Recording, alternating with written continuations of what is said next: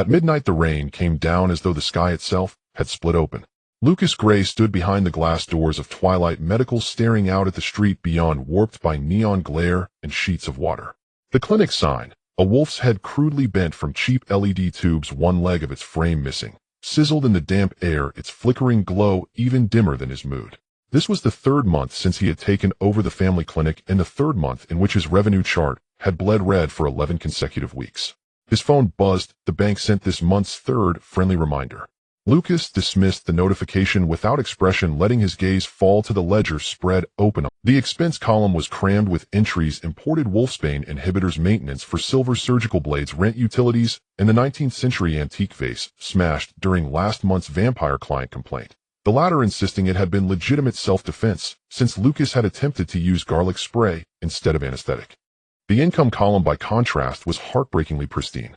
"If we don't get another client," Lucas muttered to the empty waiting area, his voice echoing through a space that smelled of disinfectant and old books, "next month this place can be converted into a hot dog stand." He, a pureblood werewolf, last scion of the Moonridge Gray family, a top graduate of an Ivy League supernatural medical college, was now seriously considering listing his ancestral operating table, etched all over with protective wards, online as an antique for sale. He was halfway through pondering whether a future hot dog cart should offer German sausages or classic American dogs when the doorbell rang. It was not the crisp chime of an electronic sensor door, but the rasping, muffled toll of a real brass bell his grandfather had installed. Its sound like the last sigh of a dying man. Lucas tensed at once. At this hour, in this kind of weather, no respectable supernatural creature, not even one in need of emergency care, had any business being out.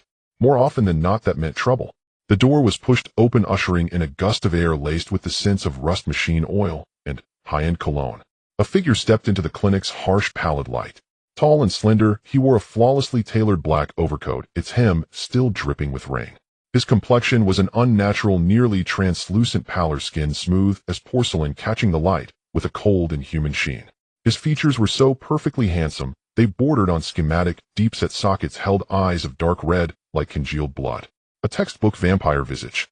Lucas appraised him swiftly: ancient, refined, most likely difficult, and almost certainly. "Good evening," Lucas said, donning a professional smile and baring just enough of his canines to signal his species without seeming overtly threatening. "Twilight Medical at your service. May I ask, is this an emergency visit or a scheduled appointment? Insurance or self-pay?" The guest did not answer at once. He slowly turned his head, dark red eyes locking onto Lucas's gaze like a cold probe, scanning him from head to toe. Then he spoke, his voice a low baritone threaded with strange electromagnetic static. "I require sustenance." The phrasing was elegant, in keeping with an old-blood vampire's manners. Lucas nodded and turned toward the sterile refrigeration unit. "Understood. Our stock of O negative is ample. AB types require compounding, and specialty flavors, such as Maiden's Blood-style beverages, must be reserved 3 days in advance. Today I'd recommend O-type on special offer with a complimentary glass of plasma vitamin C effervescent. Excellent for alleviating nocturnal fatigue." "No."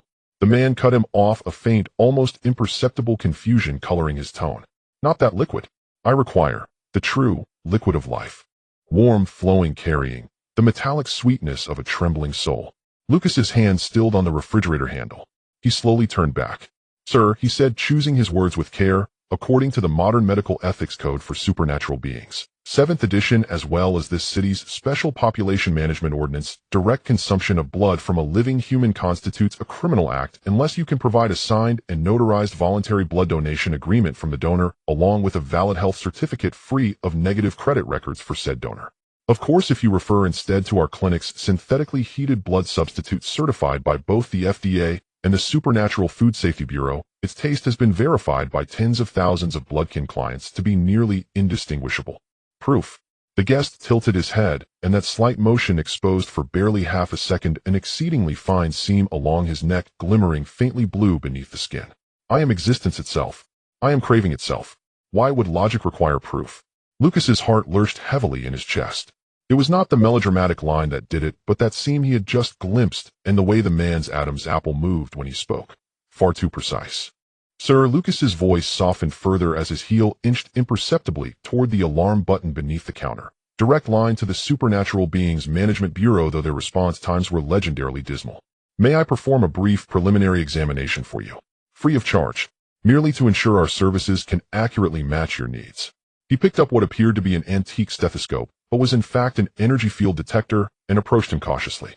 The guest did not move, merely watched him with those dark red eyes, a data stream glimmer flickering and dying away within them. The detector had barely come within a foot of his chest when its screen erupted in frantic motion, emitting a shrill cascade of alarms interlaced with Latin error codes. Warning: high-density bioalloy skeletal structure detected. Warning: fusion micro-energy core detected. Warning: anomalous neural mimetic signal detected. Signal profile match in progress. Match result: classical vampire personality simulation program V7. 81 cracked version. Overall assessment: military-grade high versatility infiltrator class android. Model unknown, manufacturer unknown, extremely dangerous. The examination room fell into deathly silence. Only the fading beeps of the detector and the soft patter of rain beyond the door remained. Lucas stared at the detector's screen, then slowly lifted his gaze to the pale-faced, puzzled-eyed, insistently warm life fluid, seeking handsome client before him. The client looked back at him, then with great deliberation raised one hand and pointed at the detector, asking in a voice that fused ancient gentility with mechanical stutter, "This object, why does it scream?" Lucas closed his eyes for a moment. Bank, dunning messages, shattered antique vases, the sputtering wolf-head sign, and now this top-tier military killing machine who might be worth a small fortune, yet whose brain, or rather CPU, was clearly malfunctioning. He drew a deep breath, and when he opened his eyes again, his face wore once more that professional smile that meant the customer is God, even when God is a glitching robot. "Just a routine device, self-dis, sir, nothing serious," he said gently. Meanwhile, his fingers under the counter sent an encrypted message to his lawyer. "Should he be dismembered by a rogue military-grade android, please remember to sue the manufacturer and be sure to include emotional distress and vase compensation in the claim. As for your needs, I believe we may require a more in-depth diagnosis." Lucas stepped out from behind the counter and made an inviting gesture toward the inner treatment room, its walls reinforced with silver wire and covered in calming sigils. "This way, please. By the way," he paused, glancing at the android vampire's expensive overcoat, "does your insurance cover personality reset and system reinstall? If not, we do offer installment payment plans here." The android vampire regarded him, dark red eyes once more silently swept by streams of data. The android sat in the examination chair with its back ramrod straight, like a suit of medieval armor on display in a museum. The hem of its, or perhaps his, overcoat was still dripping, forming a small puddle on Lucas' beloved ancestral oak floor. Lucas skirted around the damp spot and opened a metal cabinet by the wall, taking out a device that looked suspiciously like an instrument of torture. Layered alloy rings linked to dense clusters of cables and data ports. "Standard energy interface diagnostic unit," he introduced casually, as if recommending a newly released coffee blend. "It may take a little while, so please relax." The android did not move, it merely fixed the instrument with its dark red eyes. "This object, for the purpose of restraint." "For diagnosis," Lucas replied without changing expression as he fastened the last clasp. The device snapped shut with a crisp click, securing the android's wrists, neck, and torso in a firm yet gentle lock. Almost simultaneously, the silver runes etched into the clinic walls glimmered faintly, releasing a low-frequency energy field that instinctively unsettled supernatural beings. Beneath the skin at the side of the android's neck, the blue light of the seam flared reflexively for an instant, then went dark again. Stress response within normal range. Lucas cast a glance at the main control screen where encrypted data cascaded past, like a waterfall. "Now let us see the true source of your hunger." He pulled over the floating keyboard and entered a sequence of commands. Behind the examination chair, a mechanical arm slid out in utter silence, the probe at its tip glowing a gentle blue as it aligned with the side of the android's neck, the traditional feeding spot of a vampire. "Non-contact energy scan, harmless," Lucas explained, though the other party hardly needed or understood such reassurance. The probe moved closer. The data stream on the screen suddenly accelerated. "Deep scan initiated. Target EV Series prototype unit 07 status, decommissioned, energy status, core, fusion reactor output at 3.2 critical threshold. Primary power source, quantum battery array, remaining 1.7 immediate recharge recommended. Backup power source, bioenergy converter inactive, anomalous signal located, advanced neural mimicry layer, personality filter module. Loading personality profile, Dracula Prime F7. 81 user customized modified version. Modification log, standardized cognition of energy replenishment protocols removed. Inserted module, classical bloodline, ceremonial feeding behavior. Lucas stared at the screen, feeling a chill in his fingertips. The EVE series, top-tier military infiltration units, had only appeared 3 years ago in internal briefings as conceptual machines. Decommissioned, who had the capability and clearance to decommission a prototype unit, then equip it with such a ludicrously mismatched personality patch. So he cleared his throat and turned to the patient in the chair. "You are not hungry. You are out of power." The android turned its head slowly, its dark red eyes like two congealed pools of blood in the dim light. "I am a noble of the night. Thirst is the foundation of my existence. What speak you of?" Its intonation rose and fell with operatic flourish steeped in classical drama, yet the final word was pronounced with a stiff edge like a term dragged out of a mechanical vocabulary index. Lucas sighed and dragged something out from the cabinet. A black box the size of an oversized metal suitcase, its surface crowded with ports and indicator lights, still bearing the faded stencil military supplies high energy. It was a second-hand universal charging dock taken as debt repayment from a cousin who dealt in decommissioned weaponry. Supposedly, it could charge nearly anything from tiny ghost detectors to massive gargoyle kinetic cores, though its temperament was notoriously unstable. Too much explanation is a waste of time. Let's solve the problem directly. He dragged the charging dock with a loud scrape to the android's feet, plugged it into the clinic's old temperamental circuitry that tripped from time to time, then grabbed the massive connector at the end, a plug that looked capable of piercing tank armor. Your standard energy interface is usually located. His gaze swept over the android's restrained body and finally settled on a tiny concealed recess beneath its left collarbone equipped with a biometric lock. "Oh, there we are." The android seemed to want to move, but the restraints and the silver runes in the walls suppressed its attempt. It could only watch the thick connector draw near, its dark red eyes narrowing slightly as data streams flashed past at light speed within. Such crude apparatus, how can it be allowed to touch so noble a form? For the first time, a distinct emotional fluctuation entered its voice as something akin to resistance. "Apologies, this establishment does not currently support wireless charging, nor do we stock blood-bag-shaped power banks." Lucas had already crouched down and begun attempting the connection. The connector clearly did not quite match the port's dimensions. He had to force the angle metal scraping with a sound that set teeth on edge. "Bear with it just a moment. Oh, damn this biometric lock." No sooner had he spoken than the charging dock's indicator light leapt from standby green to a piercing blood red. The whole box shuddered with a noise like overload, and the clinic lights flickered violently. The android's body went rigid, not from pain, but as an instinctive reaction to a violent abnormal energy surge flooding its systems. The red glow in its eyes flared, brightness spiking in an instant, and in the depths of its pupils more complex symbols seemed to flicker by. On the walls the silver runes reacted, as if provoked, bursting into brilliant light. "Warning! Non-standard energy influx detected." The android's voice had changed, shedding its layer of theatrical antiquity and becoming cold, flat, efficient. The true nature of a killing machine leaking through. "Defensive protocols may active. Do not activate any protocols." Lucas snarled, fingers drumming frantically along the side of the charging dock, until he finally found a battered button labeled Voltage Reduction Compatibility, MOD, which he slammed down. Lucas's growl cut through the mechanical monotone as his fingers hammered the control panel. The instant he hit the damaged button marked Voltage Reduction Compatibility, MOD, it sank with a reluctant click. The hum lowered, the stuttering lights steadied. The charging dock's indicator reluctantly shifted to a steady amber, its screen reading connection established. Charging output 5 within safety threshold. Estimated time to full charge 47 hours, 32 minutes. The red light in the android's eyes slowly subsided to its normal intensity, its body relaxing by degrees, though a trace of that cold core-like gaze lingered a moment longer. Lucas let out a breath and wiped at the sweat that was not actually on his forehead. He looked back at the screen. Charging had begun, yet the data block corresponding to the vampire personality remained active, and with the influx of energy, it seemed even more vivid. "All right, your feeding has commenced," he said, standing and dusting off his hands. "It's just that the process may be somewhat less ceremonial than you imagined." The android remained silent. After a few seconds, that affected archaic cadence crept slowly back into its voice, though something else now seemed to underlie it. Such a mere trickle indeed lacks the exultant rapture of blood drinking.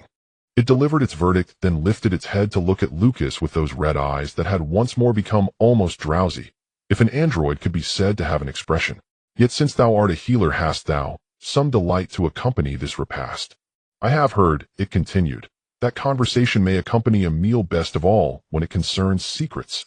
Lucas's movement stilled. Here it was. This was the crux. A top-tier military android marked as decommissioned, forcibly implanted with a deranged personality program, drifting with precise intent to this remote, nearly bankrupt supernatural clinic at the edge of power failure. It had not come merely to recharge. At least not only for that. Lucas leaned back against the cold metal edge of the operating console and folded his arms. Outside, the rain intensified, drumming against the glass in a hard staccato rhythm. Neon halos bled through the rain, staining the interior of the clinic with a hallucinatory, unreal glow. Secrets to season your meal. He tugged at the corner of his mouth, the werewolf's eyes faintly luminescent in the gloom as he watched the creature in the examination chair, now quiet and feeding. As it happens, I am a little curious myself, Lucas said unhurriedly, his voice unusually clear beneath the rain and the low drone of the charging dock. Why don't we begin, he went on, with why someone installed such a ridiculous vampire persona and you then tossed you onto my doorstep. Within the examination room, there were only the sounds of rain, of current flowing into circuits, and a silence thick with probing intent. At the side of the android's neck, the blue seam light pulsed faintly and rhythmically with the incoming energy. The low hum of the charging station became the background sound, like the heartbeat of some mechanical entity. Raindrops tapped against the glass, rhythmic and dense. In the consultation room, a werewolf and a synthetic vampire exchanged glances across the flickering data screen and the misty vapor. Silence persisted for several seconds, with only the extremely faint blue pulsing light at Eve 07's neck energy interface indicating that the trickle of feeding continued. Finally, the synthetic being spoke. That extravagant, dramatic, classical tone returned, but Lucas caught a hint of difference this time. Beneath that voice there was a subtle noise resembling electronic turbulence, as if two programs were vying for audio output rights. Story. Eve 07 tilted its head, the overly human-like gesture appearing somewhat eerie on its perfect yet rigid face. Healer, what story dost thou wish to hear? Is it how the night wind swept across the long moon, the solitude that slept in the ancient castle's cellar for centuries, or the tremor of life when sharp fangs pierced soft necks? Stop. Lucas gestured to halt, walked to the console, picked up a tablet, and quickly called up the shallow code analysis of the Dracula Prime F781 personality module. I mean your story. Who installed this device on you? Why now? Why here? He tapped a highlighted line of comment code on the screen. Implanter signature obscured, tracing points deleted, overwritten. Eve 07's red eyes moved with his gesture, the gaze precise and steady, a testament to its top-tier optical sensors. Memory. It paused, as if retrieving from a database too vast to comprehend, or perhaps battling some internal restriction. Existence block missing. Logic chain broken. The last clear instruction was proceed to Twilight Medical Supplies. Coordinates have been loaded. Status low energy, high concealment, disguise protocol, classical vampire, mimetic personality activated.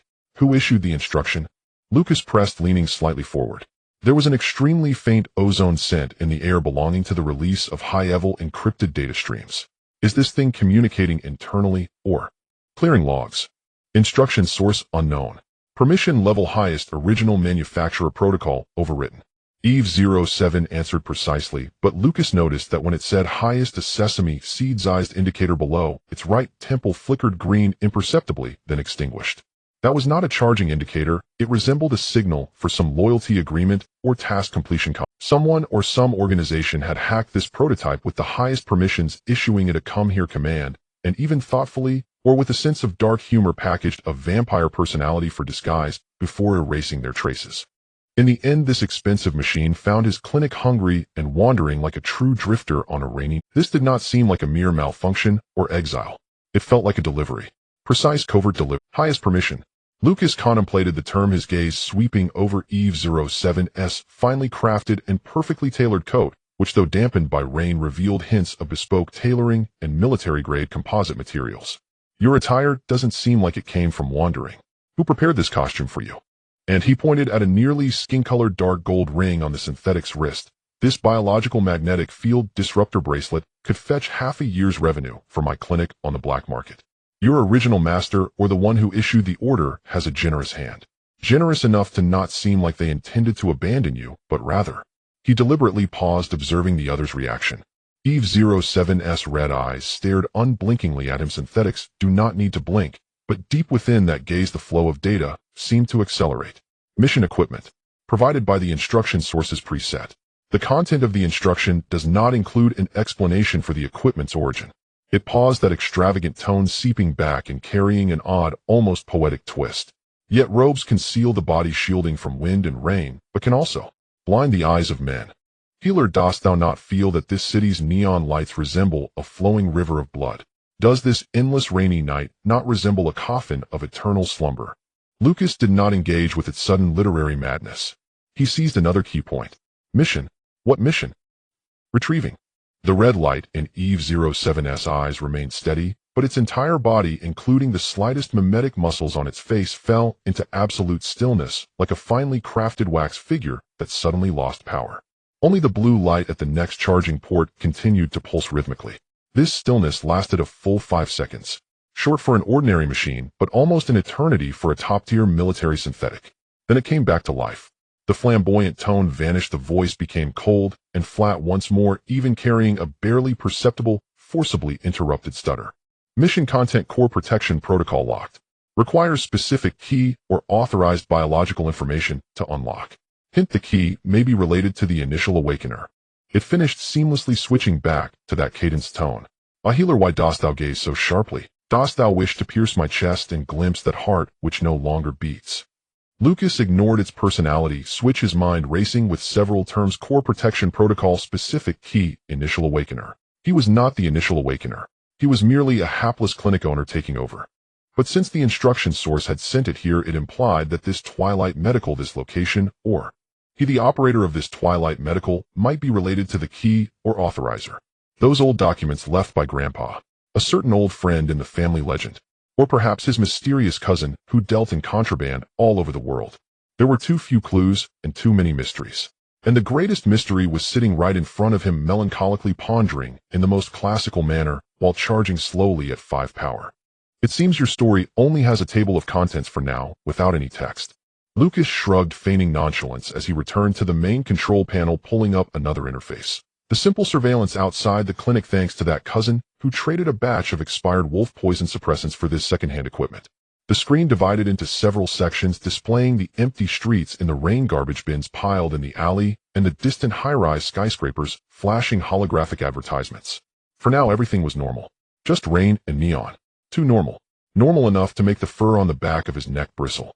A sense of being watched by something lurking in the shadows beyond the cold rain. All right, Eve 07, or whatever you prefer to be called. Lucas turned around, leaning against the console with arms crossed. Before you remember more, before I decide whether I should package you and this second-hand charging station to sell to someone more interested, you're temporarily my patient. My clinic has few rules. First, no real blood sucking, whether human blood, synthetic blood, or the blood of that fat cat from the flower shop next door. Second, no activating any weapon protocols or dismantling my clinic without permission. Third, he pointed at an inconspicuous black square disguised as a smoke detector in the corner of the ceiling, which bore a minuscule wolf head family emblem. And here I make the rules clear. Eve 07 looked at him. Then very slowly it nodded. That motion was as precise as if measured with a ruler. As you wish, healer. The classical tone returned, accompanied by utterly expressionless electronic eyes. Good. Lucas glanced at the charging station screen. Remaining time 46 hours 11 minutes. Charging time is still long. You can enter low power sleep mode. Or he pulled a flashy magazine from a nearby shelf and tossed it over. Check out the latest edition of Nightwalker Fashion to learn how modern vampires should integrate into society, at least in terms of attire. The magazine landed lightly on the synthetic's lap. Eve 07 looked down at the model on the cover, dressed in a sequined bodysuit and biting into a tomato, then raised its head to look at Lucas. Such contrived objects are but a fraction of the moonlight's elegance, it remarked, yet its hand with long, dexterous fingers and highly realistic skin gently picked up the magazine. Lucas ignored it and returned to the main clinic hall. He needed to sort through his thoughts and check the family's old records to see if any ancestor might have connections to military synthetic prototypes. Just as he reached out to grab the dusty family log iron box behind the counter, buzz. Inside the clinic, all the lights along with the console screen and the charging station's indicators flickered violently and then plunged into darkness. Only the neon light filtered in from outside, blurred by the rain, provided a faint source of illumination. The power was out. No, it was not an ordinary power outage. The clinic had its own backup power, albeit old, but at least it could maintain basic lighting and life support systems if he needed them here. But at this moment, there was not even the sound of the backup power activating. It was a complete energy blockade. And the range. Lucas listened closely. The previously faint sounds of holographic advertisements and hovering vehicles outside had also vanished. Silence reigned. The entire block, or rather a larger area, had lost power. In the darkness, only two dim red lights illuminated at the door to the inner consultation room. Eve-07 had somehow already freed itself from those unreliable restraints. Lucas had never expected that thing to hold it silently walking to the door. It stood there, its red electronic eyes glowing like two ghostly flames in the dim light. Energy fluctuations abnormal. Detecting traces of large-scale high-precision EMP, electromagnetic pulse residue. Non-natural phenomenon, non-accidental incident. Its voice was a cold mechanical tone devoid of the previous flamboyance, only pure tactical analysis. Aggressive shielding. Highly targeted. Range estimated diameter of 500 meters centered on this building. Probability likelihood of targeting this unit is 87. 3. Lucas' heart sank. He reached for the silver dagger and modified tranquilizer pistol in the hidden compartment beneath the counter, a low growl escaping his throat as the wolf within him sensed danger. EMP. One that could take you down. This unit is equipped with a level 3 electromagnetic shield. The pulse's intensity has been calculated to precisely bypass military-grade protective thresholds aimed at incapacitating civilian and low-grade security systems and interfering with external communications and tracking signals in non-shielded states. Eve-07's red eyes shifted toward the clinic's rain-streaked front door, its voice dropping, carrying an icy alertness. They are coming. Healer, your rules may need to undergo a pressure test earlier than expected. Almost simultaneously with its words. Bang! The clinic's not saucerity reinforced glass door was removed from the outside in a rough, yet efficient manner, gently placed in the rain outside. There was no explosion, no impact. The silence was chilling. Three tall figures in dark waterproof cloaks slid into the clinic's hall like melting shadows. Their footsteps made no sound on the damp floor, instantly forming a triangular formation that blocked all main angles. They held no obvious weapons, but the sharp, cold, inhuman aura made Lucas fur bristle on his. They were neither werewolves nor vampires, nor did they resemble any mainstream supernatural races he had seen before. They were hounds. Hounds specialized in handling tricky matters. The leader raised his head, revealing a face concealed by a full-face black tactical mask, exposing only a pair of emotionless eyes. His gaze swept over the tense Lucas, directly locking onto the dark red light points at the door behind him. A hoarse, flat voice processed through a voice modulator echoed in the silent clinic. Hand over the cargo, or disappear along with your broken clinic. The sound of rain was completely shut out beyond the door, leaving only the faint friction of military boots against the damp floor in the hall, accompanied by the barely audible hum of energy flowing through the neck connector of Eve-07. In the air, three distinct scents suddenly erupted, overpowering the smells of disinfectant and old book pages, metallic coolant, nitroglycerin, and a hint of something unnatural masked beneath a chemical freshness. It was neither a living being nor a spirit, but something synthetic. Hound. Lucas' low growl from his throat did not cease, yet his body slowly relaxed as he straightened from behind the counter. The silver dagger still hidden in his sleeve, the cold touch of the modified handgun pressed against his thigh. He remained still, merely scanning the three intruders who were almost merging with the darkness. From the cleanup company, or which major corporation's logistics department? Breaking down the door upon entry is hardly the behavior of a cultured client. A property damage fee must be added to the bill. He was stalling, observing. At the same time, he recalled the action patterns of the hounds, efficient, ruthless, yet usually following a certain workflow. They were here for the cargo and may not immediately resort to lethal force before confirming the status of the cargo and clearing obstacles, especially when facing a registered practitioner theoretically protected by the Supernatural Beings Commercial Rights Protection Act. The masked hound at the forefront ignored his ramblings. The electronic eye beneath the mask, Lucas saw the dim red glow of the infrared scan locked onto Eve-07, and the cold mechanical voice resounded once more, this time carrying an undeniable ultimatum. 10 seconds. Surrender the prototype. 10. He began to count down. 9. Eve-07 stood motionless at the entrance of the treatment room. The expensive black coat appeared like a solid shadow under the neon light filtering in from outside. Its red eyes calmly gazed back at the hounds. There was no emotion, only a pure data stream silently refreshing deep within. 8. Lucas raised both hands, making a placating gesture, even forcing a faint friendly smile on his face. Gentlemen, let's talk this out.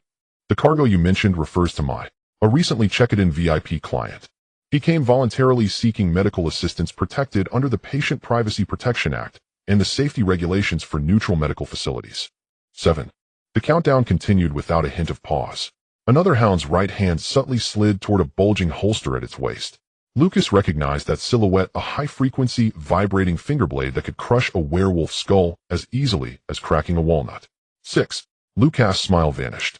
He knew stalling was futile. The clinic's emergency alert line, if he guessed correctly the EMP's first target was to incapacitate, it had already failed. Relying on the bureaucrats of the Supernatural Management Bureau was a pipe dream. This was a forgotten corner of the city where the rules were written in fists and cash. 5. He took a deep breath. In his nostrils, besides the artificial stench of the hounds, he caught a whiff of something else. A faint mixed odor emitted by his non-standard medical supplies stored deep within the clinic. Some were legal while others not so legal. 4. Well, Lucas sighed, lowering his hands and letting his shoulders droop, displaying a resigned expression of small business can't afford trouble. Client privacy is important, but my life is more important. You can take the cargo, but the handover procedures, and that the final payment or compensation, we must first. 3. All right, I'll give it to you.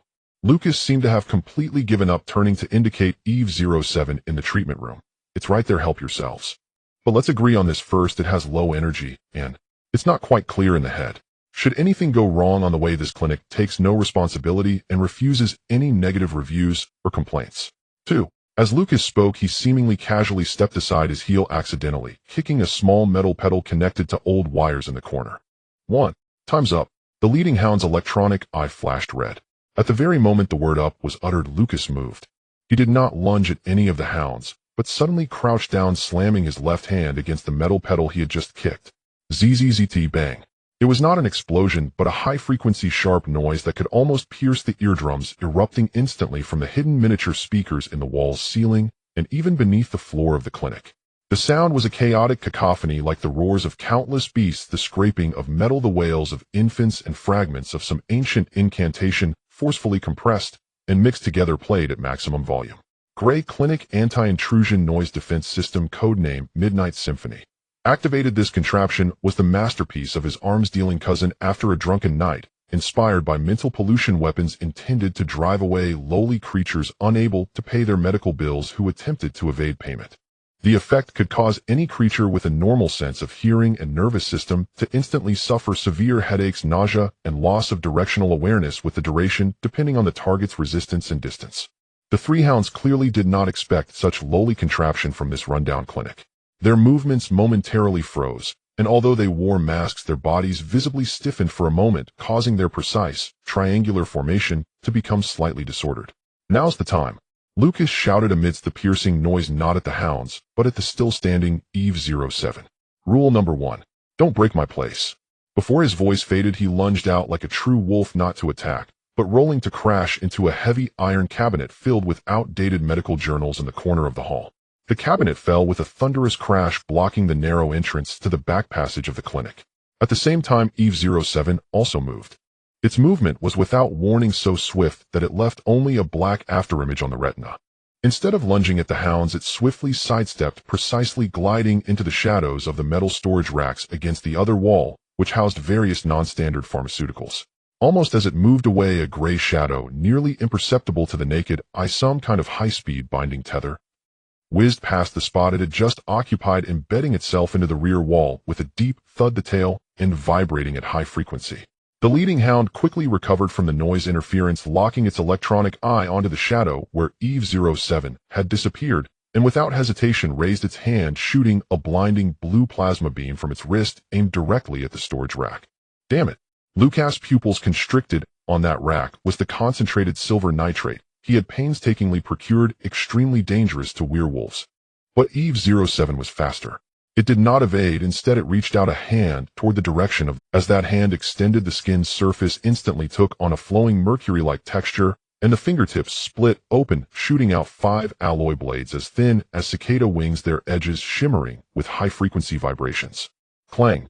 A sharp metallic clash drowned out the remaining sounds of the noise defense system. Eve 07's hand, or more precisely the alloy blade that had sprung from its fingertip, accurately tapped onto the core energy flow of the plasma beam. There was no explosion, no flash. The plasma beam, capable of melting through steel plates, surprisingly, seemed to have its energy structure cut open upon contact with the vibrating blade, silently dissipating into harmless blue ionic sparks that scattered everywhere.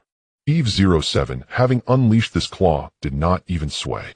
Only the alloy blades at its fingertips reflected a cold glint under the neon light. The leading hound's movement noticeably paused for a moment, and the electronic eye beneath the mask seemed to flicker. Clearly the target's response and countermeasures exceeded its database presets. The other two hounds also reacted, one on the left and one on the right, attempting to flank the storage rack. Their movements were swift and coordinated, a standard tactic for high-mobility target engagement. Eve-07 moved. It did not leave the shadow of the storage rack. Instead, its body moved with an almost physically impossible small high-frequency manner, sidestepping and leaning back each time, perfectly avoiding the hound's cunning attack angles. Its movements were concise, precise, and economical, without a hint of excess, as if performing a surgery with all parameters preset. Occasionally, it would extend its hand, using its mercury-like skin or the protruding blades to cut or slice through the incoming electric darts and binding nets. It did not retaliate. It was solely in defense. Perfect, efficient, like a textbook defense. But Lucas noticed, although its movements remained fluid, the speed was slowing down. The change was minuscule, but it was indeed slowing down. The pair of dark red electronic eyes seemed to dim slightly. It was energy. Having charged for less than an hour, the 5-power supplement had probably been consumed significantly during the recent precise energy neutralization and high-intensity evasion. It wouldn't last long. Damn.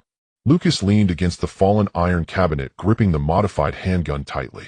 The hound's target was clearly Eve-07, temporarily ignoring him as the clinic owner.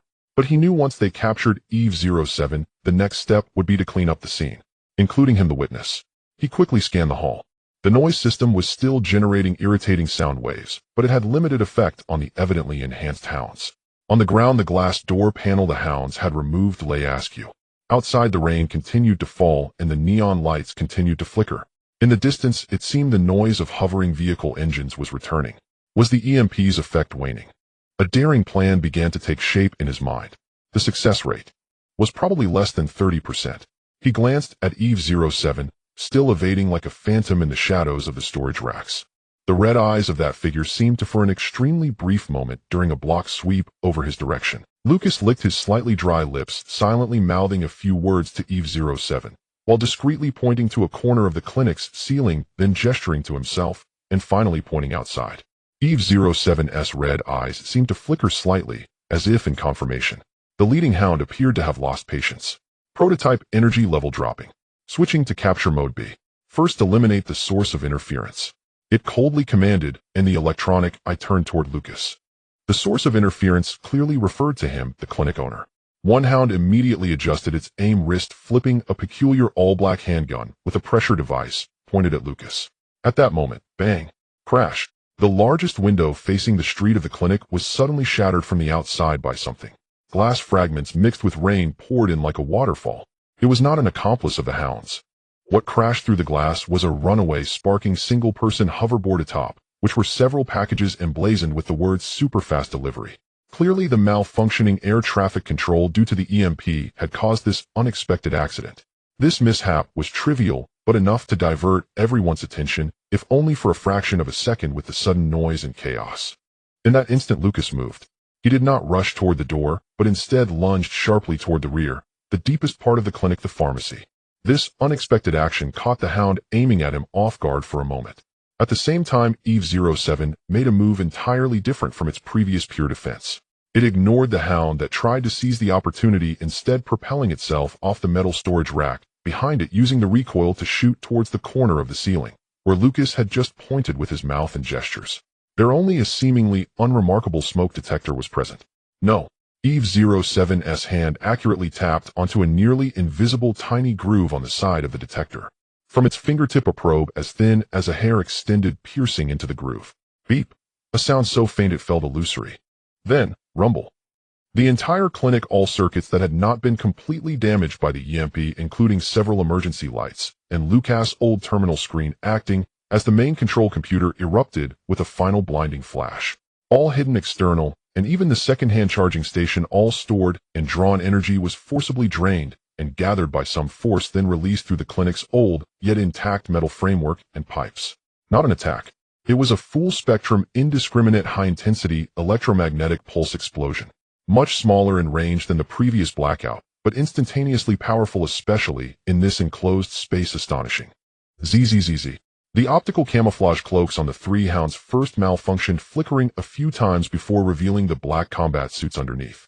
Their electronic eyes beneath the masks flickered wildly before simultaneously going dark.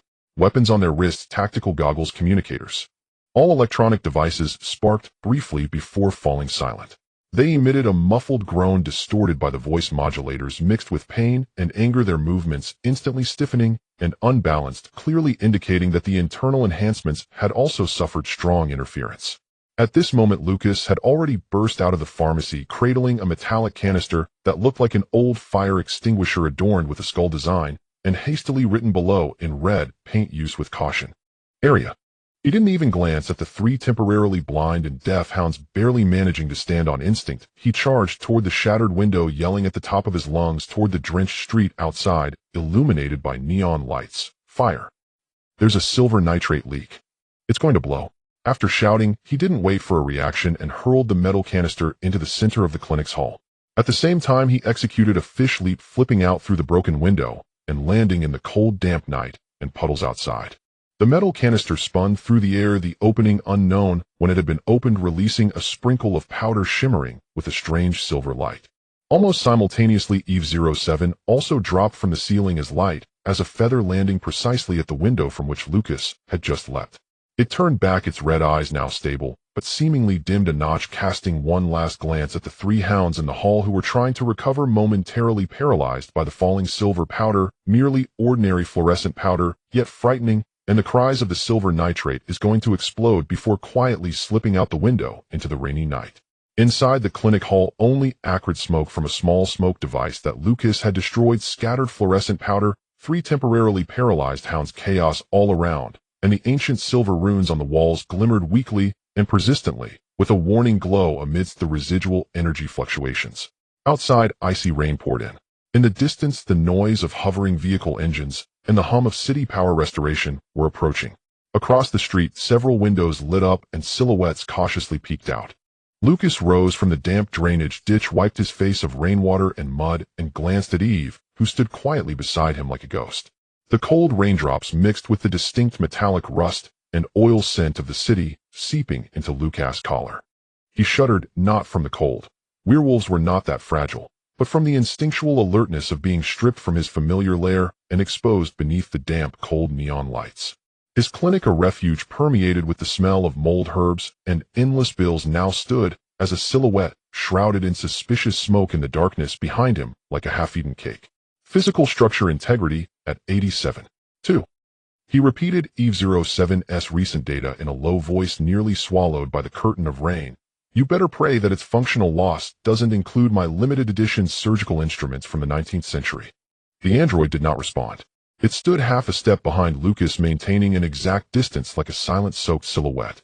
Its dark red electronic eyes scanned the surroundings steadily. The empty streets, the drains flowing with dirty water, and the dim lights flickering in the distance.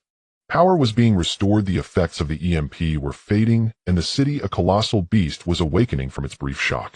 This meant that the pursuers would soon regain their communication and tracking capabilities. Survival probability at 41. 5. Eve-07 suddenly spoke, its cold mechanical voice standing out clearly amidst the rain. Continuous exposure, increased tracking pressure, energy reserves below 5, with no reliable supply, high risk of identity recognition. The probability was continuously declining. Thanks for the real-time update, Lucas replied irritably, quickly surveying the terrain around him. This was a stitched area between the industrial zone and the old residential district, with low, chaotic buildings, crisscrossing pipes, and fractured neon lights. An excellent hiding spot, yet also a perfect trap. Can you say something positive? For instance, besides messing up my clinic and attracting a pack of rabid dogs, do you have any backup plans? Or does your core protection protocol mention where to find a motel during a fugue? Eve-07 turned its head, its red eyes fixed on him. No hotel recommendation protocol found in the database. There exists an encrypted coordinate marked as safe house. Distance 7 kilometers. Status unknown. Access rights requires initial awakener key or authorized biometrics. Again, the initial awakener. Lucas ground his molars. He had serious doubts that the so-called initial awakener was either his grandfather, who had died ages ago, or his cousin, who was always causing trouble. The Gray family seemed to have a natural knack for attracting trouble. 3. 7 kilometers. He calculated the distance, then glanced at Eve-07. The android stood straight, but Lucas' keen sense of smell detected a faint clean scent of a high-efficiency energy core emanating from it, now being replaced by a weaker, unstable odor reminiscent of ozone after an electrical overload. It's struggling, Eve. The energy is really running low. Can you make it there? No fighting, just moving. The data stream in Eve-07's eyes sped up for an instant. Current energy level at 4. 1. Low power mobility mode, estimated distance support 2. 8 kilometers. After that it will enter forced hibernation, or functionality will degrade unpredictably. That means you can't, Lucas concluded decisively. He took off his drenched coat, wrung it out, and put it on. The wet clothes clung to him uncomfortably, but provided a minuscule amount of camouflage and warmth. Listen, we're like grasshoppers tied to a string right now. You can't go to your safe house, and I can't return to my clinic. We need a temporary place where you can recharge, I can catch my breath, and that isn't easily found. His mind raced, filtering through all possible options in this neighborhood. An abandoned factory. Too conspicuous, often the territory of homeless people and illegal traders. The sewers. The smell was unbearable, and who knew what natives were lurking inside? A friend's house. He had very few friends in this city, and he couldn't bring trouble to them. Healer. Eve-07 suddenly interrupted Lucas' thoughts. It raised a hand, pointing to an old building slightly taller than the others, its exterior covered with a giant, long-extinguished holographic advertisement 2 streets ahead. The frayed edges of the billboard swayed in the wind, creaking. Weak, stable geomagnetic anomaly detected, not matching standard city grid fluctuation patterns. Signal source suspected to be the underground structure of this building. Probability of an unregistered, possibly independent power supply 68. Lucas looked in the direction it pointed. He recognized the building, or rather had heard of it, the old chimney abandoned freight transfer station. An old structure from decades ago, said to have war-era constructed, later forgotten bomb shelters, and some old industrial pipelines that were never dismantled. Urban legends often circulated there about illegal modifications of cybernetic limbs, gatherings of black market data dealers, or certain unnamed supernatural beings engaging in some rather illicit team building. An underground space with an independent power supply. In a place like this, sounds like a trap, but also an opportunity. An unregistered independent power supply. Lucas muttered to himself, the werewolf's night vision allowing him to see the dark, hollow windows of that building like blind eyes. Either it's a secret stronghold of some big shot, or it's a temporary workshop of the night engineer. A hoarse, dry voice suddenly came from the shadows above them. Lucas' muscles tensed instantly. He spun around, his modified pistol raised, aimed at the source of the voice. A severely rusted steam pipe crossing the alley. Eve-07 reacted even faster. Almost at the same time the voice sounded, it had sidestepped half a step, positioning itself between Lucas and the pipe. Though its movement was slightly slower than before, the cold, poised danger emanated once again. Perched on the pipe was a thing. It barely resembled a human figure wrapped in layers of filthy rags and metal scraps scavenged from who knows where, with only a pair of eyes glinting with a non-human sharp light, as if composed of countless tiny lenses. Its arms were exceptionally long, nearly reaching its knees, one hand a normal human palm, though covered in calluses and scars, while the other was a mechanical claw crudely fashioned with rusty wrenches, screwdrivers, and thick cables. Night Engineer. A bizarre tale circulating in this neighborhood, said to only appear after midnight, specializing in collecting, dismantling, and modifying various discarded machinery and electronic waste. No one knew what it was, an itinerant mechanical wizard, an over-modified cyber lunatic, or something. It occasionally sold some useful parts of unclear origin, but more often than not it just silently lingered in heaps of trash and ruins. Relax, relax, little wolf cub, and you there, cold, beautiful iron lump. The night engineer's voice sounded like rusty gears grinding against each other as it gracefully leapt down from the pipe, landing almost silently, with only the clinking of its scattered parts. I'm not interested in you, at least not right now. I'm just a garbage collector, and while I'm at it I direct lost souls, at a price. Its multifaceted eyes scanned Lucas and Eve-07, lingering especially on Eve-07, making clicking sounds as if assessing the value of scrap metal. Military-grade high-level goods, though the model is a bit outdated and has some software issues. Unfortunately, it's too hot to handle. Even dismantling it for parts would be a hassle. Lucas didn't lower his gun, but he did lower it slightly. Do you know what's below there? He gestured towards the direction of the old chimney. I know a little. The night engineer waved its mechanical claw, a few cables wriggling like tentacles, an old about-to-collapse self-breathing system. A remnant from World War II later taken over by a group of punk kids playing underground music who connected their deafening generator to it. A few months ago the kids crossed the wrong people and fled. Now it's empty down there, but the power theoretically still connects if the wires haven't been chewed through by rats. How do you know we want to go there? Eve-07 suddenly interjected, its tone calm, but its red eyes locked onto the night engineer, the data stream accelerating silently. Hey, beautiful iron lump on this street, if you can attract the company's hounds and escape from their clutches while carrying a nearly collapsing energy signal and eyeing the old chimney. The night engineer emitted a sound akin to a hissing laugh. What else could it be but wanting to find a hole to hide and catch a breather while scrounging some energy? Elopement. Lucas ignored its taunt. Conditions. The fee for directions. The night engineer's multifaceted eyes flickered, seemingly calculating. Your gun, let me see it. It extended its human hand, beckoning with a finger. Lucas frowned, but still tossed the modified pistol over barrel down. The night engineer caught at its mechanical claw, deftly manipulating the gun's body, as several fine probes extended from the claw's tip, tapping on the barrel trigger and energy chamber. Good craftsmanship, but the materials are subpar. The energy circuit is aging, and this activation module is an outdated model from 3 years ago, low efficiency and prone to overload. It assessed, casually tossing the gun back to Lucas. The cost is I want all the sealed jars labeled G7 from the second storage room from the left in your clinic's underground, the green metal cabinet, third row from the top. All of them. Lucas' heart sank. The green metal cabinet, G7 labels. Those were left by his grandfather, rumored to be some kind of experimental biological tissue preservative with unclear usage, vaguely referenced in his grandfather's notes, marked with danger, do not tamper unless necessary. How did this night engineer know? And know so precisely? That substance, Lucas slowly spoke, may have expired or might not be useful at all. Whether it's useful or not, he'll decide. The night engineer's voice turned cold, carrying a metallic friction texture. Either give me the goods or... Its multifaceted eyes turned to Eve-07. I will broadcast your direction and the real-time energy readings of this beautiful iron lump through the cheapest channel I can find. I believe the company's hounds, along with others interested in prototype machines, would be more than willing to pay me a little information fee. Silence. Only the sound of rain and the distant noise of the city could be heard. Lucas looked at the monster wrapped in rags before him, then glanced at Eve-07, whose energy readings had likely dropped below 4.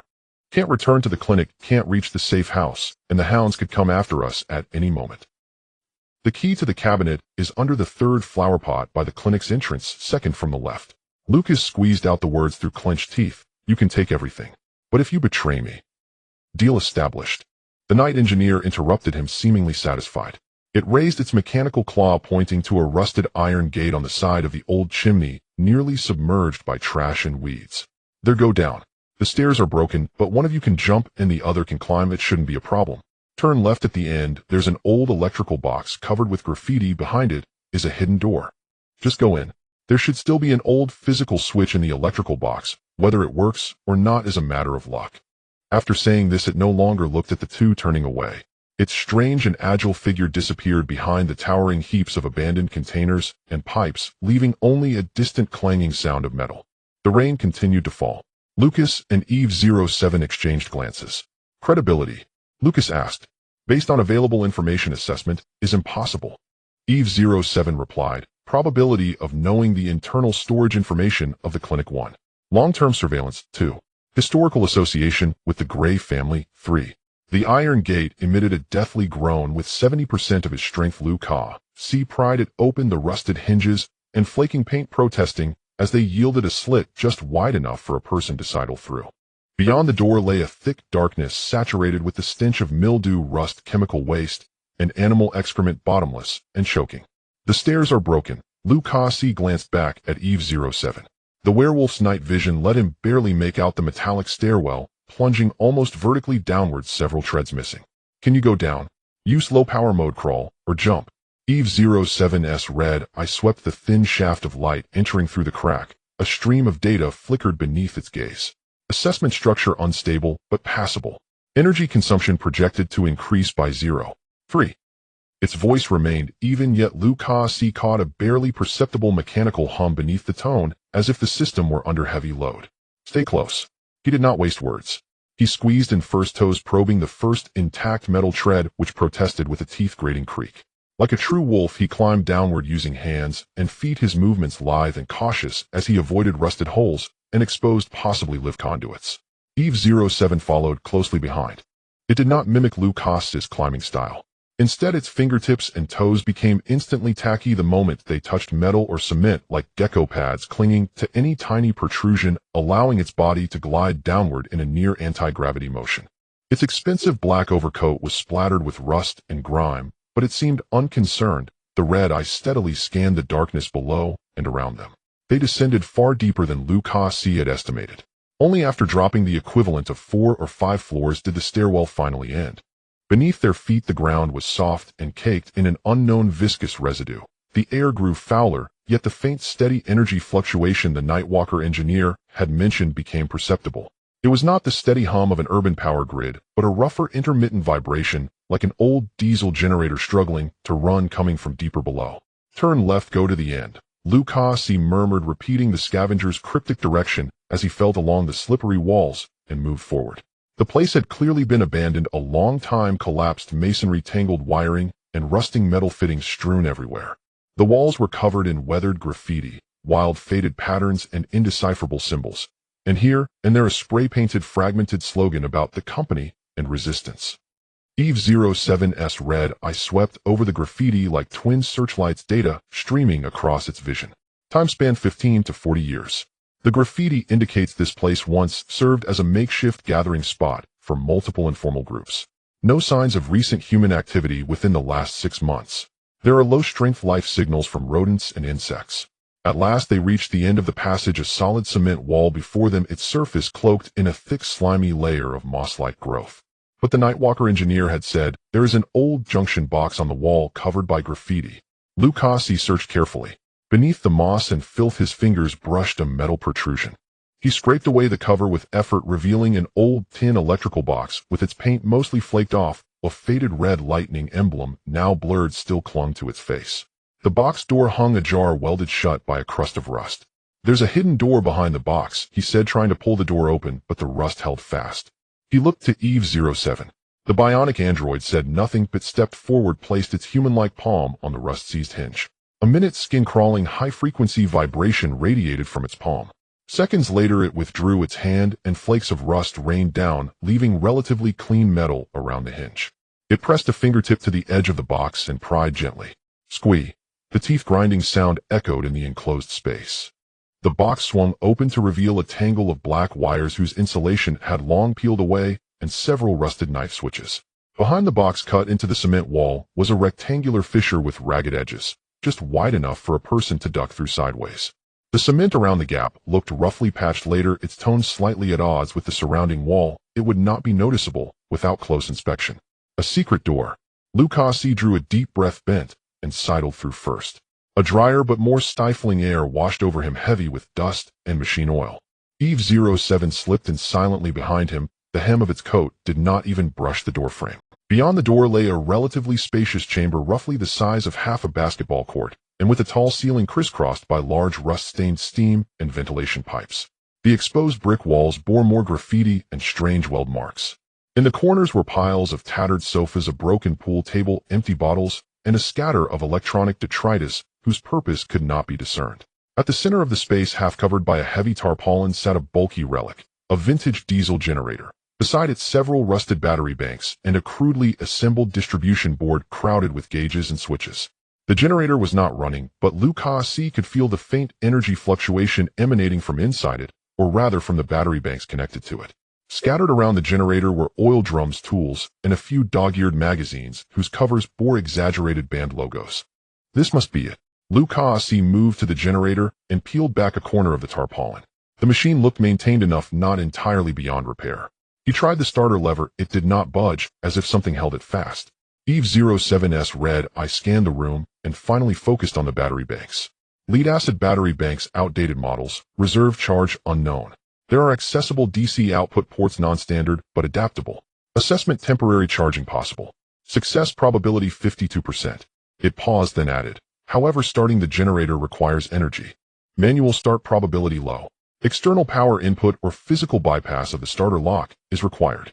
Lucas saw the starter lock, an old mechanical combination dial, with 4 rotatable number wheels. The Nightwalker engineer didn't mention this. Its provided information contains critical omissions consistent with its trade logic. Proceed at your own risk. Eve-07 approached the battery banks and examined the exposed tape-wrap terminals. Detected residual charge extremely low. Insufficient to support onboard charging, but an attempt can be made to engage an emergency power input to the combination lock if such an interface exists. How long will that take? Unknown. Line tracing and adaptation required. Current onboard energy level 3. Its voice was calm, but Lucas noticed its fingers working a beat slower than before, once a fingertip trembled for a fraction of a second, barely noticeable. The energy really was running out. Lucas stopped hesitating and began scouring the room for any. He rifled through the broken furniture and heaps of trash, hoping to find a pry bar or even a single viable battery. Dust rose in motes that danced through the cone of light from Eve-07's red eye. Medic. Eve-07 spoke abruptly, but remained facing the battery banks, its back to Luke. Secondary energy source detected. Non-electrical signal. Biological. Weak but stable. Direction 2 meters ahead, and to your left beneath an abandoned sofa approximately 2 meters deep. A biological energy source. In a place like this, Lucas halted alert and peered toward the direction Eve-07 indicated. Only a ruined sofa sat there, its springs protruding, surrounded by empty cans and detritus. Still, he trusted Eve-07's sensors. He carefully nudged the sofa aside, swept the rubbish with his foot, and revealed a dusty, cracked patch of cement floor that at first glance showed nothing unusual. Exact location. Eve-07 turned and walked over to the cleared spot, then crouched, an action that seemed to cost it a little extra energy. It extended its human-like hand, the skin at the tip of its index finger split, without sound, revealing a slim, faintly glowing probe. It pressed the probe lightly into a fissure in the floor. Below 1.8 to 2.1 meters. Energy signature weak, inconsistent with standard life forms. An inert biological magnetic field barrier detected. Structure likely artificial, probability 87%. Interior scanning impeded. An underground artificially constructed cavity shielded by a biological magnetic barrier. Beneath an abandoned underground space once occupied by punk kids. Can we open it? Lucas asked, an uneasy premonition prickling his gut.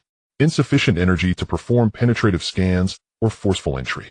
External tools required, or Eve-07's red eye turned toward the old generator, then to the combination lock. A higher energy input to attempt interference with the barrier or to activate a potential entrance mechanism. Again, energy. Everything hinged on energy. A wave of irritation washed over Lucas. He looked at the silent bionic android, the dead-looking generator, and the cement floor that might conceal a secret. The Nightwalker engineers warning the hunting hound's family secrets, and this enigmatic Eve-07 that seemed to implicate so much. Enough. Not the lower chamber for now. He forced himself to calm. The priority was to charge Eve-07. See if you can pull any power from those batteries, or figure out a way to bypass the combination lock. His words cut off. Abruptly, and without warning, Eve-07 tipped toward him. Not an attack, not a movement. Simply a collapse, a surrender of every support toppling to one side, like a statue pushed over. Lucas reflexively steadied it. His hand met cold, hard synthetic skin and alloy bone. The android was surprisingly heavy. Its dark red eyes had not gone out, but their light was faint, like a candle guttering in the wind.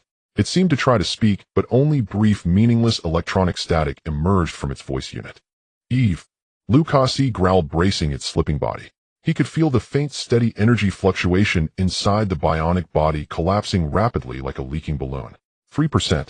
Had it already fallen below critical? Energy. Low. Forcing. Sleep.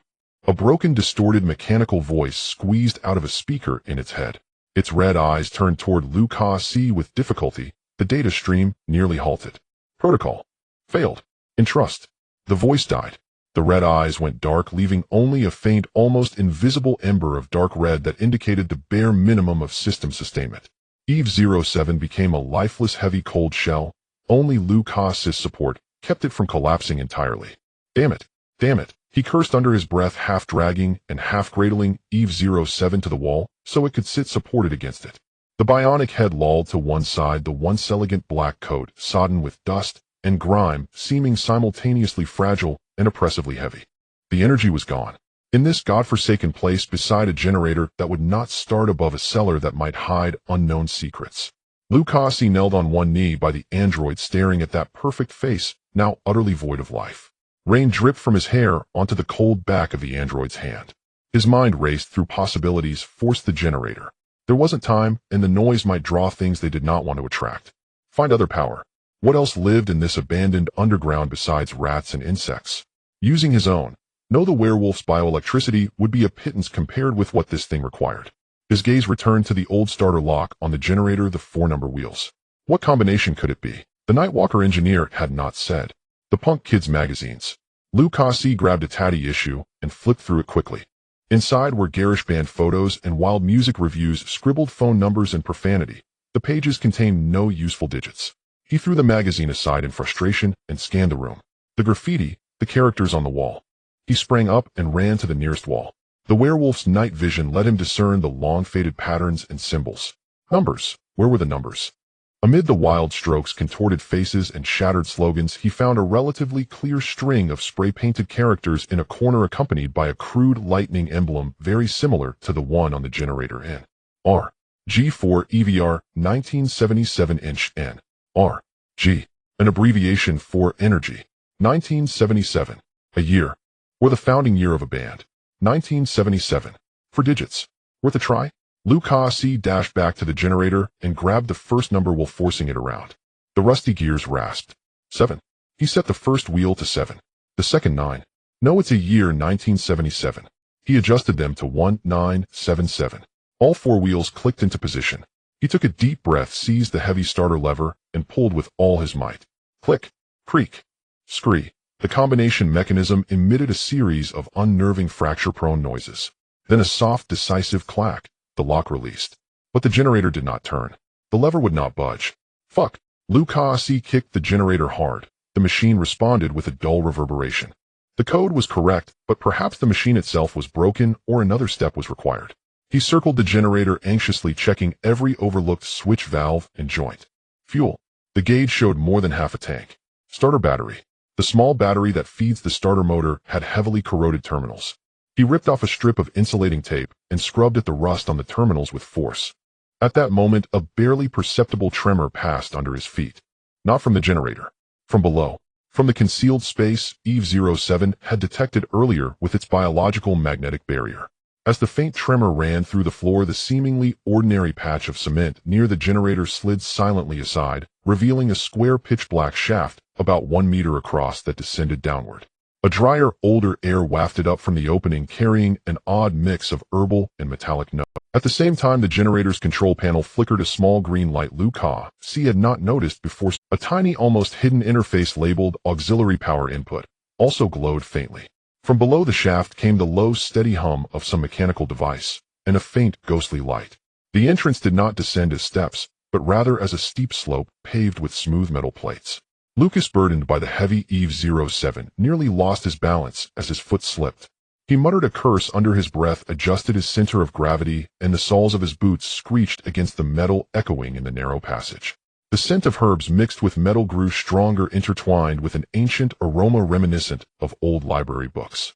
The slope was short, about 10 meters long, ending in a small platform. Directly facing the platform was a closed door. The door was heavy metal, exhibiting a dull bluish-gray hue similar to oxidized bronze, yet the sound it made when struck was far crisper than bronze, resembling an unfamiliar alloy to Lucas. There were no handles or keyholes on the door, only at its center was an engraved design, a wolf's head rendered in a simple and ancient style. It was not a cheap LED cartoonish design like a clinic sign, but rather a more symbolically significant silhouette of a wolf's head imbued with a sense of mysterious totemism. The wolf's eyes were inlaid with 2 small dark crystals that seemed to absorb all light. The emblem of the Gray family. It was identical to those engraved on some ancient instruments in his clinic, yet older and more powerful. This truly was the heritage of the Gray family. The door was tightly shut, but a low hum and a faint blue glow seeped from the gaps beneath and around it, casting an eerie blue hue over the small platform. Lucas set Eve 07 down, leaning it against the cold metal wall. The android remained silent, with only a dim, almost fading dark red glow at its core, pulsing weakly in a rhythmic manner like the heartbeat of a dying being. He reached out, touching the wolf's head emblem on the door. It felt icy to the touch, and as his fingertip made contact with the black crystal, wolf's eyes, a fleeting glimmer flashed before vanishing. No response. The door did not open. Password. Mechanism. Bloodline. He tried pressing his palm flat against the emblem, channeling a trace of the thin energy belonging to werewolves drawn from the moonlit night and the wilderness. He had never been formally taught how to utilize these powers. It seemed the Gray family's legacy had dwindled to just this clinic and a pile of old papers by his generation. Still no response. Lucas felt increasingly anxious. He looked around. The platform was small, and besides the door there were only the smooth metal walls. That night engineer, that damned mysterious scavenger, must know something. Was the G7 preservative it desired the key to this place?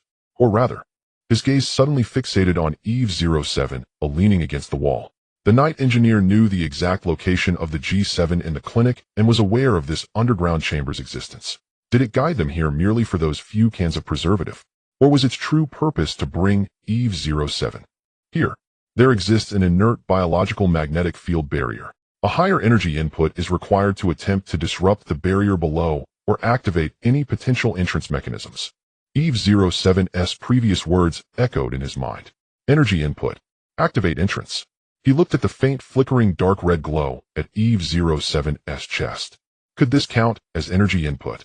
This amount of energy couldn't even activate itself. Unless... An extremely bold, even mad idea struck Lucas like lightning in the dark. He recalled when Eve 07 mentioned the core protection protocol, and the phrase requires specific key or authorized biological information to unlock. Authorized biological information. Does the bloodline of the Gray family count as an authorization? If he could somehow guide or resonate the faint biological energy carried by the Gray family bloodline, with Eve 07's nearly extinguished, yet fundamentally high-energy core. He had no basis for this. It was entirely a gamble based on instinct and desperation. But he had no time left. Eve 07's energy could completely deplete at any moment, and if that happened it might truly hibernate forever. And on the surface the hounds could find the entrance at any time. Lucas no longer hesitated. He knelt beside Eve 07, his left hand pressing once more upon the wolf's head emblem on the door, while his right hand awkwardly and tentatively pressed against Eve 07's chest, above that faint dark red glow. Through the cold synthetic skin and sturdy alloy armor, he felt an extremely faint vibration beneath the last reluctant pulsation of the energy core. He closed his eyes, straining to recall those vague cryptic notes from his grandfather regarding the ancient covenant and energy resonance, along with his own bloodline's dim instinctive signals belonging to werewolves.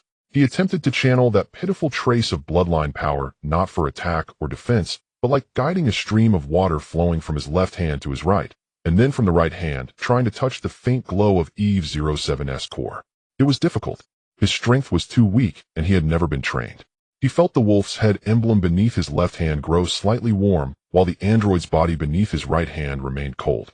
Sweat trickled from his forehead, mingling with the rainwater and dust from earlier. Just as he was about to give up believing it to be entirely fanciful, Eve 07's dark red glow at its chest suddenly flickered violently. It did not brighten, but flashed in an unstable manner, as if something was forcibly pulling at it. At the same time the wolf's head emblem beneath Lucas' left hand, the two black, crystal wolf eyes suddenly lit up. It was not a reflection of blue light, but a fiery dark golden glow erupted from within like a powerful ancient pull resonating faintly with his bloodline, surged from the emblem, not only pulling at his meager energy, but also seemingly grasping directly toward the dimming core glow of Eve 07 through his right hand. Ugh! Lucas grunted, feeling his blood and energy being rapidly drawn away, his right arm going numb in an instant.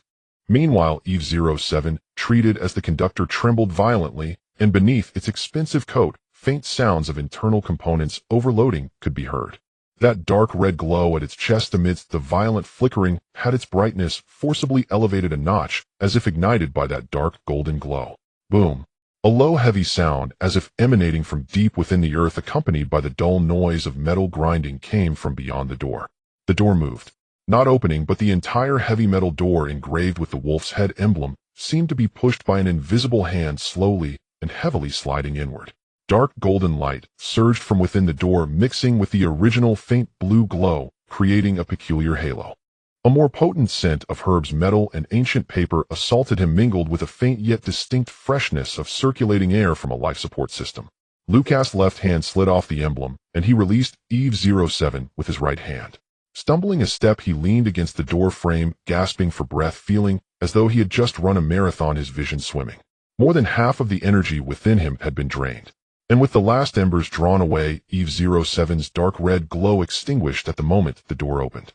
It was dark. There was no longer any light. It leaned silently against the wall, head tilted to one side, like a truly abandoned, lifeless, exquisite doll. Lucas' heart tightened suddenly. He couldn't care about his own weakness, throwing himself beside Eve 07, his fingers trembling as they reached for its neck. There was no pulse, only the cold alloy. He pressed his ear against its chest, but could hear no humming belonging to an energy core. No. A chilling despair gripped him. Had he lost the gamble? Had he used the last bit of energy of this android merely to open this door? Just then, ZZZ. Detecting. High purity, stable state, ancient structure, environmental energy. A weak, intermittent, distorted mechanical voice, as if coming from a great distance, suddenly echoed in the silence. It did not emanate from Eve 07's mouth, but from deep within its entire body, a kind of built-in emergency communication or low-level system broadcast. Energy characteristics. Meet safety protocol gamma preset environment. Attempting. Automatic connection.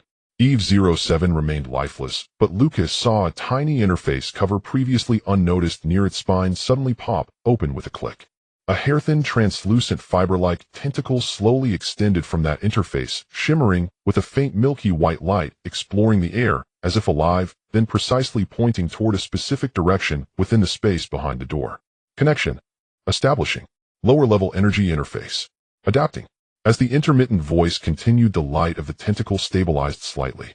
Then Eve 07's chest, where the glow had completely extinguished, emitted a fainter, yet indeed existing pale blue light, like a candle flickering in the wind, slowly and laboriously reigniting.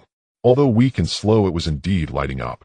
It was not directly recharging from the energy within the door, but was somehow very slowly and passively absorbing or resonating with the environmental energy here, maintaining the most fundamental systems that did not rely on its own fusion core.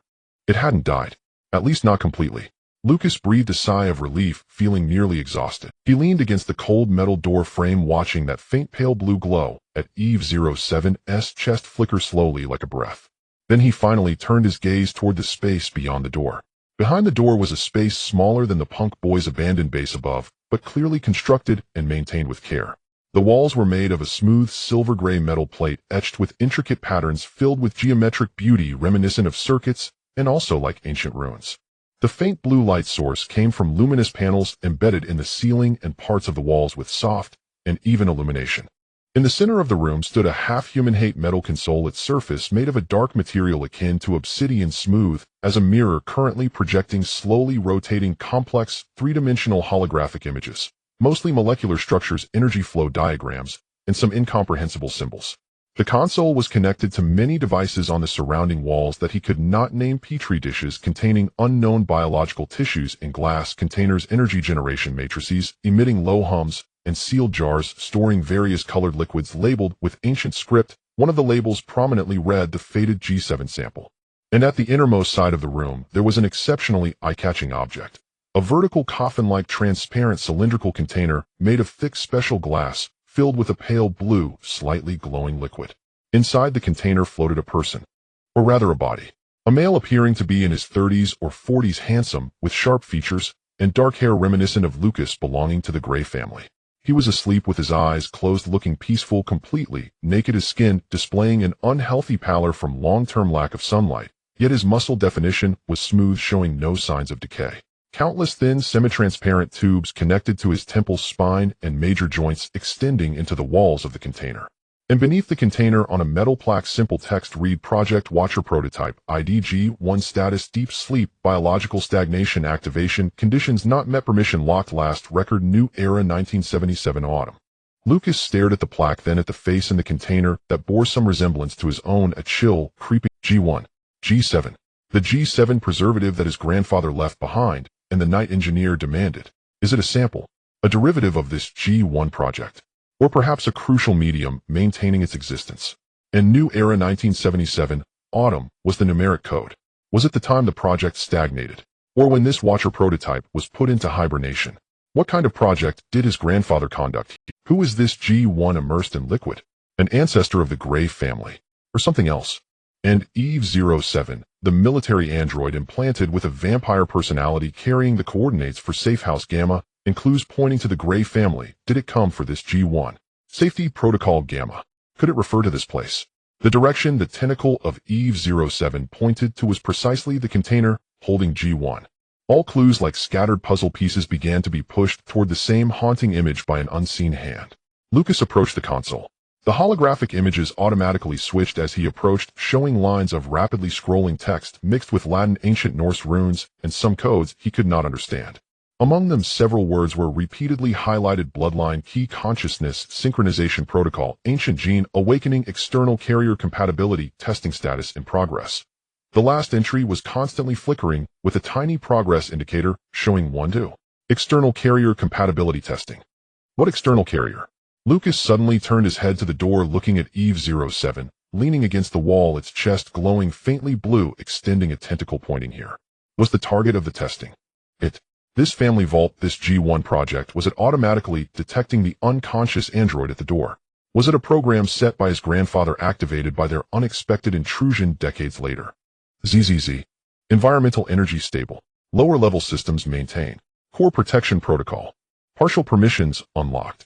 The weak broadcast sound from within Eve-07 echoed again, this time seeming clearer and more stable. Data stream downloading. Source local security node gamma. Recipient prototype Eve-07. Download content encrypted log fragment. Sender Elijah Gray. Timestamp New Era 1977 Autumn last record. An old weary voice, yet carrying the stubborn tone typical of the Gray family, suddenly resonated from the console's speakers, drowning out the low hum of the device. It was a recording. If you are hearing this recording, it means you have triggered the Watcher protocol and have come here with the correct key. Whoever you are, whether my bloodline descendant or the external carrier I anticipated. Lucas held his breath. It was his grandfather, Elijah Gray. Time is short, and the recording will be deleted after playback. Listen, the company. Those madmen calling themselves the Unified Progressive Collective. The red button. In the cold blue-lit space, it resembled a drop of solidified warning blood. Lucas' finger hovered above the transparent protective cover, feeling the extremely faint electrical pulses from the mechanical structure beneath the metallic shell. As if the button itself were a slumbering beast waiting for the command to awaken. By the wall, the faint blue light on Eve-07's chest flickered like a candle in the wind, drawing his gaze with each flicker. Deep within the cellar, in a transparent container, the pale face of Uncle William was suspended in a light blue liquid, with colorless fluid flowing very slowly through the tubes connecting to his body. The voice of Grandfather Elijah, a voice mixed with fatigue, determination, and unspoken words, seemed to linger in the vast metallic walls. May the moonlight guide you. The moonlight. There was no moonlight here. Only the cold breaths of countless precise instruments and the heavy choice that could crush reason. Leave. Take Eve-07 with him, or leave it here and escape alone. The hounds were closing in, but perhaps there was still a chance. Though the clinic was destroyed, he was still alive. He could change cities, live under a different identity like countless supernatural beings hidden in human society. Ordinary, cautious, and not causing trouble. This was the most rational choice, the choice of survival. Press the button. Activate the insane and proven synchronization protocol that even Grandfather referred to as theory. Betting on the existence of Eve-07, the only possibly compatible vessel, wagering whether he could control the unknown changes after synchronization, even betting that this cellar, this G1 project, would not be discovered by the company. For what? For an uncle he had never met. For the family secrets that had long been tarnished and could bring disaster. Or for this malfunctioning android, the flickering light on its chest. His hand trembled slightly. Not from fear, but from a deeper restlessness rooted in his bloodline. The blood of the Gray family coursed through his veins, not just the wildness of a werewolf, but a peculiar obsession with the unknown and responsibility that was imprinted in his bones. Grandfather had guarded this secret for decades, and William had sacrificed everything for it. And he, Lucas Gray, the last descendant of the Gray family from Moonlight Ridge, a clinic doctor who nearly had to survive by selling hot dogs, now stood before this choice. He slowly turned his head, taking one last look at Eve-07.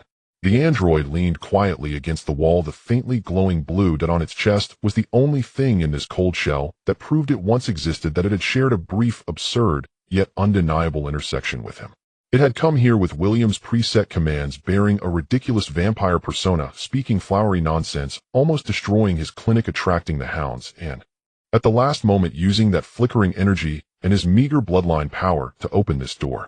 It was the key, the cargo, the source of trouble. It was also a patient who walked into his twilight medical seeking treatment. Even if what it wanted as treatment was recharging, even if the illness in its mind was a personality program. Lucas recalled the medical oath hanging on the clinic wall, long covered by bills and dust, revised for supernatural beings. Regardless of whether the subject is flesh, spirit, construct, or unknown being, I will do my utmost to alleviate their suffering and protect the dignity of their existence. What is Eve-07's existence, its dignity? Is it as a perfect cold weapon, as a vessel carrying the will and secrets of others, or as an existence with the opportunity to become different, to escape a predetermined fate, and even to choose? He did not know the answer. But in grandfather's recording, William hoped this prototype could return here back to the starting point. Perhaps William also hoped it could become different. Lucas' gaze fell once again on the red button. This time his hand no longer trembled. He gently pushed aside the transparent protective cover with his thumb. The protective cover made a soft click sound, sliding to the side to reveal the bright red, slightly concave button beneath. There was no hesitation, no countdown. He pressed down. The touch was hard, requiring considerable force. A clear feedback sensation from the mechanical structure being pressed down reached his fingertips, accompanied by a heavy, decisive crack. Not from the button, but from the entire cellar. In an instant, all the previously subdued background noise-like device hum suddenly surged and intensified. The pale blue light panels on the ceiling flickered wildly a few times before stabilizing at a higher brightness. The etched patterns on the walls, resembling a mix of circuits and runes, abruptly lit up with dazzling silver light. Energy surged through them like a rushing river, emitting a sizzling electrical sound. The control panel in the center of the room erupted with blinding light, as all previously slowly rotating models and data streams accelerated to a speed almost impossible for the naked eye to capture, transforming into a dizzying whirlpool of light. Only the progress bar for external carrier compatibility testing surged wildly, as if breaking free from shackles from the previous one. It soared. 5, 15, 30, 50. The progress numbers jumped wildly, with countless densely packed sub-items and parameters popping up beside it, refreshing so fast that they were hard to see. And in the innermost part of the cellar, the transparent cylindrical container soaking William underwent the most dramatic changes. The pale blue liquid inside was no longer calm, beginning to churn and bubble violently, as if boiling. The numerous tiny pipelines connecting to William's body simultaneously lit up with dazzling white light. Visible energy pulses surged through the pipes from the container's base, frantically rushing toward William's body, and then from his body, through several suddenly thickening pulsing main pipes, surged toward the other side of the room, toward Eve-07 leaning against the wall. To be precise, it surged toward the interface on Eve-07's back, where a milky white probe extended. Buzz. Eve-07's entire body trembled violently, as if struck by high voltage. No longer the weak tremors during previous energy depletion, but rather the bones, joints, and shell of its entire body emitted unbearable high-frequency, buzzing sounds. The faint blue glow on its chest, like being thrown into a furnace, instantly increased in brightness, turning into a dazzling, unstable, bright blue light mass. Warning. Detected ultra-high intensity non-standard consciousness data stream impact. Base protocol suffers comprehensive Rydian. Personality filter module, Dracula Prime F7. 81. Stability plummeting. Collapse rate 87. 94. Core protection protocol, partial encryption layer forcibly breached. Data reception ongoing. Detected. Second consciousness source. Feature William Gray biological imprint residual thought. Attempting to establish low bandwidth one-way consciousness channel. Eve-07's body emitted a high-pitched chaotic sound filled with alarm signals of system overload and chaotic noise. It was no longer a calm broadcast, but a drowning person shouting in desperation. At the same time, in the holographic images on the control panel beside the frantically refreshing data, a large number of red error codes and warning signs began to appear, but soon were forcibly suppressed and covered by a stronger, softer white data stream. The source of the white data stream pointed directly to William, immersed in the container, as if his remaining consciousness was actively and painfully guiding this violent surge of energy and data. No, don't resist. A completely unfamiliar, weak, yet exceptionally clear male voice suddenly mixed into the chaotic alarm sounds within Eve-07. The voice carried a scholar's gentleness, yet also a hint of weary experience, different from Elijah's stubbornness, and unlike Eve-07's mechanical or exaggerated tones. It was William's voice. Through this forcibly established, unstable consciousness channel, it emerged from his nearly dying body. Vessel. Eve-07. Open your core protocol receiving port. This is not an attack. It is calibration, and also a gift and a burden. William's voice was intermittent as if each word took all his strength. Eve 07's body tremors reached a peak. It suddenly tilted its head back. Even though there was no conscious control of the action, its mouth opened, letting out a series of silent, soul-tearing electronic shrieks. The interface on its back where the milky white probe extended was now glowing as hot as red-hot iron, while the surging energy and data were crazily pouring in through it. The bright blue light mass on its chest began to undergo strange changes.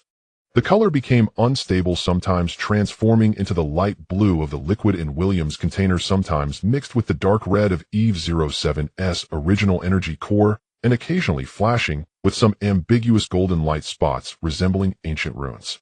Personality filter. Collapse. Reconstruction attempt. Failed. Base instructions set. Detected high permission overwrite. Source verification William Gray biological key match. New instruction Rydian lift disguise protocol. Lift unnecessary restriction locks. Activate Watcher auxiliary protocol framework. The vampire personality module. Stripped.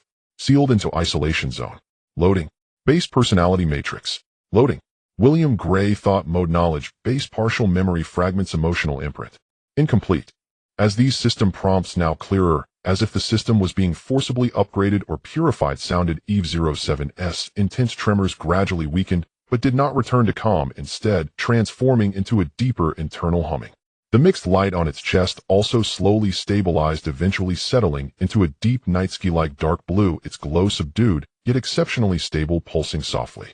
The pair of dark red electronic eyes that had always been tightly shut snapped open at the moment the system prompt fell.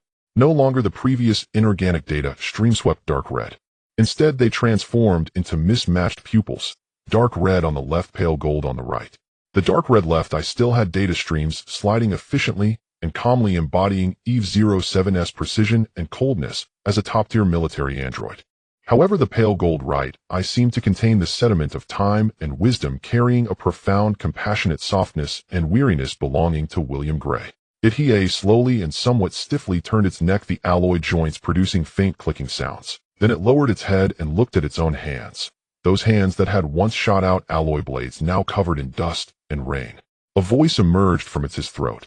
No longer the deliberately exaggerated classical tone, nor the cold mechanical voice, and certainly not the weak voice from William that had come through the consciousness channel. Instead, it was a peculiar mix. The timbre was still Eve 07's original slightly electromagnetic male tenor, but the intonation, rhythm, and word choice had completely changed. It spoke calmly and clearly, carrying a reasoned tone that had been tempered over time along with a lingering scholarly curiosity. Detected restoration of body control. Energy level stable, source external supply, Gray Cellars main energy intensity 37 sustainable. System self-check completed. Personality operation status stable. Current dominant consciousness framework William Gray's thought mode incomplete fragments mounted on Eve 07's native decision-making and execution core. Status preliminary fusion completed with unknown variables and compatibility to be observed. He said, then slowly raised its head, its mismatched eyes precisely looking at Lucas, who stood beside the control panel dumbfounded. The dark red left eye scanned and assessed Lucas' vital signs, energy response, and threat level coolly. The pale gold right eye, however, gazed at Lucas' face with a complex, indescribable emotion. Curiosity, scrutiny, a hint of relief, and deep exhaustion, as if looking through him at another familiar, yet distant shadow. Then he spoke, this time the gentleness of William in its voice became even clearer. You are Elijah's descendant. I felt your bloodline resonance in the channel. The protocol you activated. He paused as if adapting to this body and new way of existence, then very formally, even with a hint of old-fashioned courtesy, slightly bowed. Although the situation is special, it's nice to meet you for the first time. I am William Gray, or rather a fragment of William Gray's residual consciousness temporarily residing in this machine called Eve 07. And you, the mismatched eyes deeply gazed into Lucas' eyes. You should be my nephew, Lucas. Thank you for pressing that button, and I apologize for involving you in this mess left by me and Elijah. In the cellar, the violent surge of energy had gradually subsided, leaving only the humming of stable running equipment. The progress bar on the holographic display finally stopped at 100, marked with initial synchronization and basic personality loading completed. Deep integration and data decryption will require subsequent energy and time. Lucas stood in place, watching this familiar yet strange existence before him. Eve-07's Shell Williams' gaze and tone the stable dark blue glow on its chest, and those mismatched pupils signaling a bizarre fusion. The threat of the hounds had not disappeared. The family secrets had only just begun to unveil a corner, and this patient he had treated seemed to have transformed into a more complex, more dangerous. So Lucas licked his dry lips, his voice somewhat hoarse. "What should I call you now?" Eve-07 Doctor. Or Uncle William. The existence with mismatched pupils fell silent for a moment, seemingly contemplating this question earnestly. Then his mouth corner twitched very slightly, somewhat awkwardly, forming a peculiar smile that was between Eve-07's cold precision and William's gentle bitterness. "In the company's records I remain Eve-07, a malfunctioning prototype awaiting recovery or destruction. But here in front of you." The pale gold right eye looked at Lucas, the wisdom and decisiveness belonging to William gradually overshadowing the fatigue. "Perhaps you can call me Victor, a watcher who returned from death and data." Victor. Lucas rolled the name over his tongue. The conqueror, the sentinel who had returned from death. Truly, a name steeped in irony and expectation. Hound tracking signal strength has increased by 400 over the past 170 seconds. Victor, tentatively designated as such, spoke abruptly, his heterochromatic eyes flickering between cascading data streams and cold rational analysis. He raised a hand. Eve-07's hyper-realistic fingers traced a gesture in midair, instantly projecting a miniature topographic map rendered in shimmering blue light, revealing their subterranean cellar, the derelict space above it, and even the street layout several levels higher. Several pulsing red dots converged rapidly from multiple directions, like sharks scenting blood, toward the old chimney underground complex. They are employing high-fidelity seismic sensors and residual energy trajectory reconstruction. Estimated time to full localization and tactical encirclement 6 to 8 minutes. His voice remained steady, eerily so. Gone was Eve-07's earlier mechanical stammer. Gone too was the frail tremor of William's voice transmitted through the neural conduit. What emerged instead was a new tonality, efficient, seamless, blending William's strategic acuity with Eve-07's computational precision. "Is there an evacuation route?" Lucas wrenched his focus from Victor's staggering presence and anchored it firmly on the immediate crisis of survival. He swiftly inventoried his remaining assets: an overloaded modified handgun, several silver-tipped rounds, effectiveness against hounds unknown to a combat knife, and the dwindling reserves of his lycanthropic stamina. Victor's pale gold right eye swept across the cellar walls.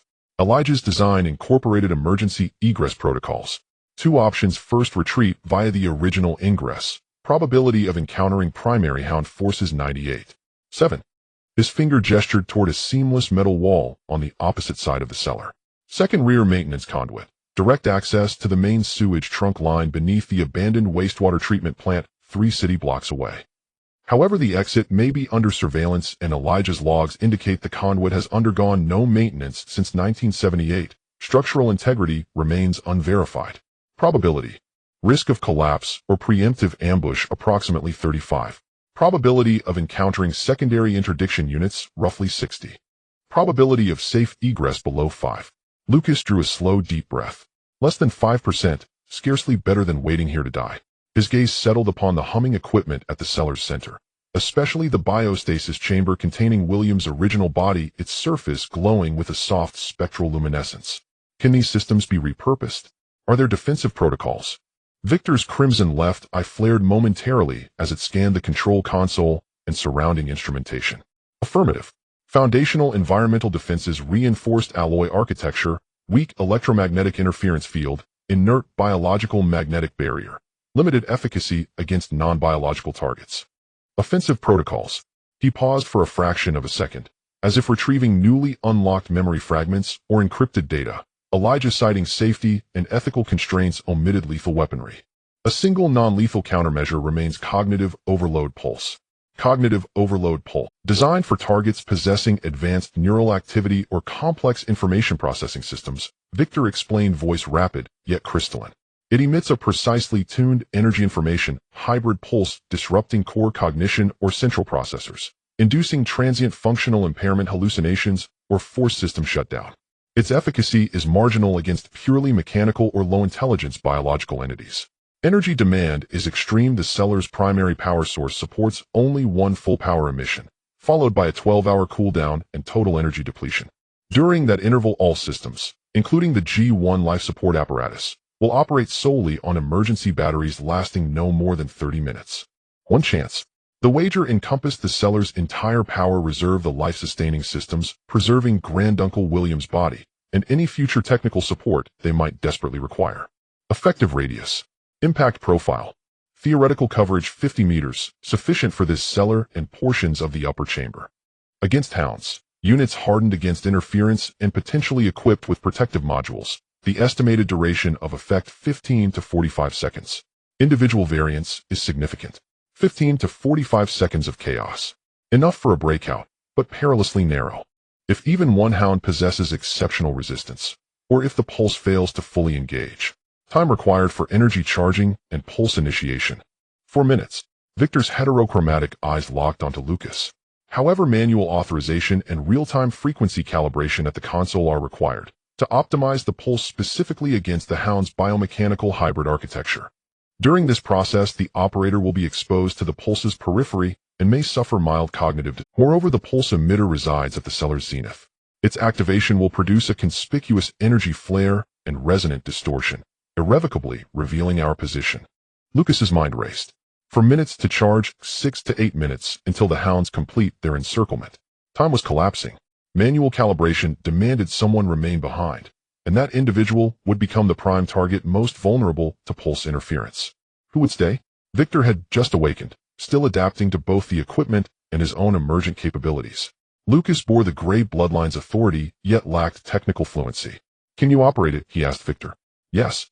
Eve 07's processor is sufficient for frequency modulation of fragments of William's memory contain relevant theoretical frameworks. But I must establish full physical integration with the console's master interface, rendering me immobile and defenseless during the procedure. Victor replied, crimson data streams flashing across his left eye as he simulated operational flow and risk parameters. Furthermore, my systems may experience post-pulse interference. Recovery time remains indeterminate. In other words, the operator would not only be exposed, but might also temporarily go dark after the pulse. What if I perform the operation? Lucas asked. Your bloodline authorization permits basic system access, but fine-grained frequency modulation demands real-time computational capacity far beyond your capability. Success probability would decline by over 60%, risking catastrophic misfire damage to the G1 life support system or failure to disrupt the hounds. Optimal solution: I execute the operation. You exploit the ensuing chaos to evacuate via the maintenance conduit, prioritizing retrieval of the portable power core if feasible. Upon system recovery, I will either pursue you or provide rearguard cover. Rearguard cover. Lucas frowned. He rejected the plan outright. To leave Victor, this newly awakened vessel of Granduncle William's consciousness, behind as disposable bait. Logical analysis confirms this yields the highest aggregate survival probability. The hound's primary objective is me, Eve 07's prototype chassis. You are a secondary target. My remaining behind maximizes your chances of escape. His tone held no inflection, merely the calm certainty of a mathematical theorem. Yet his heterochromatic gaze lingered, his pale gold eye fixed on Lucas, holding something deeper, perhaps concern, perhaps sorrow, perhaps nothing more than the quiet calculus of William's enduring intellect. Lucas met that gaze. The cellar's low hum swelled, merging with an invisible pressure. Seconds bled into one another. No. Lucas shook his head, softly but with unshakable resolve. You've just awakened, Victor. Granduncle William waited decades, not for you to serve as a disposable decoy. And you stated yourself your systems may falter under pulse interference. Remaining means certain death. He stepped to the console, studying its intricate holographic interface. Tell me how to grant authorization, how to confirm maximum control. You handle frequency modulation. I'll serve as your shield. When the pulse fires, we enter the conduit together. Your processor recovers faster. I'll follow your lead, heed your warnings. If we run as one. Victor fell silent for several seconds. Crimson data streams surged violently across his left eye, calculating the viability of this new paradigm, while his pale gold right eye remained steadily, unblinkingly upon Lucas. Collective egress probability approximately 18%, lower than my rearguard options 32%. He concluded, 18% is sufficient. Lucas twisted his mouth into a fierce wolfish grin, far better than the previous 5%. And don't forget, the hounds belong to the company. I harbor no affection for the company, and I tolerate absolutely zero intrusion, especially not from those who break down my door and attempt to seize my patient. That's final. He extended his hand, pressing his palm onto a designated biometric sensor on the console as instructed. A faint sting pricked his skin, a microneedle sampling his blood. The holographic display flickered, then resolved. Bloodline key verified. Temporary maximum authority granted Victor Eve-07 William Gray composite consciousness. Authority acquired. Victor moved forward instantly. Eve-07's fingers danced across the virtual interface with blinding speed, calling up complex energy waveform schematics and predictive models of how neuromechanical signatures. Prepare for impact. They have breached the upper entrance. His words had barely faded. Thud, thud, thud. Heavy rhythmic impacts echoed from above, accompanied by the grating shriek of fracturing concrete and twisting metal. The hounds weren't seeking hidden access points. They were demolishing the ceiling itself, brute forcing their way downward. Dust and debris rained from the vaulted roof. Energy charging initiated. Countdown 3 minutes, 50 seconds. Victor's voice remained level, even as his hands accelerated their pace. The cellar's lighting pulsed, rhythmically dimming and brightening. The collective drone of machinery coalesced into a rising resonant tone, energy surging unseen through conduits converging upon a focal point overhead. The impacts intensified, closer, more frequent. Then, boom, a massive slab of reinforced concrete fused with mangled rebar exploded inward from the ceiling above the entrance. Dazzling tactical flashlight beams lanced down like blades, crisscrossing to pin Lucas and Victor in their glare. 3 figures clad in black tactical cloaks descended silently on rapid deployment lines, landing with feline grace and immediately dispersing into a tight tactical formation. Their weapons, no longer concealed, were grotesque assault rifles and plasma cutters emblazoned with pulsing energy glyphs, all trained unerringly upon the 2 men. At their head stood the same hound, face obscured by a full-coverage helmet. His optical sensors swept the cellar, pausing briefly, almost imperceptibly, upon the humming devices in the biostasis chamber holding William, before locking back onto Victor with renewed intensity. Target confirmed. Eve-07 prototype. Active status. Secondary target Gray, present. His vocoder emitted a guttural rasp. Surrender immediately. Surrender the prototype and all associated research data. Compliance ensures painless termination. Lucas stepped squarely before Victor and the console, raising his modified pistol, though he knew it was little more than a child's toy against such armament. This is private property. Your presence constitutes illegal trespass. Withdraw now, or expect a formal compensation invoice delivered to the company's legal department. The hound ignored him. Open fire. Non-lethal suppression. Take them alive. The other 2 hounds fired without hesitation. Not lethal beams, but crackling nets of cobalt electricity and hypersonic darts loaded with potent neuroinhibitors. Pulse emission countdown 2 minutes 0 seconds. Victor's voice cut through Lucas's awareness. His hands never ceased moving, but Eve-07's body pivoted sharply. One hand continued its work, the other snapped upward. His skin shimmered once more with mercury-like luster, but this time no blades emerged.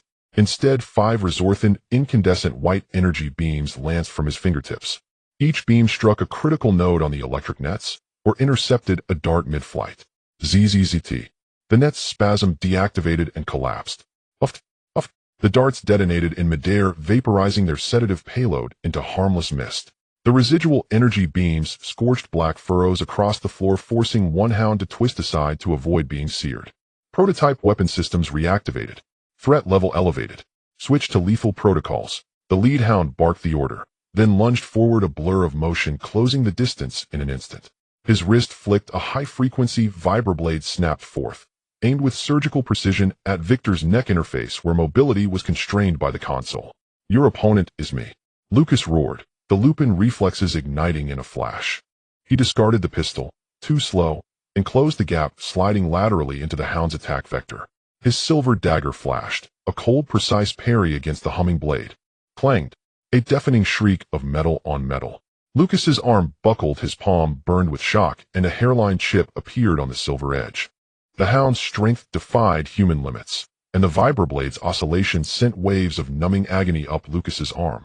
Yet that split-second deflection bought Victor precious milliseconds. Victor seized the moment. His hands lifted from the holographic interface and slammed down, palms flat, onto the console's final confirmation node. Cognitive overload pulse. Full power authorization confirmed. Countdown 3-2. The lead hound snarled, abandoning Lucas. The vibroblade whirled from thrust to throw, a streak of lethal light aimed at Victor's exposed spine. Simultaneously, a second hound's rifle spat a searing bolt of coherent energy. 1. Victor did not flinch. Could not flinch. In his heterochromatic eyes, data streams and golden light blazed with incandescent intensity. Initiate. There was no thunderous explosion, no blinding flash, only a profound subsonic thrum, resonating not in the ears but deep within the marrow of bone and the core of every processor. From a focal point at the cellar's apex, a translucent light-warping ripple expanded outward, like a stone dropped into still water, engulfing the entire chamber and bleeding through walls and ceiling into the spaces above. Time itself seemed to stretch, distort. The vibroblade and energy bolt slowed as though striking an invisible viscous wall, within 10 centimeters of Victor's flesh. Their trajectories warped, momentum dissolved. They veered off, clattered, and faded. All three hounds froze mid-motion. Beneath their helmets, optical sensors strobed wildly, then died. Their weapons sparked and sputtered, spitting arcs of blue static. Their bodies convulsed, uncontrollable seizure-like tremors racking their frames. One clutched his skull, emitting choked groans as his vocoder failed, revealing raw, ragged human breath. Another staggered backwards, slamming into the wall. A third crumpled silently, limbs twitching feebly. In that instant, their perceived reality shattered, flooded with chaotic, contradictory, and violently dissonant sensory fragments and hallucinations. Their minds, or augmented processors, screamed at the precipice of catastrophic overload. Lucas too felt the backlash, a wave of nausea, vertigo, and piercing tinnitus. Darkness bloomed at the edges of his vision, accompanied by a cacophony of jagged, invasive noise drilling directly into his skull. Yet proximity to the console, and perhaps a last-moment subtle frequency offset deployed by Victor, afforded him minimal shielding. He braced himself, watching as Victor shuddered violently upon initiating the pulse, his heterochromatic eyes dimming to hollow, vacant pools. Eve 07's alloy frame lurched forward. Lucas barely caught him, steadying him against the console. The pulse had taken hold, but its duration. Lucas fought through the disorientation, glancing at the timer. The theoretical maximum was 45 seconds, but actual effect varied wildly among individuals. He had no time to waste. Victor, can you hear me? Can you move? He shook the synthetic shoulders. Victor's eyes slowly refocused, dim, sluggish, his movements stiff and delayed. Tem interfered. Sovi, Ari in progress. Full Ritovi, Ari yes, Ti Mat, Edsev, N, Ti Se Seance. His voice fragmented, laced with digital static. 70 seconds. Far too long. Some hounds might regain coherence within 30. Lucas gritted his teeth and scanned the cellar. He sprinted to William's biostasis chamber. Beside it, a compact unit pulsed with a steady green light, the chamber's portable emergency power supply designed for independent detachment. He ripped the power cables free and shoved the heavy, book-sized battery into his tool pack. Then he rushed back, hoisting Victor's dense, unresponsive frame, half-dragging, half-carrying him. Go. Maintenance conduit. He staggered toward the metal wall, pressing hard on a slightly darker brick, exactly where Victor had indicated. The wall slid inward, soundlessly, revealing a narrow, pitch-black vertical shaft, thick with dust and the metallic tang of rust. A corroded metal ladder descended into absolute darkness. Below lay the main sewer trunk line of a facility abandoned for decades, dark, damp, and fraught with unknown hazards. Yet it was their sole path to survival. Lucas cast one final glance back at the cellar. The three hounds writhed, still unable to rise. The console's holograms were extinguished, most equipment lay dormant, lit only by faint, intermittent emergency indicators. William's chamber, severed from both primary and portable power, showed sluggish circulation in its life-sustaining fluid. His pallid face, illuminated only by failing emergency lights, looked profoundly still and heartbreakingly fragile. "Forgive me, Granduncle," Lucas whispered inwardly. "We will return, with answers, and with the means." Then he turned, shouldering Victor, and stepped onto the rusted rungs, descending step by labored step into a suffocating darkness thick with the odor of decay and iron. Above him, the cellar's automated door sealed shut seconds after his entry, re-encasing the hound's agonized groans, the fading hum of dying machines, and the decades-old secret once more within steel and shadow. Only scattered debris upon the floor, and the lingering, acrid scent of scorched energy bore witness to what had transpired. And deeper still, within the city's subterranean bowels, heavy, stumbling footsteps merged with the drip of stagnant water and the scrape of metal, moving with grim determination toward an uncertain horizon. The air was thick and stagnant, imbued with the scent of rust and decades of decaying organic matter. The darkness was dense, only barely illuminated by the night vision of Lucas the werewolf, which could sketch the outline of the rusted concrete giant pipes. Victor was heavy, his weight nearly overwhelming Lucas. His heterochromatic eyes were entirely dim, with only the dark blue energy core in his chest pulsating faintly, like a heartbeat indicating that his system was still functioning at the bare minimum. Until a faint rustling sound, hardly more than a whisper, but unmistakably not the sound of flowing water, emerged from the depths of the darkness ahead. Lucas halted instantly. He saw a small, emaciated figure crouching behind a pile of garbage wrapped in tattered waterproof cloth, skillfully manipulating scattered components with a pair of inhumanly dark fingers. "You are blocking the light," a flat, electronically synthesized voice spoke. Beneath the hood was a smooth metal mask with only two slits glowing with a dim yellow light. "Correction. It is the light of the data stream. Your movement interfered with the vibration frequency of the main drainage pipe reflecting from the waste pile in Sector 7. Its regular waveform serves as the reference for calibrating my micro-euro." The masked figure, self-identified as Pipe Cleaner 74B, explained in a monotone, "Please continue to move or remain still for more than 4 minutes." Lucas did not lower his guard. "Who are you?" "ID Pipe Cleaner 74B. Task: recover usable parts, maintain critical structural stress monitoring points in this area." 74B responded, its long dark fingers precisely twisting a screw the size of a grain of rice. "Your presence was not on the preset list. But your companion," it gestured toward the unconscious Victor, "has energy signatures that match those of a decommissioned high-value unit in vague terms. Recommendation: leave as soon as possible. Unstable factors are increasing." "What unstable factor?" "Since October 23, 2024, at 3:17 a.m. local time," 74B reported in that flat voice, its yellow eye slits seeming to scan the data stream in the void. "The number of illegal energy fluctuations in this area has increased by 320, the frequency of vibration events has risen by 500, and a total of 7 batches of unauthorized biological signals have been detected entering this level or adjacent levels through various entrances. Probability of conflict high. The Cleaner Protocol recommends avoid." October 23, 2024, 3:17 a.m. Lucas' heart sank. That time point was almost the exact moment Victor, then Eve 07, who staggered into his Twilight Medical Clinic. No, it might have been a few minutes earlier, just when he received a bank collection message and stared blankly at an empty ledger. It was no coincidence. From the moment Victor stepped into the clinic, or rather from the moment that mysterious command source guided Victor to the coordinates of Twilight Medical with highest authority, the underground world of this city had already triggered some form of chain reaction. Like a stone thrown into a dark pond, ripples spread out, disturbing countless creatures hidden beneath the silt. "Where is the nearest exit?" Lucas suppressed the chill in his heart and pressed for more details. 74B pointed to a narrow, turbulent branch pipe on the right. "C7 overflow pipe. It leads up to the abandoned factory district, but it will pass through the Rust Children activity area."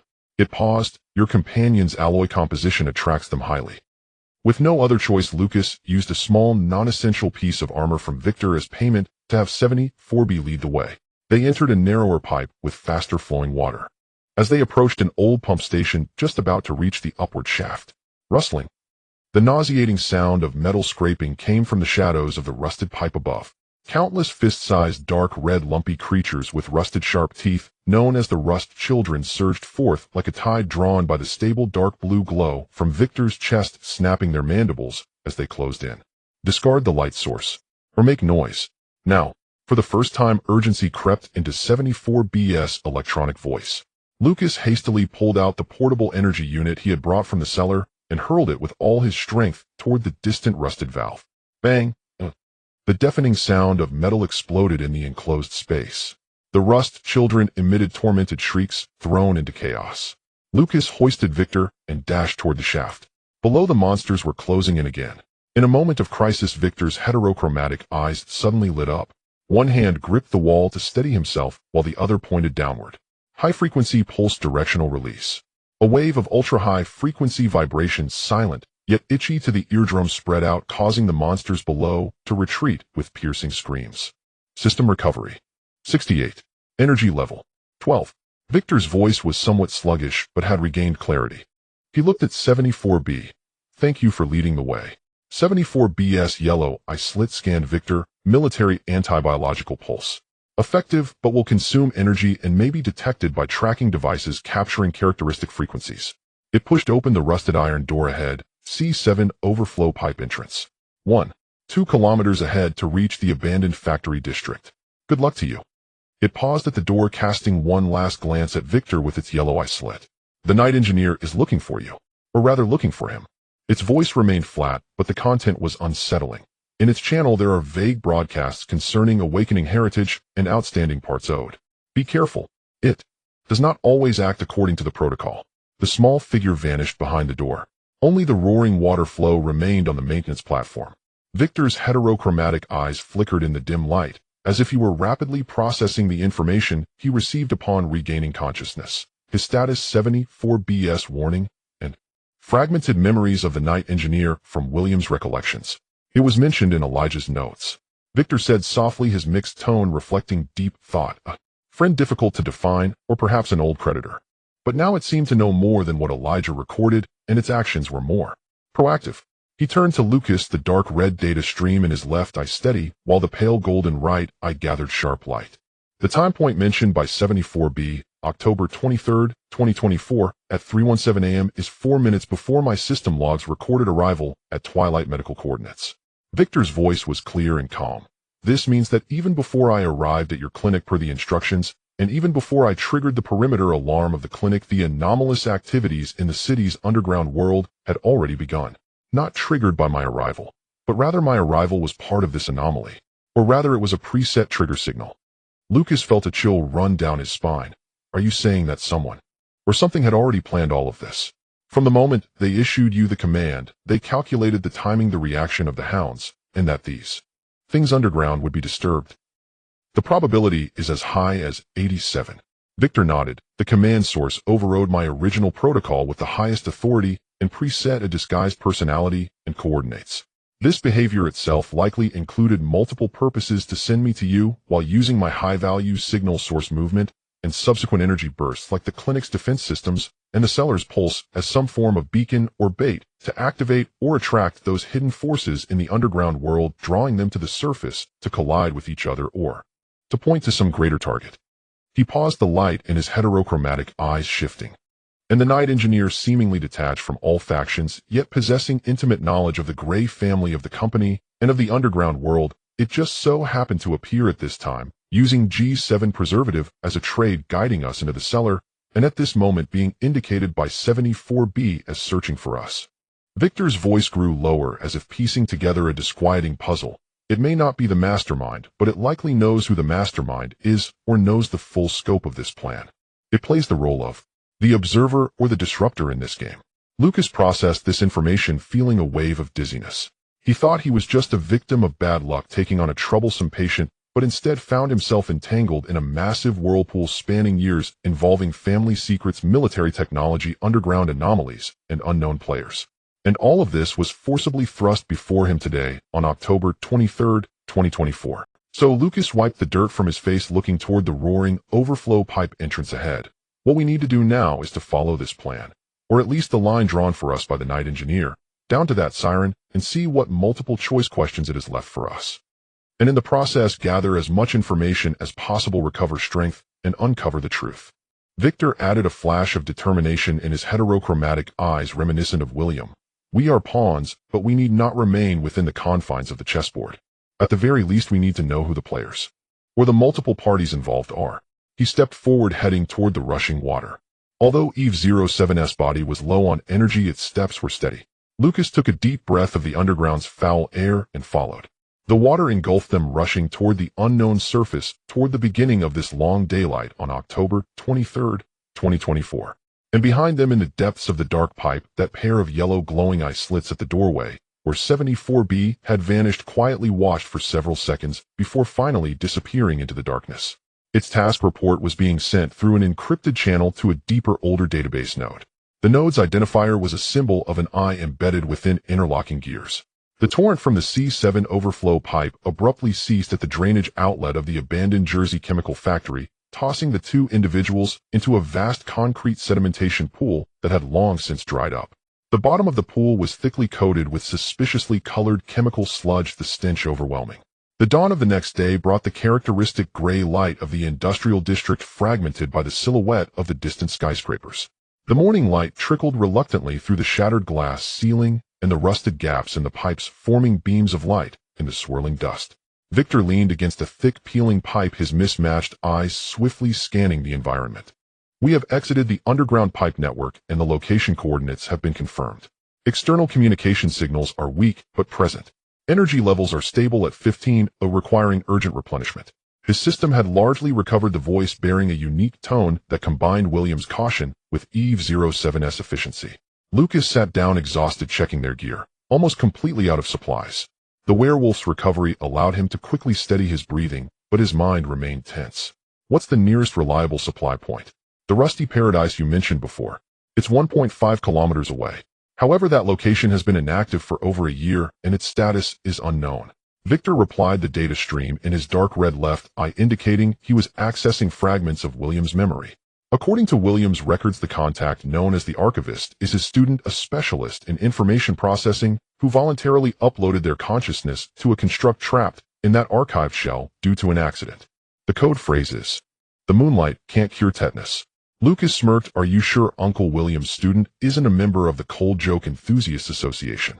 The memory fragment is as such. Victor's tone carried a subtle hint of resignation. But considering the personalities of Elijah and William, it fits their style. Before we depart, we need basic disguises. Your wounds need treatment, and my mechanical features are too obvious. Lucas nodded, removing his heavily damaged coat, and helped Victor take off the expensive, but now filthy black overcoat, revealing a sleek silver-gray alloy body underneath. They rummaged through the industrial refuse piled by the pool's edge, finding 2 oil-stained work jackets and wide-brimmed hats to cover themselves. Victor wrapped a piece of rag around his neck, concealing some of the prominent interfaces and skin textures. Ready, they crept along the narrow alley at the back of the factory. The city was waking up, the rumble of early buses, the clatter of garbage trucks, and distant factory whistles faintly echoing. Occasionally figures of sanitation workers or early rising homeless people flitted by, all avoided by them in advance. Non-standard surveillance signal scanning detected frequency does not match that of the company or municipal systems. Victor suddenly whispered a warning, his mismatched eyes gazing toward the northeastern sky. It could be a reconnaissance drone from Obsidian International or a third-party information broker. Recommend increasing speed and maintaining an irregular path. They turned into narrower, more complex alleyways, weaving through rusty fire escapes, piled containers, and abandoned vehicles. As a local werewolf, Lucas had an instinctive sense of direction in the maze-like structure of the industrial area. Victor, on the other hand, meticulously planned routes to avoid main roads and open spaces. 20 minutes later, a 3-story small building with peeling paint and a crooked sign appeared at the end of their vision, the Rusty Paradise Motel. The back alley was cluttered with trash, and the door of the third warehouse was ajar. They found the old rusty refrigerator and worked together to move it aside. Behind it was a narrow iron ladder leading down into darkness. Lucas descended first, with Victor closely following. At the bottom of the ladder was an underground room of about 20 square meters, the air murky and dry. The room contained an old radio, a broken computer screen, mountains of files and circuit boards, and the walls were plastered with maps and sticky notes. Behind the central broken desk sat a humanoid silhouette. It was entirely covered in a matte black skin-tight shell, featureless, its face a smooth curve embedded with 2 rows of constantly changing LED dots that formed an abstract expression. At the ends of its slender arms were 4 transformable pop-out tool fingers. The LED dots formed a pattern facing them. Lucas steadied himself. The moonlight can't cure tetanus. The light dots flickered, quickly transforming into a smiling face. A neutral voice, electronic yet more animated than 74B, emanated from its chest, and the tetanus vaccine won't protect against a werewolf's bite. Welcome, child of the Gray family, and this new friend. I am the archivist, the last student of Professor Williams, still online. I have waited for this moment for 1 year and 9 days. It slid down from the chair, moving gracefully, the LED dots curiously examining Victor. Eve's early prototype mixed with the professor's biological imprint. Has the sync protocol really activated? Yes, Victor replied, his mismatched eyes similarly observing the other. Are you a defective product of consciousness upload? Trapped in this shell optimized for archiving. The archivist's voice carried a hint of self-mockery, the LED dots turning into. But it is sufficient. There isn't much time, so I will be brief. It walked to the wall, manipulating hidden interfaces with its several maps lit up on the wall, displaying the details of the dock area, warehouse No. 7A, and the siren ship, along with recent thermal signal markings. First, the night engineer. It has inserted redundant information about debt and multiple choice questions into several underground data nodes. This is a blatant scheme. It wants you to go while making sure others know you will go. Second, the Scavenger on the West Coast. Affiliated with Obsidian International, the objective is clear: to recover or completely eliminate you, Victor, and obtain core data. They are more professional and costlier than the company's hounds. The factory only encountered the advanced team. The main force is on the way. Third, and most importantly, the Archivist's LED dots became serious. The siren is likely a point of authority transfer or a verification ritual. The Night Engineer wants to verify who is qualified to inherit William and Elijah's legacy. There may be a more complete backup of William's consciousness, original data keys to combat the enemy, or clues to the source of ancient genes. But it requires a price, a choice to be made. The Night Engineer is both examiner and notary. It turned to Victor: your synchronization is only the beginning. To fully master William's knowledge and power to unravel all the secrets of the core protection protocol, you will likely need to complete the next step aboard the siren. But that is dangerous. We have no choice, Victor said calmly. Yes, you have none. The Archivist's LED flashed into a hands-up expression. The help I can offer: 1, 2 sets of disguise identities and basic equipment in the left cabinet. 2, an old modified hover truck that shields from tracking, back door alley keys in the gear bag. 3, temporary access permissions for real-time monitoring of the dock area, valid until sunset today. And lastly, a fragmented message I recently deciphered from the depths of Professor Williams' memory. It paused, the LED dots coalescing, voice lowering. When the blood moon rises over the port, the rusted siren will sing old songs. The choice lies with the listener, while the answer is hidden between the ebb and flow of the tides. Blood moon. There was no lunar eclipse tonight. The rusted siren clearly referred to the siren ship. Old songs. The ebb and flow. Lucas and Victor exchanged glances, seeing the seriousness in each other's eyes. This felt more like a riddle than guidance. I can only help up to this point, the Archivist said, its LED softening. Be careful. The docks won't be peaceful tonight. Besides the hounds and scavengers, there will be other vultures drawn by the legacy. The Night Engineer has thrown out the bait, and the sea is never short of hungry fish. It returned to the desk, the LED dots dimming as it entered low-power mode. Let's go. May data and logic be with you. Although I know that what you face may precisely be the most unreliable situations for both. The two said no more, quickly donning the work gear from the cabinet and putting on hoods and polarized glasses. Victor draped a large old trench coat over his body. They took emergency supplies, an electronic jammer and non-lethal weapons, finding the unremarkable hover truck in the back alley. They got in and started it. The old engine hummed, driving out of the alley and merging into the increasingly busy traffic of the morning of October 23, 2024. On the vehicle's screen, the surveillance footage provided by the Archivist showed the dock area seemingly calm, but several key points exhibited abnormal energy readings and encrypted communication flows. Victor set the autopilot route, gazing out the window. The city skyline was clear in the morning light, while the direction of the dock area was shrouded in a gray mist. There were about 10 hours until sunset. 10 hours to cross half the city, avoid at least 2 batches of elite pursuers, and attend an appointment with a mysterious monster. Lucas tightened his grip on the steering wheel. Victor, he suddenly spoke, if on the siren the choice given by the Night Engineer is to choose between you and something else, what should I choose? Victor turned his head, his mismatched eyes deep and inscrutable in the dim light of the vehicle. Based on the current information, it is impossible to predict the options. He spoke steadily, but based on Elijah's recordings and the information left by William, any choice may bring irreversible changes. You need to base your judgment on your position as the heir of the Gray family, the principles of a doctor, and based on what you believe to be correct or what constitutes a presence worth protecting. The city flew backward outside the window. The destination, that rusted, derelict ship, and the multiple-choice question within gradually revealed its silent and massive outline in the morning fog. As the hover truck passed over the elevated bridge of the old district, Lucas glanced at the rearview mirror. In the mirror, a black, heavy hover vehicle with no markings was trailing them at a distance of 3 cars moving steadily. The windows were tinted one-way glass. The daylight of October 23, 2024, officially began. 9:17 a.m. The elevated road in the old city is bustling with traffic. Lucas cast a glance at the rearview mirror. The black, heavy hover car was still 3 cars behind, like a silent shadow. Neither accelerating closer nor abandoning the pursuit, it maintained a trained and unsettling precision in distance. Tracking confirmed, sustained for 11 minutes. Victor's voice came from the passenger seat, his heterochromatic eyes focused on the augmented image projected on the windshield from the side mirror. Model Black Arrow Mk7 civilian bulletproof version, but the suspension height and tire tracks indicate military-grade reinforcement. The windows were deeply tinted with a standard anti-scanning coating. No visible markings, but there were non-standard protrusions on the roof suspected to be concealed sensor arrays. Can we scan the interior? The coding and interference field are effective. Attempting low-power penetration scan. Detecting at least 4 life signs, all enhanced human baseline. There are high-density electronic device signals inside the vehicle matching some commonly used equipment from Obsidian International. Probability they are a reconnaissance unit on the periphery of the cleaners or waiting for orders.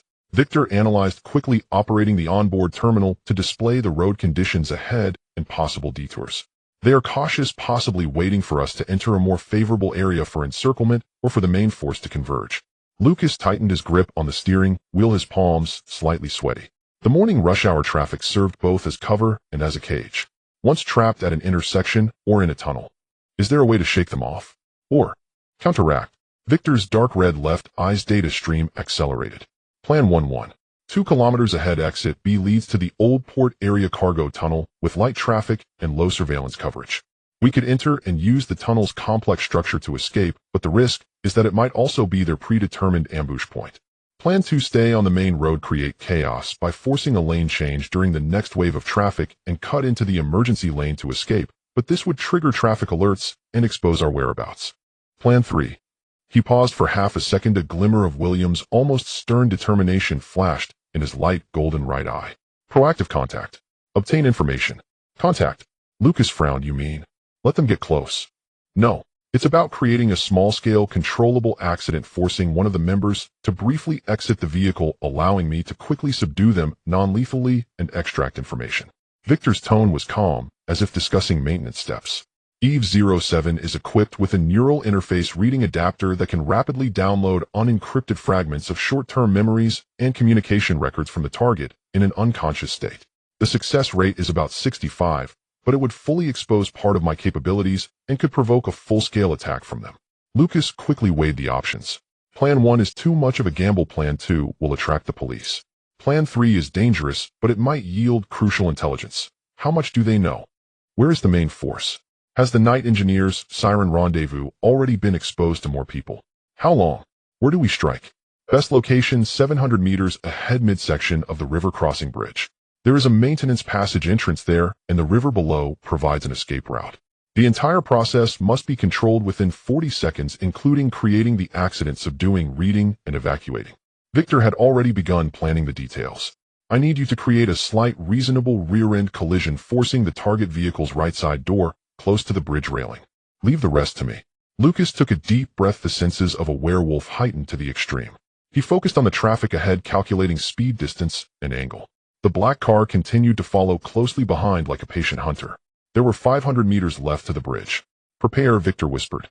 He unbuckled his seatbelt, leaning slightly forward, his heterochromatic eyes locking onto the rearview mirror. The Eve-07 chassis entered a poised and still state. 300 meters. Lucas lightly tapped the brakes, allowing the speed to slightly decrease, as if hesitating about the lane. The black car also slowed, maintaining its distance. 100 meters. Onto the bridge. Now's the time. Lucas suddenly turned left, pretending to change lanes to overtake, but instantly corrected back, while lightly tapping the brakes. Bang! A not-so-loud thud. The rear of their old cargo truck lightly brushed against the black car's right front corner. The impact was perfectly controlled enough to constitute an accident without causing severe damage or loss of control. The black car clearly did not anticipate this move. The driver instinctively corrected to the right, almost pressing the right side door against the bridge's metal railing. Action! Before Victor finished speaking, he had already pushed open the car, door sliding out like a silver-gray shadow. He did not approach the black car, but instead used one hand to brace against the bridge railing, gracefully flipping over, landing with both feet firmly on the top edge of the closed right window of the black car, his body pressed against the roof. The people inside the black car were clearly stunned for half a second. The passenger window quickly rolled down halfway, and a black muzzle of a gun extended out, but Victor was faster.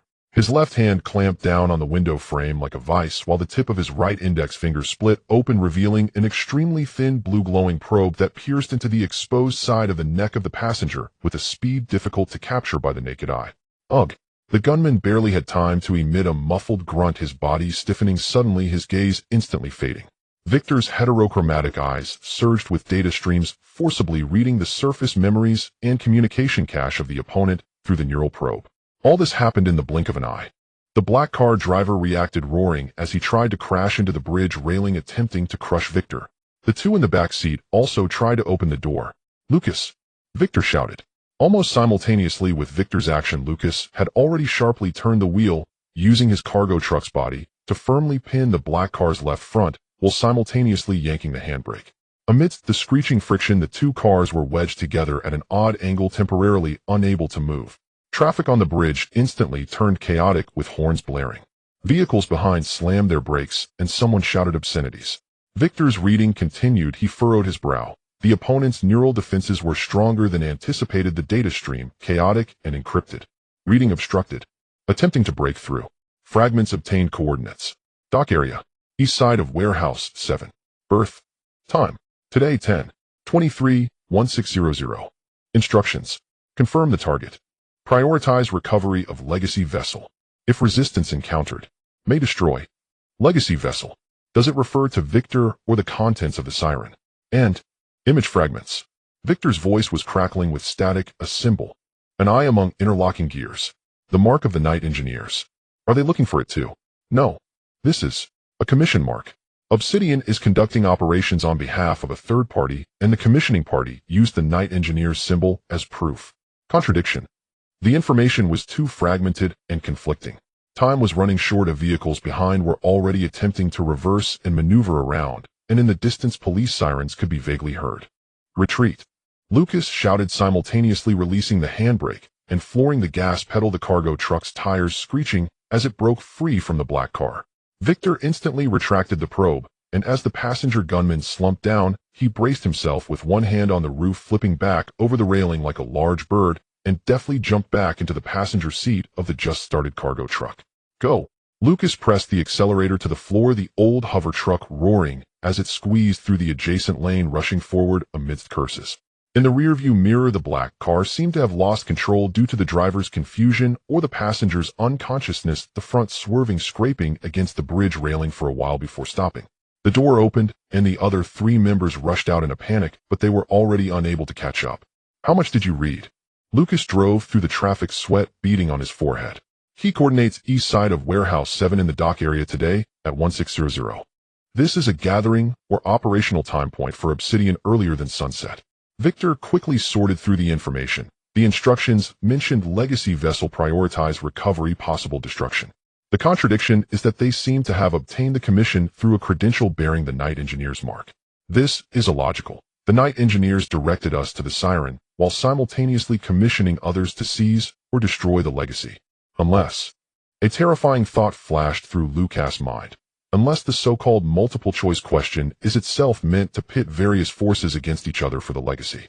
The night engineers don't care who wins, they just want to watch the show, or see who can bring the legacy to them.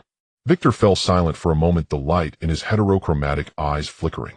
This aligns with their behavior patterns as observers and variable testers. Therefore, the siren may not just be a handover point, but a battleground or filter. This speculation sent a chill down one's spine. If that's the case, they not only have to face riddles and choices, but also armed competitors to the teeth. Additionally, Victor added, there's a blurry profile in the image fragments, seemingly a representative of the commissioning party, a male human middle-aged wearing frameless glasses and a suit. The features are insufficient, but there is a slight sense of déjà vu in William's memory fragments. More data comparison is needed. A middle-aged man in a suit with glasses. Lucas had no clue. They descended from the bridge, entering the complex roads of the old port area, filled with warehouses and docks. Vehicles were sparse, and large containers and rusty gantry cranes cast long shadows. According to the archivist's map, crossing this area would lead to the old dock area, where Warehouse 7 is located. We need to scout first, we can't just barge in. Lucas turned the vehicle into a corner piled with abandoned containers and turned off the engine. There are still over 6 hours until 1600. We need to figure out what the situation is there, how many Obsidian people have arrived, and if there are any others. Victor nodded, pulling up the real-time surveillance access code provided by the archivist. The onboard screen flickered a few times, displaying footage from several concealed cameras in the dock area. Most areas were still and unoccupied, but near the east side of Warehouse 7.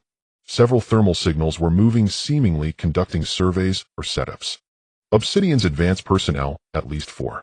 They are setting up sensors and shielding devices. Victor zoomed in on the footage. Next to the berth is the siren, a medium-sized old cargo ship, severely rusted and leaning on the shoal. The main entrance is in the middle of the hull, but there may also be underwater damage possibly providing an entrance.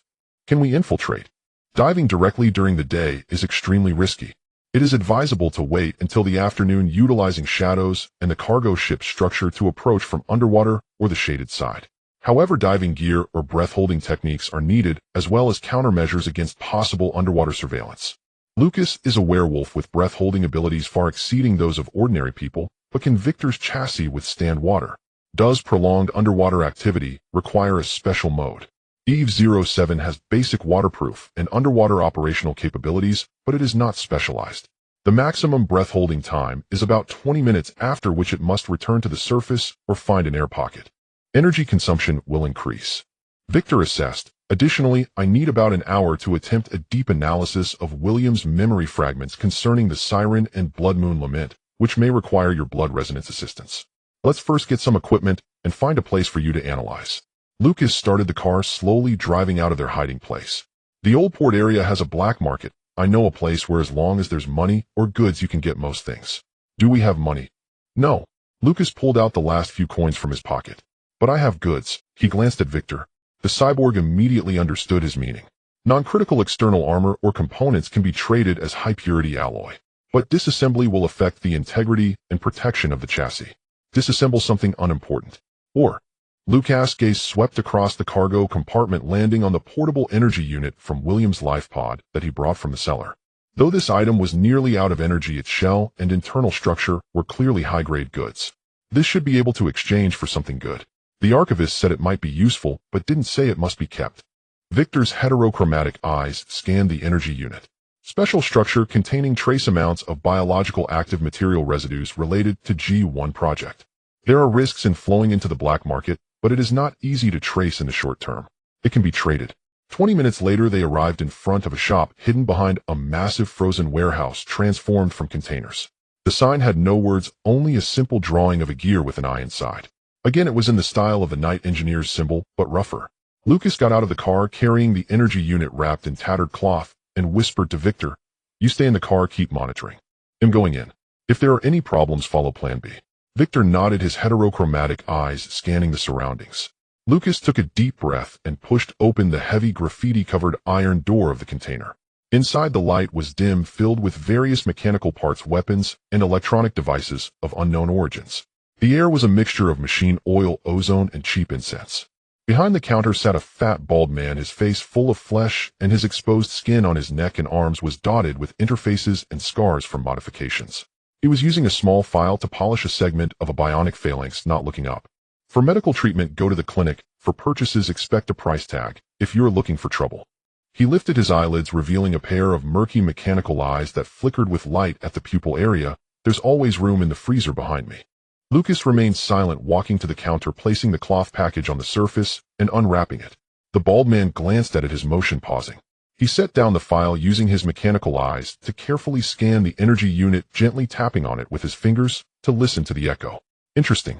Where did it come from? Passed down through generations. What can it be exchanged for? Lucas did not respond to the small talk. The bald man huffed, not pressing further, extending 3 thick fingers. 3 items. 2 sets of civilian-grade diving suits with basic circulation and anti-scanning coatings. 2 a Tide Sound underwater anesthetic pistol equipped with 6 magazines. 3 a sewer map from the old port area to warehouse 7, marked with surveillance blind spots and patrol records from the last 3 days. Deal. Lucas readily agreed. This was better than he expected. The map was crucial. The bald man seemed a bit surprised by his decisiveness, looking at him again, then bending down to drag out a large canvas bag from under the counter, beginning to rummage inside. Soon 2 gray diving suits, a strangely shaped pistol, and several magazines along with a crumpled waterproof map were tossed onto the counter. The map is from last week, but not much has changed. Don't expect the diving suits to go deep sea. They can handle an hour in the harbor sludge without issue. The pistol's underwater ranges have, but hitting can make a mutated shark sleep for half an hour. The bald man said this while taking the energy unit, weighing it, and casually tossing it into a metal bucket behind him, producing a clank. All right, the goods are settled. When you go out, use the side exit. There are guests at the main door. Lucas' heart sank. He quickly stuffed the items into a large garbage bag, nodded in thanks, and left through the small side door indicated by the bald man. Outside was another alley piled with garbage, and he hurried back to the parking area. "Is there a situation?" he asked as soon as he got in the car. Victor pointed to a corner of the monitoring screen. On the screen, two figures dressed in gray urban combat suits and well-equipped were wandering around the cold storage warehouse, where they had just parked, occasionally scanning something with instruments. They were not Obsidian personnel. Their attire was different. New faces. Identity unknown, but well-equipped and behaving professionally. They arrived about 3 minutes ago, seemingly searching for something. Victor whispered, "They might also be after the Legacy or us." Deep within the old port area lies the abandoned whalebone shipyard. The colossal wreckage of a ship resembles the skeletal remains of a beached steel giant, casting crisscrossing shadows under the thin midday sunlight. The air is thick with the scent of rust, sea salt, and rotting wood. Lucas drove the hovering cargo truck into the shadow of an overturned freighter where the ship's corroded steel panels formed a natural concealed space. Victor exited the vehicle, his heterochromatic eyes scanning the surrounding environment swiftly. No active signal detected, no signs of recent biological activity. This location can serve as a temporary base, but should not be occupied for more than 2 hours. That's enough. Lucas pulled a diving suit and a map from a garbage bag and spread them out on the engine hood. Let's analyze the memories. What do I need to do? Victor walked to the deepest shadow of the vehicle, leaning against the cold steel panel as the glow of his heterochromatic eyes stood out sharply in the dim light. I need to enter a state of deep meditation, fully searching and reorganizing the fragments of William's memories related to the Siren and Blood Moon, as well as the song. This process requires stable energy output and focused concentration. Your Gray family bloodline, particularly your blood resonance with William, can act as a locator beacon and stabilizer, helping me to anchor those fragments more accurately and prevent losing myself in the vast data. Just like when we were in the cellar. Similar but deeper and more gentle. No energy guidance is needed. Just hold my hand, try to relax, recall your family, think of Elijah, visualize William's face from the cellar. Let the connection in your blood resonate naturally. Victor extended his right hand, a highly realistic palm of Eve 07, the faint glow of circuits beneath the skin becoming faintly visible. Lucas did not hesitate, grasping that hand. The touch was cool, accompanied by an incredibly subtle vibration belonging to precision machinery. He closed his eyes, striving to cast aside distractions, recalling the vague images left by his grandfather, the pale, serene face from the transparent container in the cellar. A certain resonance deep within the Gray family bloodline began to stir quietly. He felt Victor's hand tighten slightly, and then a deep, steady hum of energy resonated from the bionic body, clearer than usual. Victor's heterochromatic eyes fully lit up, the dark red and pale gold glow swirling like water as data streamed through at an astonishing speed. He slightly tipped his head back as if looking at a point in the void, his entire body entering a state of absolute stillness, with only the dark blue core light in his chest pulsing slowly and powerfully. Time ticked away. The shipyard was filled only with the sound of wind whispering through the steel crevices, faint horn blasts echoing from the distant port. Lucas maintained his posture, feeling his heartbeat gradually sinking with the pulse of Victor's core light. Vague foreign images and sensations flitted through his mind. Blinding overhead lights in the lab, hasty formulas on paper, a loneliness as deep as the ocean, and a fragmented melody sung in an ancient tongue, desolate and distant. After an unknown period, Victor's body trembled slightly, the light in his heterochromatic eyes slowly dimming. He released Lucas' hand. Partial analysis complete. The information is still incomplete, but the key points are clear. His voice carried a hint of fatigue from processing vast amounts of data, yet it sounded clearer, as if William's tone was more pronounced. First, the blood moon. It does not refer to an astronomical phenomenon. In some ancient literature, study William was involved in blood moon refers to a periodic occurrence of a special energy tide peak. It relates to lunar gravity, but is more coupled with the active cycles of certain energy nodes in the Earth. In the dock area, particularly beneath the seabed, near Warehouse 7, there exists an ancient, not fully catalogued energy node.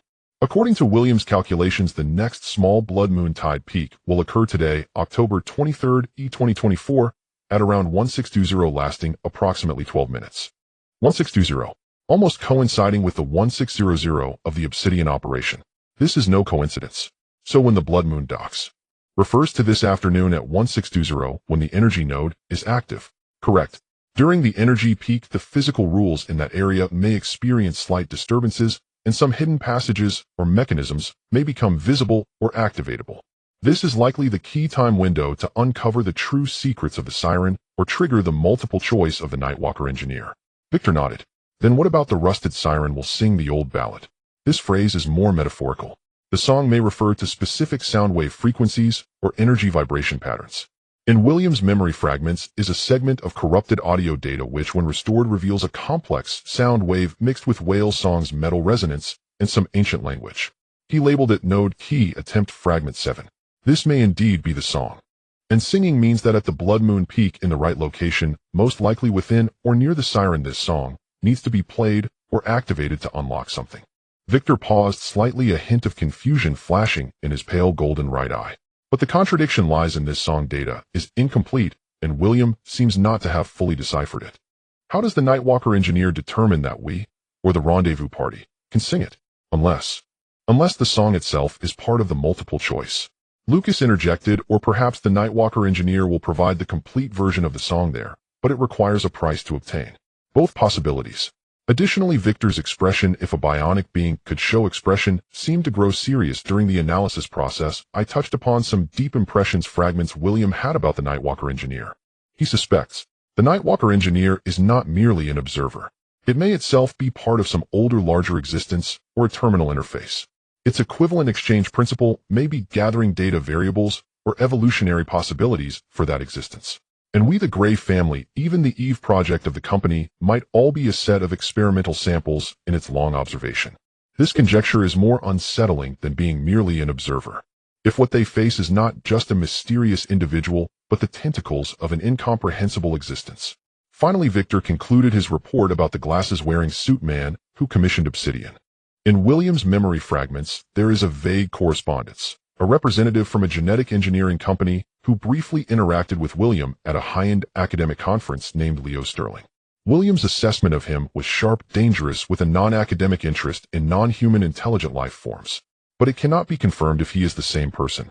Leo Sterling. Lucas noted down this name. We now have a time point 1620. We have the key, but the song is incomplete. Lucas summarized, looking at the unfolded map. We need to get in early, find the place where the complete song might be stored, or discover a way to activate it. The Obsidian operation at 1600, we must infiltrate before them and utilize the time window during the energy peak.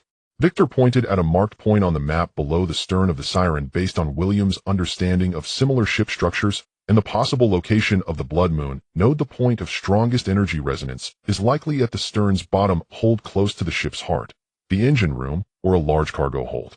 That may also be a reasonable location to hide secrets. From underwater through the damaged hull. Yes. Use diving gear to approach from the underwater side of the east dock. There is a massive rusted breach in the middle rear of the starboard hull large enough for a person to pass through. Once inside, head towards the stern area. But be cautious. The structure inside the ship may be extremely fragile due to years of neglect and energy field effects, and there might be other inhabitants. Lucas nodded, beginning to check the diving equipment. Civilian grade, but still in decent condition. He handed Victor a set. Can you wear this? Victor took it, his heterochromatic eyes scanning. The Eve 07 body can adapt. However, underwater activities will primarily rely on self-propulsion. The buoyancy and thermal insulation functions of the diving suit are of limited significance to me. It will mainly serve as visual camouflage and a carrier for equipment. The two quickly donned black diving suits, stowing necessary equipment, tranquilizer, pistol, tools, backup light source, and that rolled-up map into waterproof bags. Victor attached the Tide Sound pistol to the magnetic clasp on his left thigh. By the time they were ready, the clock pointed to 1340. There were 2 hours and 20 minutes until the Obsidian operation. There were 2 hours and 40 minutes until the Blood Moon peak. They left their hiding spot using the cover of abandoned ship bodies and containers to stealthily move towards the area of Warehouse 7. Following the map's guidance, they found a maintenance manhole cover leading to the port sewer system. The manhole cover was rusted shut, but the strength of a werewolf was more than enough. Lucas pried it open, and the two slipped in one after the other. Inside, the sewer was dim and damp with slow-moving water. The map indicated that by proceeding along this main path for about 800 meters, there was a branch pipe leading directly to the seabed discharge outlet near the east side of Warehouse 7. That was their planned underwater entry. The passage was filled with a foul odor. Victor activated some kind of air filtration mode, while Lucas had to endure. They turned on the waterproof headlamps on their helmets and waded through knee-deep sewage. Occasionally, plump rats scurried past their feet, and it seemed other small creatures were wriggling in the darkness. After about half an hour, they encountered a fork in the path. According to the map, they should take the left one. But Victor suddenly stopped, his heterochromatic eyes gazing into the depths of the right passage. Detected abnormal vibration frequency, not from water flow or pipeline structure noise. It's rhythmic faint, similar to mechanical operation, but more organic, he said quietly. Lucas focused and listened intently. The keen hearing of a werewolf caught an extremely subtle rhythmic rustling sound like metal sheets continuously rubbing coming from the depths of the right passage. Is it the Rust Children? Do they have such a large range of activity? Lucas recalled the experience in the pipes. Uncertain. The vibration characteristics differ. Suggest remaining vigilant and speeding through. Victor said. They turned towards the left passage and quickened their pace. But that rustling sound did not seem to fade. Instead, it felt as though it was drawn to their movements, following them from behind and growing increasingly clear. We are being tracked. Accelerate, Victor shouted. The two began to sprint through the sewage, splashing water everywhere. The rustling sound behind them suddenly intensified, becoming loud like a tide. Lucas glanced back, the beam from his headlamp sweeping over the passage behind. There on the murky water's surface, countless metal creatures the size of a palm, resembling iron-gray water beetles, with finely serrated edges, were surging toward them like an army of ants. Wherever they passed, the water churned, even scraping off layers of rust from the pipeline walls. It's the cleanup bugs. The decomposers of the port's sewer, usually feeding on metal waste and organic silt, but they can be aggressive. Victor immediately recognized them. They are attracted by the vibrations of our running and the metal gear. We cannot stop. The two desperately raced forward. Ahead, a glimmer appeared. It was the grate leading to the seabed discharge outlet. But the grate was severely rusted with narrow gaps. You go first, Lucas yelled, turning to draw his tranquilizer pistol and firing a shot at the approaching swarm. Thud! With a muffled sound, the specially made projectile exploded underwater, releasing a cloud of blue anesthetic mist. The frontmost swarm momentarily slowed, rolling down to the bottom, but more of the swarm circumvented the mist and continued to surge forward. Victor had reached the grate, grabbing hold of two rusted iron bars, and with a low growl his alloy arm erupted with astonishing strength. Creak! Bang! The entire grate was forcibly torn from the wall, revealing the dark seawater behind it. Go! Victor threw the grate towards the swarm, momentarily blocking them, then leaped into the seawater beyond the discharge outlet. Lucas fired another shot, repelling the nearby bugs before jumping in right after. The cold, murky seawater instantly enveloped them. The two activated their underwater thrusters, the basic model included with the diving suits, and dove towards the planned damage position of the siren.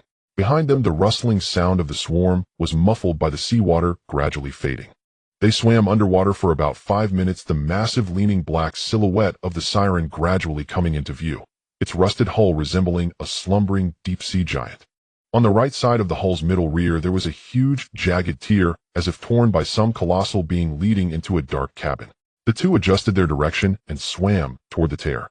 Just as they were about to enter the shadow of the gap, Victor suddenly reached out to grab Lucas, simultaneously turning off his headlamp and signaling Lucas to do the same. In the darkness, only the faint sound of flowing seawater could be heard. Victor's heterochromatic eyes emitted a faint glow as he pointed to the area above the tear. Lucas narrowed his wolf-like eyes, and after adapting to the darkness, he saw several flat, disc-shaped metal devices attached to the outer hull above the tear, slowly rotating and scanning. The surface of the devices bore no markings, but their design was cold and professional. The underwater surveillance nodes of Obsidian.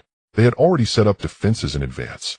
Victor gestured, indicating to bypass from lower down closer to the keel, where the hull was more severely twisted and the monitoring might have blind spots. They descended, sticking close to the barnacle and seaweed-covered hull, like two fish silently gliding towards the bottom of the ship. Above them, those surveillance devices slowly rotated, scanning beams occasionally sweeping by. Bypassing a protruding broken keel, they finally found another smaller breach, a rusted rivet seam with just enough room for a person to pass through. Inside was utter darkness. Victor entered first, with Lucas following closely. The interior was completely dark and silent, with countless tiny particles suspended in the water. The headlamp turned back on, illuminating the surroundings. This was a narrow passage filled with rusty pipes and broken cables, likely one of the ship's maintenance corridors. The seawater only reached their waist, with air above, but it was murky and oppressive. They removed their respirators, carefully standing in the waist-deep water. Victor's heterochromatic eyes scanned quickly. Oxygen levels are low, harmful gases present, but acceptable for a short time. The structure is fragile, it's advised to minimize movement. The passage extends forward, leading deeper into the ship. Based on the direction, it should lead towards the stern. There are about 2 hours until the blood moon peak. Lucas glanced at the water gauge 1450. The Obsidian team may already be in certain areas of the ship. We need to find that resonance point before them. Victor nodded, signaling Lucas to follow behind. The Eve-07 body was exceptionally agile in the narrow space, moving silently, with his heterochromatic eyes acting like the most precise detectors scanning every inch of the walls and structures beneath his feet. They walked about 20 meters along the passage where a heavy, rusted, watertight door appeared. The door featured an old-fashioned wheel lock. Victor gripped the wheel, beginning to exert force slowly. The rusted metal emitted a painful groan. Just as the door was about to be twisted open, click. A sound extremely faint, but not from either them or the metal of the door, came from the dark depths behind. Immediately after, a cold voice processed through an underwater speaker, slightly distorted, but filled with killing intent, clearly conveyed through the gap, and water surface invasion vibrations detected. Team 3, check B7 passage. The rest continue setting up. Clear all rats before the key is inserted. There were people behind the door, and they were the cleanup bugs of Obsidian. They had already entered the belly of the siren. At that moment, Lucas and Victor were just on the other side of this door, only one door away from the hunters. The metallic clashing echoed through the rusted corridor, reverberating with a persistent hum. On the other side of the watertight door, the heavy, damp footsteps of the Obsidian team were drawing near. Not just one, but two people, perhaps three. B7 corridor inspection complete, no anomalies. Continue to seal the main entrance. The distorted, cold voice came again through the gap of the door, but the footsteps halted seemingly just outside the door. Lucas held his breath, pressing his body against the damp and cold hull of the ship. The werewolf's acute senses allowed him to clearly hear the stifled breaths and the sound of equipment scraping from the other side of the door. Victor's heterochromatic eyes glowed like two ghostly flames in the darkness, data streams silently coursing through. He did not move, but Eve-07's body entered an absolute stillness at its lowest power consumption, the dark blue glow on its chest dimmed to near extinction. 1 second, 2 seconds, 3 seconds. A sound of impatient knocking on the door echoed outside. This damn door is rusted shut. Forget it, this corridor is abandoned, not even a rat can get in. Fall back, regroup, in Area D. Footsteps sounded and gradually faded away. Lucas' tense muscles relaxed slightly. Just as he was about to speak, Victor suddenly raised a hand to stop him. His heterochromatic eyes fixed intently on the faint, unnatural ripples on the water surface beneath the door. After a full 10 seconds, the ripples calmed, and he whispered, "They've left. Very cautious, they've left a miniature underwater listening device outside. Removing it now would attract attention. Take a detour," Lucas whispered in response. Victor nodded, swiftly tracing a path on the map with his finger. "We can use the side ventilation duct to bypass the B7 corridor. But the duct is narrower and at risk of collapse. We must find the resonance point faster than they do." They quietly retreated and found a side ventilation grate covered in seaweed. Victor easily cut through the rusted bolts with the high-frequency vibration of his fingertip and removed the grate. Inside was a square duct just wide enough for a person to crawl, dark and filled with thick dust and unknown fibrous material. Lucas went in first, followed closely by Victor. The air inside the duct was even more foul, carrying a heavy, moldy scent and a sweet metallic tang of rust. They could only rely on their headlamps and Victor's night vision to feel their way through the darkness. The duct was not straight, with turns and junctions appearing periodically, and Victor guided them with the map and his sense of direction. After crawling for about 10 minutes, a faint rhythmic buzzing sound along with a deep vibration similar to a large device on standby reached their ears. It was not a natural sound. "We are approaching the main power chamber or large equipment area. The Obsidian team may have established a temporary command point or energy node there," Victor whispered, signaling Lucas to slow down. They crawled to a grate at a ventilation exit where dim and unstable light filtered through. Victor cautiously leaned closer to the edge of the grate, peering through the gap. Below was a vast space, originally the main cargo hold of the freighter, but now transformed into a temporary field camp. Several portable lights hung from rusted steel beams, casting a pale light. About 10 fully armed Obsidian soldiers were scattered throughout the hold, clad in uniform dark gray diving combat suits, well equipped and moving with precision. Some were calibrating portable energy shield generators and communication jammers, while others stood guard, and 2 technicians were busy at an open black device filled with complex wiring. At the center of the device hovered a holographic projection displaying a rough schematic of the siren, with a specific area at the stern highlighted and a countdown next to it. 01422, which was continuously decreasing. Below the countdown was a line of small text: energy peak synchronization window. 1 hour and 14 minutes until the blood moon peak. This roughly matched the time Victor had calculated. "We found the location of the resonance point," Victor mouthed to Lucas, subtly pointing at the highlighted area on the hologram. 2 layers below their current position, near the end of the ship's keel marked as backup engine pump room. "But it's heavily guarded. At least 4 soldiers are stationed at the entrance to that area. There's also energy scanning. Barging in will be detected immediately," Victor analyzed. Lucas looked at the soldiers below and then at the countdown. They needed to find a way to distract them or silently infiltrate. Just then a tall soldier with squad leader insignia approached the device and spoke into the communicator. "Has the location of the key been confirmed?" A fuzzy response came from the communicator. The squad leader frowned. "Still no signal. Mr. Sterling is pressing for updates. Recalibrate the detector once more. The key must be in place 5 minutes before the peak, or the entire harvest protocol may fail. Mr. Sterling." Leo Sterling. It was indeed that suit-clad man who commissioned Obsidian. He was urging for the key. What was the key? Victor? Or something else? Why must it be in place 5 minutes before the peak? Additionally, the squad leader continued issuing orders. "Send 2 men to the upper deck to check. The mark left by the night engineers has slight energy fluctuations. There may be other rats sneaking in. Confirm and eliminate them." 2 soldiers responded and headed towards the stairs at the other end of the cargo hold. An opportunity. Lucas and Victor exchanged glances. The energy fluctuations of the mark on the upper deck. Was it intentionally left by the night engineers? Or had the archivist's temporary monitoring access been reverse detected? Regardless, this gave them a brief window of time. The 2 soldiers were diverted to the upper deck. And if the mark left by the night engineers was indeed fluctuating, perhaps there was information they needed there. Victor mouthed, "From the upper deck, there may be other paths leading to the pump room below, and we need to know what." They quietly retreated, crawling through the ventilation duct in search of an upward exit. Minutes later, they found a vertical duct leading to the upper deck.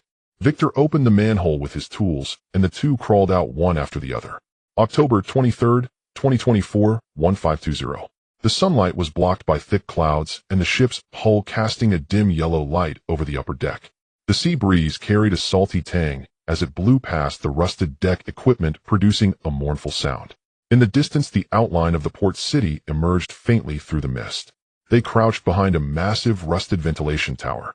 Victor's heterochromatic eyes scanned rapidly, detected 2 heat sources moving up from the starboard main staircase. It was the 2 soldiers below. Additionally, about 30 meters ahead to the left beneath the bridge, a faint non-standard energy radiation was detected, differing from the Obsidian equipment frequency, more ancient and chaotic. It matched the characteristics of the night engineers. "Let's go take a look. Be careful of those 2 soldiers." They quickly moved across the vast deck using rusted containers, crane bases, and broken ropes as cover. The hull structure, due to rust and lean, had become exceptionally complex, and every step risked stepping on loose steel plates. In the distance came the cautious footsteps of the 2 soldiers and occasional communication confirmations. As they approached beneath the bridge, they saw the mark. It was not graffiti. Instead, on a relatively intact bulkhead, a familiar symbol was drawn with a viscous substance of dark red, as if iron rust mixed with dried blood, an eye within interlocking gears. But at that moment, the pupil of this eye was pulsating extremely slowly and periodically, with a dark golden glow like the heartbeat of a slumbering giant. "Source of energy fluctuations," Victor whispered, carefully scanning with his heterochromatic eyes. "The structure is not merely paint. It contains traces of biological tissue, metal particles, and encrypted data streams. It is indeed broadcasting something, but it requires a specific frequency or key to decipher. Can we decipher it? Let's try." Victor stepped forward, extending his right index finger. The skin at his fingertips split open, and the blue probe for reading neural data sprang forth once more. He did not touch the mark directly, but hovered the probe a centimeter before it, beginning to adjust the frequency of the microenergy field emitted by the probe to synchronize with the encrypted data stream within the mark. Seconds later, Victor's body shuddered slightly, and the data stream flashed wildly in his heterochromatic eyes. Synchronization successful. The data stream is vast. It's an audio file. No, it's a superposition of multiple audio tracks along with spatial coordinate corrections and warnings. He jerked back the probe as if burned. The data core is a complete song, the missing part of William. But it's encrypted. It requires a voice key to unlock the full information. Additionally, the coordinates indicated that the precise location of the resonance point was 3 meters below the pump room we previously assessed, in a deliberately hidden compartment. The warning content was... He paused, his voice lowering. "When the song rings out, the door shall open. but each opening requires a toll. Choose your currency, flesh memory, or the future. Another choice, and it had to be made before obtaining the complete song. A toll. Currency. It sounds costly. Also, Victor added his expression serious. A small segment of real-time monitoring footage is embedded in the data stream. It's the interior of the hidden compartment in the pump room.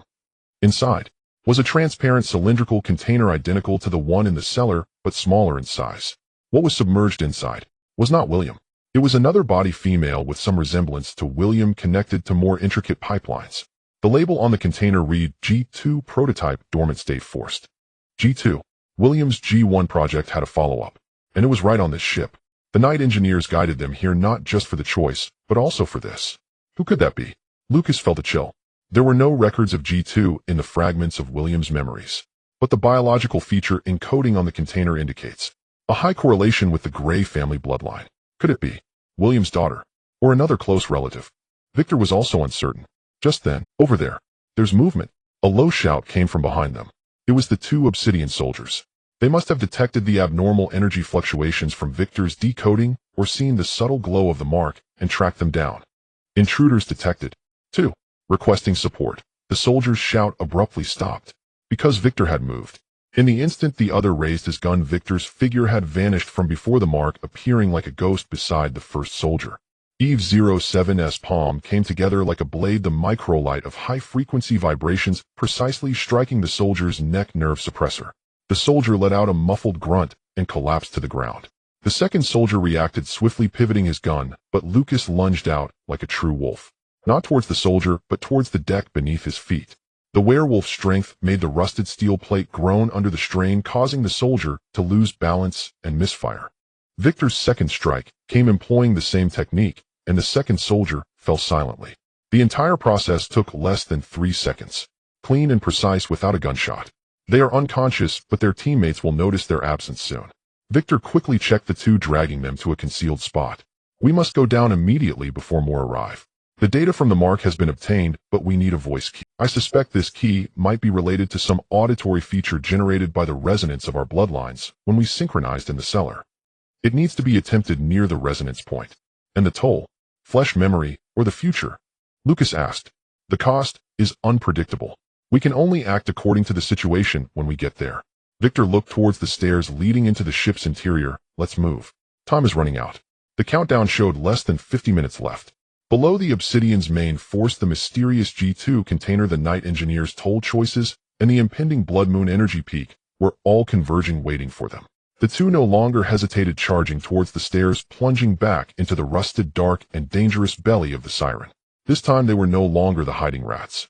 They were hunters who must obtain the key, unlock the song, face the choices, and seize the inheritance amid a pack of wolves. The passage to the pump room was far more convoluted than they had anticipated. They had to steer clear of the Obsidian soldiers patrolling the main corridor, slipping between abandoned crew cabins, rusted pipe galleries, and leaking cargo holds. The air grew heavier, saturated with engine oil, brine, and an indescribable sweet tang, like a preservative, an odor drifting from the direction of the G2 life chamber. 1548 in the afternoon. The countdown showed 32 minutes remaining. The two of them crouched in a corner piled with rotting crates. Ahead lay the final stretch of corridor leading to the spare engine and pump room. At the corridor's end, a heavy, watertight door, surprisingly intact, was shut tight. Flanking the door stood two Obsidian soldiers, well-armed and alert. The surveillance camera above the door rotated slowly. No way around it. We have to disable them quickly, Waikichuo whispered, his heterochromatic eyes calculating distance and angle. I take the left, you the right. Strike them simultaneously, then crack the lock. We don't know what's inside. There could be more guards. Lucas nodded, clenching his fist. The tips of the werewolf's claws glinted faintly in the dim light. Against fully equipped augmented soldiers, he lacked Waikichuo's surgical precision and speed, but his sudden bursts of raw strength and velocity were enough to sow chaos. Waikichuo held up 3 fingers and counted down without a sound. 3, 2, 1. They launched like arrows loosed from a bow.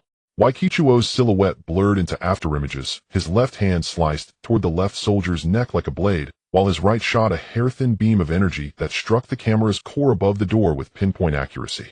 The left soldier collapsed with a thud. The right soldier startled and only just brought his rifle up when Lucas slammed into him like a projectile.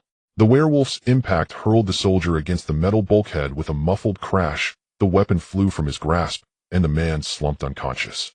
The whole affair took less than 2 seconds. The corridor fell dead silent again, save for the faint electric sizzle of the damaged camera. Waikichuo was already pressed against the door, fingers on the lock panel. A brief high-frequency tremor, and the indicator lights on the panel flickered from red to green. With a soft click, the lock released. He nodded to Lucas, and together, one on each side, they eased the heavy metal door open. Beyond the door lay a space larger than they had imagined. It had once housed a backup engine and freshwater pump assemblies. Now most of the machinery had been stripped away or corroded into a ruin of scrap. Yet at the room's center, a cleared area remained.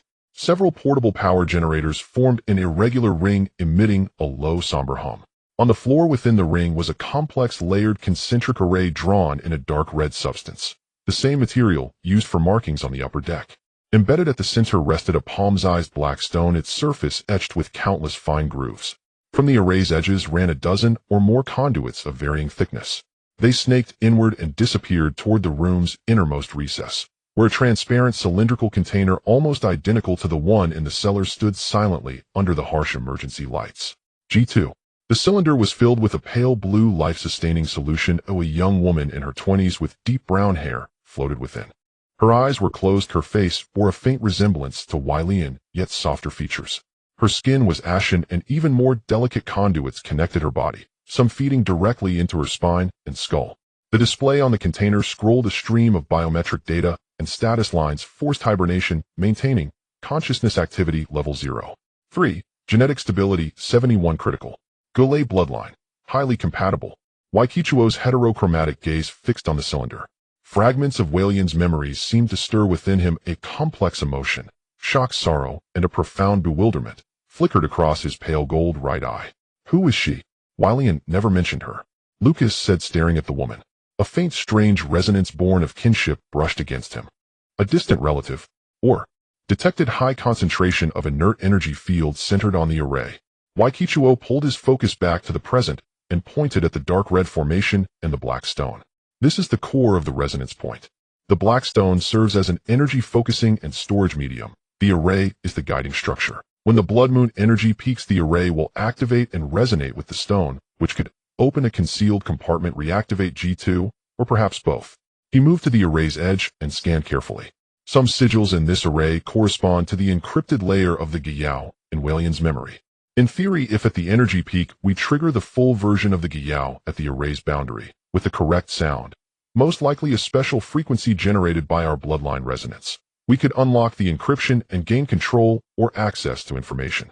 But there's a ticket to be paid, Lucas interjected, scanning their surroundings.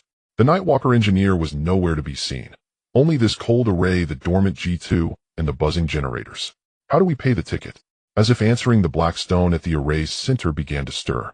Not by emitting light, but by the tiny grooves across its surface, igniting in a dull gold that traced into lines. Those lines spread rapidly, connecting with the dark red array on the floor and bathing the entire formation in a flowing, ominous gold-red glow. At the same moment, a voice sounded inside both their minds. No airborne sound, but a direct assault on consciousness, a hybrid of the Nightwalker engineer's metallic rasp and some ancient echo. Time approaches. The key has been inserted. The ballad awaits to be sung. Now pay the toll.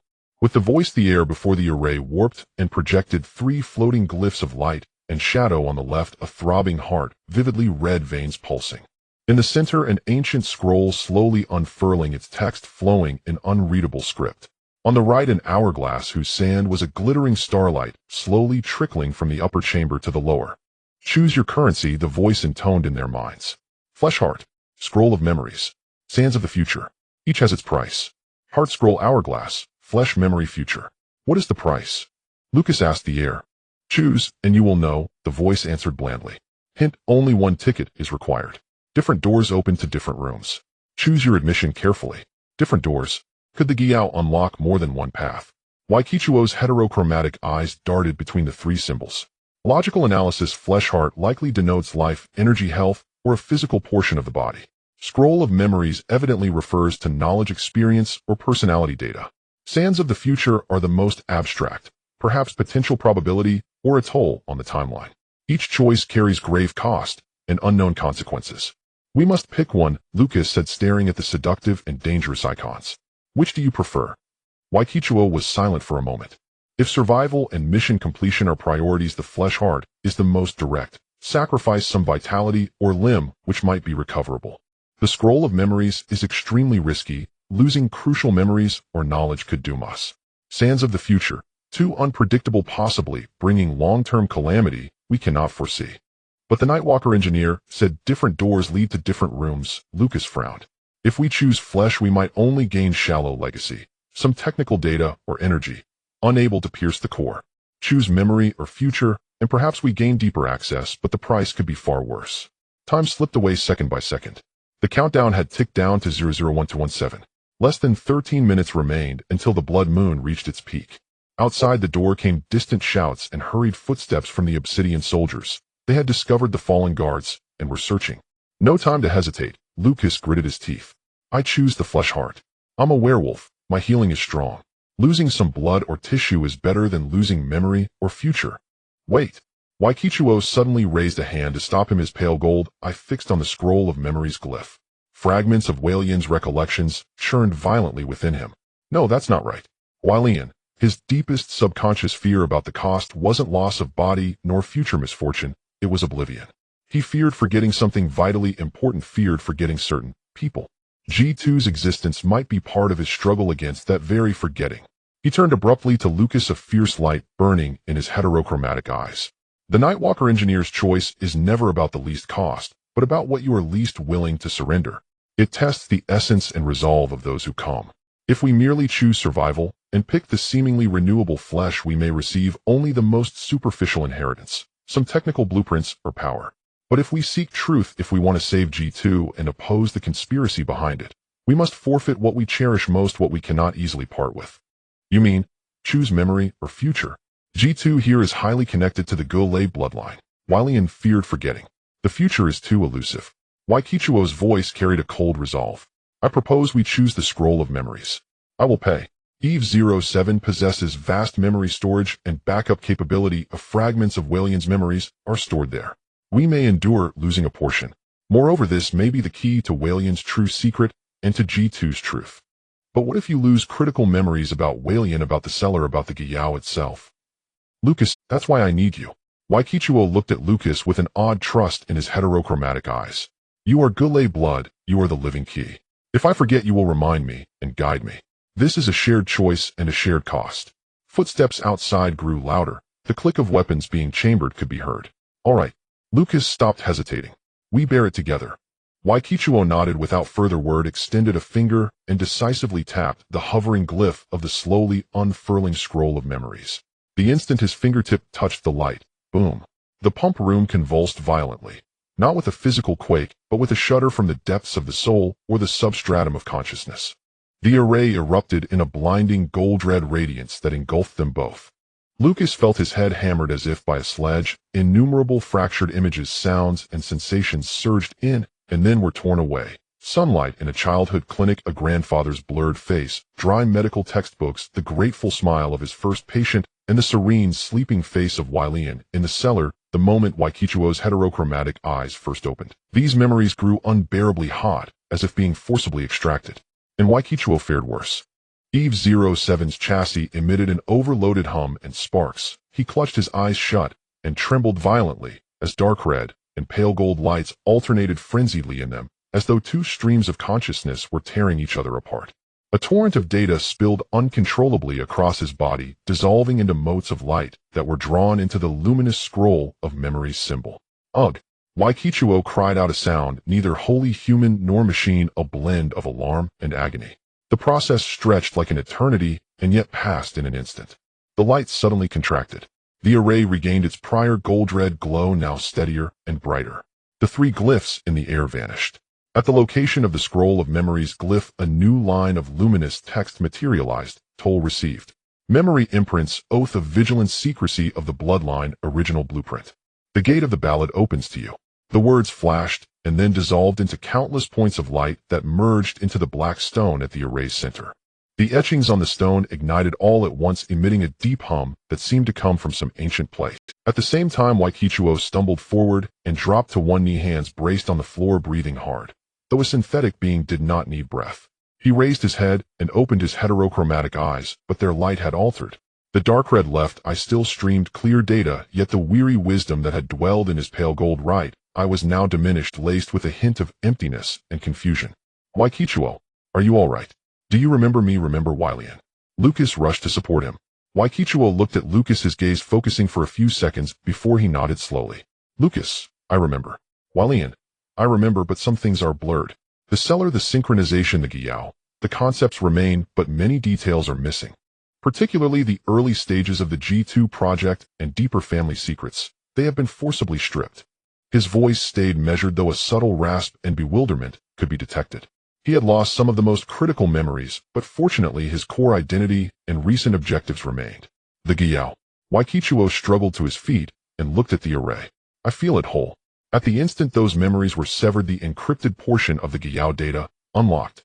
Now it needs to be sung. He stepped to the array's edge with Lucas close behind.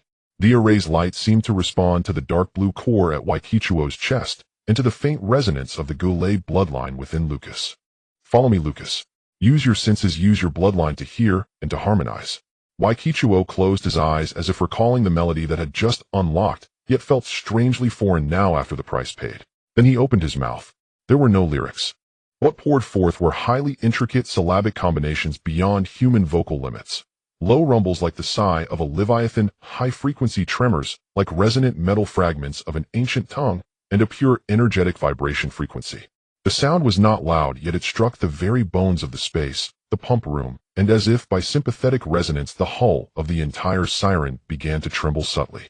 Lucas could not comprehend the words, but he felt them. He closed his eyes and surrendered, letting the Goulet bloodline's power flow naturally. From his throat came an instinctive low ancestral howl of the werewolf line, an ancient tonality that slipped seamlessly into Waikichuo's Gyao, becoming a harmonic note, a locating anchor. The two voices, one synthetic, one primal, interwove with the array's glow and the Blackstone's hum to create perfect resonance. With a thunderous surge, the Blackstone shot forth a solid column of gold-red light that slammed into the pump room ceiling. The ceiling slid open soundlessly, revealing a hidden metal shaft descending downward. At the same time, the conduits attached to the G2 cylinder flared to life. The life-sustaining fluid began to circulate more rapidly, and the woman's eyelids in the container twitched imperceptibly. The gate of the ballad had opened, but as they were about to step into the shaft, boom, the heavy metal door to the pump room was violently blown inward. A scorching blast and shrapnel swept in. Through the smoke, 6 fully armed obsidian soldiers surged forward, rifles immediately trained on the two by the array and the glowing passage. The bullets tore through the air with a piercing shriek, mingling with the echoes of ancient songs and the humming of the energy array. Time seemed to be sliced into frames as Lucas' pupils constricted and adrenaline exploded through his werewolf veins. He did not dodge. In the instant the muzzle flared, Lucas exerted all his strength and crashed towards the center of the array, towards the golden-red column of light leading to the hidden compartment. It was not himself who jumped in, but he used his shoulder to shove Victor, who had just struggled to his feet and suffered memory loss, into the passageway. The bullets followed closely, most striking the spot where Lucas had just stood, sending sparks flying. Yet a few grazed his rapidly moving side, the searing impact tearing through his diving suit, leaving him bloodied, the scent of iron quickly filling the air. Lucas let out a muffled groan, using the momentum to roll on the ground, stumbling into the shadows at the edge of the array, leaning against a rusted pump's remains. Victor fell into the column of light, his figure instantly disappearing. The light membrane at the entrance rippled, but did not close. The key has entered. Eliminate that werewolf, pursue. The captain of the Obsidian squad roared, and the soldiers immediately adjusted their guns, unleashing a torrent of fire, suppressing the pump, where Lucas was hiding the rain of bullets, causing rusted iron shrapnel to fly. Lucas curled up behind the cover, breathing heavily. His left rib and right arm throbbed with fiery pain, but the werewolf's healing ability had already begun to staunch the bleeding. He glanced at the countdown projection on the ground. 048. 48 seconds left until the peak of the blood moon.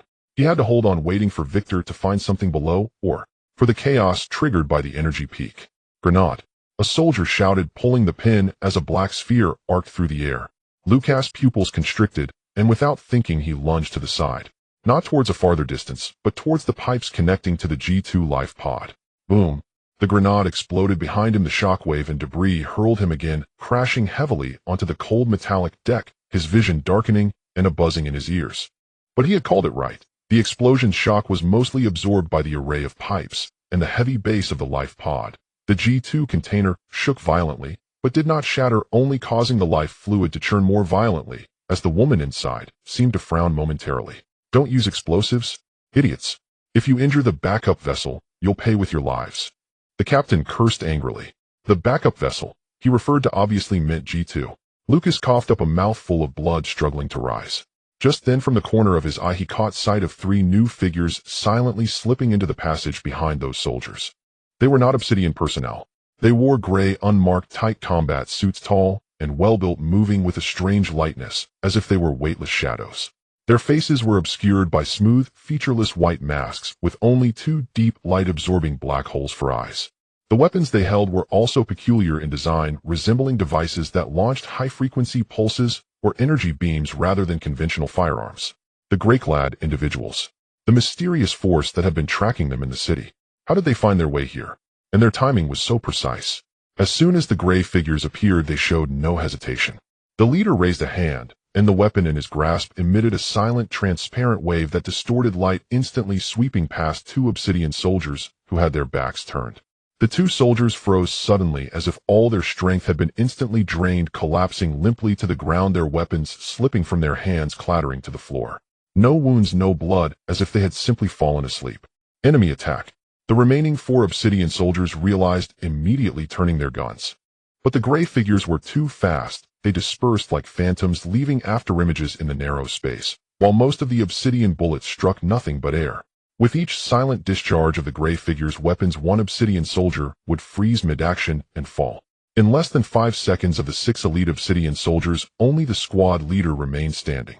He leaned against the wall, a mix of shock and rage as he raised his gun, his finger on the trigger, yet unsure of which elusive gray shadow to aim at. Who are you? You dare interfere with Obsidian International's affairs? Before he could finish, the leading gray figure had seemingly teleported in front of him, the white mask almost touching his face. The gray figure extended a hand, the fingertip not a weapon, but a slender, shimmering, azure-glowing probe, gently tapping the squad leader's forehead. The squad leader's eyes rolled back. In an instant, his body convulsed violently a few times, then he collapsed to the ground, falling into a deep coma. It seemed the gray figure read something through the probe. The white mask shifted slightly, glancing in the direction where Lucas was hiding, then darting another look at the G2 container and the still glowing passage. Then they took an unexpected action that surprised Lucas. They neither attacked Lucas nor entered the passage. The three gray figures seemed to share a mental connection, simultaneously retreating once again, merging into the shadows and smoke of the passage, disappearing without a trace, as if they had never existed. Only the unconscious Obsidian soldiers remained on the ground, along with the suffocating silent smoke and the increasingly powerful humming of energy. Lucas leaned against the cold wall, gasping for air, warily surveying his surroundings. The gray figures had saved, or rather eliminated, the Obsidian personnel, yet did not touch him or seize the passage. What were their intentions? Were they simply clearing the area? Or were they waiting for something? There was no time for further thought. The countdown on the ground jumped to 0.05. 5, 4, 3, 2, 1. Hum. An indescribable low rumble that seemed to pulse like the entire ocean, the whole port, and even the land beneath him, all resonated together, coming from all directions, from deep within the hull of the Siren, from the vast sea outside, and even from the void. It was not a sound, but a tidal wave of energy that directly affected the soul and material plane. In the pumping room, the array erupted with an unprecedented, blazing golden-red light. The etchings on the black stone glowed like a red-hot branding iron. The pipes connecting to G2 suddenly lit up with blinding blue-white arcs of electricity. The life fluid within the G2 container boiled, bubbles rolling as the woman's body arched sharply, her eyes suddenly wide open. They were a pair of dark purple eyes within which swirling nebulae seemed to spin, filled with confusion, pain, and a hint of inhuman coldness. A scream that was not human, a mixture of agony and some sort of release, burst forth from G2's throat, piercing through the thick walls, and life fluid stabbing into Lucas' eardrum. At the same time, the connecting pipes on her body snapped, electric sparks flying. Bang! The heavy special glass wall erupted under the immense pressure and energy impact from within. The life fluid surged forth as if bursting through a dam, mingling with shards of glass, flooding the ground. G2, or rather the woman who had been asleep, stumbled barefoot out of the shattered container, standing amidst the chaos and energy brilliance. She was drenched, her deep brown hair clinging to her pale cheeks and body, her dark purple eyes scanning the pumping room, first filled with confusion, then suddenly locking onto the battered Lucas leaning against the wall. Her gaze changed in an instant. The confusion faded, replaced by a sharp, penetrating scrutiny that seemed to pierce the soul. Then her attention shifted to Lucas' bleeding wounds, and she sniffed the air, her brows slightly furrowing. Werewolf. Descent of the Grey family. She spoke, her voice hoarse and dry as if she hadn't spoken in a long time, but her tone was clear, carrying an ancient rhythm. And the bloodline resonance of William. Who are you? The descendant of Elijah. She knew the Grey family, knew Elijah. Moreover, she sensed William's bloodline. I am Lucas Grey, grandson of Elijah. Lucas forced himself to stand straight, warily watching her. And you? Who are you? What are you to Uncle William? Hearing the name William, a complex and intense emotion flickered in the woman's eyes. Pain, longing, anger, sorrow. Ultimately settling into a profound fatigue. I am Celia, she said softly, her gaze sweeping over Lucas, once more, then looking towards the glowing passage, a bitter, nearly mocking curve forming at the corners of her mouth. Williams. Failed creation, his sister. Also G2. The Gemini Project's vessel that was theoretically supposed to be more perfect than him. Unfortunately, we both failed in different ways. William's sister. A member of the Grey family, yet she became a G2 experimental subject. Lucas was shaken to the core. There's no time to explain, kid. Celia interrupted his thoughts, staggering a step forward, her dark purple eyes fixed tightly on the passage. The Blood Moon Peak is only 12 minutes away. Below is the core, the final validation and repository of the Night Wanderer engineer's legacy. Victor went in, but in his current state, I'm afraid. Before she could finish, a dull roar suddenly emanated from the passage, as if a massive metal object was moving, mixed with Victor's fierce shouts and some inhuman creature's sharp screech. They were fighting below. Lucas and Celia exchanged glances and dashed towards the passage. Although Celia had just awakened and her steps were unsteady, her movements bore an inhuman coordination and speed far surpassing that of an ordinary human, even rivaling that of a werewolf. The two leaped into the golden-red column of light. They fell, not in free fall, but were cradled by a gentle energy, sliding into a sloped metallic slide. The interior of the slide was smooth, engraved with glowing ancient runes. Moments later, they slid out of the exit, landing in a completely new space. This space was much smaller than the upper pumping room, round in shape, with a diameter of barely 10 meters. The walls were made of a smooth, mirror-like silver-gray metal, also etched, with glowing runes forming a complete, closed loop. In the center of the room floated a strange device, a polyhedron composed of countless small, constantly flowing and changing dark golden geometric shapes, slowly rotating, emitting a gentle and vast energy fluctuation. Is this the core? The legacy guarded by the Night Wanderer engineer. But at this moment, this core was being damaged in a fierce battle. Victor was engaged in a fierce struggle with the enemy. The enemy was neither human nor machine. They were three monsters composed of flowing shadows and condensed dark red energy, constantly shifting in form. They occasionally transformed into multi-headed serpents, at times morphing into sharp spikes, or splitting into countless small shadow hounds, attacking Victor from all sides. Their attack methods were bizarre, capable of penetrating physical defenses, directly eroding energy and consciousness. Victor was evidently in a tough battle. He had lost part of his critical memories, and his combat skills and energy application seemed affected, his movements more clumsy than usual, relying solely on Eve 07's instinctual combat module and robust physique to withstand the assault. His body bore multiple scorched marks from shadow erosion, the data streams in his heterochromatic eyes were in chaos, and the dark blue core light in his chest flickered uncertainly. Shadow constructs. The guards left by the Night Wanderer engineer, the final test of qualification. Celia gritted her teeth, dark purple eyes swirling with nebulae. They only attack those who try to approach the core, and physical attacks are ineffective. They must be struck with pure energy or mental shock, or find their nodes. Before she could finish, a shadow construct suddenly abandoned Victor, transforming into a flowing shadow, charging straight at Lucas and Celia, who had just landed. Be careful. Lucas instinctively pulled Celia behind him, while he swung out his wolf claw, shimmering with a faint silver light, the werewolf's natural resistance to supernatural energy, to meet the shadow. Shredding.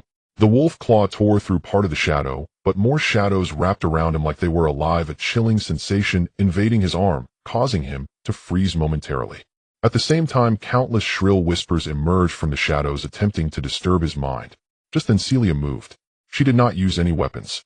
She simply raised a hand, fingers spread, aiming at the massive shadows. The brightness of her dark purple eyes surged, as if the nebula within her pupils was about to erupt. Dissipate. She softly uttered a word. No light, no loud noise. But the shadow torrent charging towards them abruptly slammed into an invisible wall, freezing in an instant, then began to collapse and disintegrate from within, transforming into countless black points of light that dissipated into the air. Lucas stared at Celia in astonishment. What kind of power was this? Mental manifestation. William's theory unexpectedly realized in my direction. Celia's complexion paled further, her breath quickened, clearly indicating this took a tremendous toll, but I can't hold it for long. Victor. Their nodes are constantly shifting. After each attack, they will reorganize at the position with the strongest energy fluctuations. Use area energy shock to force them to reveal themselves. Victor heard this. He jumped back abruptly, temporarily breaking free from the fray, his hands forming a virtual clasp in front of his chest. The core light in Eve 07's chest blazed to blinding intensity, a violent, uncontrolled energy beginning to gather. Area shock, prepare. Victor roared. Wait, that will affect the core. Celia urged. No time to worry. Lucas noticed that Victor was already at his limit. Memory loss prevented him from finally controlling the energy. An area attack was the only way to simultaneously force out the 3 shadow nodes, just as Victor was about to release it. In the center of the room, the slowly rotating dark golden polyhedron core suddenly came to a halt. A voice they recognized resonated directly in everyone's minds, calm and indifferent, as if announcing the rules test paused. With the voice, the 3 raging shadow constructs instantly froze, then vanished silently, as if erased by an eraser. The energy Victor had gathered gradually dissipated. He staggered a step, nearly dropping to one knee, the light in his heterochromatic eyes dimming to the extreme. Lucas and Celia also cautiously looked towards the core. They saw the surface of the core begin to reshape, tracing out a hazy human silhouette made of light. The silhouette became increasingly clear. A strange figure draped in tattered robes hunched over, wearing a beak mask with 2 pools of profound darkness for eyes. The Night Wanderer engineer, or rather a projection of it. Congratulations.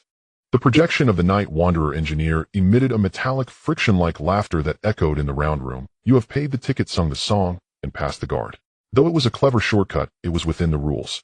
Now you are qualified to face the true face of the legacy and the final choice. Its beak mask turned towards Celia. Celia Gray, the other side of the Gemini project. Your awakening came a bit earlier than I expected. It seems the resonance between the blood moon and key was more effective than your fragile life system. Celia coldly stared at it, offering no response. The Night Wanderer engineer turned its attention to Victor. Victor, or rather the hybrid of Eve 07 William. You paid the memory ticket, losing critical fragments about the truth of Gemini, the ultimate goals of the company, and my true identity. The numbers mercilessly flickered above the dark golden core. The ticking of the countdown seemed to synchronize with the slow rotation of the core, beating in rhythm against the hearts of everyone present. Celia stepped forward, her dark purple eyes fixed intently on the option of inheritance and fusion. Her fingertips trembled slightly, not from fear, but from a kind of desperate excitement. To inherit it. The path that William did not complete, I can finish. I have the foundation of G2. I am the vessel meant for it. As long as I fuse, I can not only fully control this power, but also reverse engineer the company's formula, find the true way to heal William, and even help the Gray family. And then become the next test subject or the next uncontrollable monster. Lucas interrupted her, his voice hoarse but clear. He pressed his hand against his wounded side, blood seeping through his fingers, but his gaze was sharp. Celia dear. He paused, feeling unfamiliar with this term. Look at the fate of William, look at your own experiences. This blueprint is poison, not a gift. The Gray family has already paid too much because of it. That's because the method was wrong. William was too radical, and I am an incomplete test subject. Celia retorted, her dark purple eyes swirling like a nebula. But now is the peak of the blood moon, the moment when the core is most active and open. I have the theoretical remnants left by William, the adaptability of G2ON. She looked at Lucas, your blood resonance as the final stabilizer. This is our only chance to reclaim what belongs to the family and resist the company. Victor stood silently between the two. He had lost crucial memories about the essence of the blueprint and the details of the twin stars, but the logical core of Eve 07 and the residual instincts of William allowed him to analyze the situation rapidly. His heterochromatic eyes moved between the 3 options and Celia, Lucas. Data analysis. Victor spoke, his voice slightly sluggish from memory impairment, yet exceptionally calm. Option 1, inherit fusion. The success rate is incalculable with too many variables. Known risks: host collapse, consciousness obliteration, power runaway, attracting the company and more forces for permanent pursuit. Potential benefits: immense power, technological breakthroughs, the possibility of healing William's strategic initiative. Option 2, transfer the seal. The Night Engineer offers a method with a higher success rate, but it relies on their integrity. Risks: the transfer process may be tracked, the seal is not permanent, the company already has fragments and still poses a threat. We need to protect the secret long-term, exhausting ourselves. Benefits: temporarily eliminating the immediate crisis, buying time to prepare. Option 3, destroy and end. Guided by the Night Engineer, the success rate is unknown and it may trigger a massive explosion. Risks: extremely high mortality rate for those present, obliteration of the core may produce unpredictable spatial or energy contamination. The company still retains fragments and may shift to more dangerous research directions. Benefits: permanently eliminating the complete blueprint, thwarting the company's greatest ambition. He looked at the projection of the Night Engineer. Request more data-specific implementation steps for each option, costs required and immediate impacts on those present. The Night Engineer's beak mass projection turned towards him, its deep eye sockets seemingly flashing a hint of approval, perhaps an illusion in the data stream. Inheritance fusion requires at least one gray bloodline, Lucas or Celia, as the main host with the other as a resonance anchor point. The core will release a complete information stream impacting the consciousness of the main host. Success will result in fusion, or failure will lead to consciousness dispersion or becoming an empty shell.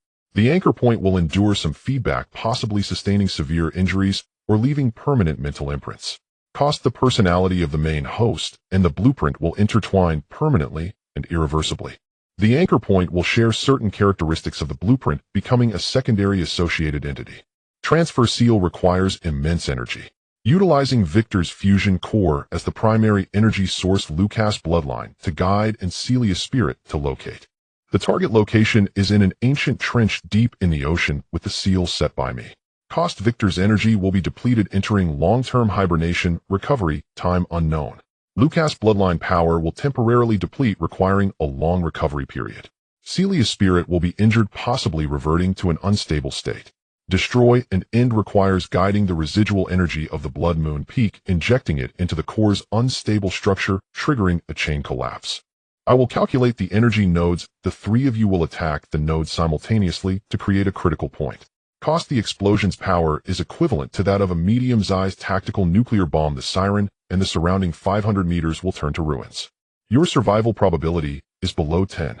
Even if you survive, you will be exposed to extremely high doses of annihilation radiation and energy pollution, with life entering a countdown. Cold numbers of brutal cost. Celia's complexion paled, but the stubbornness in her gaze did not diminish. Lucas clenched his fist, the pain from his wound keeping him alert. Victor's heterochromatic eyes raced through data streams, conducting the final probability calculations. There is no perfect option. Lucas took a deep breath, looking at Celia and Victor, but we have to choose. My personal opinion: destroy it. This thing brings only madness and disaster. We cannot afford the consequences of it falling into anyone's hands, including our own. Even if we die, we must take it down with us, leaving a mess for the company. Coward, Celia growled. Are you willing to let the efforts of generations of the family Williams sacrifice and the price I have paid turn to ashes? We have the ability to control it. As long as what? Bet your life. Use Victor's energy and my bloodline to fill the gap.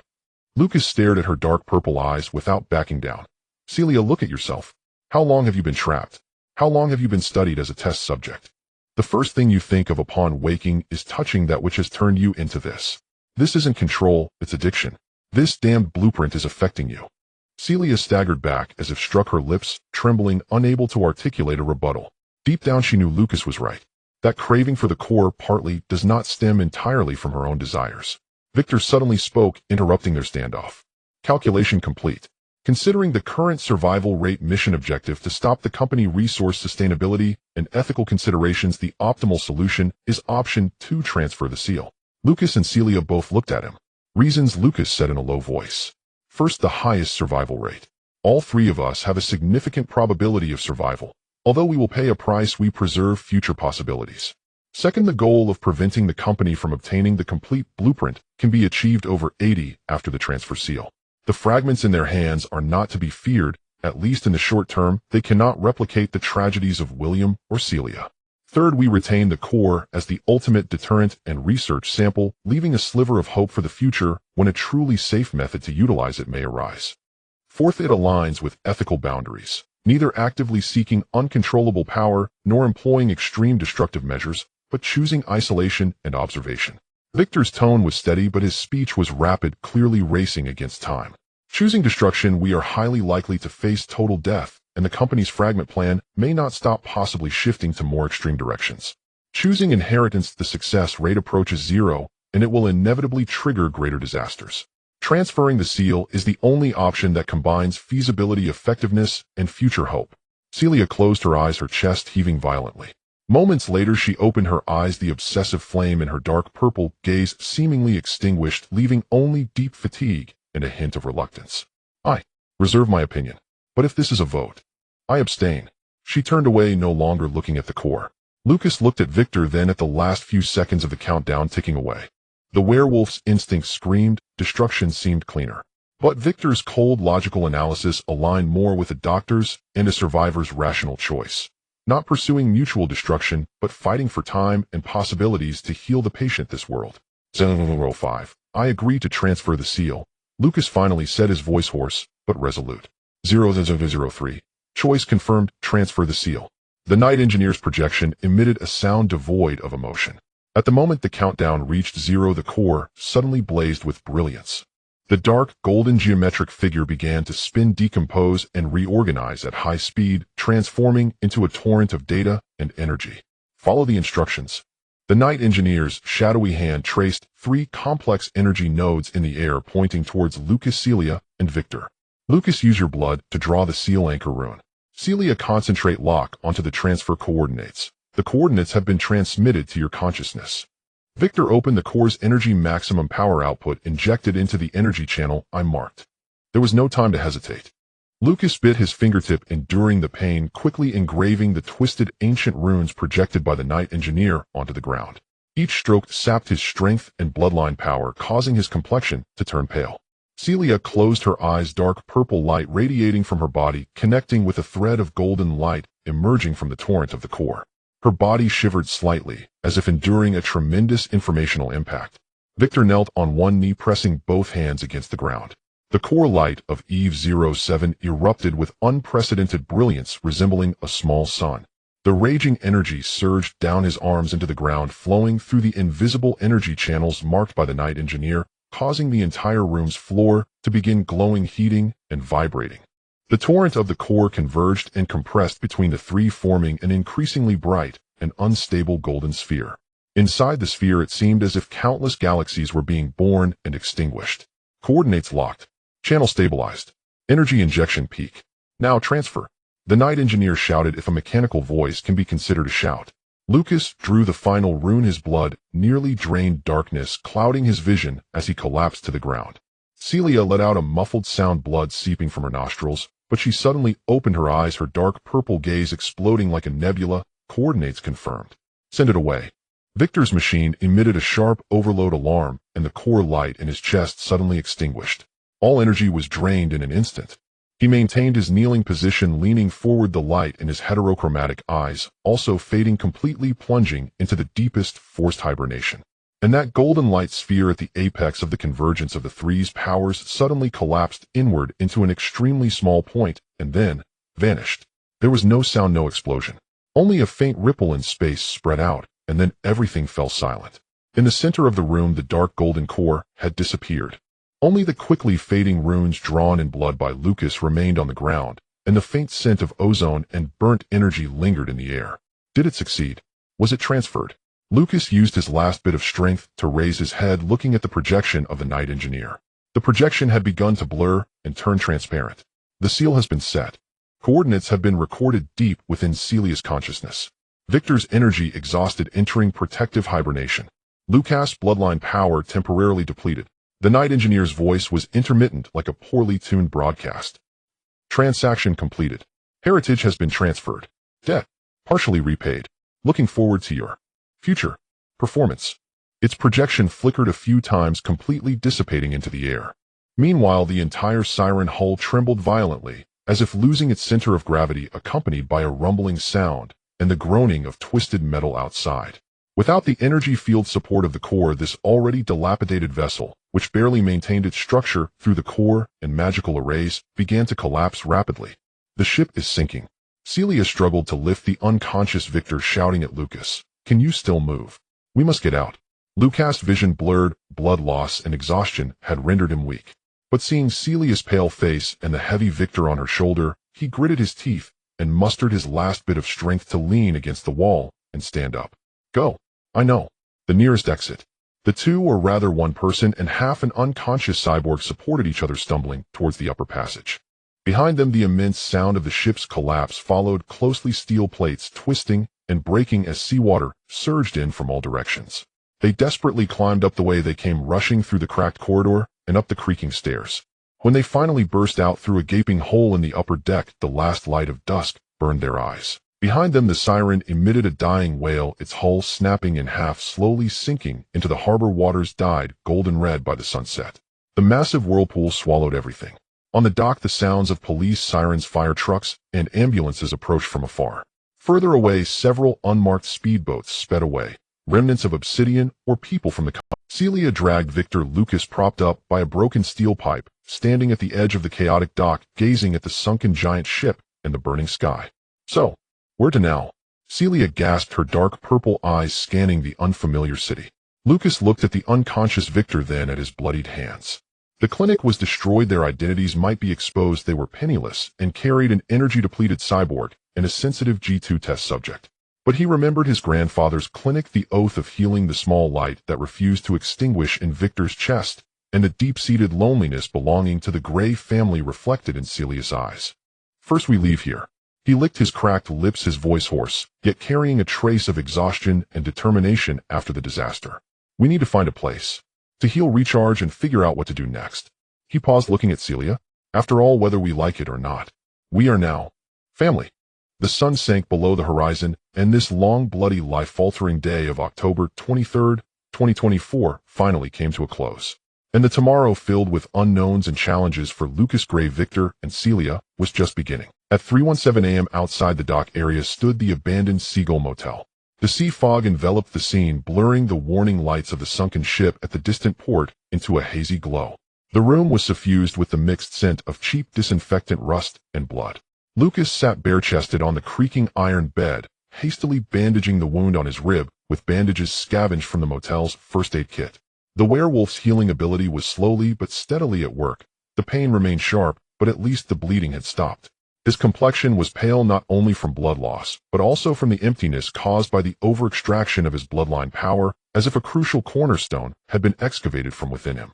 Celia curled up on the tattered sofa across from him, wrapped in a musty blanket she had dug out from the motel. She had already changed into cheap sportswear purchased from a nearby 24-hour convenience store with the last bit of money Lucas had borrowed from the unconscious obsidian soldier, her deep brown hair damp and clinging to her cheeks. Her eyes were closed, but the eyeballs beneath her eyelids twitched rapidly, and a dim purplish light occasionally leaked from the gaps in her eyelashes, indicating that she wasn't truly asleep, but was battling with the vast and unfamiliar stream of SEAL coordinates information she had just acquired. In the center of the room, Victor lay quietly. The body of Eve-07 maintained the posture it had assumed during the sealing transfer, resembling a finely crafted but abandoned statue. The dark blue core light in his chest had completely extinguished, and his heterochromatic eyes had lost. Only a faint, almost imperceptible glow of circuit self-check flickered occasionally on the surface of the body, proving that the lowest level system maintenance protocol was still running, but the energy level had fallen below 1, plunging into the deepest protective hibernation. "Can he wake up?" Celia suddenly asked, her voice hoarse, her eyes still shut. Lucas glanced at Victor. "The Nightwalker engineer said he has entered protective hibernation. Theoretically, as long as there is a sufficient and compatible energy source, he can be rebooted. But Eve-07's fusion core is military grade. We can't get that kind of high-purity fuel. Regular electricity might require a power station, and both the interface and voltage are issues." He paused. "More troublesome is his missing memories. After rebooting, whether he is still Victor is hard to say." Celia fell silent for a moment. "William, in the last fragment of consciousness he left me, mentioned a place. It's neither the basement nor the Siren. He said if the twin stars failed, if everything spiraled out of control, we could go there to find the last ember and the charger." She finally opened her eyes, her dark purple gaze appearing deep under the dim light of the bedside lamp. "The coordinates are vague and encrypted, but I can sense the general direction, inland northwest among the mountains. William referred to it as the Echo Valley. Echo Valley. Lucas chewed on the name completely at a loss. His grandfather's notes had never mentioned it. Was it another secret base established solely by William? We need to go there. Celia straightened up the blanket, slipping off, not just for Victor. There may be more complete research records left by William about G1 and G2, about the essence of the blueprint, and even methods on how to safely guide or counteract that kind of power. There might also be energy sources suitable for Victor or other things we can use. Lucas did not answer immediately.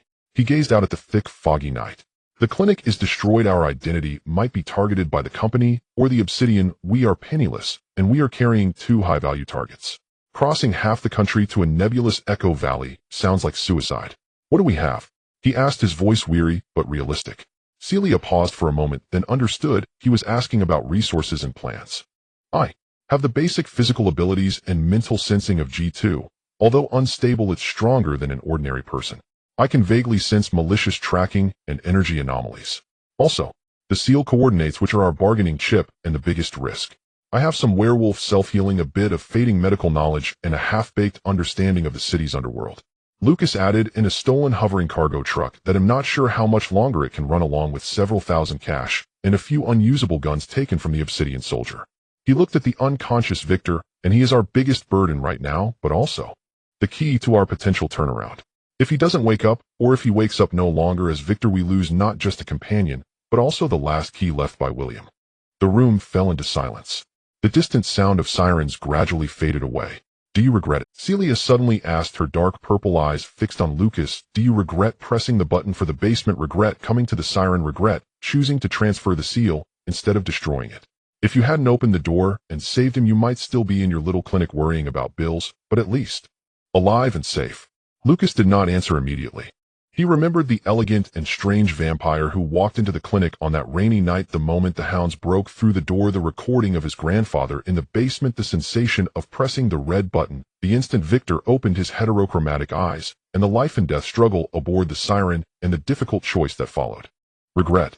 He tugged at the corner of his mouth, forming a curve that was not quite a smile. Of course I regret it. I regret not having sedated him the moment Victor walked in and thrown him out. I regret not surrendering immediately when the hounds came. I regret not asking for more Nightwalker engineer up front before pressing the button. He paused, his voice lowering. But if I had to do it again, I would probably still open the door, still press the button, still choose to transfer the seal. Why? Because I am Lucas Gray. He looked at his bandaged wound, and then at Victor's cold face, the last descendant of the Gray family from Moonlight Ridge, a doctor of Twilight Medical. My family has guarded this secret for decades. My great-uncle sacrificed everything for it. And my aunt became a test subject. And Victor, when he walked into my clinic, was my patient. A patient with a troubled mind who was almost out of power. He raised his head, his gaze growing resolute once again, albeit deeply fatigued. Doctors don't easily give up on patients. And family members won't easily abandon their own. Moreover, he looked at Celia. You said we are family. Though it sounds a bit strange, it doesn't seem wrong.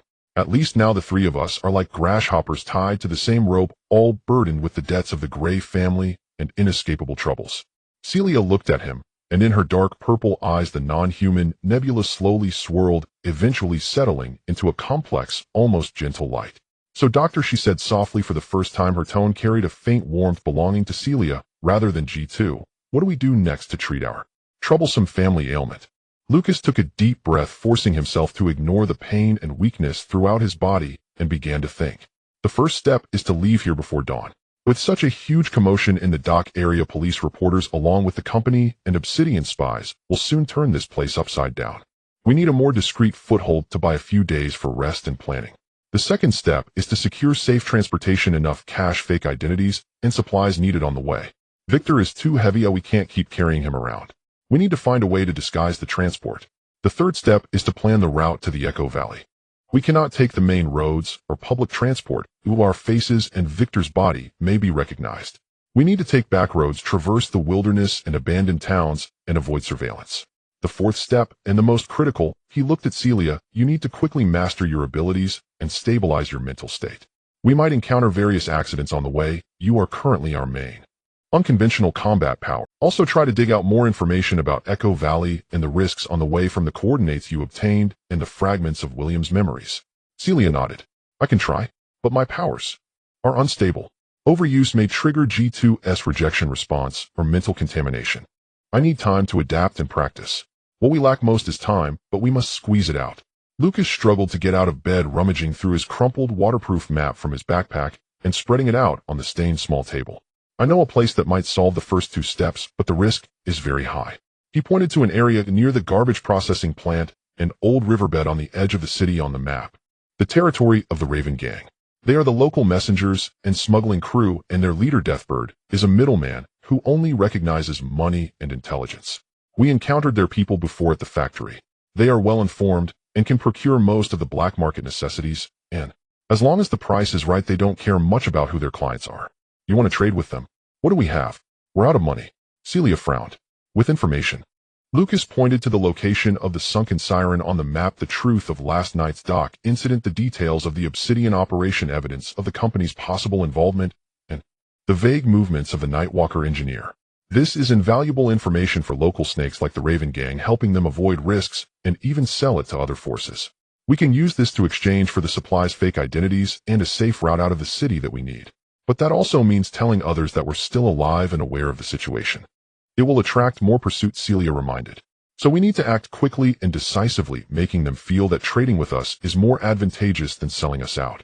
Lucas' eyes flashed with a werewolf-like sharpness. Deathbird is a businessman. We provide him exclusive information in exchange for survival supplies and a chance to disappear. If he's smart, he won't sell us out immediately. He'll keep us around for the potential of more intelligence to extract in the future. Moreover, we can request the trading location to be outside the city, taking the goods and disappearing immediately. The plan is rough and the risks are extremely high, but they have no other choice. Celia thought for a moment and nodded. I can use mental sensing to vaguely interfere with the monitoring and recording devices at the trading site, reducing the risk of being tracked. But it can only last a very short time, and I can't guarantee it will work on everyone. That's enough. Lucas began to pack the few belongings they had left. We rest until 5 o'clock, departing at the darkest moment before dawn. He'll use a payphone to contact the Raven Gang's dark line, setting up a time and place. You try to recover and take care of Victor. Celia looked at the silent Victor on the ground. What will we do on the way? Lucas pulled out the 2 oil-stained work clothes from his backpack and glanced at the large trash cart left by the cleaner in the corner of the room. Wrap him up, stuff him into the garbage truck, and cover him with waste. We disguise ourselves as morning garbage collectors to blend in. Though conspicuous, sometimes the most obvious approach is the least suspicious. Celia did not ask further. She walked to Victor's side, squatted down, and reached out her hand as if to touch his cold cheek, but stopped at the last moment. A flicker of extremely complex emotions flashed in her dark purple eyes.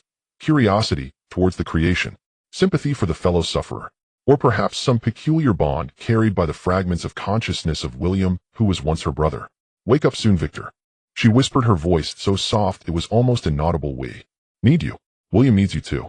Lucas pretended not to hear, focusing on checking the equipment and planning the route. But his peripheral vision remained attentive to the silent body on the ground. At 5 a.m. on October 24, 2024, the sea fog had not lifted and the sky remained pitch black.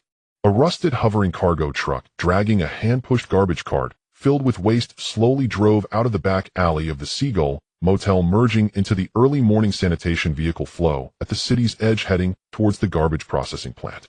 Outside the car window, the city's neon lights blurred into a sea of enchanting light in the mist. Behind, from the port direction, the beams of searchlights pierced the night sky, and the faint sound of ship whistles could be heard. Lucas gripped the steering wheel, the wounds stinging from the friction with the seat. In the passenger seat, Celia, wrapped in a blanket, pretended to doze, but the dark purple glow beneath her eyelids stirred restlessly.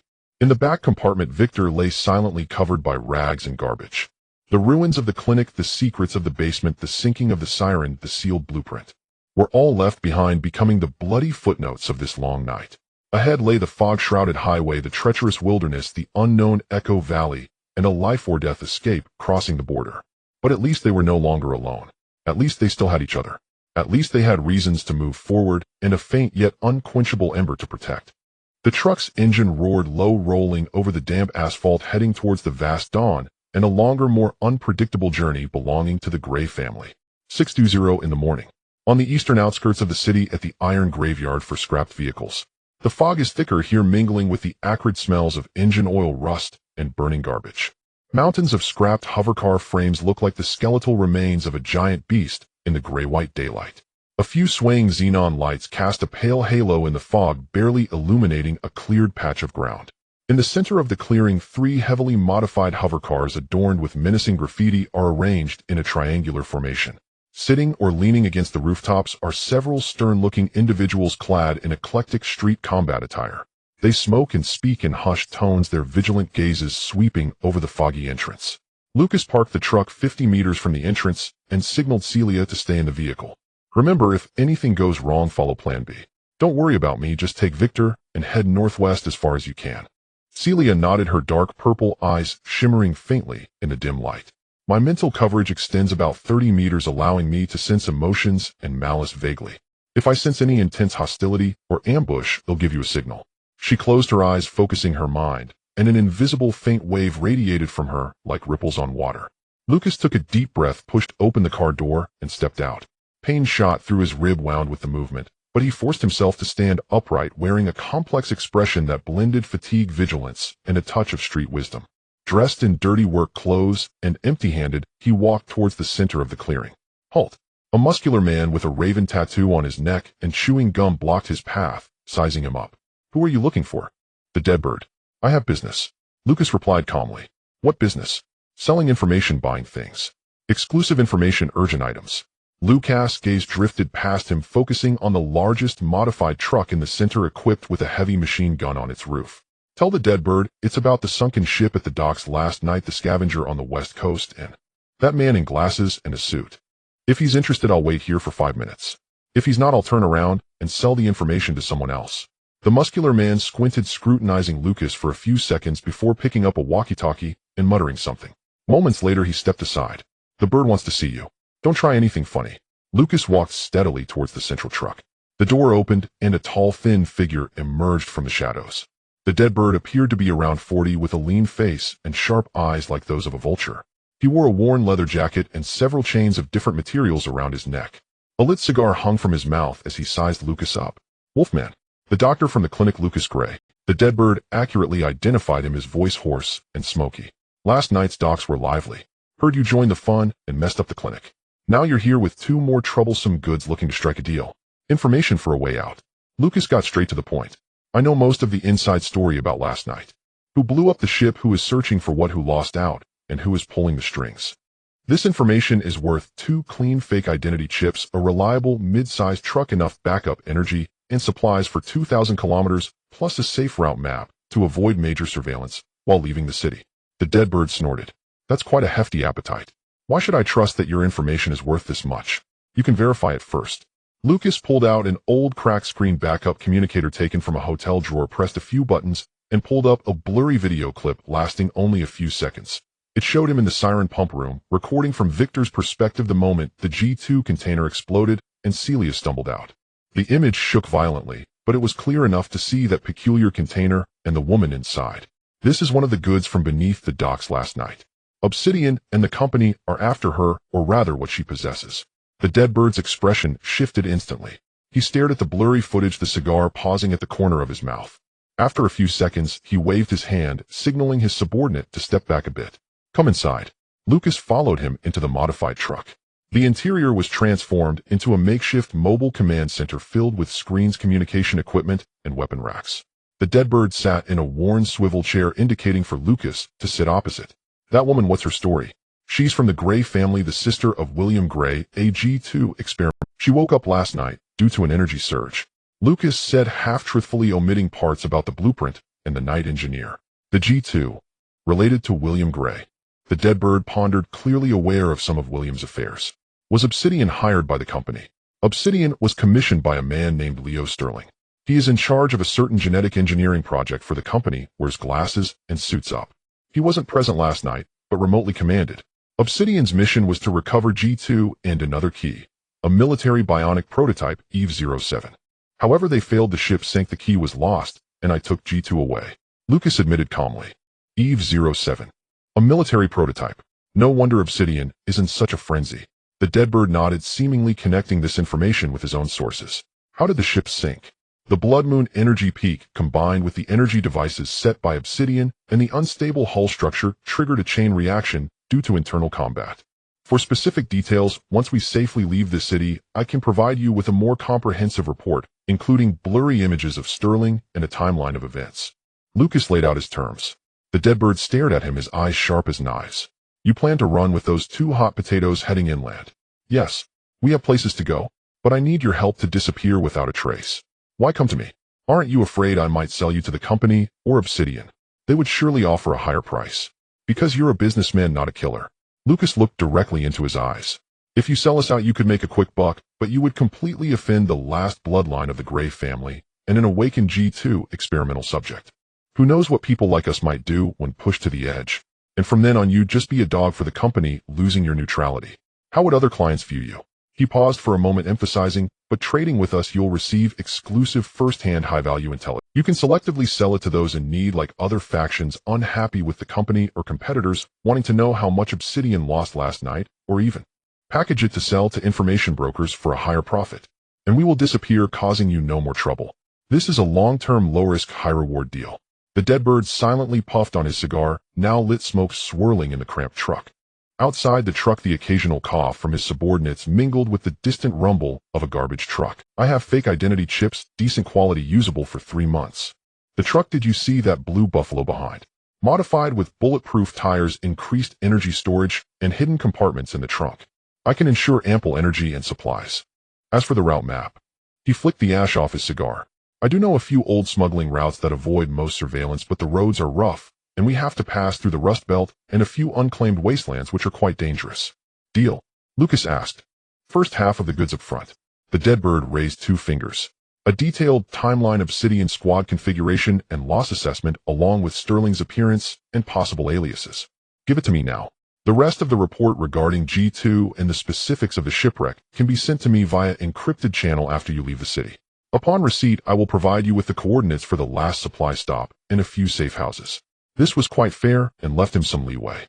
Lucas nodded, taking the encrypted data pad handed to him by the dead bird and quickly inputting the information he had organized from last night's experiences, enough to be valuable without revealing core secrets.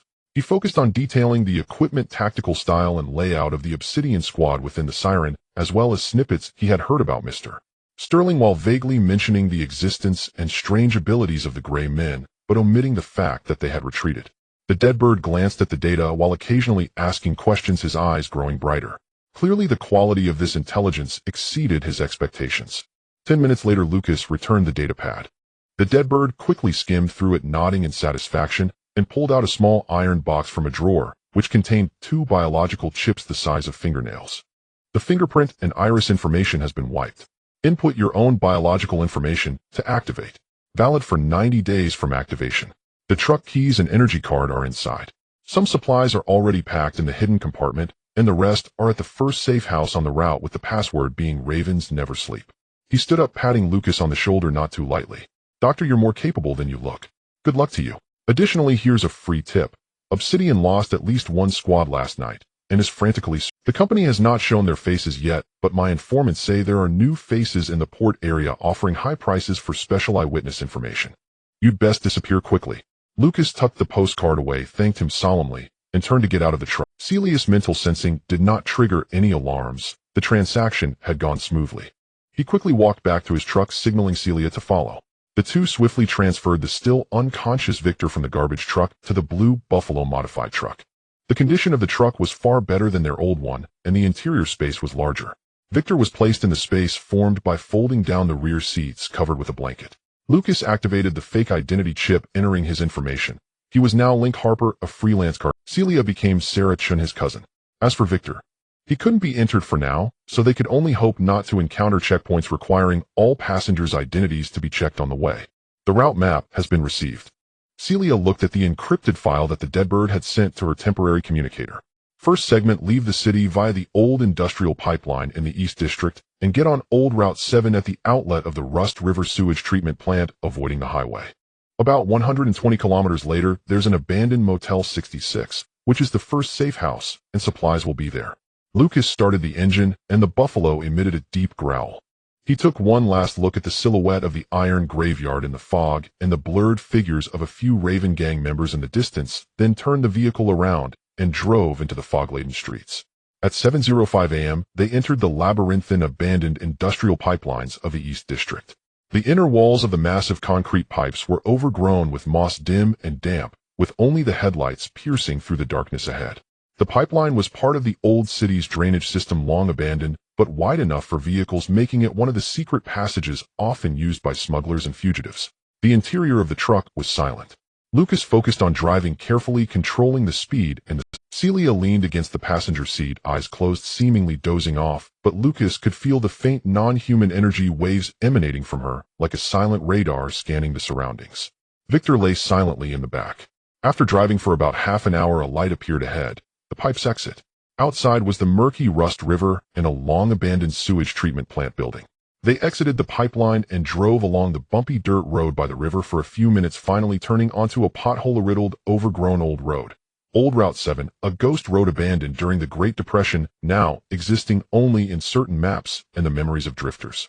The road conditions were terrible, but as the Deadbird had said, there were no surveillance cameras and no patrols, only endless wilderness, abandoned farms, and the occasional crow flying by. Lucas slightly relaxed his tense nerves, but still dared not let his guard down. He glanced at the fuel gauge and energy indicator. Sufficient. He looked over at Celia. How do you feel? Celia opened her eyes, her dark purple irises appearing somewhat weary in the pale daylight streaming through the car window. Not bad. The range of my mental sensing has shrunk, but it's become more stable. Fragments of William's memories are still swirling, especially regarding the Echo Valley. It feels very contradictory, both yearning and fearful. There are things left by William there, but also the obstacles he set. He seems to be guarding against something, or against certain aspects of himself. Guarding against yourself? Yes. The memory fragments contain a strong concept of locks. More than one lock. The Echo Valley itself might just be a big lock with more inside. Specific keys and codes are needed to open it. Victor might be one of the keys. Your bloodlines, and I. She paused. I may be both a key and part of what is locked. It sounded like a tangled mess, but at least the direction is clear. Let's not dwell on that for now. We'll discuss it when we get there. Lucas refocused on the road. What we need now is rest and supplies. He hoped the Motel 66 was still standing and had not been taken over by drifters or beasts. Old Route 7 wound ahead, crossing through the dry yellow grasslands and rusty farm fences. The sky was overcast, seemingly about to rain. The radio crackled with only noisy static, occasionally picking up snippets of distant city traffic broadcasts, the signal extremely poor. At 9:30 a.m., after turning a hillside overgrown with weeds, they spotted their destination. A two-story wooden structured motel, long decayed and blackened, stood askew by the roadside. 66 on the sign was barely legible, swaying in the wind. Behind the motel was a grove of dead trees, and further away loomed the outlines of gray mountains. It looked long abandoned, but Lucas noticed that the ground in front of the motel had little weeds, suggesting recent vehicle parking. Be careful. He slowed down, stopping 100 meters from the motel, killing the engine. I'll go take a look. You stay in the car and keep watch. If there's any trouble, follow the old rules. Celia nodded, her dark purple eyes fixed on the dark window. Lucas drew the only real bullet handgun he had taken from an obsidian soldier with limited bullets, opened the car door, and cautiously approached the motel. The motel door was ajar, creaking painfully on its hinges. Inside was dim, filled with the smells of dust, mold, and animal droppings. The lobby was a mess, with furniture strewn about, and the wall behind the registration desk still plastered with yellowed posters from decades ago. The floor bore a mix of old and new footprints. He quickly checked several rooms on the first floor, all empty except for some broken trash. The staircase creaked as he cautiously made his way to the second floor. The torrential rain ravaged Highway 7 for nearly 4 hours. As the wild bull gasped for breath, unevenly climbing the final steep muddy slope to reach the hunting cabin marked on the map, the sky had darkened as if it were night. At precisely 6 p.m., the cabin stood solitary at the edge of a pine forest backed by a steep. The wooden structure looked somewhat aged, yet it seemed better maintained than the previous Motel 66. At least the roof had no obvious large holes, and the windows were intact, reinforced from the inside with wooden boards. A small clearing in front of the door showed recent signs of vehicle parking, marked by 2 deep tire tracks, though they had been blurred by the heavy rain. Someone arrived first. Lucas switched off the engine, letting the wild bull glide to a stop at the edge of the clearing, not approaching the cabin. The rain had eased slightly, but it still fell densely, drumming on the roof and pine needles, producing a rustling sound. Celia closed her eyes to sense, and after a moment opened them, her dark purple eyes glimmering in the dim light. There's no one inside. At least no living person. There was a faint residue of energy, very ancient, mixed. It didn't feel like it had just left. More like a long-lasting imprint. Let's check it out. Lucas took up his hunting knife and pushed open the car door. The cold rain instantly soaked his shoulder. Celia also got out of the car, and they approached the cabin cautiously, one on the left and one on the right. The door was unlocked. When pushed open, the hinges let out a painfully grating groan, but did not break. Inside was pitch black, with only what seemed to be unburned ashes in the fireplace, emitting a faint glow and a hint of almost dissipated warmth. The air was filled with the smell of burnt wood mustiness and a strange faint odor that resembled a mix of herbs. Lucas switched on the headlamp, the beam sweeping across the interior. The cabin was small, consisting of a main room and a small partition separated by a beast skin curtain. The main room contained a rudimentary wooden table, 2 broken chairs, and a stone fireplace, with some chopped firewood and clutter piled against the wall. The partition held only a wooden bed covered with beast skins. Someone has stayed here, but it doesn't seem like it was frequent. Lucas examined the ashes in the fireplace. The fire went out this morning or earlier, and the departure wasn't rushed. There are no food remnants on the table, only a few empty cans. Celia stood in the center of the room, her brow furrowed, her dark purple eyes slowly scanning the walls and floor. The energy imprint is here. She pointed to a slightly darker wooden board above the fireplace, a very faint mental imprint, as if someone had been here for a long time, meditating or engaging in some activity requiring concentration. The feeling of the imprint doesn't seem malicious, it feels more like guarding or observing. She pointed again to the floor beside a pile of clutter. There's also one here. Fainter, but the frequency is different. It's like a certain kind of small energy device, leaving a residual noise while in standby. Lucas walked over and squatted to examine it closely. Under the pile of clutter, a small area of the ground was unusually clean, with less dust than elsewhere, and the shape was regular, like a small box or device's base, having been placed there for a long time. It seems this place is not just a safe house, but more like a regularly used observation station or relay point. Lucas stood up, seemingly lost in thought. Could it be the ones from the Death Bird? Or another faction, the Gray Cloaks? He couldn't be certain, but at least for now it was safe, and the torrential rain outside left them with no other choice. The two returned to the car, carrying Victor, who was still unconscious, but whose chest's blue glow seemed to stabilize a little compared to before, into the cabin, placing him on the wooden bed in the partition. Celia covered him with an old blanket she found and carefully sensed again. His energy level seems to have stopped declining, stabilizing at around 1.5. And there seems to be a very faint internal repair process running deep within, very slow, but indeed present. She reported, confusion evident in her dark purple eyes. This is not simply environmental energy absorption. It feels more like his system utilizing some mechanism we don't know about to repair itself from a deeper level. Williams' technology, Lucas speculated. Possibly. Eve 07 is a prototype of the company, but Williams set backdoors and foundational instructions. Perhaps he buried some emergency repair protocol deep within the system, triggered by harsh conditions like nearly shutting down, combined with external threats. Celia was also uncertain. Regardless, this is good news. They boiled some compressed food with water from the cabin's tank, rainwater treated with a portable purifier, and had a warm meal. Lucas tended to his wounds, applying fresh medicine. Meanwhile, Celia sat by the fireplace, closing her eyes to attempt a deeper communication with the fragments of William's memories, especially regarding the Echo Valley and possible threats similar to the Rust Marsh walkers they may encounter on the way. Outside, the sound of rain pattered, and the wind wailed through the pine forest. Inside, the fire crackled, illuminating Victor's tranquil face and Celia's slightly furrowed profile. Lucas leaned against the door, vigilant of the outside, but his thoughts began to drift. The clinic, the cellar, the siren, the dock, the rainy night, the wilderness. In just a few days his world had turned upside down. From a destitute doctor worrying about bills to a fugitive chased by multiple parties, shouldering family secrets, and on the run with 2 non-human companions. Fatigue surged like a tide. He forced himself to stay alert. Now was not the time to relax. Celia suddenly spoke without opening her eyes. In William's memories regarding the Echo Valley lock, new fragments have emerged. What is it? It's an audio password. No, it's more like a short melody sung at a specific frequency, very brief, only a few seconds. But it must be sung using the bloodline power of the Gray family to unlock the outermost lock. William referred to it as Blood Echo. Celia paused. He also left a warning: if 3 attempts fail, or the bloodline is impure, the lock will be permanently sealed, triggering a defensive mechanism. What is the defensive mechanism? Wasn't mentioned in the fragments. Blood Echo. Lucas murmured. Again, something related to bloodlines. It seems on this trip to the Echo Valley he was the true key. Also, Celia opened her eyes, a hint of worry flashing in her dark purple gaze. The fragments mentioned that on the last stretch of road approaching the Echo Valley, there would be an area known as the Whispering Woods. Because of some ancient geological anomalies and war residue pollution, the perception of time and space can become chaotic, and it is inhabited by things that feed on memories and create illusions. William referred to them as memory eaters. They do not actively attack, but they amplify the fears, doubts, and memory fractures within travelers, creating realistic illusions that cause them to become lost, ultimately becoming their nourishment. Memory eaters sound terrifying. For Victor, who just lost part of his critical memories, and for Celia, whose state is unstable, this Whispering Woods is likely a more lethal threat than the Rust Marsh Walkers. Is there a way to deal with them? The fragments only mention stay true to your heart, do not trust the illusions, use blood as an anchor, and oaths as a shield. It's vague. Celia shook her head. The fire jumped, casting their shadows against the rough wooden wall, swaying uncertainly. Let's not overthink it, one step at a time. Lucas broke the silence. Let's rest well tonight, take turns keeping watch.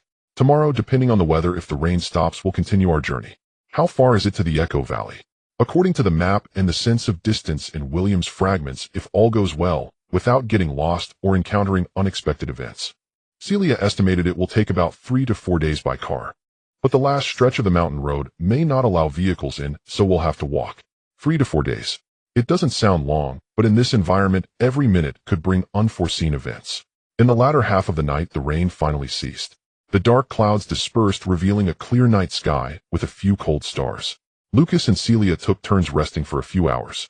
On October 25, 2024, at 5:30 a.m., the sky was not yet bright, but the eastern horizon had already begun to glow pale. Lucas was awakened by a faint but persistent beep. Beep. Sound. The sound came from Victor's direction. He immediately rolled over and sat up, rushing to the partition. Celia also woke up and followed. Victor still lay quietly, but the dark blue core light on his chest was pulsing at an extremely slow but steady rate, brighter and stronger than before. The beep-beep sound seemed to be coming from a tiny speaker on the side of his head, like a system self-check or low battery alarm. Energy level 1.8. System self-check in progress. Basic perception module partially restored. A mechanical voice, much clearer than yesterday, but still weak and intermittent, emanated from Victor's vocalizer. His heterochromatic eyes began to rhythmically brighten and dim, as if attempting to open. Vic, can you hear me? It's Lucas. Lucas leaned closer, calling softly. Victor's eyelids trembled a few times before slowly and laboriously opening. His dark red left eye lit up, first data streams sliding steadily, albeit slower than usual. Soon after, his light golden right eye opened as well, but the glow was even dimmer and more hollow than before, as if covered by a thin mist. The sense of weariness and wisdom belonging to William seemed to have faded further. Lou. Cass. Victor's gaze focused on his face, his voice thick and slow. Celia. How do you feel? Do you remember what happened? Celia asked eagerly. Victor was silent for a few seconds, his heterochromatic eyes flickering with data, as if searching. Memories. The database is severely damaged. The last clear record, execution of transfer seal protocol. Energy overload. Forced hibernation. After that, fragments. City Hotel, Rain Road. Monsters. High-frequency dispersal. He spoke in broken phrases as if each word consumed energy. Earlier. Cellar Clinic, William. Conceptual existence, but details. Largely lost. Especially regarding the nature of the blueprint, the deep objectives of the company, the true identity of the night engineers. And he looked at Celia, a hint of faint confusion flashing in his light golden right eye. About you, Celia Gray, and the details of the G2 project. Inaccessible. Indeed, he lost the most critical part of his memory, just as the night engineer mentioned. He paid the price of them. It's okay, we can tell you those slowly, or wait for you to remember gradually. Lucas comforted, though. Could Victor, who had lost these memories, still be the Victor they knew? Could he still be their reliable companion and the vessel of William's consciousness? Current. Primary objective. Victor asked, his tone regaining the calm directness of Eve 07, albeit weak. To head to the Echo Valley, William's last secret stronghold. There may be methods to help restore your energy and even recover your memories, as well as the answers and resources we need. Celia replied. Victor's heterochromatic eyes turned to her, the data streams flickering, as if assessing her credibility and the reasonableness of this objective. Accepted. However, in my current state, combat capability is under 5. Recommendation: avoid conflicts, prioritize stealth and recovery. That's our plan as well. Lucas nodded. Can you move? Do you need to eat? Or rather supplement your energy? Victor attempted to move his arm, his movement stiff and slow. Basic motor functions. Damage can move slowly. Energy supplementation. Requires specialized interface and high-purity energy. This place cannot provide. Can attempt low-power mode movement, but it will extend recovery time. As long as you can walk, that's fine. We'll help you to the car. Lucas and Celia carefully helped Victor up. He was heavier than he looked. Most of the weight of the alloy skeleton was borne by Lucas. They supported him, slowly moving out of the cabin and back to the wild bull. The morning air in the mountain forest was cold and biting, mixed with the fragrance of rain-soaked soil and pine needles. The distant mountains were shrouded in mist, resembling an ink-wash painting. They checked the vehicle and supplies, confirming everything was in order before setting off again. Highway 7 became more rugged and difficult to navigate past the hunting cabin, with many sections washed away by mountain floods and overgrown with weeds, requiring careful detours or slow passage. Victor sat in the back seat, eyes closed as he entered low-power mode, the blue light on his chest pulsing weakly but steadily, as if gathering strength. Celia maintained a half-open state of mental sensing, remaining vigilant of her surroundings. Her complexion seemed better than yesterday, and her control over her abilities appeared to be slowly improving. Around 10 a.m., they drove into a valley that was relatively flat, but unusually densely vegetated. The trees here were tall, and twisted vines entwined with light obscured by the thick canopy, casting the forest in a dim twilight. The air was damp and heavy, filled with a peculiar odor that mingled decayed leaves and some sweet, cloying floral scent. The map indicated this area was called Fog Valley, one of the most dangerous sections of Highway 7, often rumored to have vehicles go missing. Lucas slowed the vehicle and turned on the fog lights. Something feels off. Celia also frowned. The energy field is very chaotic. There's a strong residue of mental interference. It doesn't seem natural. Just then, Victor, who had been keeping his eyes closed, suddenly opened them, his heterochromatic gaze fixed on a dense forest to the left of the road. Detecting synthetic life signals. Non-naturally evolved products. Energy characteristics. Have a 40 similarity to certain biological weapon experimental samples from Obsidian International. Warning: high threat. The moment the words left his mouth, whoosh, whoosh, whoosh, several shadows shot out from the dense forest on both sides of the road, charging straight at the moving wild bull. They were not mutated creatures like the rust marshwalkers. They had sleek bodies covered in dark green biological armor resembling oversized leopards, but their heads had insect-like compound eyes and sharp mandibles with claws gleaming with metallic cold light at the ends of their limbs. They moved with astonishing speed, leaving only fleeting shadows in the dim forest. It's the Reapers. Obsidian's biological reconnaissance weapons. Victor exclaimed, if one could describe his weak voice as an exclamation. They are deployed to track high-value targets. We've been locked on. Hold on tight. Lucas slammed the steering wheel to the side, simultaneously flooring the accelerator. The wild bull roared forward, narrowly avoiding the charge of the first two Reapers. Claws scraped across the vehicle's body, leaving a piercing scratching sound and deep dents on the bulletproof coating. But more Reapers leapt out from the forest, at least 7 or 8 of them. They spread out in a well-trained manner, some flanking from the sides, while others leapt onto the roof, attacking the windows and the roof with their claws and mandibles. Bang! Bang! Celia drew her hunting knife and fiercely stabbed at the mandible, attempting to probe through the gap of the passenger window. A dark purple mental shock erupted simultaneously, sending the Reaper tumbling down. But another one had already climbed onto the hood, its compound eyes locking onto Lucas in the driver's seat. High-frequency pulse ready. Victor growled, struggling to sit up, but a lack of energy made his movements sluggish. Lucas steadied the steering wheel with one hand and grabbed the hunting rifle with the other, pointing the barrel at the Reaper on the hood. Boom! The rifle roared. At such a close range, the shotgun blasted the Reaper, shattering half of its body's armor. Noon. The pale sunlight illuminated the battered body of the wild bull and the deathly silence inside the vehicle. Victor lay flat in the back seat, the body of Eve 07 cold and devoid of any life warmth. The dark blue glow at his chest had completely extinguished, and under his mismatched eyes no data streams flickered, only the metal shell reflected the cruel light. A portable detector pressed against his core. The reading on the screen was a cold straight line. Energy level 0. Celia knelt beside Victor, her dark purple eyes fixated on the detector screen, as if she wanted to burn through the straight line with her gaze. Her fingers hovered at Victor's neck, where there was a concealed biological current detection interface, but it too showed no response. No fundamental system operation signals detected. Even the minimal self-maintenance protocol has ceased. Celia's voice was dry, tinged with an imperceptible tremor. Theoretically, military-grade androids should have a final irreversible system crash protection to ensure core data is not damaged. But with energy completely drained, the protection mechanism may also fail.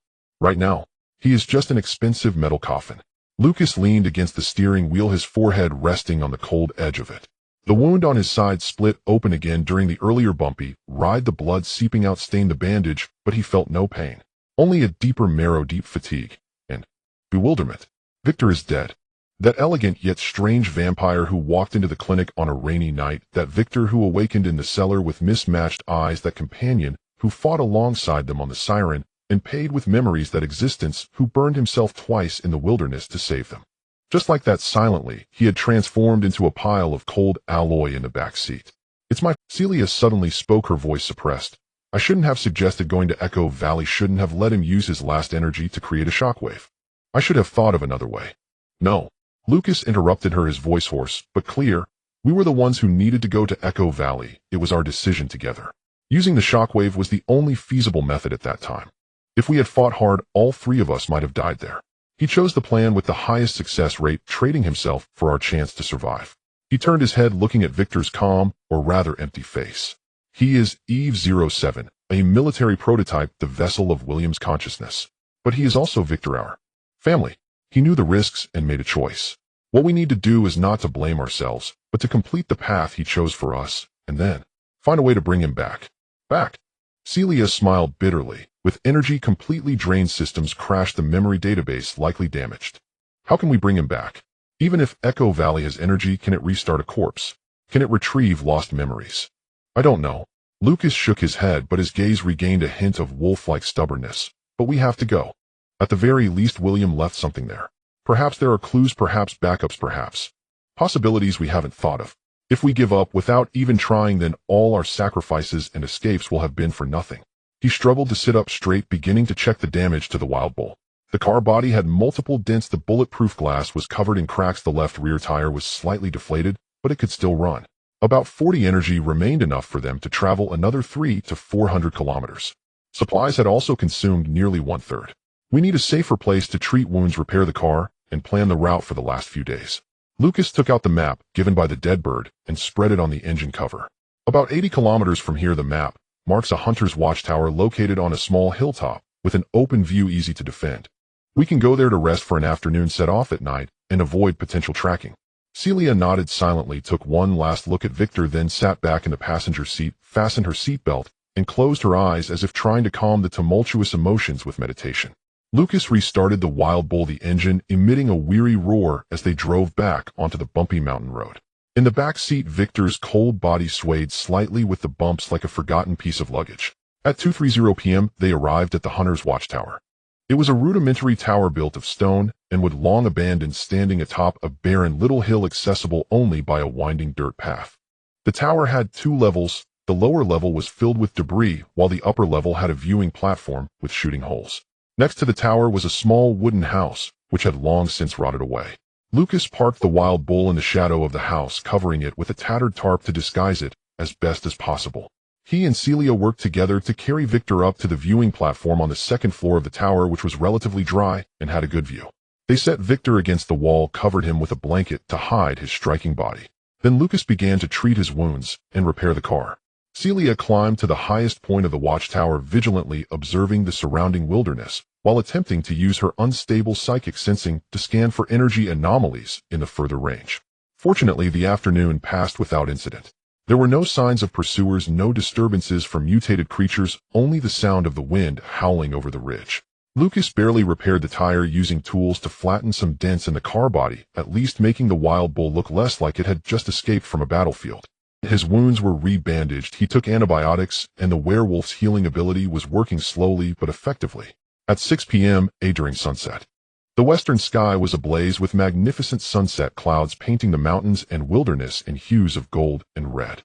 Celia descended from the tower top, her complexion somewhat improved, but the shadow of worry still loomed between her brows. Within a 20-kilometer radius, no synthetic life signals or large-scale energy activities have been, but further away, in the northwest direction about 50 kilometers out, there is a very weak but persistent energy fluctuation with a very peculiar frequency, like some kind of stable signal-emitting source. The direction points directly to Echo Valley. It could be the energy field of Echo Valley itself or something else, but at least it gave them a clearer direction. The two had a simple meal in the tower. The compressed food tasted like chewing wax, but provided the necessary calories. No one spoke much. Silence spread in the cramped space. Only the wind's whimpering could be heard. Night fell, and the stars began to appear. The wilderness at night was bone-chillingly cold. We will set off in the second half of the night, traveling under the cover of darkness. Lucas broke the silence. You rest, I will keep watch first. Celia made no objections, curling up in the corner beside Victor, wrapping herself tightly in the blanket. Soon her breathing became even and long, but her brow still furrowed, clearly unable to sleep peacefully. Lucas leaned against the shooting hole of the viewing platform, vigilantly watching the wilderness sink into darkness outside. The moonlight was cold, outlining the silhouette of the distant mountains. Occasionally the hooting of an owl would be heard, adding to the solitude. His gaze involuntarily fell back on Victor. Under the blanket, the outline of the cold body was clear. He recalled the first words Victor spoke upon waking, remembered his calm tone when analyzing problems, remembered his precision and decisiveness in battle, and also remembered the occasional warmth and weariness belonging to William that he revealed. Family. This word had once felt distant to Lucas. The Gray family had seemed to have only him left in this generation, guarding the ancestral clinic and a pile of old papers. But now he had Celia, this suddenly appeared complexly identified aunt, and Victor, this companion difficult to define, composed of machinery and fragments of a deceased consciousness. They were a family forcibly bound together by fate or conspiracy, bearing the same secrets, facing the same pursuit, moving towards the same unknown destination. We will bring you back, Victor. Lucas spoke to the cold outline of the blanket, softly vowing, as if making a promise to himself. No matter what Echo Valley holds, no matter what price must be paid. You are part of us, we cannot leave you here. It was as if in response to his words, sizzle. A very faint, short-lived sound of electrical current, almost drowned out by the wind, suddenly came from Victor's direction. Lucas' body stiffened, and he turned sharply. Beneath the blanket, the spot on Victor's chest seemed to have faintly lit up. That dark blue glow flashed like an illusion, vanishing so quickly that it seemed like the moonlight or starlight reflecting off the metal. But immediately after, beep. Another sound slightly clearer than the last, resembling an electronic alert tone for device self-check activation. This time it was definitely not an illusion. Lucas' heart raced as he rushed over and lifted the blanket. The dark blue core light on Victor's chest did not light up. But beside the concealed biological current detection interface at his neck, a green indicator light, nearly invisible under normal circumstances and the size of a grain of rice, was now flickering at an extremely slow but steady rhythm, one flicker at a time. What does this indicator light mean? Lucas did not know. Celia had not mentioned it before. Is this some kind of deep system indicator for Eve 07? Or is it a backdoor mark preset by William? Celia, wake up, Lucas called in a hushed voice.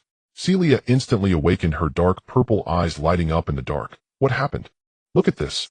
Lucas pointed at the green light flashing at Victor's neck.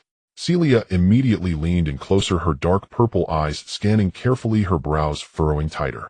This is not the standard Eve series body indicator light. The energy characteristics are very weak, very old, more like some kind of biological compatibility maintenance signal. In William's fragments of memory, there seems to be a similar concept. She reached out her hand, her fingertip cautiously touching the small interface, flickering with green light. At the moment her fingertip made contact, buzz. A very faint but clearly distinguishable consciousness fluctuation belonging to Victor and carrying a distinctly mechanical quality directly entered Celia's mind, like a stone thrown into a calm surface of water. No more accurately, it entered her psychic sensing. It was Victor. Not a voice, but direct spiritual consciousness. Although weak as a candle in the wind, intermittent like a broken radio, it was indeed a feeling belonging to Victor, mixed with calmness and fatigue. Victor, can you hear me? It's me, Celia. How are you now? Celia anxiously responded on a spiritual level. Dark. Maintaining. Protocol. Activated. Victor's voice was intermittent, the information fragmented, energy depleted. Core. In hibernation. Backup. Consciousness. Unit. Activated. Relying on. G2. Mental. Connection. Backup consciousness unit. Relying on the G2 mental connection. Celia understood in an instant. Before Victor's energy was completely exhausted, he activated some emergency protocol preset by William at the last moment. He transferred his most core consciousness data, or rather a mixture of William's consciousness fragments and his own AI core, into a tiny backup consciousness unit that does not rely on a fusion core, and this unit is now maintaining minimal existence and weak connection through some method relying on Celia's G2 mental power. So that green indicator light is the sign of the backup consciousness unit being activated and connected to the outside Celia. Can you communicate now? Can you sense the outside? Celia pressed. Extremely. Limited. Connection. Unstable. Perception. Blurry. Like looking at the surface of water. From the depths of deep water, Victor's voice was filled with a sense of stagnation. Energy needs replenishment. Otherwise, the unit will permanently fall silent. What energy is needed? How to replenish?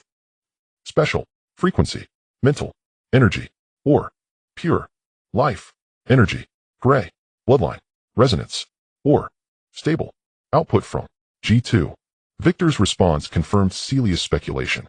In his current state, he needed spiritual energy or life energy, and preferably of the same origin, gray bloodline, or G2. Although Lucas could not hear the mental conversation, he guessed roughly from Celia's expression and snippets of words, urgently asking, can he be saved? What is needed? He activated the final emergency protocol. His consciousness is still there, but very weak, needing spiritual energy to maintain, otherwise it will completely dissipate. Celia quickly explained, my power is unstable and consumes a lot. Your bloodline power might help him, but you are also running low. Let's give it a try. Lucas said without hesitation, reaching out his hand, placing it on the spot where Victor's core had originally been, on his chest, even though it was now icy cold. He closed his eyes, trying to mobilize the little remaining power from his gray bloodline. No response. His power was too weak, and it seemed the frequency was wrong. What he needs is resonance, a specific feeling. Celia guided him. Recall the feeling during the synchronization in the cellar. Recall the sensation of bloodlines connecting. Do not try to give him energy, but try to call him, let him connect to you. Lucas settled his mind, no longer forcing energy output. He recalled that strange feeling of bloodline and energy resonance in the cellar, remembered the moment Victor opened his mismatched eyes, silently thinking, come back, Victor, we need you. William needs you. The secrets of the Gray family await our unraveling. Gradually, an extremely weak, warm feeling rose from the depths of his bloodline, like the last spark in dying embers. This feeling traveled along his hand, pressed against Victor's chest, slowly transmitting to him. The green indicator light at Victor's neck seemed to quicken its flickering frequency. There is a response. Celia exclaimed in surprise. Continue. Stabilize this feeling. Lucas gritted his teeth, persisting cold sweat beading on his forehead. This consumed more mental energy than battle. He could feel the little bit of bloodline power he had just recovered being rapidly drawn away, a wave of weakness washing over him again. But the reactions from Victor were becoming more pronounced. The green indicator light flickered steadily, no longer looking like it would extinguish at any moment. Celia felt that the weak spiritual connection to Victor had also become slightly more solid. That's enough. For now. It's stable. Victor's voice came, though still weak. It was no longer intermittent. Maintain current state. Can last 24 to 48 hours. Needs a more stable energy source. Or reach Echo Valley. Lucas breathed a sigh of relief, withdrew his hand, and almost collapsed to the ground, gasping for breath. Celia's complexion was pale, but hope rekindled in her eyes. He stabilized, but it's very fragile. We must reach Echo Valley within 2 days, find a way to replenish his energy, or at least a more stable environment that allows me to continuously output spiritual power to sustain him. 2 days. According to the original plan, this is almost impossible. But now they must make it happen. Pack your things. We set off immediately. From 9 p.m. to 4 a.m. on the 26th. The night was as thick as ink, enveloping the Wild Bull, a solitary vessel jostling in the wilderness. Lucas pressed the accelerator to the floor, racing down the rugged, broken old Route 7, relying on the enhanced night vision of the Werewolf and Celia's psychic warnings. The headlights illuminated the path ahead, revealing the encroaching darkness, potholes, broken wood, and rolling debris. The green light at Victor's neck flickered rhythmically in the shadow of the back seat, the only stable beat in their mad dash through the night, a countdown hanging over their heads. 48 hours. Celia sat in the passenger seat, her eyes closed, her complexion as pale as paper. She divided a portion of her mental energy like a slender yet resilient thread connecting to Victor's backup consciousness unit, in the back seat, sustaining the faint spark of life. Another part of her strength spread out like an invisible radar, centered on her, scanning for energy anomalies and life threats along the road ahead and the forest on either side. 300 meters ahead. Left turn. The road has collapsed. Slow down and veer right, she said, her voice weak yet precise. To the right rear in the woods, there is a small thermal source cluster, moving not fast, non-predatory, can be ignored. Warning, the air's energy density is increasing, We may be approaching a geobiological node or the edge of a contaminated area. Lucas focused intently on the steering wheel, sweat mixed with blood trickling down from his forehead. Each jolt tugged at the wounds on his ribs, the pain akin to maggots gnawing at his flesh, but he forced it down. His eyes flickered rapidly between the darkness, the dashboard, and the green light of Victor in the rearview mirror. At 1:17 a.m., they burst out of a narrow canyon, and the view ahead opened wide. Under the moonlight, a vast, desolate plain extended into the distance with the black silhouettes of mountains faintly visible on the horizon. Scattered across the plain were low, twisted shrubs, and the ground was covered with a peculiar grayish-white soil resembling bone powder. Bone plain. Celia opened her eyes, a hint of gravity flashing in her dark purple gaze. William's memory fragments mentioned this. One of the battle sites from the old era, the soil permanently contaminated by some biochemical weapon, nearly barren, and moreover, at night phosphorescence and wanderers would appear. As if to validate her words, distant points of eerie green phosphorescence slowly rose from the plain, drifting aimlessly in the air. Further away there seemed to be tall, stooped, slow-moving shadows, the wanderers likely distorted spirits or mutated creatures tainted by pollution. Can't we go around? Lucas stared at the strange sight. The bone plain lies across the only route to the mountains. A detour would take at least 2 more days. We don't have the time. Celia shook her head. We must go straight through. The phosphorescence only has a weak tendency toward living heat and does not actively attack. Wanderers have degraded senses and slow movement, and as long as we maintain our speed and remain quiet, we should be able to pass through. But be aware the soil here has slight corrosive properties that can damage tires and the underside of the vehicle. We cannot stay for long. There was no choice. Lucas checked the tire pressure and energy, gritted his teeth, and drove the wild bull down the plain. The ground of the bone plain was harder than it appeared, littered with small, sharp stones and hidden cracks. The wild bull's bulletproof tires emitted a disquieting, grinding sound. The eerie green phosphorescence seemed attracted by the engine noise and heat, drifting closer, yet hovering just out of reach like strange will-o'-the-wisps. Even more unsettling were the wanderers. As the vehicle approached, Lucas got a clear look at them. Twisted humanoid figures, their skin clinging like dried leather to their skeletons, their eye sockets dark hollows, some still draped in tattered clothing or rusted gear. They showed no reaction to the passing vehicle, merely wandering aimlessly across the plain, occasionally emitting incomprehensible wails as if the wind were blowing through holes. The cabin was eerily silent, only the low roar of the engine and the sound of tires grinding over gravel. Celia's mental sensing was acutely focused, alert to any unusual energy fluctuations. In the back seat, Victor's green light flickered steadily, seemingly unaffected by the bizarre external environment. After about an hour of perilous driving, they had crossed halfway through the plain. The outlines of the distant mountains became clearer. Just then Celia suddenly shuddered, her dark purple eyes widening. Stop! Hurry! Lucas instinctively slammed on the brakes. The wild bull skidded across the gravel-laden ground for a moment before barely coming to a halt. What's wrong? Underground. Something is there. It's big. It's awakening. Celia's voice carried a rare tremor of fear. The energy response is rising sharply. It's the iron-eating worms. They've been awakened by the continuous vibrations and the scent of metal. No sooner had she finished speaking. Boom! The ground about 50 meters ahead suddenly heaved upward and exploded. A terrifying creature the thickness of a barrel with a dark silver metallic shell covering its body, no visible eyes, only a massive mouth filled with rotating sharp teeth, burst forth from the earth. Its body, covered in ringed muscles, was half buried underground, writhing while emitting a low rumble like distant thunder. Following that, 2 slightly smaller iron-eating worms also emerged from the ground, forming a triangular formation, gradually surrounding the wild bull. Iron-eating worms. The top predators of the bone plain, feeding on metals in the soil and any stray machinery. They can sense vibrations and metal signals underground. Celia spoke rapidly. Our vehicle and Victor's body are prime delicacies to them. We cannot charge through. Their shells can withstand most bullets, and their acid can corrode alloys. The largest worm had already adjusted its direction, its terrifying maw aimed at the wild bull, ready to pounce. Hold on. Without hesitation, Lucas shifted into reverse and floored the accelerator. The wild bull roared backward.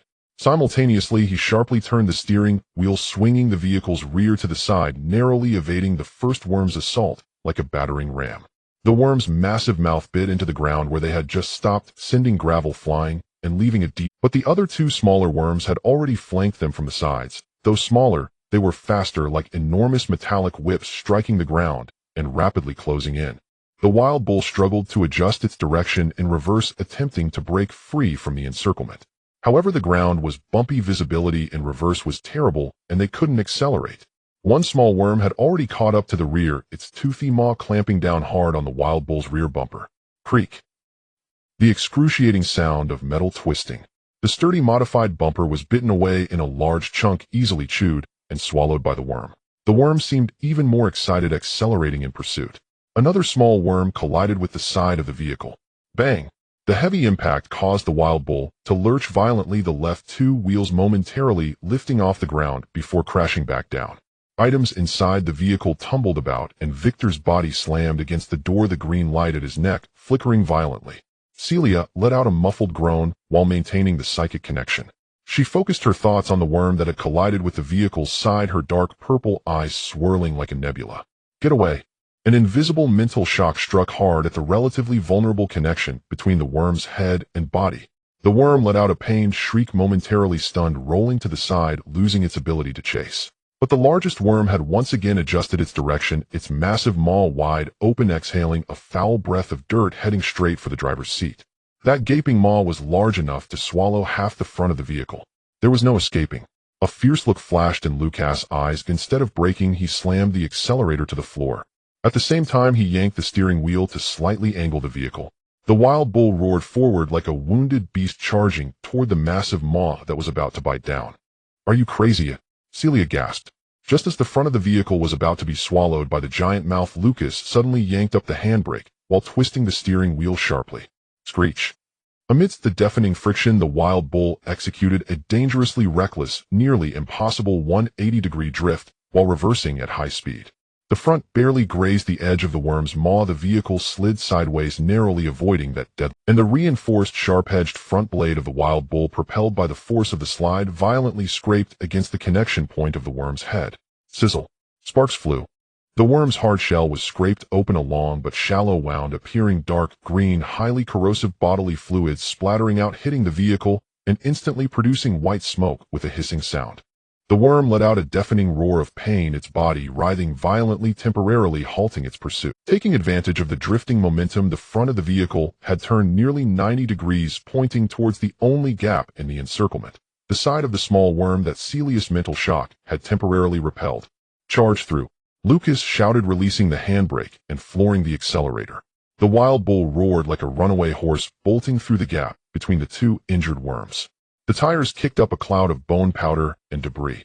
Behind them, the three iron-eating worms emitted unwilling shrieks, writhing their massive bodies in an attempt to chase, but though they were fast underground, they moved awkwardly on the surface, quickly falling behind. The wild bull, covered in injuries and hissing from corrosion, left a trail of dust in the moonlight as it raced towards the distant mountains. Inside the vehicle, it was a mess. Multiple warning lights lit up on the dashboard, several areas of the body corroded by acid, emitting a foul odor. Lucas' arm was burned by splattered acid, searing in pain. Celia's face was as pale as paper, maintaining the mental connection, and the previous shock had drained her significantly, and a trace of blood even seeped from the corner of her mouth. Yet in the back seat, the green light at Victor's neck continued to flicker steadily, resiliently. At 4:30 a.m., they finally burst through the suffocating bone plain and into the dense coniferous forest at the foot of the mountains. The air became fresh and cold, but the sense of crisis had not dissipated. "How far is it to Echo Valley?" Lucas asked hoarsely, his stamina nearly exhausted. Celia forced herself to focus, comparing the map with William's memory fragments. "It's less than 50 kilometers in a straight line. But the road ahead. The vehicle can't go in anymore. We must abandon the vehicle and proceed on foot. And..." She looked ahead into the dark and deep forest, seemingly able to swallow all light. "Up ahead is Whispering Woods." Lucas stopped the vehicle and turned off the engine. Both of them slumped in their seats, gasping heavily. Outside, it was the darkest moment before dawn, silence enveloping the forest with not even the chirping of insects. A brief rest, also the final preparation. They checked their remaining supplies. Food and water could last 3 or 4 days. A little medicine was left, only 2 energy blocks remained, and they had to conserve them. Weapons included 2 hunting knives, a shotgun with limited bullets, and the Tide Sound underwater tranquilizer gun left by Victor. Effectiveness on land, creatures unknown. Most importantly was Victor. They had to carry him through the Whispering Woods on foot to enter Echo Valley. Given his current weight and their condition, this was nearly an impossible task. "We must make a simple sled or stretcher," Lucas observed the surrounding trees, using branches and canvas. We'll take turns dragging or carrying it. Celia nodded, offering no objections. She stepped outside the vehicle, attempting to probe the situation in the Whispering Woods with her psychic powers. However, as her strength entered that area, it was like a cow sinking into the sea, and all that returned was a chaotic, distorted noise filled with malicious, tempting, and fearful fragmented perceptions that gave her a splitting headache, prompting her to withdraw quickly. Something feels very wrong inside. William's warning was true. My powers will be severely interfered with in there, and may even be turned against me. Celia's expression was grim. Then we won't use them. Lucas began to chop suitable branches with the hunting knife. We'll rely on our eyes, our ears, and our instincts. Remember William's words, stay true to your heart, do not trust illusions, use blood as an anchor and oaths as a shield. We will watch over each other, no matter what we see or hear, do not believe it, do not separate, and keep moving forward. An hour later, a makeshift but sturdy sled was completed, secured with canvas and ropes taken from the vehicle. They carefully strapped Victor to the sled, covering him with a blanket, leaving only the green light at his neck exposed. The wild bull was pushed into a concealed hollow roughly camouflaged with branches and moss. This companion that had carried them across the wilderness had fulfilled its mission. On October 26, 2024, at 6 a.m. sharp, the dawn was faint, and a milky white cold mist hung in the forest. Lucas slung the sled's rope over his shoulder, tested the weight, which was heavy enough to make his wounds burst open, but he gritted his teeth. Celia slung another rope across her shoulder, standing beside him. The two exchanged a glance, nodded, took a deep breath, and began dragging the heavy sled into the dark, silent forest known as the Whispering Woods. The mist instantly swallowed their figures. Only the faint green light at Victor's neck flickered in the dense fog, like a will-o'-the-wisp flashing intermittently, guiding the way, also marking a no-go zone for the living. The silence of the Whispering Grove is alive. It is not devoid of sound, but rather a continuous background noise created by countless voices, twisted, elongated, and shattered like a radio tuned to a non-existent frequency. The rustle of the leaves resembles hushed whispers, the wind sounds like the distant cries of a crowd, and the snapping of dry branches underfoot is akin to the subtle cracking of bones. The fog is thick and unyielding with visibility of less than 10 meters. Lucas and Celia struggle forward, shouldering the sled's rope, navigating through the tangled trees and slippery moss. The green light at Victor's neck is the only beacon, steadily flickering, piercing through the dense fog and illuminating their weary and tense faces. The sled is heavy. Each pull tugs at Lucas' wounds and strains Celia's nerves. The air in the forest is thick and viscous, carrying the scent of decay, mixed with a sickly sweet floral aroma that induces drowsiness, yet evokes a primal sense of unease. Did you hear something? Celia suddenly asked in a low voice, her words muffled in the fog. Lucas, aside from the background noise, it seems, there really is a sound. Very faint and elusive, as if someone is calling his name from a great distance. Lucas. It is a woman's voice, gentle and familiar. Is it his mother? No, she passed away when he was very young, and he has almost no memories of her. But this voice carries a strange resonance from the bloodline of the Gray family. Don't listen, Celia urged urgently, her dark purple eyes scanning their surroundings warily. It's an illusion. The grove is capturing fragments of your deepest memories, creating auditory hallucinations. Stay true to yourself. Lucas gritted his teeth, forcing himself to ignore the faint calling, focusing instead on the slippery ground beneath his feet and the heavy sensation of the sled on his shoulders.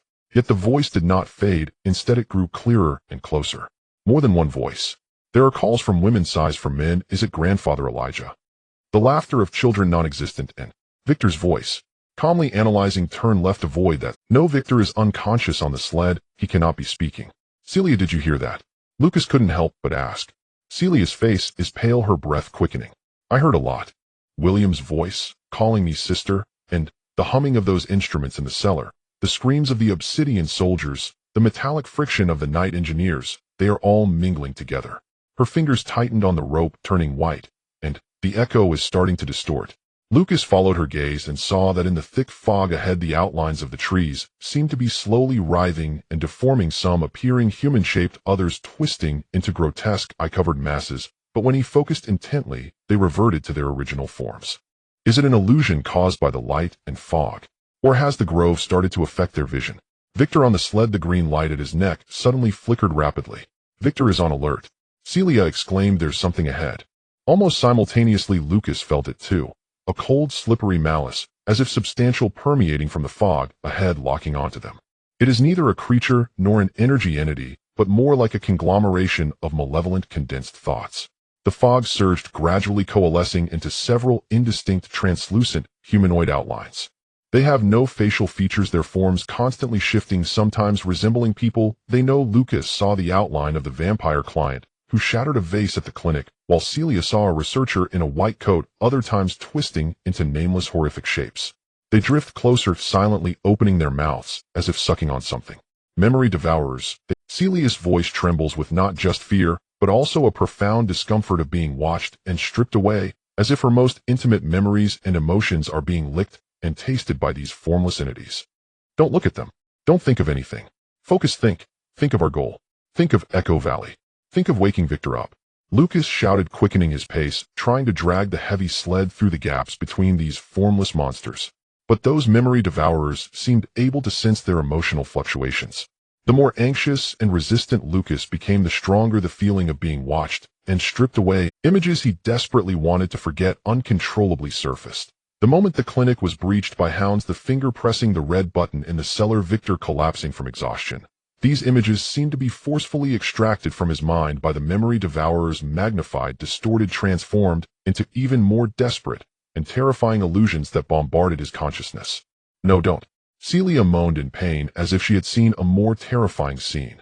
William struggling in agony on the operating table, herself imprisoned in the G2 container in endless darkness, and some deeper, maddening fragments about the origins of the Gray family.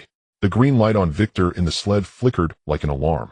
His backup consciousness unit was evidently also disturbed, and Celia felt her mental connection with him becoming extremely unstable, filled with painful noise and chaotic data fragments. Stay true to yourself. Don't believe the hallucinations. Lucas roared again, this time not just speaking to himself and Celia, but seemingly battling the forest and those invisible thieves. We are Lucas Gray and Celia Gray.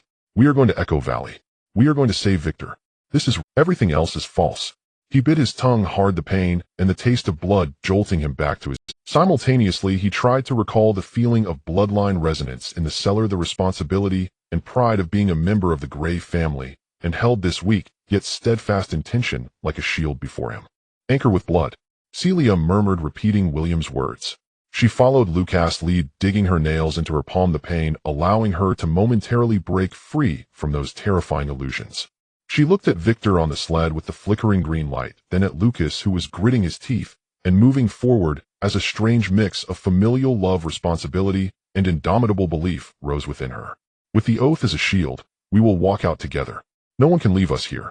The bloodline power belonging to the Gray family, though Lucas was nearly depleted while Celius was mixed with G2's power under this extreme pressure, and the adherence to their common goal unexpectedly produced a faint synchronous resonance.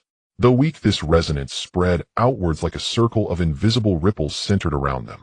The approaching memory devourers recoiled violently, as if burned, distorting and emitting silent shrieks as they drifted back. They seemed to find this real, steadfast, and bloodline-imbued mental power distasteful and somewhat fearful. Effective.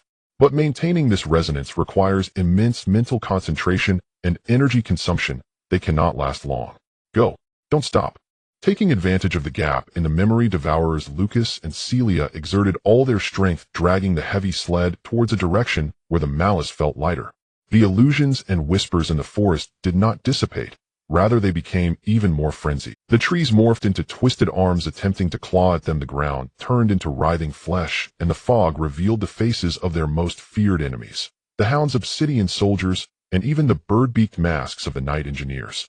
But the two bit down on their jaws, calling out each other's names, reminding one another this is false, relying on that faint bloodline resonance and the heavy sensation of dragging Victor as anchors against the phantoms stumbling forward through the nightmarish forest. Time lost its meaning here, whether it was only a few minutes or several hours. Just as Lucas felt his last shred of strength and will about to be exhausted, and Celia's gaze became unfocused, nearly collapsing to the ground, the fog ahead suddenly thinned. The entangled whispers and illusions receded like a tide. The trees regained their normal outlines, the ground became solid, and although the air remained cold, the cloying scent of decay and the viscous malice vanished. They burst out of the most core area of the Whispering Grove. The two collapsed on the ground, panting heavily like fish out of water. Lucas' side wound completely burst, blood soaking his clothes. Celia's face was pale as paper, her dark purple eyes dim and lifeless, the dual drain of maintaining bloodline resonance and mental connection nearly leaving her exhausted. Victor on the sled, the green light at his neck dimmed, significantly flickering extremely slowly, as if it would extinguish at any moment.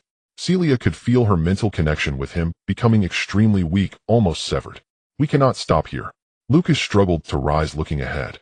The fog had not completely dissipated, but it had thinned enough to see 100 meters ahead. They found themselves in a relatively open clearing in the woods, in the center of which stood a roughly 3-meter-high obelisk made of rough black stone. The surface of the obelisk was covered in weathered markings etched with blurred symbols from no known language. In front of the obelisk's base, a clear symbol drawn in some dark red paint, perhaps blood, was painted, a symbol of an eye within interlocking gears, a marking of the night engineers. Moreover, it is new, the paint has not fully dried. Have we arrived? Celia asked weakly. Lucas did not answer. He forced himself to endure the dizziness and approached the obelisk. He could not understand the inscriptions, but besides the marking of the night engineers, there was also a line of smaller letters inscribed in the universal language: bloodline verification point. With blood as the guide and heart as the key, one may pass through. Those who exceed the time will be forever lost. Below there was the outline of a recessed handprint. It is the lock. The first lock left by William to enter Echo Valley. It requires the verification of the Gray family's bloodline. Celia is William's echo of blood, referring to this place. Lucas asked. Celia staggered over, looking at the handprint and the inscription fragments of William's memories flashing in her dark purple eyes. Yes, but not just that. The handprint is only for bloodline verification. The true key is the specific frequency emitted during bloodline resonance. You need to place your hand on it, then sing that melody using your heart and your bloodline power. Lucas looked at his bloodied hand. Was his bloodline power nearly exhausted, able to provoke the echo? Moreover, that brief melody, he only knew it existed from Celia's description, but had no concept of what it was. What should I do? Place your hand on it, relax, think of the family, think of the responsibility, think of the reasons for our journey. Let the bloodline naturally respond to the call of the inscription. The melody will come forth on its own if your bloodline is pure enough and your intention is steadfast, Celia said, uncertainly piecing together her understanding from fragmented memories. There is no turning back. Victor's green light is growing dimmer, and they no longer have the strength to retreat to the Whispering Grove or find another path. Lucas took a deep breath, approaching the obelisk. He glanced at Victor on the sled, whose fate was uncertain, then at Celia, who was weak but resolute. Then he raised his right hand, stained with blood and dirt, and steadily pressed it into the recessed handprint. The touch was icy. The stone seemed to have life, vibrating slightly. Immediately, a weak yet distinct pulling force emanated from the handprint, not drawing his blood, but sensing some quality deep within his bloodline. At the same time, the blurred symbols on the obelisk began to glow with a dark golden light from the bottom up, like ignited ribbons of light, gradually spreading upward. Lucas closed his eyes, casting aside all distractions. He recalled the musty old books in his grandfather's clinic, the weary recordings of Elijah in the cellar, the pale face of William in the life pod, the loneliness and determination in Celia's dark purple eyes. The moment Victor's heterochromatic eyes opened, the silhouette that walked into the clinic on a rainy night, the difficult choices on the siren ship, the desperate flight in the wilderness, the shared life and death in the Whispering Grove. I am Lucas Gray, the descendant of the Gray family of Moonlight Ridge. I carry the family's secrets, protect the family of the clan, and walk towards the family's destiny. A weak yet immensely fervent power was thoroughly awakened and extracted from the depths of his nearly dried-up bloodline. This power surged through his arm and flooded into the obelisk. The inscriptions instantly blazed with brilliance. The dark golden light flowed like liquid over all the symbols, ultimately converging at the top of the obelisk. At the same time, a strange rhythm, as if from ancient times, resonated within Lucas, naturally harmonizing with the light of the inscriptions. He could not help but open his mouth. There were no lyrics, only a few simple ancient syllables filled with power, mixed with a special energy vibration frequency flowing from his throat as the bloodline power surged forth. Ah, Yar, Null, Gra.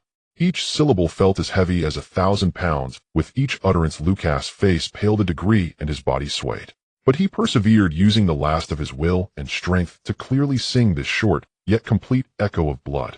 The moment the last syllable fell, boom, the dark golden light at the top of the obelisk suddenly exploded, transforming into a straight column of light that soared into the sky, piercing through the thin fog above. The light column lasted about 3 seconds before gradually retracting. Meanwhile, the obelisk silently slid back, revealing a dark, descending staircase entrance behind it. An air stale and dry with a faint scent of machine oil and electronic devices rushed out from the entrance.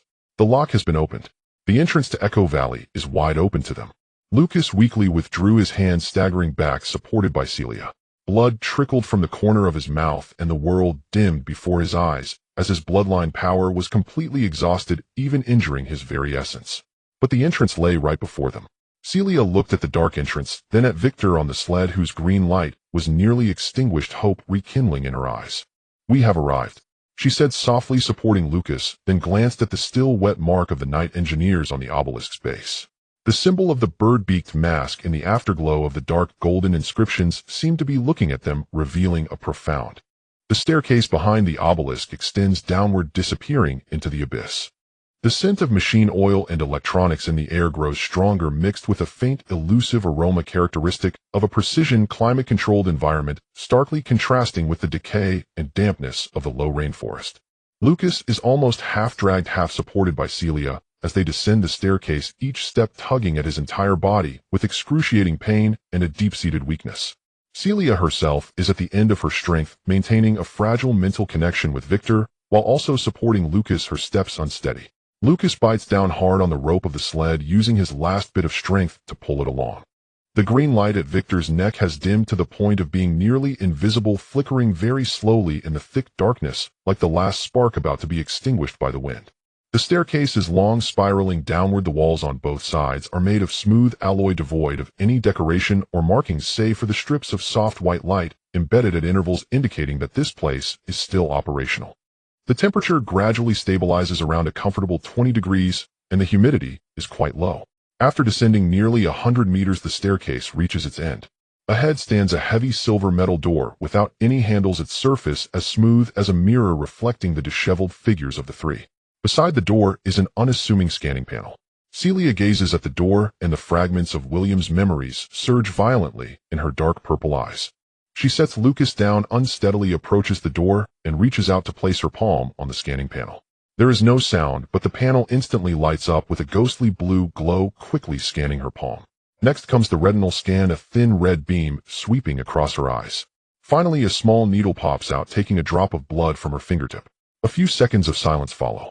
A faint mechanical hum can be heard from behind the door. Biometric verification successful. Celia Gray, G2 Project Associated Individual. Access level secondary. Welcome home, Miss Celia. A soft, neutral female electronic voice echoes, markedly different from the metallic rasp of the night engineer, imbued with the precision and politeness unique to laboratory AI. Click. The silver metal door silently slides inward. Behind it lies a world entirely. It is a vast underground space shaped like an inverted bowl, with an estimated diameter of over 200 meters and a height of about 50 meters. The dome is illuminated by a soft lighting system that simulates natural daylight, casting a cool, dawn-like glow. In the center of the space is a massive composite structure resembling precision machinery, composed of multiple circular platforms, interwoven metal supports, countless pipelines, glass tubes, and flickering screens resembling a giant tree made of steel and crystal, quietly operating with a deep, steady hum. Surrounding this central structure along the curved walls of the bowl-like space are several independent areas, a laboratory platform filled with various cutting-edge instruments and culture dishes, an archive zone piled high with books, data boards, and ancient scrolls, a storage area containing various parts, materials, and unidentified equipment, and even an ecological area separated by a transparent force field housing some luminescent and peculiar plants. Everything here is spotless and orderly, forming a ridiculous contrast with the chaotic and dangerous world outside. The air is filled with a faint scent of ozone disinfectant and some high-grade lubricant. This is the Echo Valley, the last secret stronghold painstakingly established by William Gray and the true core of the Twin Stars project. Find the energy interface. Maintain the device. Celia weakly spoke to the AI, her gaze desperately sweeping over the central structure. Locating. High priority life signs detected. Target unknown. Bionic construct. Meets emergency medical protocol activation conditions. Please transport the target to the life support and repair center located on level B3 of the central structure. Path guidance activated. The AI's voice remains steady, though its pace seems to quicken slightly. A soft blue guiding light illuminates the ground, pointing towards an open passage beneath the central. Lucas and Celia, using their last bit of strength, drag Victor along the indicated path, entering a slightly smaller, yet equally futuristic cylindrical space. In the center is a circular platform resembling an operating table covered with various mechanical arms and interfaces above, which are shadowless lights and complex holographic projection devices. The surrounding walls are adorned with flickering indicator lights and screens. Please place the target on the repair platform. The AI instructs. The two work together to lift Victor onto the cold platform. The platform automatically extends flexible restraints to secure him, while several mechanical arms dexterously reach out, precisely removing the heavily damaged outer shell armor from Victor's chest, revealing the more intricate internal structure beneath, and the now completely extinguished fist-sized dark blue energy core, the fusion reactor. At this moment it resembles a burnt-out coal, cold and lifeless. Target detected: Eve Series Prototype 07. Status: Energy Core completely depleted. Fusion reaction terminated. Basic systems collapsed. Backup consciousness unit activated, but lacking power. Body damage moderate. Initiating highest priority repair protocol. Fusion core restart procedure. Warning: this procedure requires consuming 15 of the Echo Valley backup energy reserves and carries a slight instability risk. Continue. Yes. Immediately. Celia replies without hesitation. Command confirmed. Initiating backup energy injection. Activating core stabilization field. Initiating protective shielding for consciousness unit. The AI's voice remains calm, but the mechanical arms above the platform begin to operate at high speed, extending several thick energy conduits from the ceiling and beneath the platform, precisely connecting to the interfaces around Victor's energy core. Within the conduits, a molten gold-like high-concentration energy flow begins to surge. Simultaneously, a hemispherical pale blue energy field envelopes Victor's head, protecting his fragile backup consciousness unit. The humming sound instantly rises. The lights in the entire room flicker slightly, clearly indicating a tremendous energy consumption. Lucas and Celia nervously watch the platform. Victor's damaged body shows no response, only the silent rushing of energy flow within the conduits. 1 second, 2 seconds, 10 seconds. Just as Lucas' heart sank to the depths, the fusion core inside Victor's chest, that center point resembling burnt coal, suddenly flickered with a faint dark red light. Like a dying star reigniting its core flame before the final gravitational collapse. Instantly, this dark red point rapidly expanded and brightened. Like a furnace infused with fuel, the color shifted from dark red to blazing orange, then to a blinding bright white. The entire fusion core seems to have come alive, pulsing rhythmically within, emitting astonishing heat and light, illuminating the entire platform brightly. The golden energy flow rushing through the conduits seems to have found its home, flooding in wildly. Fusion reaction restart successful. Core output power 1. 5. 10. Stabilizing at 12. Basic systems rebooting. The AI reports. Victor's cold alloy torso begins to warm slightly as the minute damages on its surface start to heal at a visibly rapid pace under some nanorepair program. The core in his chest stabilizes at a bright white, pulsing steadily like a heart that has begun to beat again. Then his eyes, which had been tightly closed, flutter slightly and slowly open. In the dark red left eye, data streams are moving smoothly and efficiently as the Eve 07 system is undergoing a complete recovery. In the pale golden right eye, although the brilliance is still dim compared to before, the sense of wisdom belonging to William has diminished significantly, but at least it is no longer an empty void of silence. There is once again a hint of spirit, a blend of fatigue and confusion, but more so a rapid observation and assessment of the surrounding environment after awakening. His gaze first lands on Celia, who is standing just inches away, her face filled with tension and anticipation, pausing for a second, as if searching for recognition. Then it shifts to Lucas, who is almost unsteady on his feet, but is staring intently at him. The voice emitter in his throat produces a faint electrical static noise, and then that familiar voice, blending calm mechanics with a touch of human warmth, resonates, albeit still a bit hoarse, and strained. Energy level 12, steadily rising. System damage repair progress 37. Memory database. Extensive damage and missing blocks detected. Current self-awareness: Victor, Eve 07, William, Gray consciousness fragment hybrid. Detected high security environment identified as William Gray's secret research facility. Detected associated life forms: Celia Gray weak life signs, Lucas Gray critical life signs, severe blood loss, energy depletion. He paused slightly, his mismatched eyes locking onto Lucas as a subtle, almost imperceptible fluctuation appeared in his calm tone. Medical priority changed. Recommendation: immediate emergency aid for Lucas Gray. AI initiate medical protocol. Command confirmed. Initiating emergency medical procedure for Lucas Gray. Severe internal bleeding, multiple soft tissue injuries, severe energy bloodline power depletion detected. Recommended plan: blood transfusion, nanorepair, energy replenishment, and induced stasis. Please transport the target to the adjacent medical platform. The AI immediately responds. Several hovering stretcher beds slide out from the walls. Celia wants to help, but sways herself. Victor, his body repair not yet complete, unable to move freely, signals her with his eyes not to move.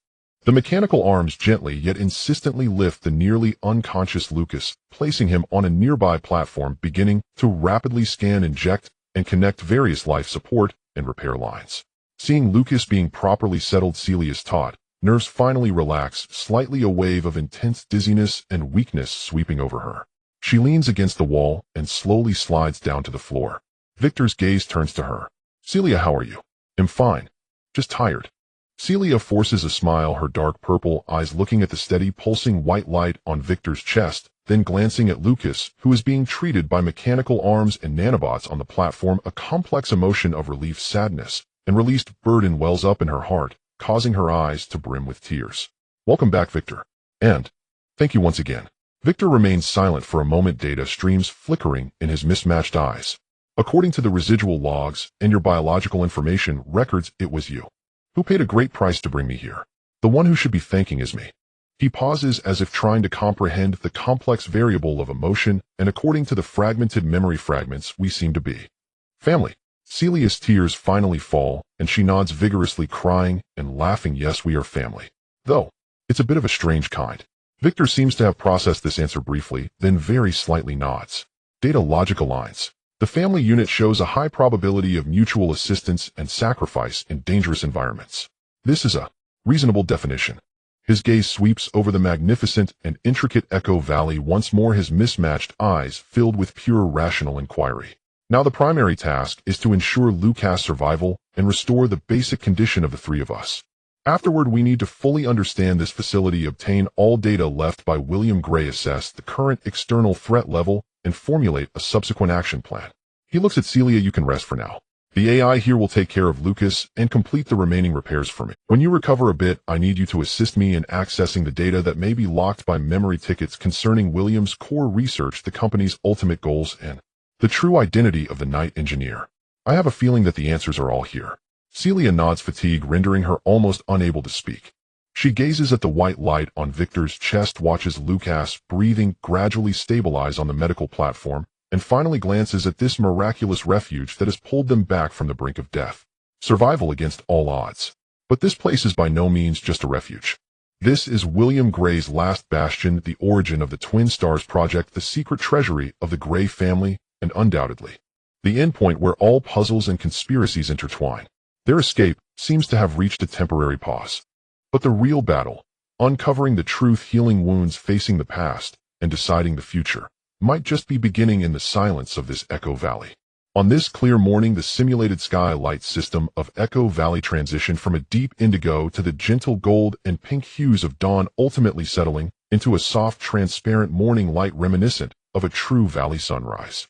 Beneath the light, the central giant tree of steel and crystal operated quietly, its humming sound steady and deep, akin to the earth's calm breathing. Lucas awoke with a warm, enveloping sensation. His body felt heavy and painful, especially his left rib, but the frail feeling of imminent shattering and the bone-deep cold had vanished.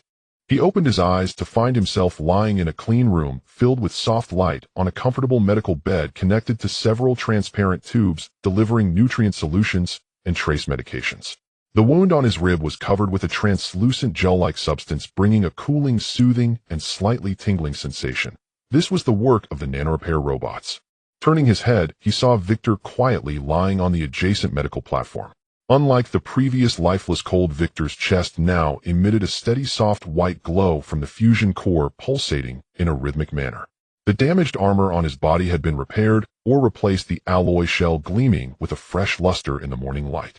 With his eyes wide open, his heterochromatic gaze fixed on the dome, the data stream in his dark red left eye slid smoothly, while his calm gold right eye reflected the simulated sunlight, seemingly in contemplation, as if in a state of standby.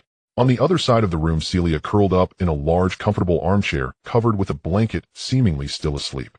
She had changed into a clean, loose-fitting gray outfit, her dark brown hair cascading down her face, still pale, but her breathing was steady and prolonged, and the pain and tension on her brow had eased significantly. They had survived. After enduring an entire night of rain underground, escaped the battle at the docks, a wild chase, and the nightmare in the woods, they had finally reached this sanctuary, and were still alive.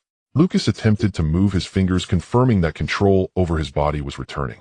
Although weak, the werewolf physique, combined with the advanced medical technology here, allowed for a recovery speed far exceeding that of an ordinary person. Lucas, your vital signs have stabilized above the safe threshold, internal bleeding has stopped, and organ functions are recovering well.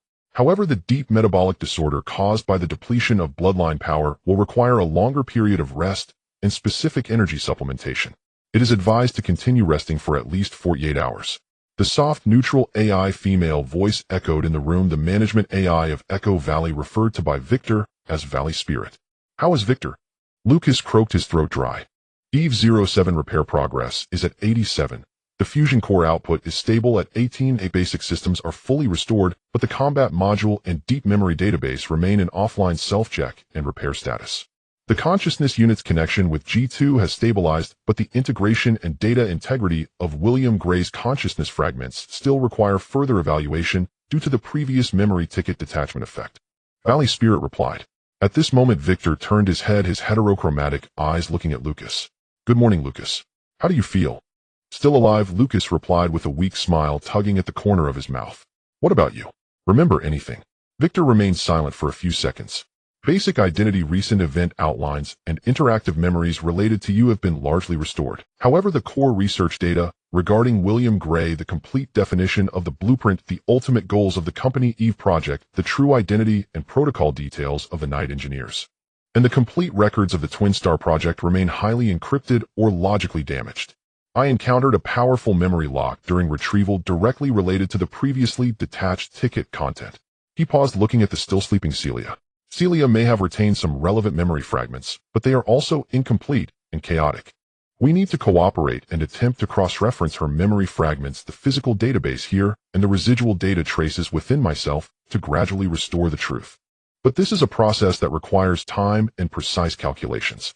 No rush.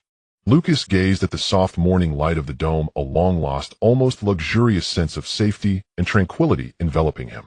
We have plenty of time. At least for now. As if awakened by their conversation, Celia stirred, her eyelashes fluttering as she slowly opened her eyes. Her dark purple gaze initially appeared puzzled, then quickly focused on Lucas and Victor. Seeing that they were both awake, she visibly sighed in relief, sitting up as the blanket slipped off. You're all awake. That's great. Her voice still carried fatigue, but her spirit seemed significantly improved. How do you feel, Celia? Victor asked. Much better. It's just, my head is still a bit muddled. The fragments of William's memories mixed with the residual influence of the Whispering Woods need time to sort out. Celia rubbed her temples, her gaze sweeping across the futuristic medical room before looking out at the central structure. This is where William last stayed. Her tone was complex, filled with reverence, nostalgia, and a hint of indescribable sorrow. Valley Spirit, Victor began. Report on the current operational status of Echo Valley Resource Reserve's defense levels and any high-priority tasks or information left by William Gray. Command received. The voice of Valley Spirit responded steadily as a large transparent display screen lit up on one side of the room, quickly scrolling with data and charts. Operational status of Echo Valley Core System, operational rate 99. 8A energy reserves, geothermal fusion solar 81, biological supplies, can support 3 standard consumption rates for 182 days. Defense systems, full spectrum, cloaking fields, terrain camouflage, multi-layer energy shields, automated defense turrets, and biological contamination purification zones are all in active standby status. No high-threat targets have been detected approaching in the current external scans. Resource reserves, including advanced manufacturing workshops, material storage, biological laboratories, information centers, and training grounds. A detailed list has been generated. William Gray's highest priority tasks according to the last Task 1, G2 Adaptive Reassessment and Stabilization Plan. To provide a full set of testing, assessment, and treatment plans for Celia Gray's current condition, aiming to help her fully control the power of G2, eliminate rejection risks, and attempt to reverse or stabilize her genetic instabilities. Related laboratories and equipment are already located in Zone B7. Task 2, Gray Bloodline Potential Guidance and Supplement Protocol. To provide specialized life energy extraction and infusion equipment utilizing the unique energy of the valley and cultivated rare plants for Lucas Gray's bloodline power depletion, as well as records of ancient bloodline training and guidance methods. Located in the A3 Ecological Zone and C1 Archive Zone. Task 3, Eve 07 Deep Maintenance and Data Recovery Protocol. Including comprehensive upgrade maintenance for Victor's body if needed and attempting to utilize the supercomputing core of Echo Valley and the special algorithms left by William to conduct a deep scan and logical repair of Victor's damaged memory database, trying to bypass or crack the memory lock. Located in the Central Control Room and D5 Maintenance Workshop. Task 4, Legacy Decryption and Inheritance. Upon achieving preliminary progress on the above tasks and stabilizing the team members' conditions, activate the final data core left by William Gray, codenamed ARC. The ARC contains all of William's research conclusions, future projections about ancient genes, the company, the Night Engineers, and the Twin Star Project, as well as his personal final words and suggestions.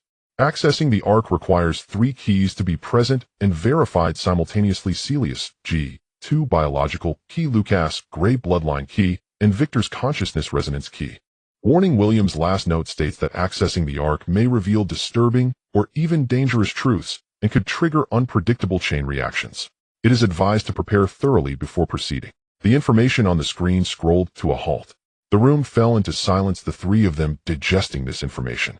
William had left each of them, even this peculiar family, with tailored treatment plans and growth paths. And the final answer was locked within the data core named ARC, requiring their collective effort to unlock it. He had planned everything long ago. Celia whispered, her dark purple eyes shimmering with tears. Even after his own failure and stagnation, he still paved the way for us. Lucas felt a surge of complex emotions. This uncle he had never met, yet who profoundly influenced his fate, possessed a far-sighted vision and an unfinished sense of responsibility that weighed heavily on him. Victor's heterochromatic eyes displayed a steady data stream, seemingly processing this information rapidly. The logic is clear and the priorities are reasonable. I suggest we first complete our respective targeted recovery and enhancements. Once our conditions are stable and we have a basic understanding of external situations, we can jointly activate. Valley Spirit, please retrieve the summary of intelligence gathered from the external information reception port over the last 72 hours, especially regarding the company Obsidian International and the aftermath of the dock sinking incident. Retrieving. The information reception primarily relies on several concealed satellite relays and deep network crawlers. Summary as follows: the screen switched, displaying some blurred news footage, encrypted communication fragments, and data analyses. Dock sinking incident officially classified as abandoned vessels disintegrated and sank due to severe weather and structural aging. Salvage and pollution control operations have begun, but are progressing slowly. There are signs of unidentified armed personnel activity at the scene, suspected to be Obsidian International or related forces searching for wreckage and evidence. Obsidian International: no significant anomalies detected in public activities, but the activity frequency of several peripheral reconnaissance teams in nearby areas has significantly increased following the sinking incident, especially along the old Highway 7. No signs of large-scale mobilization of their main forces have been detected. Company movements: no direct connections on the surface. However, several biotech and military companies related to Leo Sterling have been detected with unusual capital flows recently, and they have been in frequent contact with several private military companies. Deep network monitoring has revealed high-priced bounties for information on Gray family members, military cyborg prototypes, and gene archaeological anomalies. The bounty source is anonymous, but has financial ties to the company. Other forces: a small number of unidentifiable encrypted signals have been detected active in the wilderness and the old city, with signal characteristics showing slight similarities to the previously encountered Gray men, but cannot be confirmed. Marks and information related to the Night Engineers experienced a brief surge in the underground network following the incident, then fell silent again. The situation was not optimistic, but there was no immediate danger. The company and Obsidian have not given up. They are still searching in the shadows. The Gray Men and Night Engineers remain mysterious. We need time. Lucas summarized: at least a few days, even weeks, to recover, learn, and prepare here. Then we must decide whether to continue hiding or take some action. Agreed, Victor nodded. First, execute William's priorities. Celia, you need to stabilize your condition as soon as possible. Lucas, you need to regain your strength. I will assist Valley Spirit in attempts for body maintenance and data repair. Meanwhile, I will try to establish a more comprehensive external intelligence monitoring network. Celia and Lucas both agreed. After experiencing life-threatening situations, they needed this breathing space and opportunity for improvement more than anyone else. In the following days, Echo Valley entered a systematic rest and recuperation mode. Celia spent most of her time in the biological laboratory in Zone B7. There she had a full set of testing and training equipment designed for her by William. With the assistance of Valley Spirit and Victor's data analysis support, she began to systematically learn to perceive, control, and guide the energy within her derived from G2, which mixed spiritual power with genetic characteristics. The process was not easy, often accompanied by intense headaches, hallucinatory backlash, and the risk of energy instability, but each small advancement deepened her understanding of herself and William's plan. Her dark purple eyes gradually became more restrained and stable, the swirling nebulae within her pupils becoming increasingly regular. Lucas, on the other hand, was immersed in the A3 ecological zone and C1 archive zone. The ecological zone contained some strange plants radiating gentle energy fluctuations, one of which was a silver-blue fern called Moonlight Fern. Its extract, treated specially by Valley Spirit, could slowly nourish and replenish his depleted bloodline power. Although the effects were slow, they at least eased the empty burning sensation gradually. In the archive zone, he found ancient notes and training methods left by his grandfather Elijah and Uncle William regarding the history and bloodline characteristics of the Gray family. Much of the content was obscure and required careful contemplation combined with personal experience. He began to attempt those ancient breathing techniques and meditations, guiding the faintly reviving power within him to flow through specific channels. Though progress was minimal, he felt his body gradually coming back to life. While Victor assisted Valley Spirit in monitoring external conditions and analyzing intelligence in the central control room, he spent most of his time in the D5 maintenance workshop. The Eve-07 body was undergoing deep maintenance and partial upgrades with the help of Valley Spirit and automated equipment. At the same time, he connected to Valley Spirit's supercomputing core, beginning a comprehensive scan and logical repair of his damaged memory database. The areas sealed by the memory lock were incredibly firm, but he attempted to approach from the edges and connections with other memory fragments, gradually excavating and piecing together. This process was slow and tedious, akin to groping in a dark maze. Occasionally, he would find a glimmer of light, perhaps a fragment of one of William's experiments, a profile of a high-ranking member of the company, or a few words recorded about the night engineers. These fragments were carefully collected and analyzed, attempting to restore the lost puzzle.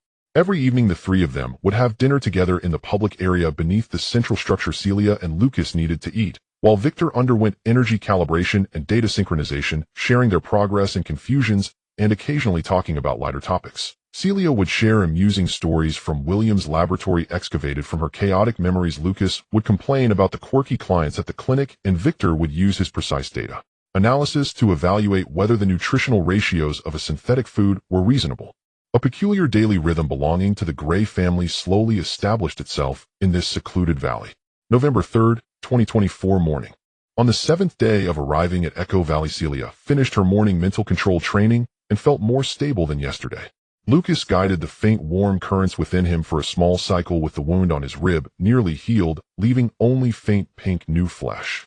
Victor's body maintenance had been completed, energy output stabilized at 25, and although the repair of the memory database had not yet broken through the core lock, more valuable edge information had been organized. During lunch, Victor put down the energy calibrator he had been holding. He had finished eating and looked at the two of them with his heterochromatic eyes. Based on the recovery progress and external analyses over the past 7 days, I believe we can begin preparing for the initial process of activating the Ark. At exactly 9 a.m. in the central control room, light poured down evenly from the simulated skylight, illuminating 3 interfaces of distinct styles. An intricate energy field buzzed in the air, accompanied by an almost sacred silence. Victor stood before his silver-white consciousness synchronization terminal, his heterochromatic eyes calmly scanning Celia and Lucas. Final test. Remember, this is not merely a calibration, but an initial exploration of the essence of the Ark. Any discomfort terminate immediately. Celia took a deep breath and lay down in the silver-gray biological adaptation cocoon. The inner walls gently enveloped her, and delicate neural probes connected. A dark purple halo flowed across her skin. Lucas sat on the black crystal throne. A warm sensation enveloped him, awakening the faint power within his bloodline as a golden-red glow pulsed along the throne's patterns. Independent verification passed. Prepare for the preliminary resonance of the three keys. Gu Ling's voice echoed in the control room. The three of them closed their eyes simultaneously. Lucas was the first to guide. He envisioned the bloodline power as magma beneath the Earth's crust, slow and searing, carrying the weight of the Grey family's centuries of heritage. He felt the throne responding, a warm pull guiding him, gathering that faint yet pure power from his chest and limbs, transforming into a nearly invisible golden red thread that slowly overflowed from his body, extending towards the resonance focal point in the center of the room.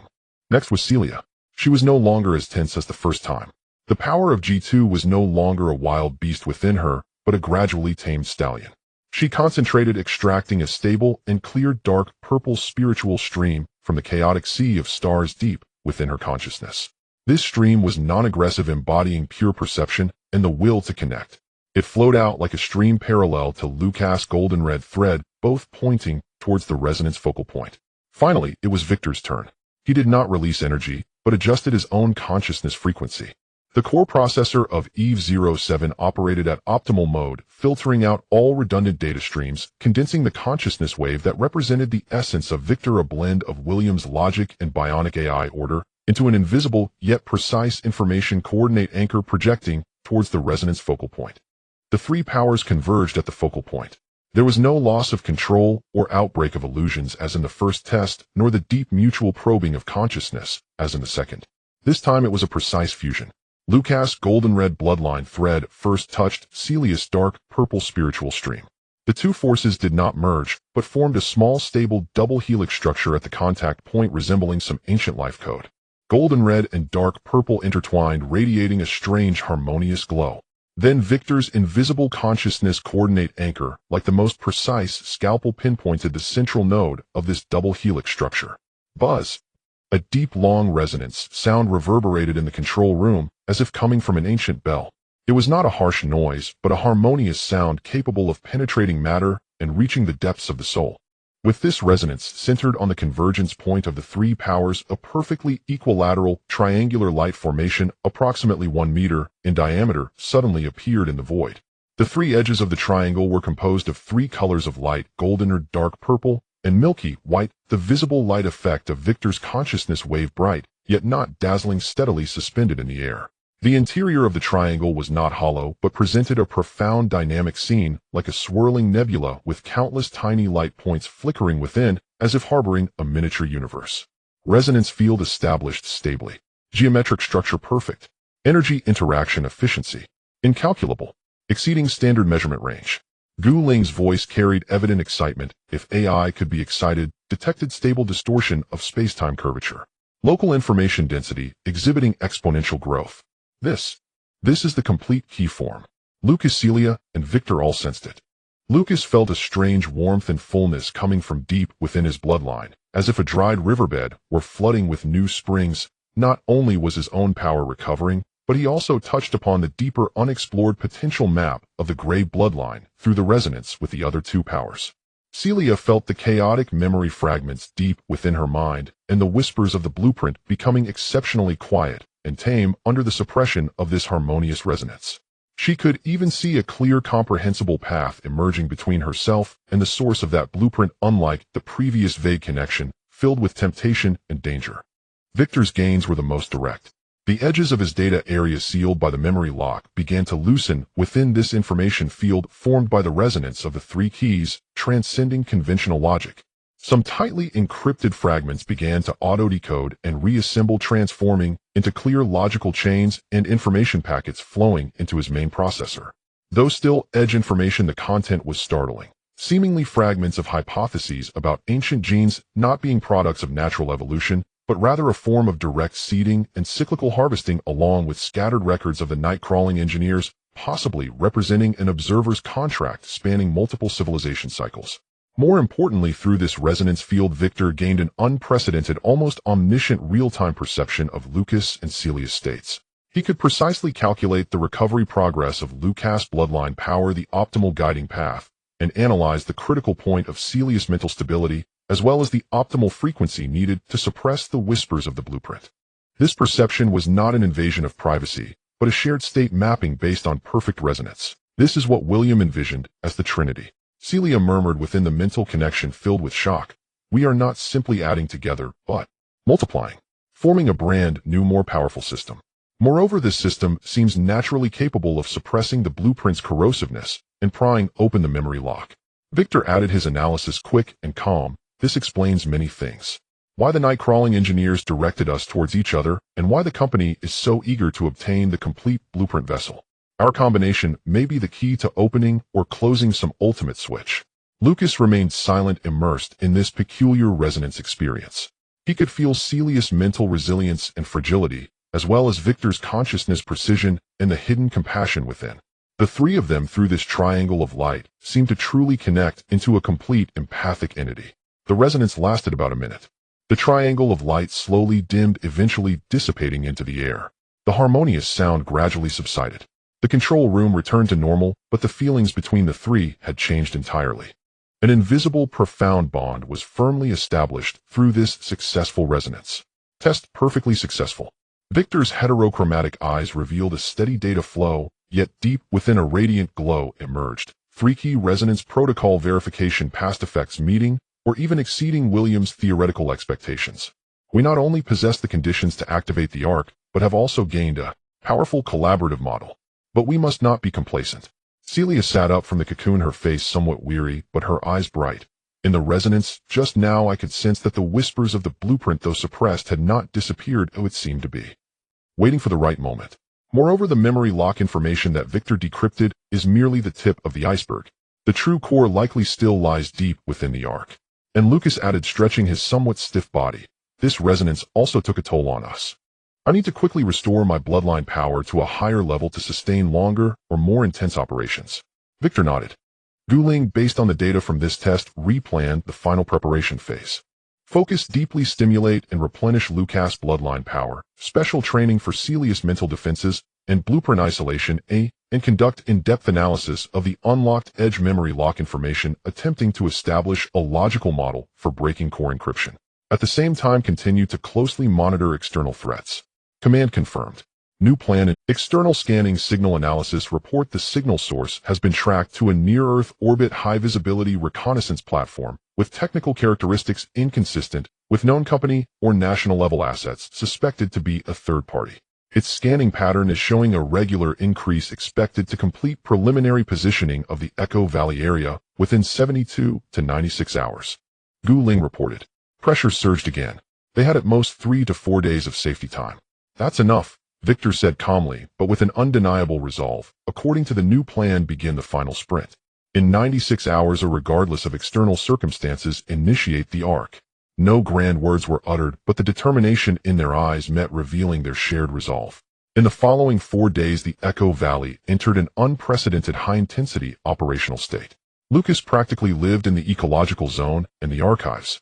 With the help of the special supplements synthesized from moonlight fern essence and rare mineral energy coordinated by Guling, along with the bloodline guiding techniques optimized for him by Victor based on resonance data, his depleted bloodline power revived and strengthened at an astonishing rate. By the 3rd day, he could already feel the power flowing within him like a stream, the old injuries in his ribs fully healed, even the skin beneath faintly radiating a healthy golden-red glow. He began attempting some of the more complex ancient battle techniques and protective arts of the Grey family. Though unfamiliar, they were taking shape. Celia's training was even more dangerous. Under Victor and Guling's close monitoring, she actively entered deep meditation, repeatedly confronting the source of the blueprint whispers deep in her mind. She no longer sought to completely eradicate or isolate it, which seemed impossible, but learned how to precisely shield its seductive information, divert its corrosive energy, and using the understanding of the path gained from resonance, she attempted to reverse analyze the structure and intentions of the blueprint information. This process was like walking a tightrope on the edge of an abyss. A slight misstep could lead to being devoured, but each successful resistance and analysis exponentially enhanced her mental control. Her dark purple eyes became increasingly restrained and profound, and the swirling nebula in her pupils took on a flavor of wisdom and tranquility. Victor, on the other hand, connected fully with Guling's supercomputing core, working tirelessly to crack those loose memory lock information fragments and construct logical weapons to attack core encryption. At the same time, he utilized the state mapping obtained from the 3-key resonance to adjust their training plans in real time precisely to the operation of each energy node and the peak of every mental fluctuation. He also began to make final adaptive adjustments to the EVE-07 body, loading several advanced combat and protection protocol modules parsed from William's legacy data. Gu Ling mobilized all resources of the Echo Valley, fully supporting their training, simultaneously raising the defense level to the maximum and releasing a large number of micro-invisible reconnaissance devices around the valley, constructing a three-dimensional early warning network to remain vigilant against any potential invasions. On November 7, 2024, in the evening, with only 12 hours left until the planned activation of the Ark, the three gathered again in the rest area below the central control room. After 4 days of nearly frantic training, the three had subtly changed in demeanor. Lucas stood taller, his eyes sharp and calm, with an implicit aura of a Wolf King's authority and strength naturally emanating. Celia's spirit had become increasingly refined. Her dark purple eyes were clear and profound. The previous hint of instability almost vanished, replaced by a demeanor of insight and control. Victor showed no external changes, but his very presence conveyed precision, stability, and an unfathomable depth, as if everything lay within his calculations and control. Status report, Victor routinely inquired. Bloodline power restored to a healthy state of approximately 45 U, controllable and stable. Mastered 3 basic protective arts and 1 combat guiding technique, Lucas reported. Mental control increased by 370, blueprint whisper shielding efficiency reached 92, capable of sustaining high-intensity combat or deep contemplation for at least 2 hours without significant interference. Preliminary analysis of the blueprint information's partial induction logic and energy extraction patterns completed, Celia added. My body adjustments are complete. New protocols loaded. Memory lock core encryption logical model construction completed to 78. 3 potential attack weak points identified. Gu Ling external situation. External high-visibility reconnaissance platform scanning frequency reached peak, its orbital parameters indicating it is conducting high-precision synthetic aperture scanning of a 50-kilometer radius area centered on this valley. Expected within 6 to 8 hours, there is a 30% probability of discovering the camouflage around this base. The defense system has fully activated, entering a level 1 combat readiness state. Gu Ling's voice remained steady, but the content was severe. It seems our visitors are more urgent than anticipated. A glimmer of cold light flashed in Victor's heterochromatic eyes. The plan remains unchanged. At 6 a.m. tomorrow we will activate the Ark on time. Before then we have one final preparation task. What is it? Celia asked. Victor raised his hand and 3 sealed metal boxes descended in the center of the control room. Left by William, the costume prepared for the key. The boxes opened. Inside were 3 sets of specially made equipment. For Lucas, there was a fitted combat suit of dark silver gray, featuring a subtle wolf fur texture crafted from an unknown material, lightweight and resilient, with flexible golden armor at the joints and a glowing simplified gray wolf head emblem on the chest. Accompanying it were a pair of gloves and boots made from the same material.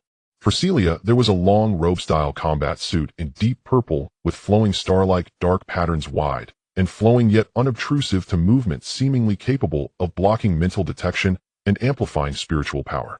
There was also a headpiece embedded with dark purple crystals, which could further stabilize her spirit. For Victor, it was not clothing, but a set of adaptive optical camouflage and energy deflection armor modules that could be loaded onto the surface of the EVE-07 body. When activated, the modules could render his body nearly invisible to visual and most energy scans, significantly enhancing energy resistance. Dr. William left a message, Gu Ling reported. When you wear these, it means no longer hiding, but facing the truth and fate in the name of Grey. The 3 said little more, each donning their gear. When Lucas fastened the last button, Celia adorned her headpiece, and Victor's flowing camouflage sheen stabilized. The 3 stood together once more. Dark silver, deep purple, and flowing camouflage. 3 distinctly different styles, yet due to their invisible resonance and shared goal strangely merged into one, exuding a calm, yet powerful aura. We are ready, Lucas said, his voice steady and strong. Celia nodded, the nebula swirling in her dark purple eyes. Victor's heterochromatic eyes scanned his 2 companions before finally looking up at the simulated night sky above the control room. Then rest well. At dawn tomorrow will be the moment the truth is revealed. The night enveloped the Echo Valley. The final countdown of their journey through the valley had reached its last point, the final calm night. The dome of Echo Valley had yet to simulate the sunrise, with only a few dim stars marking the night sky. Inside the central control room, the light was dim, illuminated only by the glow of equipment indicator lights and the bluish light of the suspended screens outlining 3 figures standing silently. Lucas wore a dark silver-gray combat suit with a wolf head emblem on his chest, emitting a faint golden-red halo. Celia's deep purple robe flowed with star-like dark patterns in the dim light, and the crystal on her forehead flickered occasionally. Victor's adaptive camouflage blended him into the background with only his heterochromatic eyes glowing steadily in the darkness. There was no conversation, only steady breathing and the low hum of energy circulation. They were waiting. External scan intensity has reached peak levels, confirming the entity as the Argos 3 stealth reconnaissance satellite platform belonging to the company, equipped with high-precision synthetic aperture radar and life energy detection arrays. Its scanning beam has swept through this area 3 times, causing slight disturbances in the outer camouflage force field. It is expected that the entity will initiate a penetrating deep scan within 10 minutes, with a detection probability rising to 65. The voice of the valley's spirit sounded steady, yet it was particularly clear in the silence. Initiate the Echo Protocol Phase 1. Victor quietly ordered. Command confirmed. Activate the camouflage enhancement field, simulating geological anomalies within the mountain. Release disruptive life energy signals to mislead detection. Outside the control room, the camouflage generator at the valley's edge powered fully, distorting the energy characteristics of Echo Valley to blend into the geomagnetic background noise of the surrounding mountains. Several preset interference points released signals simulating large biological or unconscious energy bodies, as if laying a trap. This was a delay, not a solution. The opposing side had orbital advantages and technological power. Being discovered was merely a matter of time. Our time is borrowed. Lucas' voice resonated steady and powerful. We must complete the ARC activation and acquire the information we need before they confirm and respond. There are 8 minutes until the next scan. Celia closed her eyes, her mental perception extending to the extreme, like an invisible radar covering the rock layers above and the sky. The next scanning beam will arrive in 8 minutes. This is our last safety window. That's enough. Victor walked to the center of the control room. There the floor silently slid open, revealing a circular platform approximately 3 meters in diameter. The surface of the platform was as smooth as a mirror, with a peculiar triangular pattern at its center composed of 3 equidistant grooves. The shape of each groove corresponded exactly to the features of the 3 keys. Please take your positions. The 3 approached a groove each. Lucas stood before the groove corresponding to the gray bloodline engraved with a wolf head. Celia stood before the groove corresponding to the G2 entity, covered in neural interface patterns. Victor stood before the smooth groove corresponding to consciousness synchronization. Final confirmation, 3-party status. Victor's heterochromatic eyes scanned the 2. Bloodline power, stable resonance ready. Lucas' hands hovered over the groove as the golden red power within him circulated slowly. Mental lock established, channel stable, blueprint shielding fully activated. Celia also hovered, her hands the dark purple in her eyes swirling calmly like a nebula. Consciousness interface, open logic core, on standby, memory lock decryption program loading. Victor's consciousness fluctuations were clear and stable. Valley Spirit, initiate the ARC Awakening Protocol, Phase 1 physical unlock. Victor commanded. Command confirmed. Initiating the outer physical protection removal procedure for the ARC. Warning: this process is irreversible, will release the ARC entity and activate the final verification mechanism. The control room trembled slightly. The platform beneath their feet began to emit a soft milky white. At the edge of the platform, 12 slender energy conduits emerged from below the floor, precisely connecting to 12 concealed interfaces around the platform, with dazzling golden energy flowing within the conduits. Then at the center of the platform, deep within the grooves of the triangular pattern, a low rumble of mechanical operation echoed. The entire platform, along with the 3 of them, began to descend slowly. The control room floor above closed again, sealing them within a vertical luminous passage. The descent lasted about 10 seconds. When the platform stopped, they found themselves in an entirely unfamiliar space. It was larger than the control room, shaped perfectly like a sphere.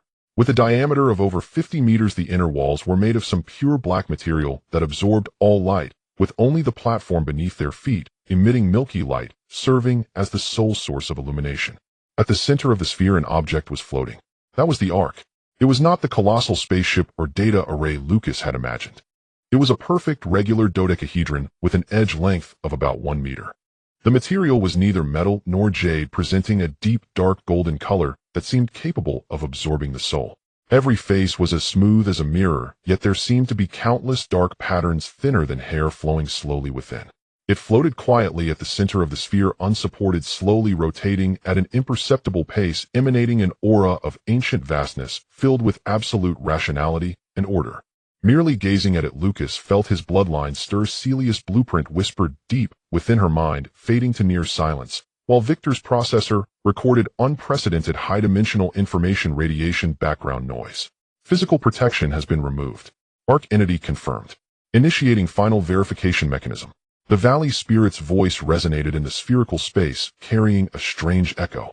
With the Valley Spirit's voice, 3 adjacent faces of the floating dark golden dodecahedron suddenly lit up. Each illuminated face projected a soft beam of light, shining upon Lucas, Celia, and Victor on the platform. Final verification begins. Triple key synchronization injection. Please guide the power of your keys into the light column before you. Without hesitation, the 3 acted simultaneously.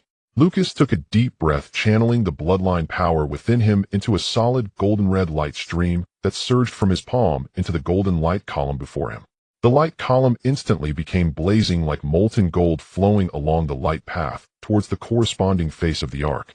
Celia concentrated, guiding the purest and most stable dark purple mental energy, also injecting it into the light column. The light column became imbued with a deep purple hue speckled with starlight, flowing towards the arc. Victor opened the core interface, transforming his highly refined consciousness information stream, representing the essence of Victor's existence, into an invisible, yet massive data torrent containing logical structures, injecting it into the light column. The light column appeared as pure milky white, transmitting steadily. The 3 streams of power representing the gray bloodline G2 biological key and Victor's consciousness key flowed along 3 light paths, ultimately merging into the 3 glowing sides of the arc. The arc received the power, and the dark golden glow on its surface became brighter, with the internal patterns accelerating in flow. The entire dodecahedron began to emit a deep resonance, as if originating from the end of time and space. Key verification in progress. Gray bloodline lineage confirmed. G2 biological marker confirmed. William Gray's consciousness residue, mixed with Eve 07 logic core confirmed. Verification successful. Initiating information synchronization and decoding. The arc abruptly stopped its rotation. Immediately, all 12 of its faces lit up simultaneously. Countless incomprehensible streams of information, mixed with images, symbols, formulas, data flows, and historical fragments, erupted from within the arc, instantly filling the entire spherical space. They seemed to be plunged into an ocean of information, no, a universe of information. Every flickering light point could represent the rise and fall of a civilization, a gene's mystery, or a forgotten history. Information overload. Initiate consciousness protection barrier. The Valley Spirit's voice rang out. A pale blue energy barrier rose around the platform, filtering out most of the direct impacts, yet a massive amount of filtered and translated information surged directly into the 3's consciousness. They saw Segment 1 on the barren surface of a planet, an indescribably gigantic starship, cast countless light points, which landed and transformed into the seeds of the earliest life. Sowing. Segment 2, countless civilizations arose, developed, reached their peaks, and then when a certain cycle arrived, an invisible harvest was initiated, extracting and taking away the essence of civilization, knowledge, technology, the finest genetic samples, even the collective consciousness of the civilization, leaving behind a shattered world and lost remnants. Harvesting. Segment 3, a figure. Exactly like the night engineer, cloaked and wearing a bird beak mask, yet it was not the only one. There were many similar beings like silent shepherds wandering in different testing grounds, including Earth, observing, recording, and occasionally intervening, ensuring that sowing and harvesting proceeded according to a grand code protocol. They were observers, agents of an ancient civilization that had long transcended the physical realm, existing in forms of information and energy. Segment 4, William Gray's research records revealed how he glimpsed the truth from an ancient relic, the precursor fragments of the Ark, that accidentally recorded parts of the sowing and harvesting cycles. He was horrified to discover that the Earth humans, along with all supernatural beings on Earth, werewolves, vampires, elves, etc., all trace their origins back to the ancient sowing, and the harvesting cycle might be just around the corner. He initiated the G1 and G2 plans not only to decipher the power of the ancient genes, but also to find a way to counter the harvesting, or at least to preserve the embers of Earth civilization. Segment 5, the company. Its true controllers are not ordinary human capital groups, but a secret society that knows the truth of harvesting and intends to steal observer privileges during the next harvesting, becoming the dominant force in Earth's harvesting and thereby gaining qualifications for ascension to higher dimensional civilizations. Leo Sterling is merely one of their front representatives. The Eve program is the new god vessel they are attempting to create, capable of bearing harvesting privileges and aligning with observer protocols. They are also searching for the complete blueprint, sowing records, and harvesting protocols, while William's research poses the greatest threat to their plan and is the key they covet. Segment 6: The Bloodline Secret of the Gray Family. They are not ordinary products of sowing. Their ancestors left a non-formatted key during the last harvesting for unknown reasons: sympathy, rebellion, experimentation, a fragment theoretically capable of engaging in foundational dialogues with the observer protocol, even requesting pardon or extension privileges. This explains why the Gray bloodline can resonate with the Ark and why it is the key to unlocking everything. However, this privilege is incomplete and dangerous. If misused, it could accelerate the location and execution of the harvesting. Segment 7: The last message left by the Night Engineer specifically for the inheritors of the keys. The protocol is unbreakable, but loopholes always exist.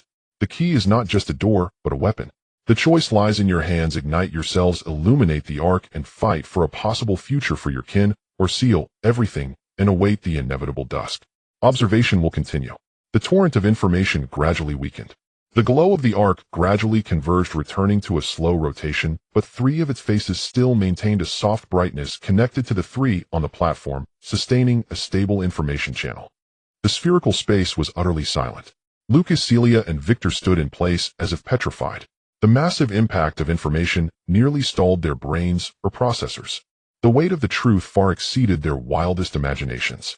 Harvesting, observers, the conspiracy of the company, the fate of the Gray family, the riddle of the Night Engineer. They were not heirs of family secrets nor victims entangled in technology and the supernatural. They were pawns caught in a cruel cosmic game that spanned galaxies, traversed civilization cycles, and determined the fate of all intelligent life on Earth, and now the pawns held a key that could upend the chessboard. No, not to upend the chessboard, but to obtain a weapon that could strive for a glimmer of possibility in an inevitably fatal game. Lucas moved first. He slowly raised his hand, looking at the golden-red bloodline light in his palm that seemed to be burning. This was not power, it was responsibility, the weight of the entire planet's fate pressing down on him. Celia let out a soft sob, but quickly stifled it. In her dark purple eyes the nebula swirled frantically, filled with shock and fear, but gradually replaced by a deeper motherly resolve. She looked at Lucas, then at Victor. In Victor's heterochromatic eyes the data stream had calmed down. He did not exhibit the emotion of shock, only the most rational analysis and decision-making. He received, processed, and understood all the information, instantly calculating millions of possible future branches. Information reception complete. Ark control has been partially acquired, allowing for limited queries and operations through the current connection. The Valley Spirit's voice broke the silence. External warning: the Argos 3 platform has confirmed the existence of high-energy anomalies and suspicious structures in this area, calling for support. It is expected that a company rapid response team will arrive within 1 to 2 hours. The decision window is closing. Lucas lifted his head, gazing at the floating Ark, then at Celia and Victor. The shock and confusion on his face gradually faded, replaced by a determination that belonged to the Gray family, to a man, and to an existence forced to bear the burden of salvation. So his voice resonated in the spherical space, carrying a hint of hoarseness, yet exceptionally clear. We have only 3 choices. First, seal the Ark, pretend to know nothing, wait to die, or let the company and harvesting decide our fate. Second, use the Gray family's privilege to try to request a pardon or extension from the observers, gambling on that minuscule possibility and potentially exposing our location, accelerating everything. Third, he paused, his gaze fierce, take up this key and turn it into a weapon. Confront the company, clarify the specific mechanisms and timing of the harvesting, and then. He did not complete his sentence, but the meaning was clear. Celia wiped away the dampness at the corners of her eyes, flames igniting in her dark purple gaze. There is no choice. William chose the third path. Although he failed, he paved the way for us. Now we have a more complete key, each other, and she looked at the Ark. I will not sit idly by, nor will I hand our fate over to those cold protocols and the mad company. Victor interjected, his voice calm, yet powerful. Logical analysis supports option 3. It has the highest survival probability and aligns with our core interests and ethical principles. The company is the current clear and direct threat that must be eliminated or incapacitated. At the same time, we must extract all information from the Ark regarding the harvesting mechanism, observer protocol vulnerabilities, and specific methods of using privileges. Time is pressing. I suggest we immediately begin formulating a detailed action plan. The three exchanged glances once more. There were no grandiose words, no dramatic displays. Only a silent consensus more resilient than steel crystallized in the spherical space. 31 minutes remain until the arrival of the Punisher. In the spherical space, the flow of information continues to surge silently, transforming from a torrent into a controllable stream, stably transmitting along the connection between the Ark and the three individuals. The voice of Gu Ling served as a precise metronome, announcing in the silence the information retrieval for the Ark has been completed. Target 1 coordinates of the company's secret headquarters. Coordinates acquired located deep beneath the Greenland ice cap, within the Arctic Circle, disguised as the abandoned research station Aurora Fortress. Core member list partial. List acquired. Leo Sterling confirmed as the project supervisor for the blueprint fragment, reporting to an anonymous board of directors. Member information is encrypted at a high level, requiring time to decode. Coordinates of the main facility for the EVE project. Coordinates acquired totaling 3 locations, 1 in the Siberian wilderness, 1 underground in the Sahara Desert, and 1 near the South Pacific Trench. Target 2 countdown for the harvest cycle. Based on the analysis of residual signals from the extraterrestrial observer protocol by the Ark, the estimated countdown is 7 years, 4 months, and 9 days, with a margin of error of 6 months. Specific execution method. Information incomplete, presumed to involve activating the sowing beacon buried deep within the Earth's crust and genetic makeup, triggering global directed energy extraction and consciousness annihilation. 7 years. More urgent than William had estimated. The defense and tactical database screening for the Ark has been completed. Available projects: Regional Force Field Interference Matrix, Earth Vein Energy Overload Protocol, Counterorbital Strike Prediction Algorithm, and various analyses of known energy weaknesses of the company's equipment. Gu Ling continued to report. Lucas, Celia, and Victor stood on the platform of the Ark, eyes closed, absorbing and processing these vast amounts of information at an astonishing speed. Their consciousnesses or processors were operating at nearly full speed under the connection of the Ark, sharing information and rapidly formulating countermeasures. Enemy information. Victor spoke, his voice calm as iron. Punisher-class assault dropship, 32 meters long, equipped with energy shields, 2 pulse cannons, and 1 medium plasma cannon. Standard deployment: 12 elite scavenger soldiers equipped with technology more advanced than Obsidian and 2 Enforcer heavy combat robots. Expected tactics: orbital airdrop, directly infiltrating the entrance area of Echo Valley, using superior firepower and troop strength for a suppressive clearance. Gu Ling pulled up the relevant data and simulation images. 4 dropships equating to 48 elite soldiers and 8 heavy robots. Moreover, this was under the condition that the enemy had a clear understanding of the general location of Echo Valley and came prepared. How much time do we have to set up? Celia asked, her dark purple eyes swirling with stars. She was quickly learning the application techniques of several mental interference and energy shielding provided by the Ark. The enemy's landing, deployment, and entrance search are expected to take 15 minutes. From confirming the entrance to breaching our existing perimeter defenses, optimistically, we can still strive for 10 more minutes. In total, we have a maximum of 25 minutes for preparation and setup. Gu Ling analyzed. Not enough. Lucas shook his head, opening his eyes, a golden red glimmer flashing in them. We cannot let them land and deploy. We must take out at least half during their descent. Agreed. Victor's heterochromatic eyes were flooded with data streams as he synchronized and simulated dozens of interception plans. The Ark provides the counter-orbital strike prediction algorithm to assist in calculating the precise trajectories and weak points of the Punisher after entering the atmosphere. Echo Valley has 4 hidden adjustable angle ground-to-air phase cannon arrays, but their power is insufficient to simultaneously shoot down 4 shielded dropships. Coordination with other methods is required to concentrate fire during the shield overload or failure. Earth Vein Energy Overload Protocol. Celia quickly browsed the relevant information. It can trigger severe geomagnetic disturbances and energy turbulence in localized areas, disrupting the stability of precision electronic devices and energy shields, but requires at least 5 minutes of charging and will expose the energy core location. Use the Regional Force Field Interference Matrix to cover the charging process. Lucas thought rapidly. At the same time, we need someone on the ground to use the terrain and the weak point information provided by the Ark to carry out precise sniping and disruption against the remaining enemies after they land, buying time and creating opportunities for the air defense array and Earth Vein overload. Division of labor. Victor summarized. Lucas, your bloodline power is at its best highly mobile, familiar with the valley terrain, responsible for ground guerrilla tactics and weak point strikes. Celia, your mental control is strong, and you can connect with the Ark for real-time information processing and interference. You will remain in the central control room assisting Gu Ling in manipulating the defense system and waiting for the opportunity to launch a mental attack to disrupt the enemy.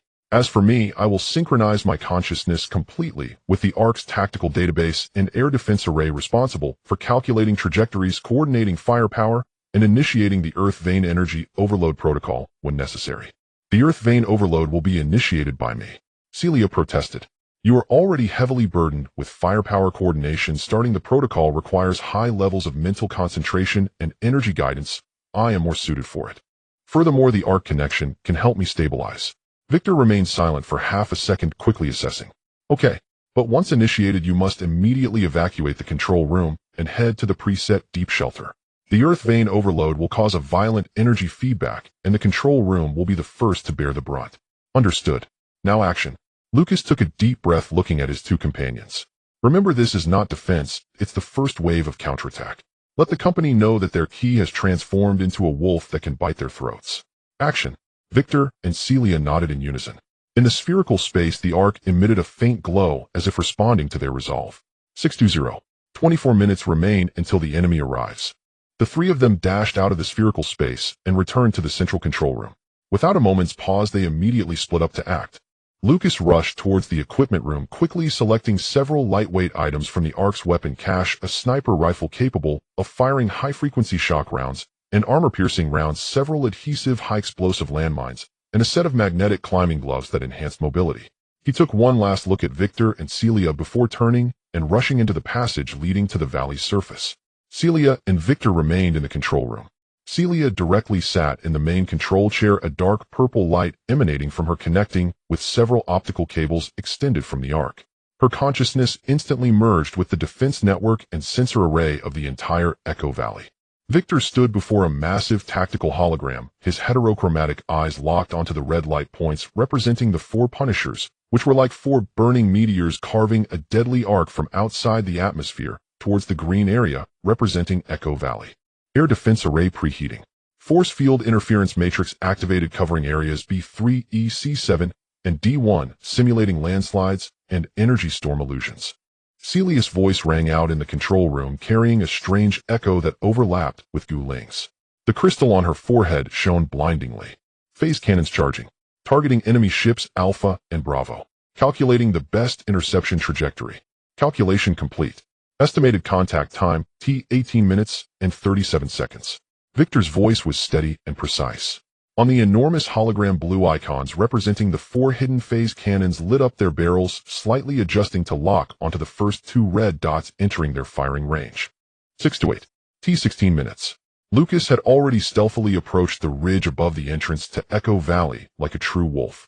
Here the view was wide, allowing him to overlook the clearing below where the obelisk stood, as well as the anticipated enemy landing zone further away.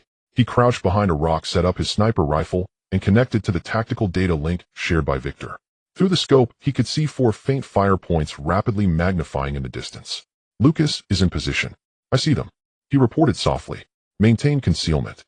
The estimated landing area for the enemy ship is approximately 800 meters ahead at the 1 o'clock direction in the open ground. The enforcer robots will be airdropped before the soldiers. Prioritize marking the robots. I will guide the air defense cannons to strike during the shield overload window. Victor's voice rang in his ear. Understood. 633. T 11 minutes. The four Punishers were now clearly visible, their shapes resembling fierce iron pike fish, trailing azure plasma flames from their rear, breaking through the clouds, shrieking down towards the designated landing spot. Meanwhile, beneath each drop ship, two massive black shadows were ejected. These were the Enforcer heavy robots. They plummeted to the ground like 8 black meteors. Enforcers airdropped. Air defense array targets Alpha and Bravo fire. Victor commanded. Whoosh, whoosh, whoosh, whoosh. 4 dazzling light-bending blue phase beams suddenly shot out from the 4 concealed mountain ranges around Echo Valley, slicing through the morning sky, accurately targeting the 2 diving Punishers. Boom, boom. The shields of the 2 Punishers instantly ignited with blinding light, violently oscillating, barely blocking the sudden attack, but their diving posture was clearly disrupted, making their trajectories unstable. The other 2 enemy ships immediately made evasive maneuvers, while their pulse cannons turned to the general location of the phase cannons and began to fire wildly. Thick energy beams shattered the mountainside. Shield overload at 12. Target Bravo is out of control and may crash. Celia reported her spirit bearing the dual information stream impact from the arc and defense system, her face pale, but her gaze resolute. Continue. Targets Charlie and Delta. Strength and force field interference cover the cannon positions. Victor remained unshaken. The second round of phase cannon fire followed. This time the enemy ships were prepared, maneuvering to evade while counterattacking with onboard weapons. One phase cannon grazed the shield of Charlie, while another was intercepted by Delta with a dense barrage. The battle instantly heated up. The enforcers have landed. Lucas saw through the scope as 8 massive black shadows crashed heavily onto the designated open ground, shaking the earth. These robots stood 3 meters tall on 4 legs with heavy armor and 2 rotating machine guns on their upper bodies, emanating a cold aura of death. Immediately after landing, they unfolded their barrels, began to swivel and scan.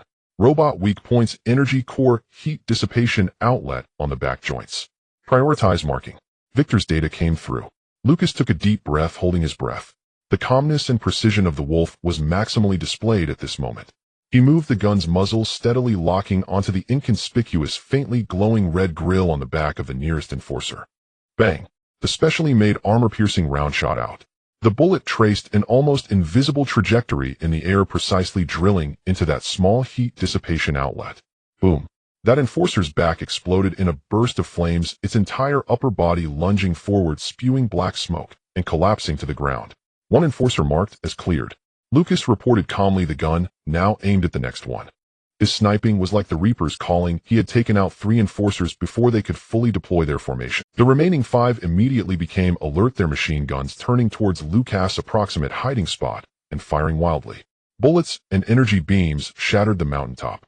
Lucas, before the bullets arrived, had already slipped away like a ghost from his hiding place, using his magnetic gloves to quickly move along the nearly vertical rock face, searching for the next shooting point. In the air, the battle between the air defense cannons and the Punishers continued. One Punisher Bravo, after being struck multiple times, finally overloaded its shield, the hull being pierced directly by a phase cannon spiraling down towards the distant mountains, with thick smoke crashing explosively. However, one of the air defense arrays was also hit by Delta's plasma cannon, going silent. Air defense array lost at 25. 3 enemy ships remain attempting to force a landing. Celia, prepare for Earth vein overload. Victor's voice remained steady. Charging. Interference is too strong, requires time. Celia gritted her teeth, the dark purple light around her forming visible ripples. She was strenuously guiding the massive energy provided by the arc into the Earth vein nodes below the valley. Lucas, stall for at least 3 minutes. Understood. Lucas stopped sniping the robots. He darted like a silver-gray flash between the ridges and boulders, constantly changing positions using his sniper rifle and the adhesive landmines he placed to harass the scavenger soldiers and remaining robots attempting to regroup and advance towards the entrance of the valley. His attacks were precise and deadly. Each appearance took down at least 1 enemy. Then he vanished, maximizing the Wolf's agility and tactical awareness. But he also found himself surrounded. Bullets grazed past him or explosions occurred nearby. 641. T2 minutes. The battle had lasted 8 minutes. The 3 remaining Punishers finally landed forcefully at the edge of the open ground, enduring the remaining air defense fire. The hatch opened and fully armed scavenger elite soldiers surged out like a tide, forming a tight attack formation in coordination with the remaining 5 enforcers, beginning to steadily advance towards the entrance of the obelisk. Their firepower was fierce and coordination was impeccable, far surpassing the outer forces of Obsidian. Lucas was pinned down behind a large rock, nearly unable to show his face. The enemy's firepower covered all of his possible movement paths. Celia, Victor shouted. Now's the time. Celia let out a clear shout, the crystal on her forehead exploding with an unprecedented dark purple brilliance. She slammed her hands down on the main control panel. Earth vein energy overload protocol. Initiate. Rumbling. The entire Echo Valley, no, the entire mountain, began to violently shake. Not an explosion, but a kind of deep muffled roar that seemed to awaken a primal colossal beast from the depths of the earth. Centered on Echo Valley, the ground within a radius of several hundred meters suddenly lit up with countless intersecting blazing golden red light patterns. The energy particles in the air boiled with agitation. All electronic devices were intensely interfered with, the screens were distorted, communications were interrupted, and even the tactical goggles of the scavenger soldiers and the sensors of the enforcers flickered erratically. The 3 Punishers that had just landed bore the brunt. Their shields shattered under the violent onslaught of earth vein energy like soap bubbles. The lights on the hull's surface flickered wildly, the engines emitted ominous sounds, and even one of the smaller auxiliary engines exploded due to overload. Now, air defense array, fire all rounds. Target all enemy ships and large targets. Victor commanded as soon as communication was restored. The remaining three-phase cannons, along with several auxiliary cannons, transformed all their energy into a devastating rain of light pouring down on the chaotic enemy formation. Lucas, evacuate. At the same time, Victor shouted to Lucas. Without a moment's hesitation, Lucas dashed out from his hiding spot during the chaotic moment when the enemy was covered by the earth vein overload and artillery fire, using all his strength to sprint towards the nearest concealed passage leading underground into Echo Valley like a true wolf shadow. Behind him were the continuous explosions and the enemy's screams. Celia, evacuate the control room. Victor turned towards the main control chair. Celia, already weakened and nearly slumped in her chair, had expended a massive amount of mental energy to initiate the earth vein overload. But she held on, stumbling towards the emergency evacuation passage with Victor's support. They had just left the control room for less than 5 seconds. Boom. A surge of indescribable reverse energy burst forth from the earth vein overload channel, violently crashing into the control room, shattering all instruments, screens, and equipment inside along with the entire structure of the room. Scorching shockwaves and debris erupted from the passage. 644. 11 minutes into the battle, the tremors gradually subsided. The golden red light patterns on the surface faded away. The swirling smoke slowly settled. Lucas gasped for breath in the passage, his body marked with several scrapes. Celia was half supported by Victor, her face as pale as paper, but still conscious. Victor bore several burns and dents on his mechanized body, but overall remained intact. Gu Ling's voice echoed in the remaining communication channel, accompanied by static preliminary battle results, confirmed 1 Punisher shot down Bravo, 2 severely damaged Charlie Delta, and 1 lightly injured Alpha. 5 Enforcer robots destroyed, 2 heavily damaged. 21 Scavenger soldiers eliminated, approximately 15 severely wounded, and combat ineffective. The remaining enemy forces have lost organization, scattering or attempting to hold out for reinforcement. Our losses: 1 air defense array destroyed, 1 severely damaged, central control room completely destroyed, earth vein energy nodes overloaded requiring at least 72 hours to cool down, arc connection temporarily interrupted due to energy impact under repair. A Pyrrhic victory, but a victory nonetheless. They held Echo Valley and delivered a devastating blow to an elite advance force of the company. More importantly, they had sent a clear signal to the company: the key has been drawn, and it is sharp beyond measure. In the passage, the 3 sat against the wall, utterly exhausted, yet their eyes shone brightly. They will soon send more people, Celia said weakly. We know where their lair is now. Lucas wiped the dust from his face, fire of battle flickering in his eyes. Victor's heterochromatic gaze swept across his 2 companions, then looked up towards the passage above, as if he could see through the rock layers, the battlefield stained with their blood and flames. Then he said, his voice calm, yet carrying the declaration of a new era. It's time for us to go find them. The embers of battle had yet to dissipate as the acrid smoke mingled with a faint scent of blood permeating the clearing near the entrance of the Echo Valley. 2 black, smoke-emitting Punisher dropship wreckages were skewered into the ground, occasionally sparking with electrical discharges. Scattered metal fragments charred craters, and the lifeless bodies of fallen scavenger soldiers silently chronicled the brief and brutal clash that had just unfolded. Deep underground in the backup command center, the lights flickered dimly due to energy fluctuations.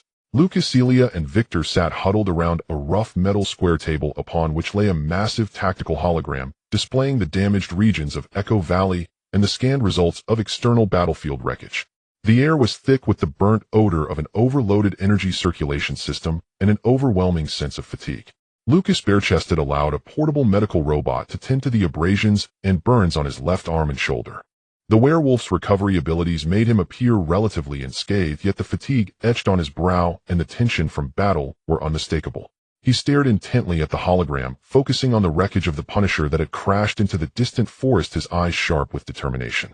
Celia had changed into a clean set of gray civilian clothes, wrapped in a thin blanket, curled up in her chair, sipping from a cup of nutrient liquid brewed by the Valley Spirit, which emitted a faint floral aroma. Her complexion remained pale, and the dark purple crystal on her forehead had dimmed considerably, indicating the significant aftereffects of activating earth vein overload. However, her gaze had regained clarity, even exhibiting a calmness refined through trials. She had closed her eyes, seemingly engaging in silent communication with the valley spirit processing the mental damage. Victor stood silently nearby with multiple visible burn and scratch marks on the Eve-07 chassis and a small piece of armor plating missing from the outer side of his left arm, exposing the intricate internal structures beneath. The core light in his chest pulsated steadily, drawing energy from the backup power source of Echo Valley through a makeshift energy conduit to repair the damage sustained in battle.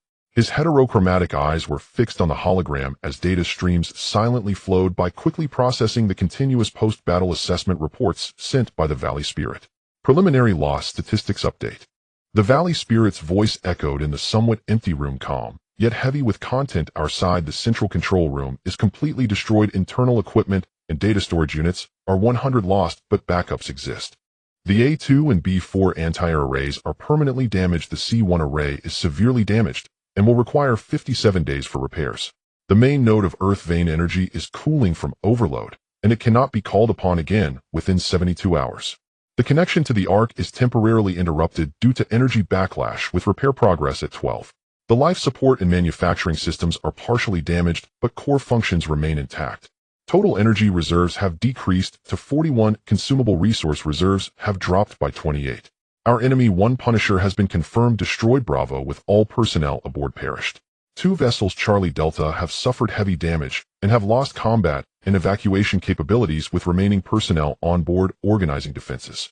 1 lightly damaged vessel Alpha retreated during the later stages of the battle and is now outside detection range, its whereabouts unknown. 5 heavy enforcers have been destroyed, with 2 heavily damaged now incapacitated.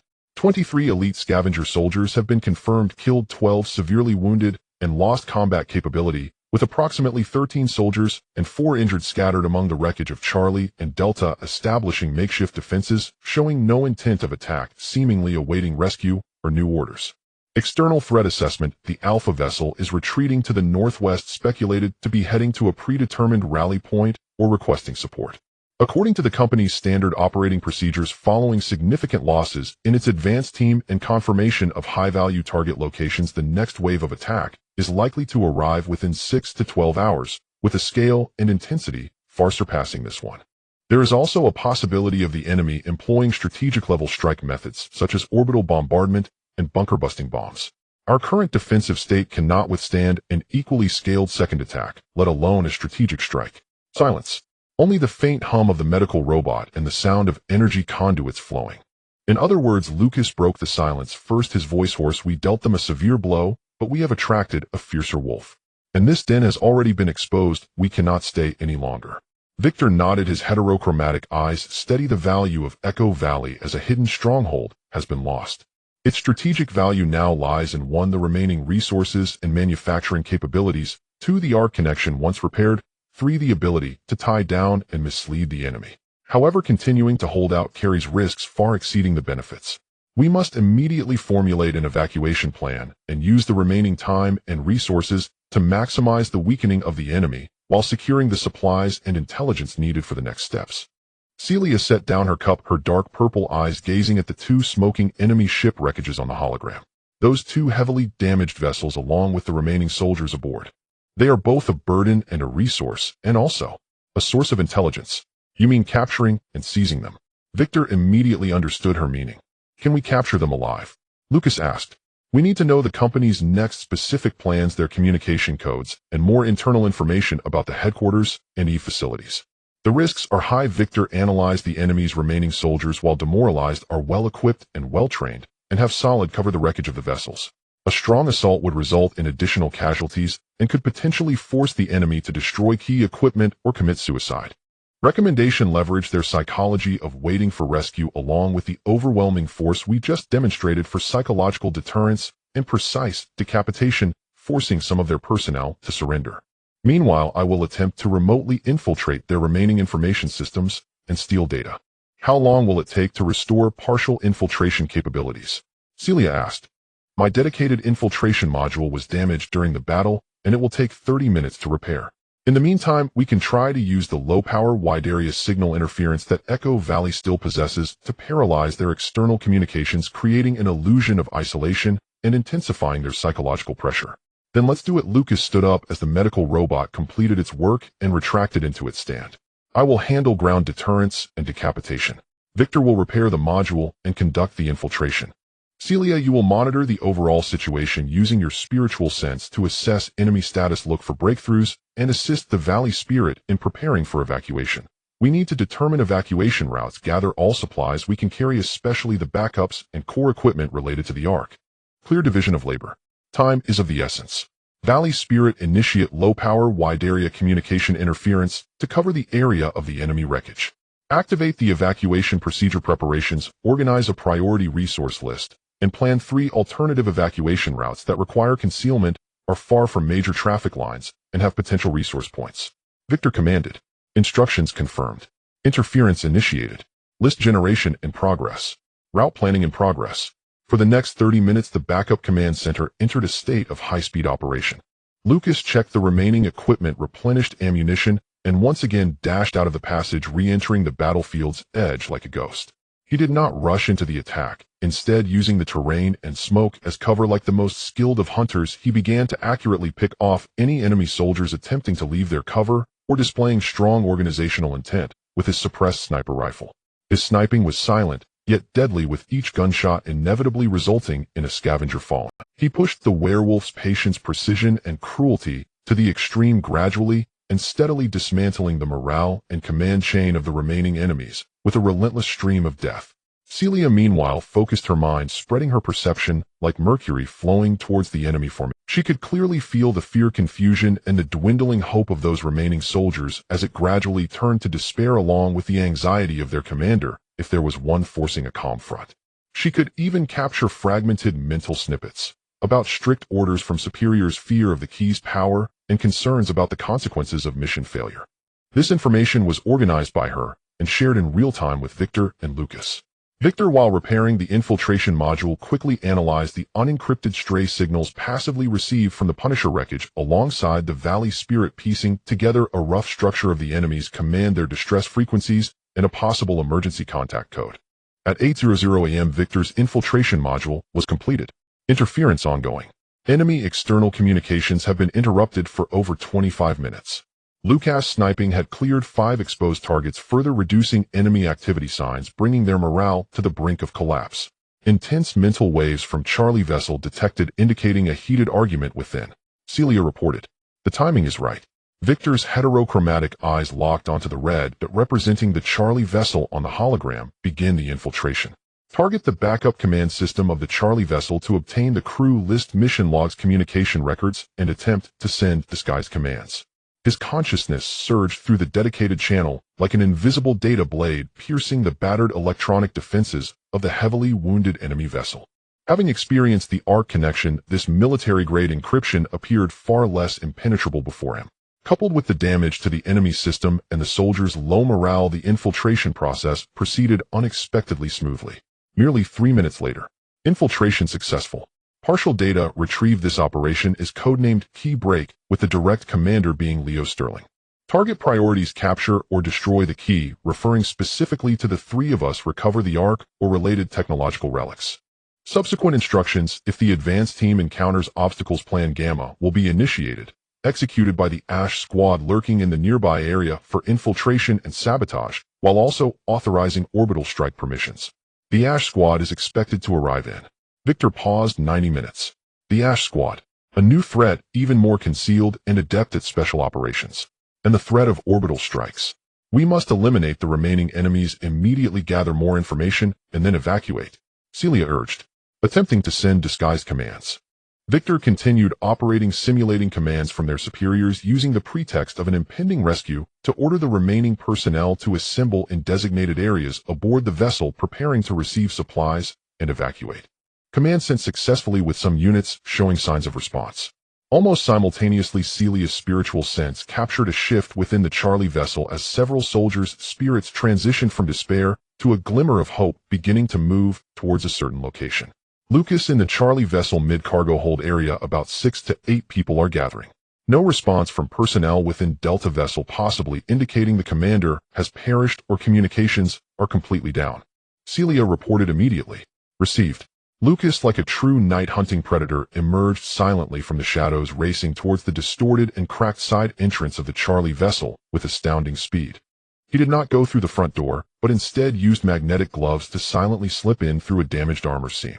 The interior of the vessel was dimly lit with emergency lights flickering, filled with the smell of burnt materials and blood. He could hear indistinct conversations and footsteps emanating from the hallway ahead. He raised his gun, holding his breath like the most experienced alpha wolf in a pack, sneaking closer quietly. At the end of the corridor, a slightly larger cargo hold contained 7 scavenger soldiers who were somewhat relaxed, their gun muzzles lowered, seemingly waiting for something. "Don't move. Drop your weapons." Lucas' figure appeared like a specter at the door, his gun steady, and aimed at them, his voice low and filled with pressure. "The rescue is not coming. Surrender or die." The soldiers instantly froze, instinctively attempting to raise their guns. Bang! Bang! Lucas did not give them a chance at all. The first 2 soldiers to react had blood holes suddenly appear in their foreheads, falling backward, clean and merciless. The remaining 5 soldiers were completely intimidated by this lightning-fast kill and the palpable murderous intent radiating from Lucas along with his wolfish authority. They saw the wet blood on Lucas' dark silver-gray combat suit, the inhuman golden-red glow in his eyes, and even more, they sensed an invisible ferocious beast roaring from the shadows behind him. Clatter! One soldier, mentally breaking down, threw down his gun and raised his hands. Soon the second, third followed. "Drop all your gear, put your hands on your head, kneel facing the wall," Lucas commanded while swiftly scanning the hold to confirm there were no further ambushes. The 5 soldiers complied. Lucas quickly approached, binding them with prepared restraint straps and injecting a strong sedative. Then he quickly searched the nearby area, finding the wreckage of the main control terminal and several bodies that were likely officers, extracting identification tags and some encrypted data storage devices from them. Charlie vessel cleared, 5 prisoners taken, partial equipment obtained. Delta vessel. Lucas reported. Weak life signals detected inside Delta vessel. Only wounded personnel may remain. It is recommended to clear it quickly, then regroup with us to prepare for evacuation. Victor replied.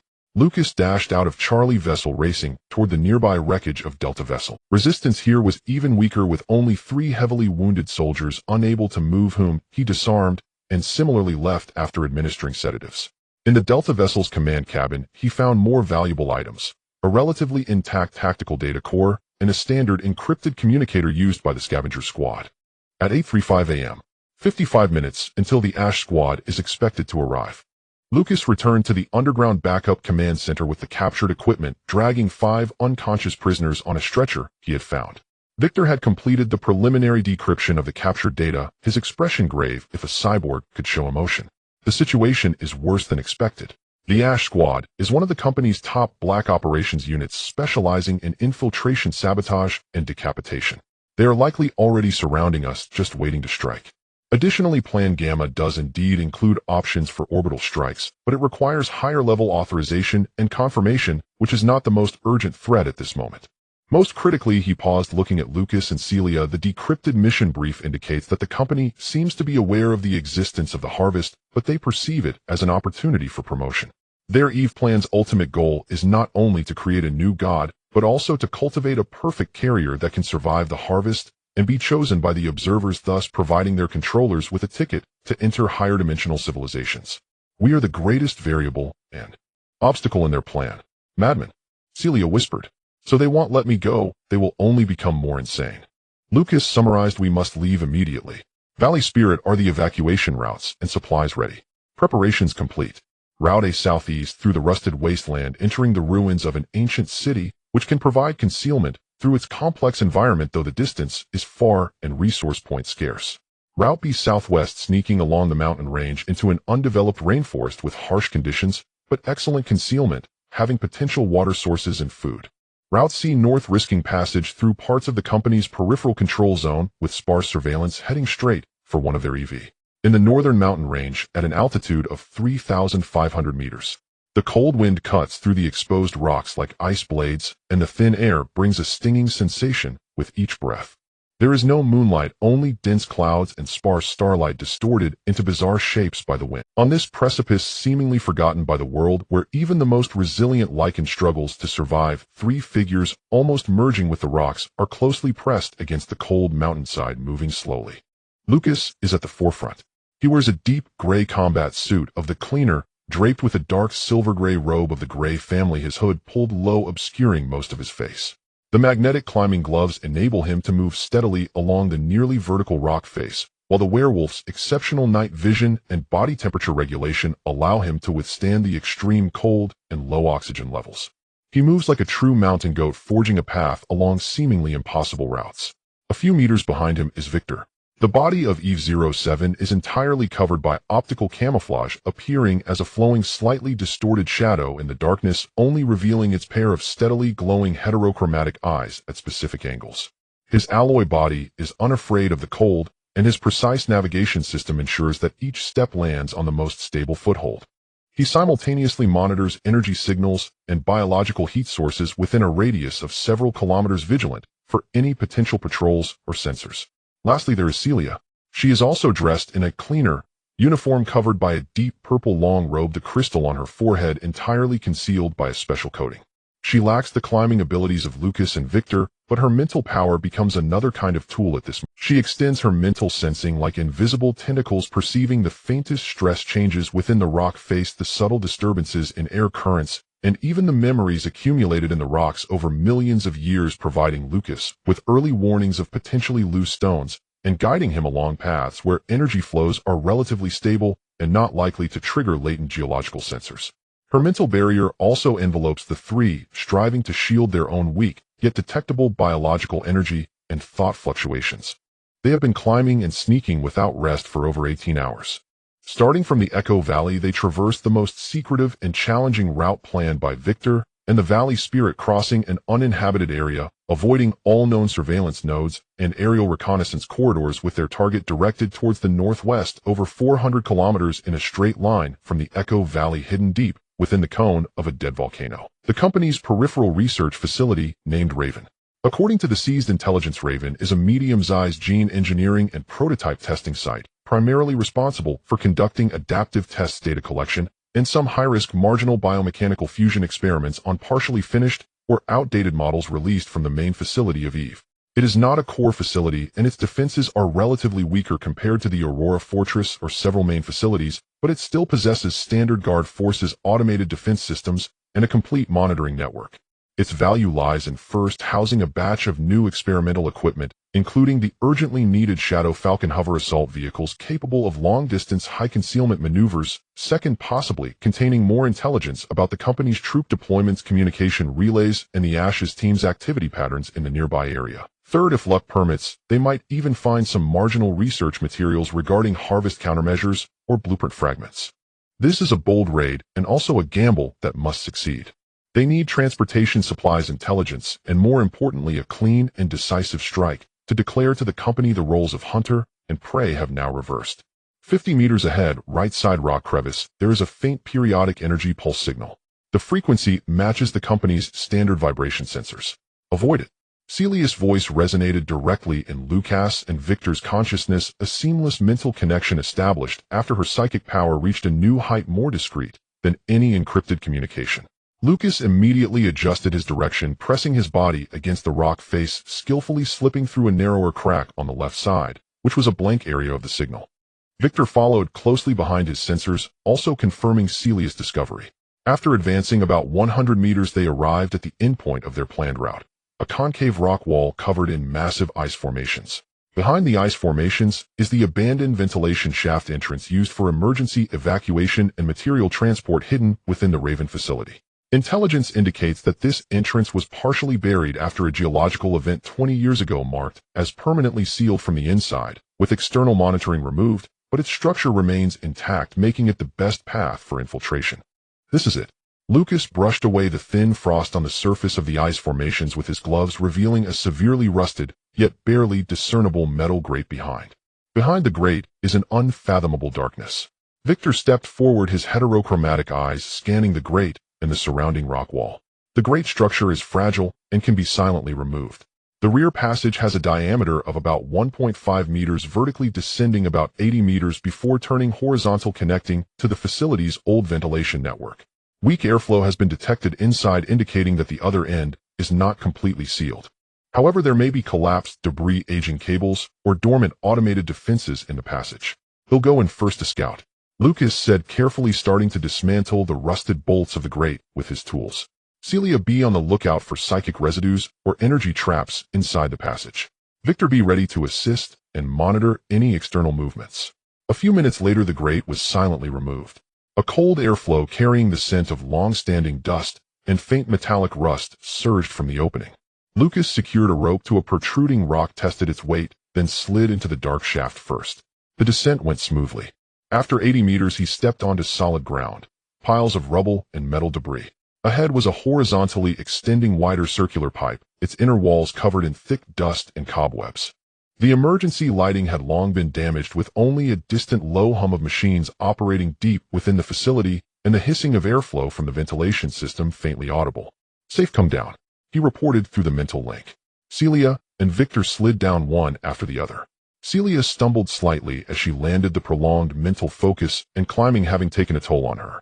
Victor immediately supported her, while a small drone silently emerged from his arm, flying forward to relay real-time images from within the pipe. The pipe network is intricate like a maze, but the Valley Spirit has already planned a relatively safe route to the target area. The underground third level, the prototype hangar and equipment storage, based on old structural maps and partial Raven layout information obtained from the Punisher wreckage. They moved quickly through the dust-covered pipe network like ghosts. Celia's mental sensing acted as the most precise radar, providing early warnings of energy fluctuations and possible signs of activity at every junction. Victor's drone scouted ahead, marking safe passages and identifying ancient sensors that were still operational and needed to be avoided. Lucas was responsible for clearing away any metal debris or biological nests. Some large insects adapted to the dark environment that occasionally blocked the pipes, moving swiftly and silently without making unnecessary noise. At 3:40 a.m., they arrived at the upper pipe of the target area. Below, clearer sounds of machinery operating, faint conversations, and the unique high-frequency hum of large equipment charging could be heard. Victor controlled the drone, which slipped out from a concealed vent hovering in the shadow of the ceiling, beginning to scan the hangar below. The holographic images were shared through the mental link. The hangar is about the size of a football field, with a height exceeding 20 meters. It is brightly lit at the moment, but there are not many personnel present. About 7 or 8 technicians in gray uniforms of the company were busy beside several prototype machines with maintenance covers opened. On one side of the hangar, there are rows of equipment racks neatly displaying various weapons, armor, and special. In the most prominent position at the center of the hangar, 3 streamlined hover vehicles with matte black paint are parked. These are their targets, the Shadow Falcons. Next to the Shadow Falcon, there are also 2 uniquely designed power armor units secured to the maintenance racks, along with several unopened equipment boxes. At the entrance of the hangar, there are 2 guards equipped with heavy weapons, but their attention seems to be more focused outside than on the brightly lit interior. 2 guards, 8 technicians, no heavy robots or visible energy shields. There are 12 surveillance cameras inside the hangar covering every angle, but there is about a 0.5-second synchronization scanning gap. The air intake of the ventilation system is located at the northeast corner of the ceiling, with a diameter sufficient for a person to pass through, directly facing a row of equipment boxes that can serve as cover. Victor quickly analyzed the Shadow Falcon is in standby charging mode, and it requires a permission key to start. The main control console of the hangar is located on the west side, guarded by a technician. Suggested plan: Lucas and I will infiltrate through the ventilation shaft, quickly eliminate the guards and any threatening technicians, and take control of the main console.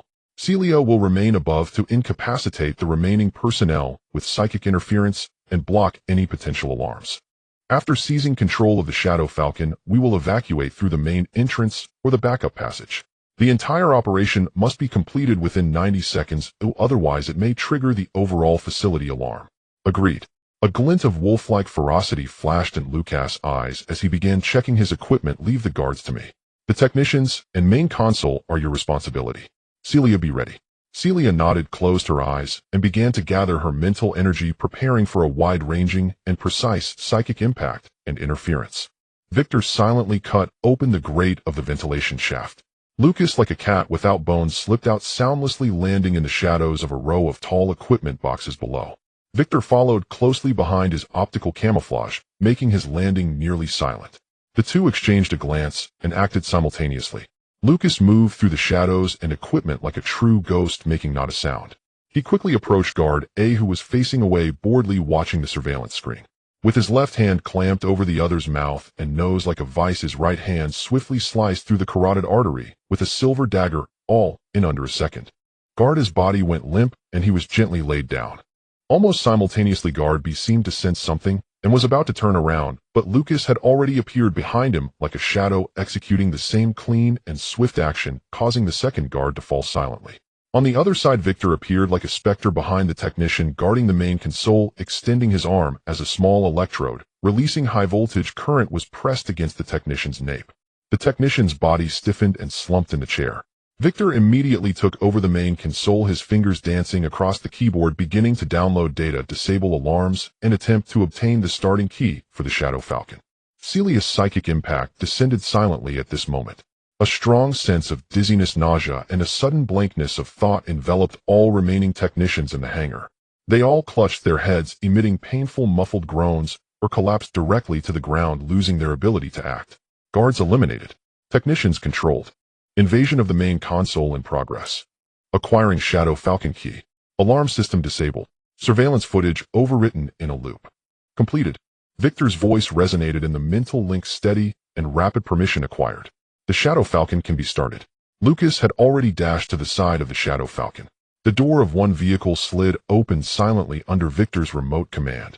He jumped into the driver's seat and the touchscreen lit up, indicating that the system was starting. The power connection severed, and the hover engine began to hum softly in preheating.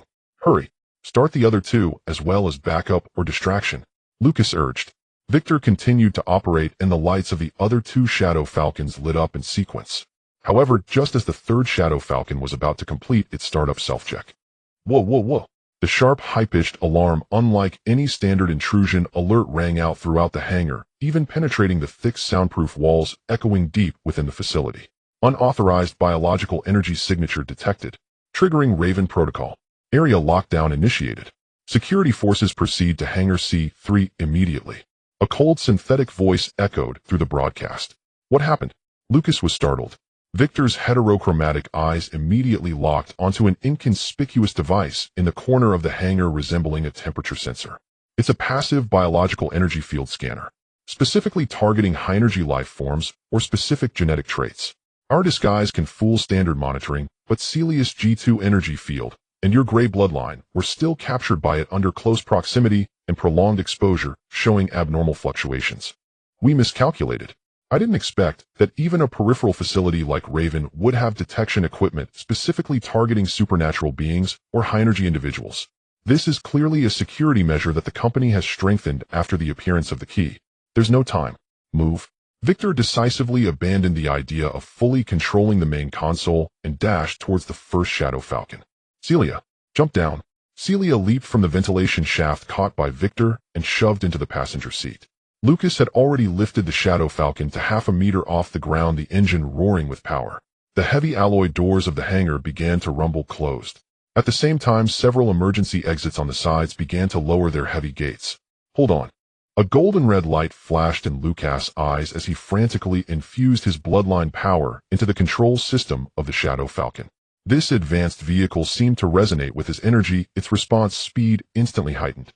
He pushed the joystick and the Shadow Falcon let out a sharp sound as it charged towards the closing main doors like a true predator. Bang! The reinforced crash angle of the Shadow Falcon slammed hard against the gap of the soon-to-close door. Alloy twisted, sparks flying. The momentum of the closing door was abruptly halted for a moment.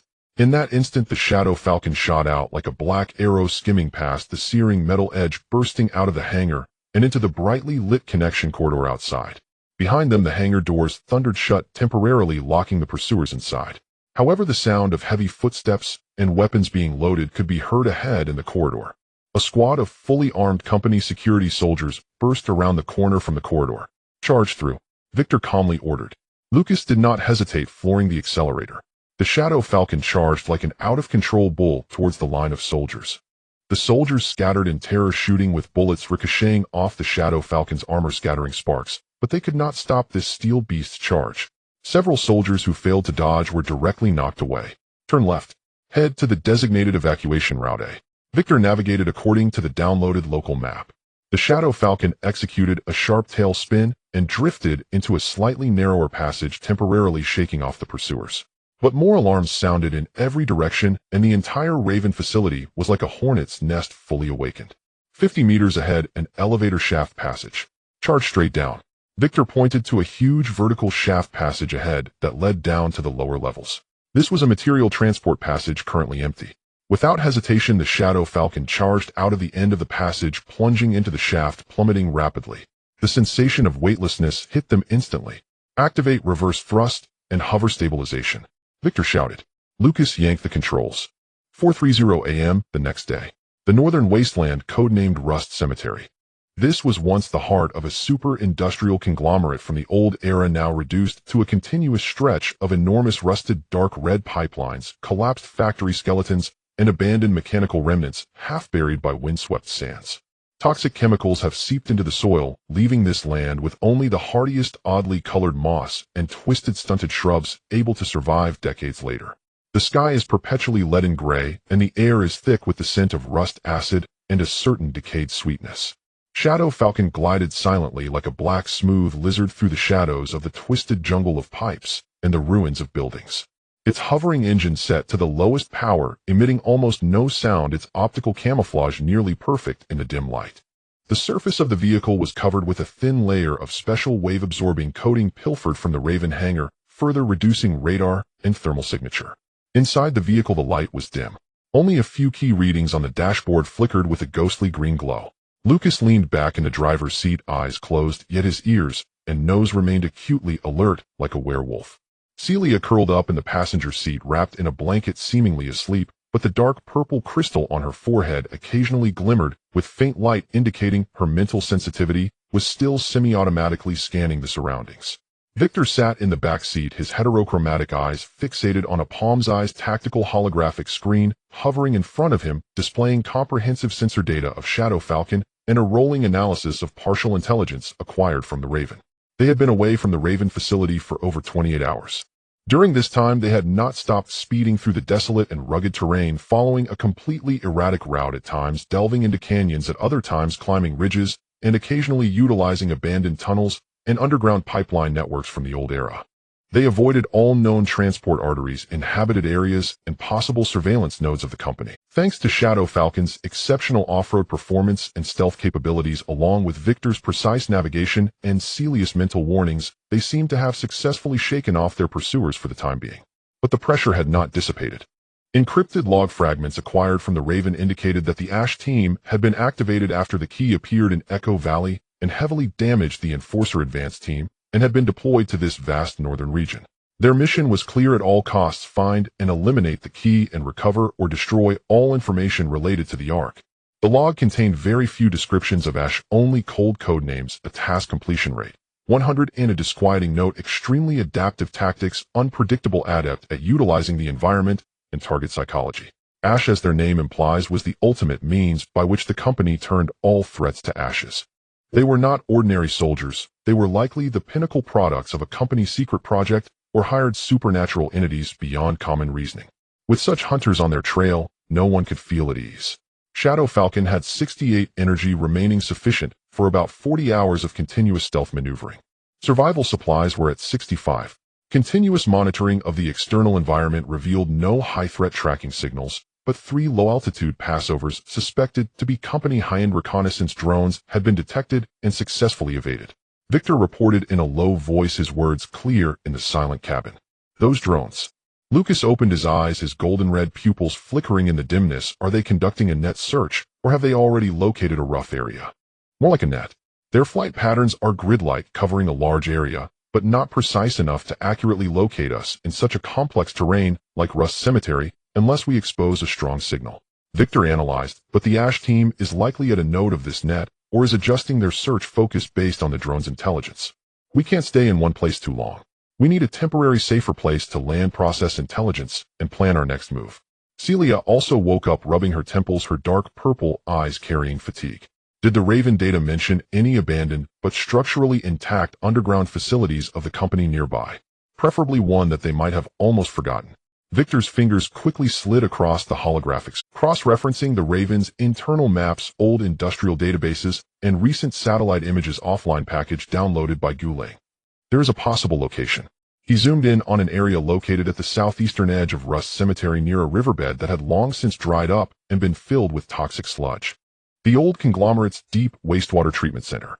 Built 50 meters underground, sturdy structure with several backup ventilation ducts and emergency exits. Most entrances have been buried in collapses. The company's database marked it as abandoned, worthless, no surveillance.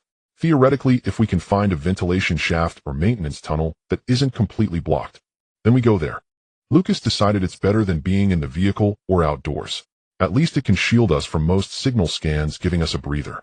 Shadow Falcon adjusted its direction, gliding ghost-like toward the southeast. 6:10 a.m. The sky remained dim. At the edge of Rust Cemetery beside the dry toxic riverbed, they found their target.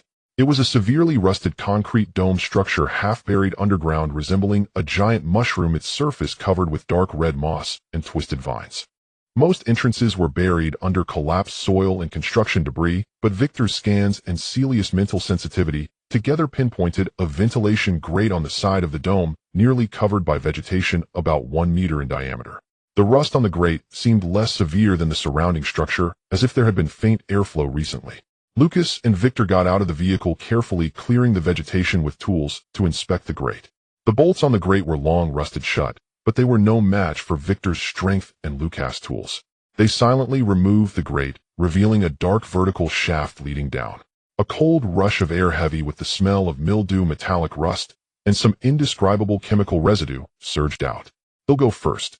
Lucas secured a rope to a sturdy concrete remnant, donned a breathing filter. The air in Rust Cemetery contained toxins, and slid into the darkness first. The walls of the shaft were slippery, coated with slimy moss. After descending approximately 20 meters, he stepped onto solid ground, a narrow platform covered in murky sewage. Ahead was a horizontally extending wider pipe, barely large enough for a person to bend down and pass through. Confirming that it was temporarily safe below, he signaled for Celia and Victor to come down. Victor parked Shadow Falcon in a concealed pit shielded by massive pipe remnants, carefully covering it with a camouflage net and debris, then slid down as well. Celia came down last, her mental power probing ahead like tentacles, confirming there were no active creatures or energy traps within the pipe. The three of them turned on their headlamps, walking deeper into the filthy pipe toward the wastewater treatment center under the yellowish beam. The pipes twisted and turned, emitting a nauseating odor, but the structure was surprisingly sturdy. After about 10 minutes, they arrived at a vast underground space. This had once been the core reaction pool for wastewater treatment, now completely dry and cracked, with the bottom layered in thick blocks of colorful chemical sludge. The space was over 10 meters high, equivalent to 2 basketball courts, with a network of rusted metal walkways and pipes crisscrossing above. Several damaged emergency lights hung crookedly on the walls. The air was even more polluted, but at least there was no wind. "This will do." Lucas chose a relatively dry corner close to a wall to facilitate vigilance and defense, clear it out, and set up a temporary base. Victor set up a simple signal shield and monitoring. "Celia, you rest and try to recover your spirit. They'll handle vigilance and initial cleanup."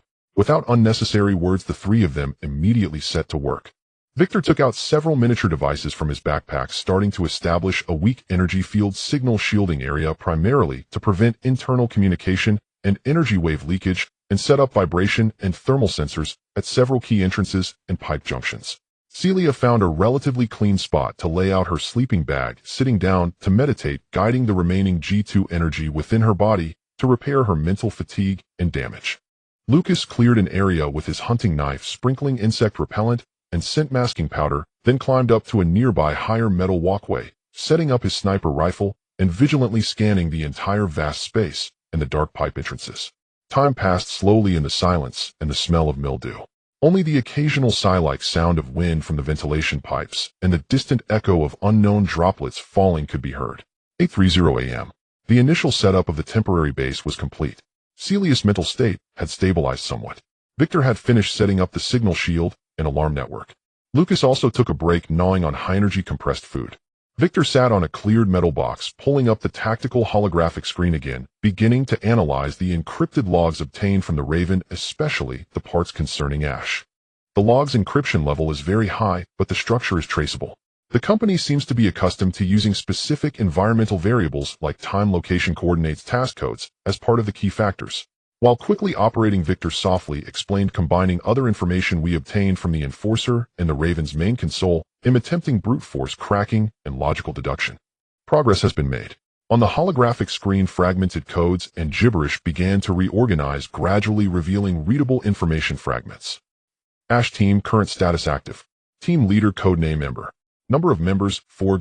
Last known location coordinates unclear, roughly located about 200 kilometers northwest of us near the ruins of the old era's Black Pine town. Current mission priority: locate and assess the key threat, formulate elimination plans. Note the target has shown high mobility, stealth capabilities, and tactical coordination, suspected to have acquired advanced vehicles. Evaluation of Raven losses ongoing. Recommendations: activate tracking protocol, deploy Hound units to assist in area suppression. Hound. Lucas frowned. Another one of those enhanced soldiers? Not exactly. Victor pulled up another related piece of information here. Hound likely refers to a type of semi-biological, semi-mechanical tracking unit.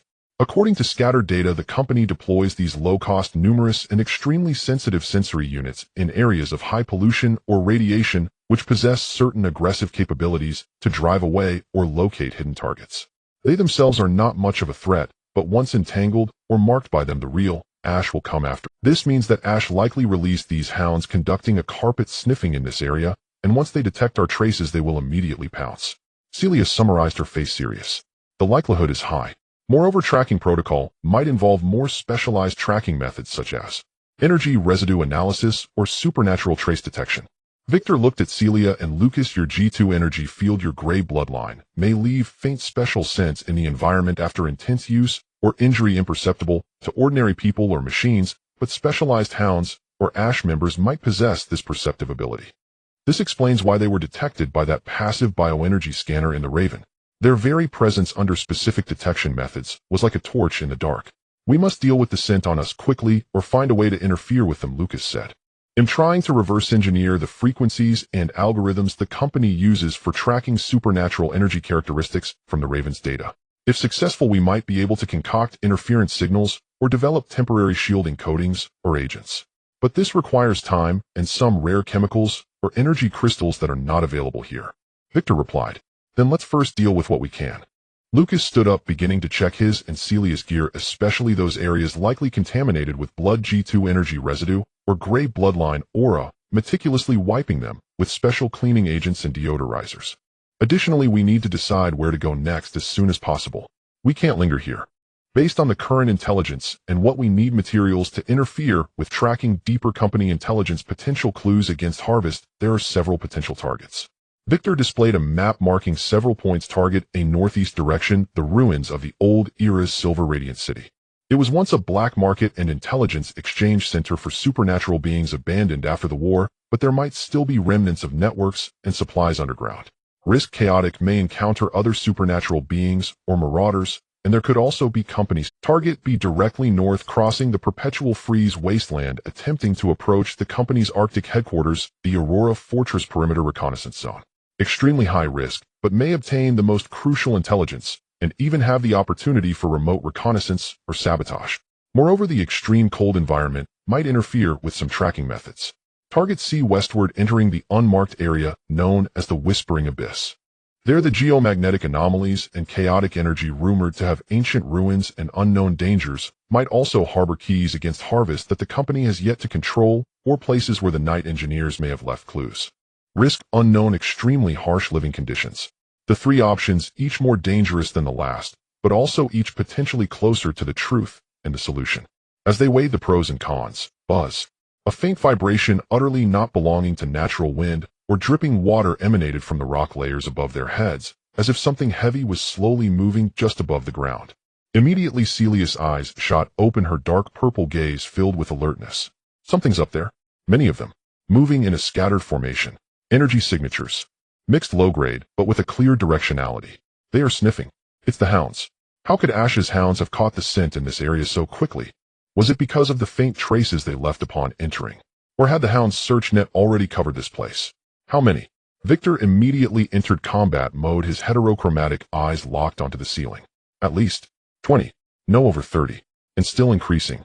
Celia's voice was tense. Their movement patterns are strange, not blindly searching, more like they are pinpointing. They might have already caught on to the faint signals we left behind and are closing in on us. We can't stay here. Once they completely surround and mark us, we'll be trapped. Lucas grabbed his gun. Let's retreat through the ventilation shaft we came in. Hurry. The three of them wasted no time, quickly gathering the most crucial items, rushing towards the pipe they came from. But Celia suddenly stopped, her face pale. The tunnel was not level. It sloped downward relentlessly, a winding throat leading into the Earth's gullet. Slick moss and cold mud reeking of sulfur and rust made every step a perilous negotiation. Darkness pooled so densely it seemed corporeal, and only the 3 headlamps cut fragile blades through it, each beam swallowed, and then reopening a new wound farther ahead. Behind them the hisses of the Lyquan and the rasp of claws on stone grew closer, a tightening chorus. The creatures ignored the black and the slimes skimming the ground like living shadows with uncanny speed. Lucas led the way, slashing away hanging roots and rotten timber with a hunting knife, while constantly feeling the air for subtle currents. A draft rose from below carrying heavier moisture and a, hard-to-name, ancient hollow resonance. "The space below is vast," he called. Cylia followed close behind, her psychic sense spread like an invisible net across the dark, warning them of possible collapses, hidden pits, and heat or vibration-sensitive creatures clinging to the walls. Palm-sized mutant spider-like things, magnified, grotesquely stirred by the Lyquan's pursuit, and restless with agitation. Waikichuo brought up the rear, turning periodically and taking precise bursts that shattered skulls or crippled limbs of the nearest Lyquan to slow the chase. But his ammunition was finite, and Eve 07's power had been sapped by the flight and the earlier clash with the Duya. They were too many, Cylia urged, and they seemed to communicate by pheromone or vibration coordinating. Cylia reported breathlessly. Her psychic net had detected Lyquan scents moving fast through side fissures and branching tunnels attempting to flank them. The tunnel began to branch like veins. Lucas, guided by lupin instincts for airflow and faint odors, picked the passages where the draft was strongest and the echoes most hollow. They no longer followed a single corridor, but twisted through a complex subterranean maze, constantly changing course to shake their pursuers. Yet the labyrinth offered no end. Only an endless descent, deepening dark, and an oppressive pressure that felt as if it came from the planet's core. The air grew thin and viscous, carrying a low-frequency vibration that pounded the eardrums and organs like a distant drum. Waikichuo's voice cut through the dark with a tint of gravity, detecting anomalous geomagnetic fluctuations and shifts in gravity gradient. "We may be approaching a large geological anomaly, or a manufactured source of energy disturbance." Before he finished, Lucas's headlamp beam abruptly died. Not extinguished by darkness, but halted as if it had struck an invisible wall that absorbed every shard of light, the beam ending sharply about 20 meters ahead. The zone was a void deeper and purer than the surrounding black. Lucas stopped short and raised a hand to signal the others to halt. He moved forward cautiously, picked up a loose stone, and hurled it into the dark. The pebble vanished into that nothingness with no sound, no echo, as if a silent maw had closed and swallowed it without a trace. Cylia's voice trembled with disbelief. "What is that?" "A spatial anomaly. An energy barrier." Lucas frowned. His lupin intuition recoiled from the void with raw aversion and vigilance. He glanced back at the Lyquan drawing closer, then at the narrow side tunnels on either side, whose destinations were unknown. No time to hesitate. Lyquan are closing in from behind and the left. "The right branch feels more dangerous. Lots of unstable life signs," Cylia urged. "Pursuit from the rear, interception from the left, unknown threat from the right, and ahead the devouring void. A dead end in every direction." Waikichuo's heterochromatic eyes pinned on the void as data streams flickered across his vision with frantic intensity. He suddenly raised his arm and flicked a micro-launcher from beneath his vambrace, firing a special flare marked with a faint energy signature into the void. The flare trailed a tail of fire as it entered the nothing. This time it did not vanish completely. About 5 meters in the light dragged through the void like a lantern moving through murky water, warped and dim, but enough to sketch a small contour. It revealed the edge of a vast vertical shaft dropping downward. The lip was jagged and rimmed with a glassy substance that looked as if it had been instantaneously melted and then reformed. Far below, within the deeper nothingness, immense, unidentifiable shadows loomed, skeletal hulks suspended and drifting in the dark like the relics of titans. The shaft wall was not rock, but a mirror-smooth, strange material, neither metal nor jade, reflecting the flare's warped light and etched with vast, intricate geometric patterns that made little sense. Cylia's violet eyes constricted as fragments of Wylian's memory about the Du Abyss surged to the surface. "One of the entrances to the Du Abyss," she whispered. "Those patterns, marks of the Guansha, and those bones, remnants of the last Shuj cycle. It seems we did not choose wrongly. Or fate has driven us here." Waikichuo said, eerily calm, as if he had expected this. "Du Abyss, geomagnetic anomalies, chaotic energies, spatial distortions. This place disrupts most conventional detection and tracking, a blind spot the company cannot easily reach." He continued, More importantly, if Wylian's conjectures and the Fangzhou records are right, this place might hide the key to opposing the Shuj, or at least clues to the Guanxia and their harvest mechanism. He added that the company would find it difficult to intrude here and that the site could hold the means to fight or understand the harvest. Lucas stared at the bottomless shaft, its ominous aura. Going down is suicide. And the Laiquan and the Huijin. Waikichuo cut him off. They may not dare follow. The Du Abyss energy field could be lethal to constructs like the Laiquan. As for the Huijin, he said they might be powerful, but reluctant to plunge into a wholly unknown realm where the rules themselves might change. This, he concluded, was their chance, and perhaps their only way out. Behind them, the Liquin snarls were now at the shaft rim, faint crimson sensors and glinting fangs showed in the dark. No time. Jump. Cylia ground her teeth and faced Lucas and Waikichuo. If we die together. If we live together. Take the risk. Gold-red light flared in Lucas' eyes. He ceased hesitating. He spun and swept a burst of bullets into the mass of pursuing Liechuan, forcing back several, then snarled to Cylia and Waikichuo, hold tight to me. Cylia seized his waist without hesitation. Waikichuo extended his alloy arm and clamped onto Lucas' shoulder with mechanical grip. Go. Lucas gathered every ounce of strength and surged forward, then leapt across the rim into the yawning bottomless shaft. Wind screamed in their ears as weight fell away. A crushing sense of weightlessness seized their chests. Like 3 stones hurled into an abyss, they plummeted into the devouring dark. Headlamp beams flailed wildly in the freefall, barely illuminating the mirror-smooth shaft walls rising past them and the dizzying geometric designs flashing by. The pattern seemed to twist and shift, emitting an ancient frigid will. Above at the rim, dozens of Laiquan paced and hissed in anger and frustration, but dared not leap. They recoiled from the aberrant field that made their core programs shudder. Seconds later, a cloaked figure in gray camouflage glided silently onto the shaft rim like a phantom. It was Eugen. Head bowed, the figure stared into the bottomless, ominously oscillating dark. Beneath the hood, 2 cold pinpricks of light flickered. A hoarse voice crackled over the comm. Target has jumped into the Du Abyss. Signal lost. Requesting instruction. Eugen was silent for a few seconds, then spoke in a flat, unequivocal tone. Mission update. Survival probability less than 5%. Initiate surveillance protocol and seal known exits around the abyss. Notify headquarters the key has entered the Du Abyss. Elevate priority of Shuj countermeasures. Huijin squad withdraw from the area and execute contingency operations. Acknowledged, came the terse reply. Eugen cast one last look into the bottomless dark as if trying to imprint those disappearing silhouettes into memory, then turned and vanished into the black from which they had come. On the shaft rim, only restless Laiquan remained, and the eternal keening wind that seemed to breathe from another world. They fell. An interminable descent. Time lost, meaning space unraveled. Lucas felt his consciousness threaten to tear apart under the velocity and the escalating warping sensations around them. Cylia clung to him, violet radiance spilling uncontrollably from her, colliding with the shaft's geometric fields and producing a violent, silent clash that rattled her skull and nearly sent her into unconsciousness. Waikichuo's heterochromia flooded with chaotic data. His sensors and logic processors nearly failed under the extreme energy and spatiotemporal distortion, leaving only core protocols to maintain his stability and the connection to Lucas. How long they fell? Tens of seconds or centuries? No one could tell. Then abruptly the shaft wall, not because they had reached a bottom, but because they had burst through the narrow vertical channel into an immense subterranean void whose edges could not be conceived. The place was not pure darkness. Countless specks of bluish and deep purple light, like stardust, drifted and rotated, forming nebulous ribbons of glow. Farther off floated enormous, irregular clusters of white crystals that emitted a soft light, like inverted mountains or frozen waterfalls suspended in the void. Up and down lost meaning here. Gravity had lost its direction or distributed itself in ways beyond comprehension. Most astonishing were the gargantuan beast bones they had glimpsed below the shaft, now seen close at hand, scattered throughout the vast chamber. They were larger, more grotesque, and profoundly unnatural up close.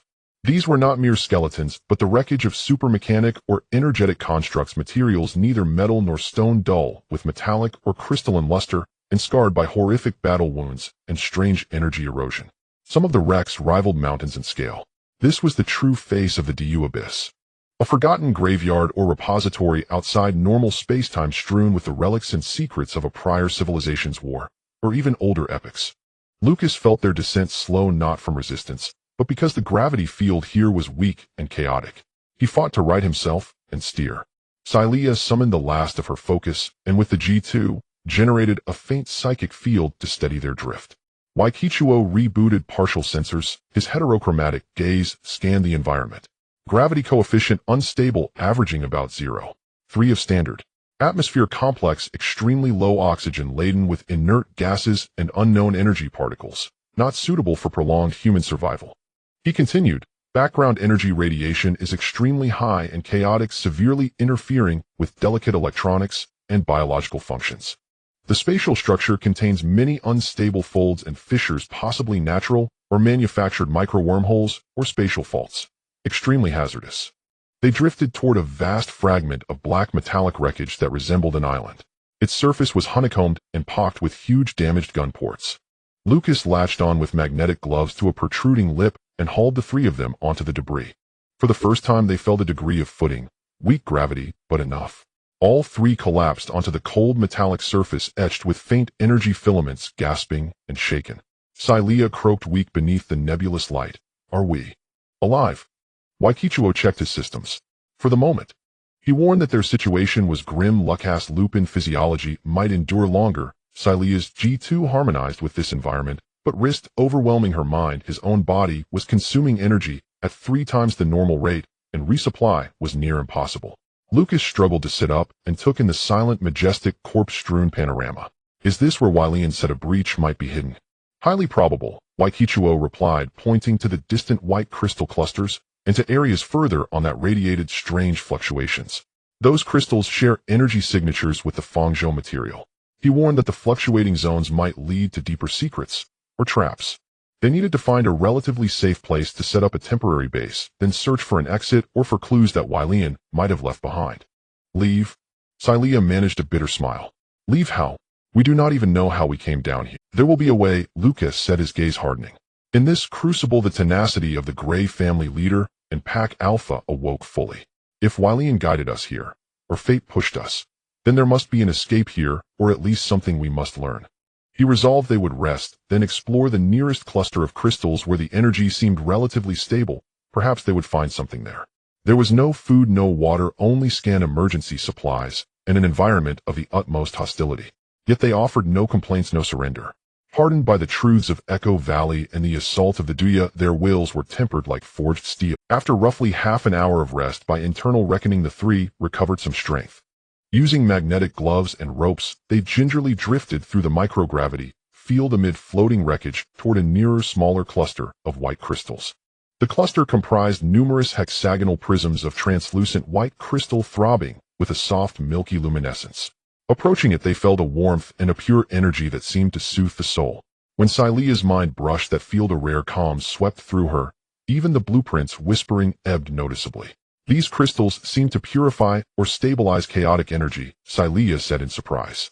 Waikichuo carefully chipped off a small fragment with his tools for analysis. Unknown composition, stable structure containing dense, ordered life energy. It may serve as a temporary energy source, but direct absorption carries risk. He looked at Cylia. Your G2 resonates with it.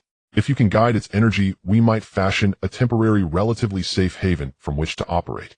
The whispering abyss knows neither day nor night. Lucas could only estimate the time, using the biological clock of the werewolf within him and the barely functioning military timer he had salvaged from the Raven. It has been 36 hours since they fell into the abyss and established a temporary base beside the white crystals. During these 36 hours they did not waste a single second. Victor used the temporary base as a center, employing some sensors salvaged from the Shadow Falcon, which had been largely damaged during the crash, but the core components remained intact, along with his constantly rebooting detection module, to conduct preliminary mapping and analysis of a spherical area with a radius of about 500 meters. In this chaotic space, the concept of distance is quite vague. The results showed that this whispering abyss is not an empty void. Its spatial structure exhibits peculiar phenomena of layering and folding. The massive remnants of war and clusters of white crystals seem to be distributed along some invisible energy strings or membranes, forming a relatively stable structural layer. Between the layers there is a tumult of more violent energy currents, spatial folds, and those faintly visible micro wormholes or fissures leading to unknown regions. The good news is that Victor discovered three relatively stable energy paths that seemed passable, leading in different directions, one pointing towards a denser area of white crystal clusters, while another winding towards a massive black wreck resembling the broken prow of a starship, and the last one fading deeper into a region of constantly shifting colors like an aurora, where the energy fluctuations are the most bizarre. Celia focused on resonating with the white crystals. Initially, the connection was merely a passive reception of its soothing energies, but as her consciousness delved deeper, she began to listen to the extremely faint, very slow echoes contained within the crystals. It was not sound, but a form of information imprint solidified within the energy structure, transcending unimaginably vast stretches of time. She needed to concentrate fully to peel meaningful fragments of information from those fragmented, repetitive echoes that resembled scratches on an old record. She had deciphered several broken words or concepts: guardian, failure, seed, slumber, last, vigil. These words seemed to point to some event or mission, but remained incomplete. She also discovered that some specific crystals had an internal energy flow melody that resonated oddly with a certain frequency in her own G2 energy field, as if guiding something. Lucas undertook the most dangerous outer explorations. He moved like a true spacewalker, though there were no spacesuits here, relying on magnetic gloves, jet grappling hooks modified from small propulsion tanks found on the Raven, and the Werewolf's superior balance and strength, leaping and climbing among the floating wreckage. He searched several smaller wrecks, but aside from more bizarre lifeless mechanical or biological fragments, he found little of value. However, he discovered traces of biological activity. On several surfaces of the wreckage there were relatively fresh holes eroded by some acidic or high-energy weapon. On some metal surfaces he found unnatural patterned scratch marks, and even in a concealed depression he found several detached fragments resembling insect and chitinous shells glimmering with a faint dark blue light, still retaining weak biological energy. Survivors do indeed exist. Moreover, there seemed to be more than one kind. Those traces indicated that they had tools or body parts capable of cutting and moving these hard wrecks, and it seemed they were engaged in some purposeful activity in this silent abyss. Were they gathering resources, repairing something, or perhaps patrolling? Lucas did not recklessly delve into those densely marked areas, but returned to the temporary base with samples and more detailed observations. At this moment the three gathered again beside the glowing white crystals, sharing their discoveries. The crystal guides. The traces of the survivors. Victor summarized, we need to choose a path to delve deeper. Based on the current information, I suggest exploring the second path, the one leading to the massive black prow wreck. Reason?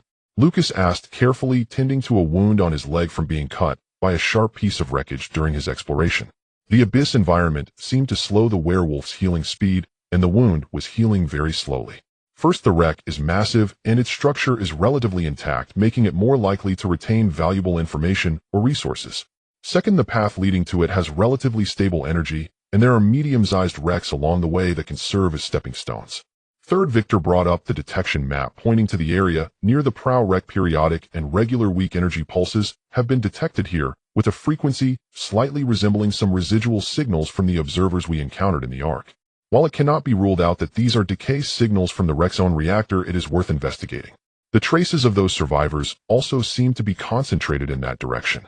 Lucas added. Celia nodded. In the echoes of the crystals, I analyzed the frequency of words like guardian and vigil slightly increases when perceiving that direction. There might really be something watching there. The target was set, the massive black prow wreck. Using the remaining materials and energy, they prepared as much equipment as possible. Victor crafted several simple energy shield generators from crystal fragments and wreck metal, effectiveness unknown, but better than nothing, and signal enhancers to maintain short-range communication in complex energy fields. Celia prepared several purification crystals that could quickly activate and release pure energy pulses to dispel potential mental pollution or energy corrosion. Lucas carried all remaining ammunition tools, as well as an emergency climbing rope made from tough, unknown biological membranes and metal wires. Time to set off. The three checked each other's status and equipment again, and then, with Victor leading Celia in the middle and Lucas bringing up the rear, they left their small, warmly glowing temporary refuge, stepping into the cold, silent, and dangerous floating wreckage ahead. The path chosen by Victor was not a straight line, but rather used the relatively stable wrecks of various sizes along the way as jump points and cover. They moved like antelopes leaping through interstellar ruins, sometimes running on massive metal beams, sometimes swinging over broken gaps with grappling hooks, and sometimes sticking close to the wreckage surface to avoid the chaotic and sudden energy turbulence or spatial folds. Celia's mental sensing widened, fully providing early warnings of energy disturbances and potential spatial instability. Lucas remained vigilant, scanning every shadow and hole around him for potential survivors or other abyssal creatures. The journey was slow and arduous. The harsh environment of the abyss continuously drained their physical and mental strength. Although the low gravity made movement less tiring, it also made direction sense and force application difficult to control. The thin, oddly composed air made every breath feel like it was burning. The omnipresent chaotic energy radiation pierced like fine needles, constantly stimulating their nerves and energy fields. Celia's complexion grew paler, needing to stop occasionally to stabilize her spirit with the purification crystal. Victor's energy depletion exceeded expectations, and fine arcs of energy overload began to appear on the surface of his body. Only Lucas, relying on the werewolf's robust physique and relatively simple biological structure, felt somewhat better, but the stagnation of his wound healing and the oppressive environment also made him increasingly restless. After about 4 hours of traveling, or rather jumping, climbing, and drifting, they finally approached their target. The wreck of the broken black starship, for now that's what they called it, was far larger than they had imagined from a distance. Just the exposed prow section was comparable to a small mountain. The surface of the hull was covered in thick matte black armor riddled with terrifying scars several meters deep, some resembling cuts or melted marks from energy weapons, others appearing to be torn by some enormous beast's claws.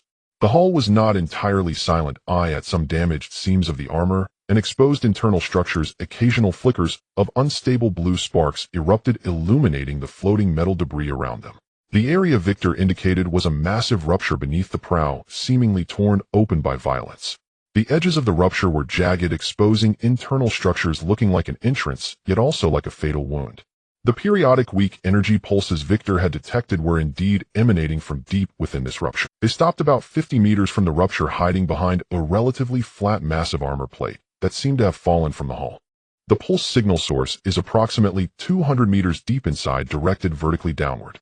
Victor whispered, his differently colored eyes fixed on the bottomless darkness inside the rupture. Structural scans show that the internal passage is complex, but the main passage seems to maintain a certain level of connectivity.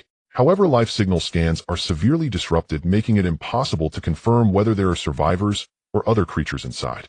Those traces. Lucas pointed at the edge of the rupture, where several clear, fresher scratch marks than those they had seen outside were visible, along with some scattered dark blue shell fragments. They frequently enter and exit here. Celia closed her eyes to sense her dark purple brows furrowing. The energy field inside is chaotic, yet there is a strange sense of order to it. It feels as if something is striving to maintain some stability within, resisting external erosion. And she paused, her voice carrying a hint of confusion. I seem to sense a trace of very, very faint, sad and weary consciousness residue. Not alive, but more like an imprint. Is it a nest of the survivors? Or perhaps the remnants of the starship's spirit that is about to dissipate? In any case, we must go in and take a look. Lucas resolved, this is our best chance to find clues, gather resources, and possibly discover a way to leave. Victor and I will go in first to scout. Celia, you stay near the entrance to keep watch, using your mental sensing for support. If anything goes wrong, immediately use the purification crystal to create a disturbance, then retreat back to the temporary base and wait for us. Celia wanted to object, but she knew that her mental power was an important means of early warning and support here. Recklessly entering an unknown environment that could be filled with mental pollution posed a greater risk. Be careful. You must report back every 10 minutes using the mental link. Lucas and Victor nodded. The two checked their equipment, activated the simple energy shields, forming a faint halo on their bodies, then cautiously slipped into the massive rupture resembling the mouth of a giant beast. Inside the rupture was not pure darkness. The remnants of the emergency lighting system seemed to still be operating at an extremely low power, emitting a faint green glow that flickered intermittently, barely illuminating the twisted passage and hanging cables. The air was even more polluted, mixed with heavy ozone, burnt insulation, and a strangely indescribable sweet metallic scent reminiscent of aged blood and oil. Gravity here seemed slightly more normal, at about 0.5 of the standard value, but the direction was somewhat skewed, giving the impression that the ground was slanted. The interior of the passage was in disarray. The walls were riddled with bullet holes, energy burn marks, and splattered long-dried body fluids. Scattered parts, damaged instruments, and twisted unrecognizable metal or organic remains were. It was evident that this place had undergone an extremely fierce internal battle. Both Victor's sensors and Lucas' nose picked up the fresher and denser traces left by the survivors. Footprints, multi-legged, scratches, and some traces emitting weak biological fluorescence resembling the marks left after slime had dried. They seemed to frequently move along certain fixed routes. The two carefully advanced along the main passage towards the pulse signal source. Every few minutes Lucas would report back to Celia through the mental link. The passage began to slope downwards, becoming more spacious, as if leading to the core area of the ship. The battle traces around became increasingly striking, and they could even see some shredded remains resembling crew cabins, inside of which were some remnants sealed in broken life support devices long turned to bones. Their form bore similarities to humans, but their skeletal structure was much more delicate with larger skulls. Are they the humans from the previous civilization cycle? Or rather the Sours? Lucas whispered in the mental link, carrying a hint of shock. Very likely. Victor replied, his differently colored eyes scanning a particularly intact corpse clad in a long-lost uniform tightly gripping a uniquely shaped but damaged energy weapon. The war occurred within this ship. The enemy could have come from outside, or it could have been an internal rebellion, or part of the harvest. The deeper they went, the stronger the periodic pulse signal became.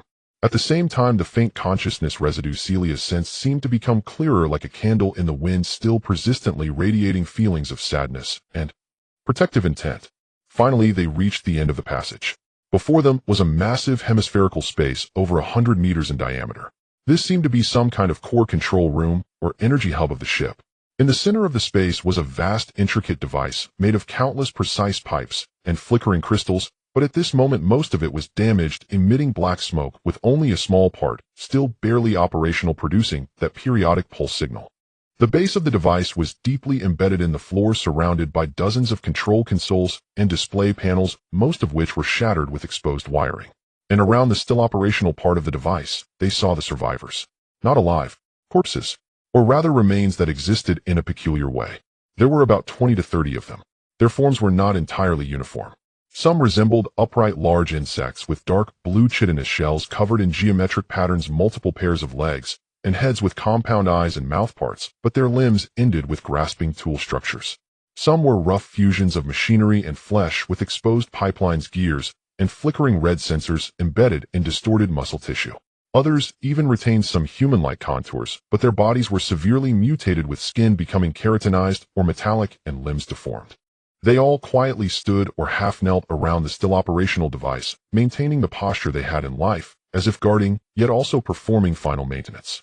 Their eyes or sensors had long dimmed, but the surface of their bodies still retained extremely faint energy fluorescence. They showed no signs of decay or weathering, as if time had stood still here.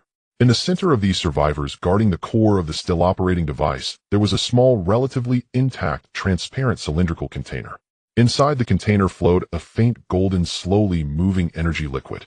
Within the energy liquid, a dark golden polyhedral crystal about the size of a fist floated, constantly changing its complex geometric shapes. The material and aura of this crystal were strikingly similar to that of the Ark, but it was more solid, more restrained, as if containing something more primordial and fundamental. Is it a seed? Another part of the blueprint? Or perhaps the black box of this starship, or the consciousness backup of some important figure? Lucas and Victor were shaken by the sight before them. The dark golden crystal floated in the pale golden energy liquid, resembling a star that had slept for billions of years, slowly opening its eyes before the key. The faint glow flowing from the remnants that had long perished around it gathered upon the crystal like rivers converging into the sea, making its brilliance grow brighter and warmer, yet not blinding, instead imbued with a tranquility that soothes the soul. Lucas and Victor stood at the edge of the control room, holding their breath. The scene before them surpassed the limits of their understanding, and the ancient voice directly impacting their consciousness weighed heavily upon them, as if coming from the end of time. There is no need to be afraid. The voice of consciousness resonated again, clearer than before, though still tinged with profound fatigue, yet softened with a hint of warmth. I am the Watcher 7, the last recorder and guardian of this Ark ship Chiming. What I protect is the civilization of the Sowing Era third cycle, which left behind the final echo and seed after its last resistance failed. The Sowing Era third cycle. This is precisely the cycle to which humanity of Earth belongs within the records of the Ark. You possess the aura of the key, the bloodline of the Watcher William, and the resonance of the creation G2, as well as traces of a strange, cold, and orderly observation, Victor. You are the inheritors of the key, yet you are also entangled in a new observation and conflict. The voice of the crystal seemed to penetrate their very essence. "Do you know about the harvest?" Victor asked, with his consciousness the most direct form of communication. "I know." The glow of the crystal pulsed slightly, as if sighing. "The harvest is part of the Observer Agreement, a cruel tool that maintains the balance of cosmic entropy and order, selecting qualified samples to promote overall evolution. Our civilization once reached the pinnacle allowed by sowing technology. We explored the starry skies, transformed life, and even began to touch the essence of consciousness and energy. But this attracted the attention of the observers. The glow of the crystal projected a series of blurred, yet grand holographic images directly into the consciousness of Lucas and Victor. They witnessed a prosperous interstellar civilization with vast ring worlds, fleets traversing the starry seas, and countless life forms coexisting harmoniously with nature. Then at a certain cycle node, incomprehensible light ignited in the depths of the starry sky, like an invisible net enveloping the entire civilization's territory. The creations of civilization began to spiral out of control. Life forms underwent uncontrollable mutations, and the network of social consciousness was eroded by indescribable fear and madness. This was the prelude to the harvest. They do not destroy directly, but rather catalyze, induce the internal conflicts, technological failures, and the degradation of consciousness within civilizations, causing them to collapse and suffer internal strife at the pinnacle of their prosperity due to their own power. Then at the civilization's most vulnerable moment, the harvester, a certain manifestation tool of the observers, descends, extracting the essence of civilization's knowledge, collective consciousness, genetic blueprints, and the potential of civilization itself to take as samples. What remains is only a broken world and a few remnants who have been formatted, losing most of their memories and technology, waiting for the next sowing cycle to begin. In the images, the enormous harvester, resembling an abstract geometric body, silently glided through the collapsing starry sky. Wherever it passed, the brilliance of the planets dimmed, the traces of civilization were erased, leaving behind only cold ruins and bewildered survivors. The solar system where Earth is located had evidently also undergone such a cycle. Our civilization attempted to resist. We gathered our last strength, built the Chiming Ark ship carrying the last elite's knowledge and the research outcomes of the countermeasure agreement, trying to escape the range of the harvest, or seeking a way to communicate or even confront the observers. The image switched, showing the Chiming ship breaking through the blockade of the harvest under the cover of countless sacrifices, plunging into this area of disturbed space-time structure, whispering abyss. Here lies the blind spot of the harvest power and the buffer zone left for accidents and variables within the observer's agreement. We established our last stronghold here to continue our research. The ancestors of William Gray were among the Watchers responsible for researching life genes and the essence of consciousness on the Chiming ship. They inherited part of the knowledge of the countermeasure agreement and, most importantly, the fragments of the permission key, which are what lies hidden within your Gray bloodline. The Gray family. They are indeed the descendants of the Watchers. Their bloodline is the legacy of the previous civilization's resistance against the harvest. But our time is running out. The power of the harvest may not directly penetrate here, but their deployed cleaning units, those half-mechanical, half-biological hounds, as well as the more powerful harvester derivatives, have been wandering on the periphery, continuously eroding this area. Internally, we have also encountered conflicts and mutations due to despair, disagreements, and the lingering mental pollution from the harvest. Some of the remnants you see are warriors who voluntarily accepted transformation, continuing to guard in non-human forms, while others are compatriots who mutated and lost their sanity during conflicts, and some are infiltrators of the cleaning units. William Gray. He left here taking part of the knowledge, going up to the surface, trying to lay the groundwork in the new sowing cycle, and seeking a method to completely end the harvest. He initiated the G plan, intending to use the permission key, Gray bloodline, and life blueprint ancient genes to create a new carrier that could safely bear the power of the key and engage in fundamental dialogue with the observer agreement. But it seems he failed. At least he did not complete his task. The gaze of the crystal seemed to rest upon Lucas and Celia. You inherit the bloodline, yet it is nearly exhausted. You carry the blueprint, yet it is unstable, and you. It looked towards Victor again, a peculiar being mixed with the cold logic of the observers and the residual consciousness of William. Your combination is both hope and fraught with uncertainties and dangers. What do you mean by last hope and warning? Lucas asked eagerly. The hope is the complete research data on the countermeasure agreement and preserved within the core of the Chiming ship, along with the last key needed to activate it. The last key. Yes. The permission key is fragmented, dispersed within the bloodlines of the Watchers. The life blueprint is a tool that can shape the carrier, but to truly confront the observer agreement, or even to shut down or alter certain aspects of the harvest agreement, requires the unification of three keys: the bloodline key, the blueprint key, and consciousness resonance key. This last key is not a physical object, but a highly condensed collective consciousness echo of civilization possessing a specific frequency and structure. It should have formed from the fusion of the consciousness of all Watchers and volunteers during our civilization's last resistance, but at that time, it failed. Only a fragmented echo remained sealed within me and potentially scattered across other Ark ships or ruins. I am the vessel of that fragmented echo, as well as the storage device of the countermeasure agreement and data. Yet my energy is about to deplete, and the echo is too faint. It needs replenishment, resonance, and a stable consciousness carrier to activate and guide it. Its gaze fell upon Victor once more. You, the mixed consciousness entity, may become a temporary carrier, but the risks are immense. You may be consumed by the lingering collective trauma, despair, and madness within the echo, or marked as an anomaly by the observer agreement and eliminated. Victor's heterochromatic eyes displayed a steady data flow. Risks and benefits have been calculated. The success rate is unknown, but acquiring the countermeasure agreement is currently the highest priority task. I accept. No, Lucas blurted out, but Victor silenced him with a glance. Now the warning.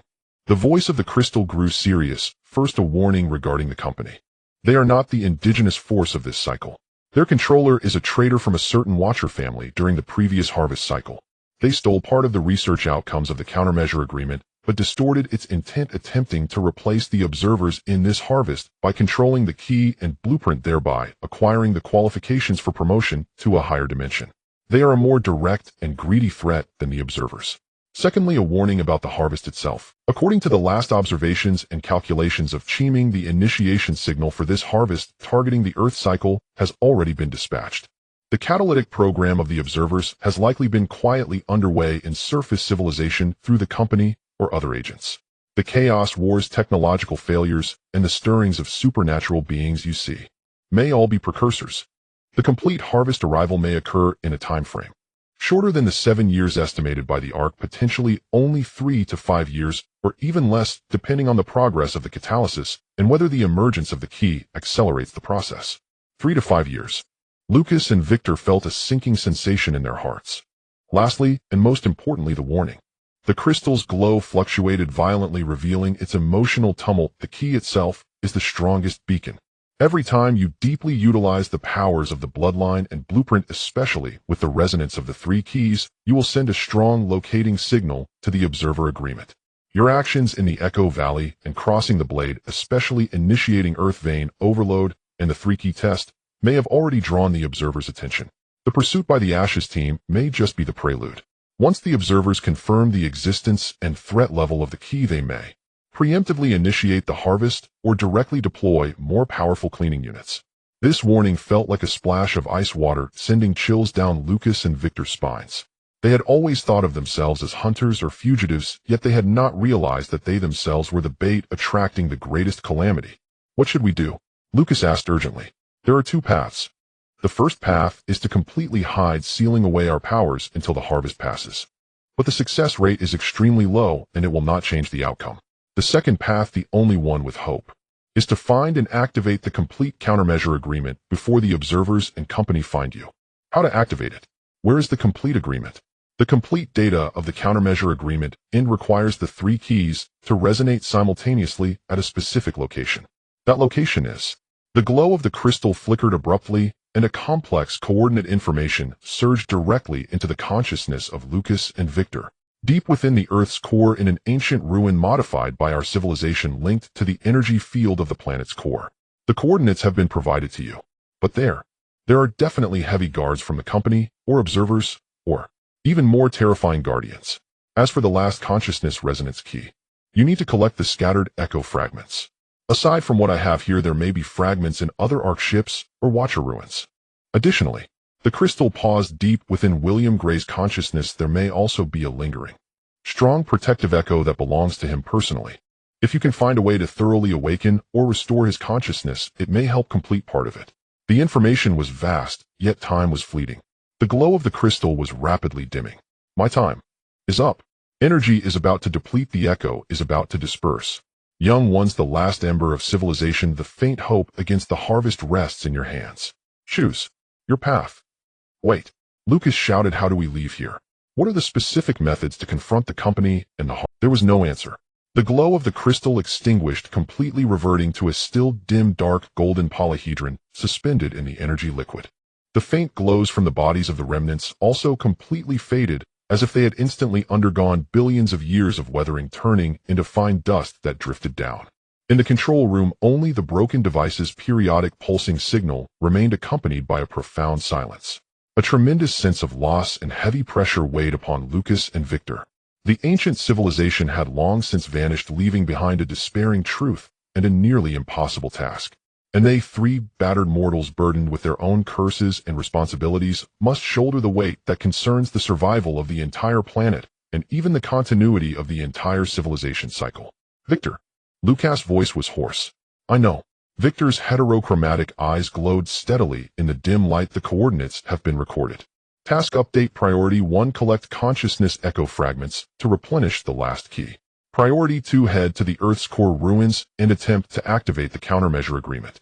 Priority 3, in the process, do everything possible to weaken the company's power, delay the harvest process, and seek methods to heal William and stabilize Celia. He paused, looking at Lucas, whose eyes blended mechanical calmness with William's gentleness, now filled with undeniable determination.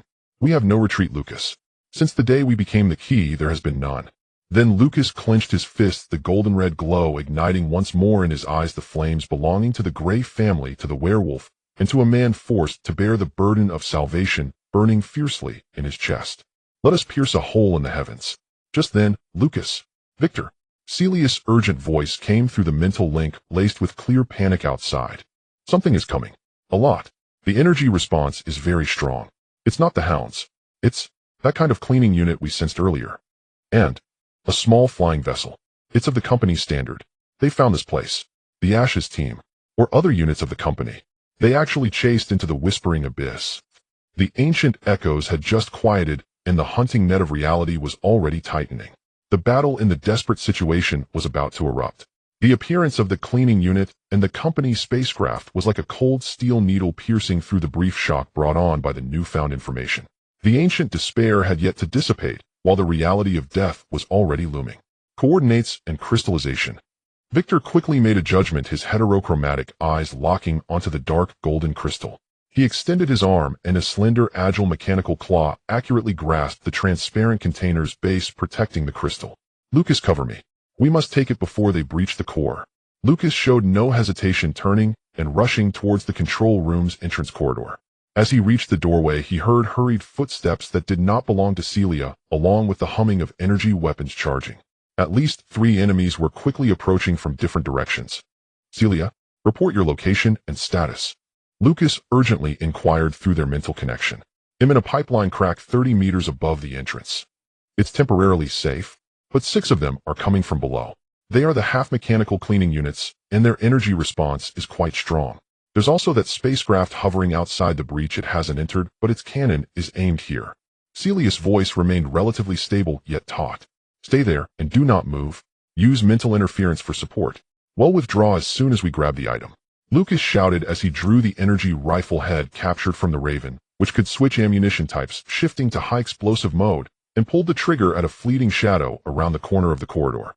Boom! The explosion's flames and shockwaves surged through the narrow corridor. Debris and metal fragments scattered everywhere. A roar neither human nor beast, mixed with metallic friction and biological screams, echoed as a shadow was blasted back, revealing its horrific visage. A humanoid monster of about 2 meters tall, seemingly stitched together from rusted metals, exposed cables, and some dark red muscle, with multiple rotating optical sensors for a head and chainsaws and pipes spewing green acid at the ends of its arms. It was indeed a cleaning unit. The high explosive was effective, but not lethal enough.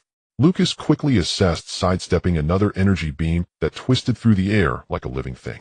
The energy beam grazed the console beside him, instantly corroding a large hole in the alloy surface, emitting acrid blue smoke. A faint mechanical whirring and the hum of energy flow came from Victor's side. He was attempting to detach the entire crystal container from its base. However, the container appeared to be closely connected to the energy supply and stabilizing field below, and forcibly detaching it could damage the crystal or trigger an unknown reaction. I need time. At least 30 seconds. Victor's voice remained calm, though he spoke rapidly. He'll buy you time. Lucas' eyes narrowed, and the remaining power of his bloodline surged explosively within him. Golden red light flowed across his skin instantly, enhancing his speed, strength, and perception. He no longer held his ground at the doorway, but charged into the corridor like a true wolf king. Within the corridor, 2 more cleaning units had already closed in. One moved on all fours as swift as a cheetah, its mandibles spraying a barrage of bone spikes with neurotoxic effects. The other was bulky, with a constantly rotating energy core on its chest preparing to unleash a wide-ranging shockwave. Lucas rolled to the side in a sudden maneuver, narrowly avoiding the barrage of bone spikes, while raising his gun to precisely blast one of the optical sensors off the cheetah monster. The monster let out a mournful scream, its movements stalling. Lucas, like a specter, closed in, his hunting knife glowing with golden red light, stabbing fiercely into the junction of metal and flesh at its neck, twisting it forcefully. The stench of bodily fluids and electric sparks erupted. The cheetah monster convulsed and collapsed. But the bulky monster's shockwave was already ready, its energy core glowing intensely. Just as the shockwave was about to erupt, buzz! A powerful, invisible mental shock struck the bulky monster's consciousness core, if it had one, like a hammer. It was Celia's mental interference. The monster's body trembled violently, the energy core's glow became chaotic, and the release of the shockwave was interrupted. Lucas seized the fleeting opportunity, leaping from the ground to shove the last high-explosive round into the monster's gaping maw filled with jagged teeth. Then he fell back with all his strength. Boom! A more intense explosion erupted in the corridor. The bulky monster was shattered from within, searing metal shards and grotesque organic matter plastering the walls and ceiling. The shockwave from the explosion sent Lucas flying, crashing hard against the wall. He felt a sharp pain in his ribs, possibly a fracture. But he disregarded it, struggling to rise, and looked towards the control room. Victor! Done! Victor's voice came through. He had roughly yanked the dark golden crystal along with a bit of the energy conduit and stabilizing field generator out, stuffing them into a makeshift protective box made from metal scraps and insulating materials slung over his back. The surface of the protective box was connected with several flickering energy conduits, evidently maintaining the minimum stability of the crystal. Retreat! Victor dashed out of the control room, a microgun popping out from his arm, temporarily suppressing the 2 cleaning units that had emerged at the corridor's end. Lucas and Victor joined forces, backing against each other as they fought their way back towards the entrance. Celia's mental interference constantly disrupted the enemies at critical moments, creating opportunities for them.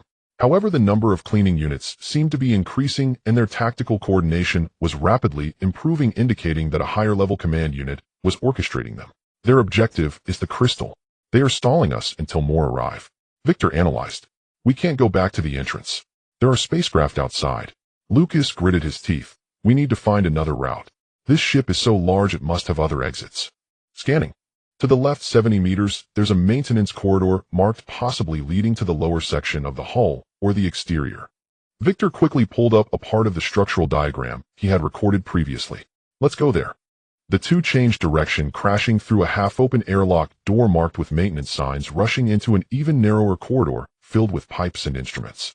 Behind them, the screeches and footsteps of the cleaning units were hot on their heels. The corridor was not a clear path, with collapsed pipes, closed gates, and automatic defense turrets, most of which were damaged, but a few were still operational, blocking the way. They cleared obstacles while dealing with their pursuers, but their speed inevitably slowed down. This won't work. We will be dragged down. Celia's voice rang out again, resolute. It'll create chaos. You seized the chance to accelerate. Celia, don't do anything reckless. Lucas urged, but it was too late. Suddenly, the vent grate above them was violently wrenched open by an invisible force. Celia jumped down from the crack in the pipeline, landing not far in front of them. Her face was as pale as paper, but within her dark purple eyes a swirling nebula raged, her hands pressing against the walls on either side. In the name of G2, with the blood of the Watcher, energy overload, explode for me. The unstable G2 power within her, along with the energy siphoned from the white crystal, was recklessly and frantically injected into the ship's structure and energy conduits. These ancient energy systems had long since been unable to bear the load, and under this wild stimulation, a chain reaction instantly occurred. Boom, boom, boom, boom. The violent explosions erupted around Celia, spreading towards both ends of the corridor. Scorching flames, surging energy flows shattered metal, and crystals swept everything away like a storm of death. The nearest few cleaning units were instantly engulfed and torn apart. Even those farther away were flung away by the explosion and shockwave. The blast also affected Lucas and Victor. Victor immediately activated the energy shield, a simplified version, shielding both of them behind it. The shield flickered violently under the explosion's impact on the verge of breaking, but it managed to withstand the first wave. The scorching shockwaves and debris still left them scorched all over, buzzing in their ears. Celia, Lucas' eyes widened in panic, looking towards the explosion's epicenter. Smoke and dust filled the air, obscuring Celia's figure. Detecting life signals. Weak. In the right side fork. Victor's sensors struggled to function, pointing towards a dark path blasted open at the edge of the explosion. Lucas dashed recklessly towards it, finding Celia curled up in a corner, charred, all over unconscious. Her deep purple robe was tattered, the crystal on her forehead cracked and dull. Yet her chest still showed faint rises and falls. She's still alive, but badly injured.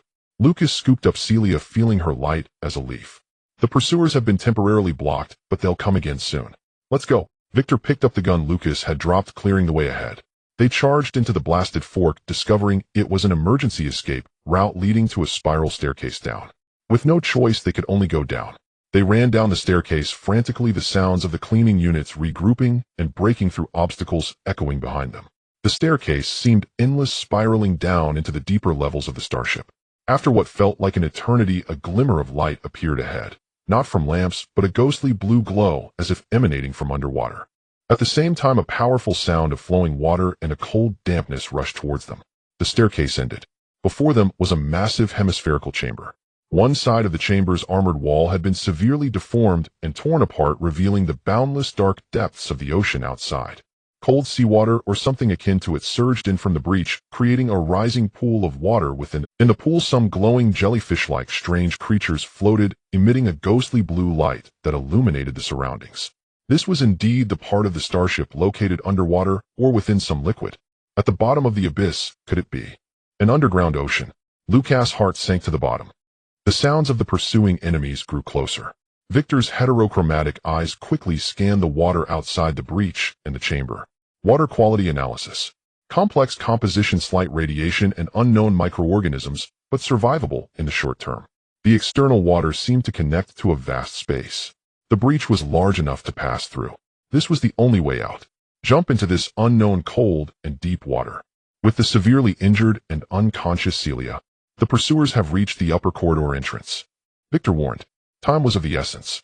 With a clenched jaw, Lucas tightly bound Celia to his chest with a rope, then looked at Victor. Can you swim? Eve-07 has basic underwater operational capabilities, but it's not a specialty. Breath holding time is about 15 minutes. The crystal protective box has basic waterproofing, Victor replied, shoving a mini oxygen generator into Lucas' hand. Use this, it can support you for half an hour. Follow me. I've detected a strong current ahead, possibly leading to open water or a larger space. Let's go. The two exchanged a glance, took a deep breath. Lucas activated the oxygen generator and then leaped into the cold, piercing, ghostly deep water. Splashed. Water splashed up. The bone-chilling cold instantly enveloped Lucas, nearly suffocating him. He struggled to open his eyes, adjusting to the dim light underwater. Victor was just a few meters ahead of him, the core light on his chest turning ghostly blue under the water like a guiding lighthouse. He adjusted his posture and swam with all his might to catch up with Victor. Behind them at the breach, several cleaning units appeared at the edge. They seemed hesitant, letting out a few shrieks towards the water's surface, but did not immediately jump down. Perhaps their underwater capabilities were limited, or they were awaiting instructions. Lucas ignored them, swimming with all his strength, following Victor in the direction of the strong current. Visibility in the water was low, with only the glowing jellyfish and Victor's core light providing weak illumination. Occasionally, enormous, indistinguishable shadows glided by, bringing an inexplicable pressure. The cold darkness, lack of oxygen, Celia's increasingly faint life signs, and the monsters potentially pursuing them from behind. All of this tormented Lucas' nerves. But he couldn't stop, couldn't give up. The bloodline of the Gray family burned in the cold water, sustaining his exhausted strength. After swimming for about 10 minutes, which felt like a century, the current ahead suddenly became turbulent. Victor signaled for caution. They were swept along by the current into an underwater canyon-like passage. The walls of the passage were smooth and unnatural, seemingly etched with familiar geometric patterns. At the end of the passage was an upward exit radiating a hazy white light. Victor accelerated, breaking the water's surface first. Lucas followed closely behind. Splashed. They emerged from the water coughing and gasping. Before them lay a vast, naturally formed underground cave. Countless glowing stalactites hung from the cave's ceiling, illuminating the entire cave as if it were daylight. In the center of the cave was a peaceful, gently steaming hot spring lake, and they found themselves at the lake's edge. The air was warm and humid, filled with a strange, sweet fragrance of flowers and herbs, starkly contrasting with the deathly cold silence of the whispering abyss outside. This place seemed like a paradise within the abyss. Lucas struggled to climb ashore, quickly untying the rope and laying Celia flat on a dry, flat rock. She remained unconscious, her breath weak, her face ashen, with multiple burns and bruises on her body. The cracks on the crystal on her forehead seemed more pronounced. "Victor, medical help." Lucas' voice trembled. Victor quickly checked Celia's injuries. Life signs are extremely critical. Extensive burns, internal bleeding, multiple fractures. The G2 energy field is nearly collapsing, and her mental state is severely damaged. Immediate first aid and energy stabilization are required. But our medical supplies are nearly exhausted. Use the crystal. That crystal has life energy. Lucas suddenly looked at the makeshift protective box behind Victor. Victor immediately opened the protective box. The dark golden crystal still emitted a faint and warm glow. He carefully took the crystal out and placed it above Celia's chest. The crystal's glow seemed to sense something slightly brightening as gentle golden light threads flowed out of it, slowly permeating into Celia's body. As the light threads infused, Celia's ashen complexion seemed to show a slight improvement, and her breathing stabilized just a bit. But the effect was painfully slow, and the glow of the crystal itself was also slowly dimming. Effective, but not enough. The crystal's energy is about to be depleted. It needs replenishment, or a more efficient method of use, Victor said solemnly. Lucas looked at Celia, who was on the brink of death, then glanced at the crystal that was consuming itself to save her, filled with helplessness and rage.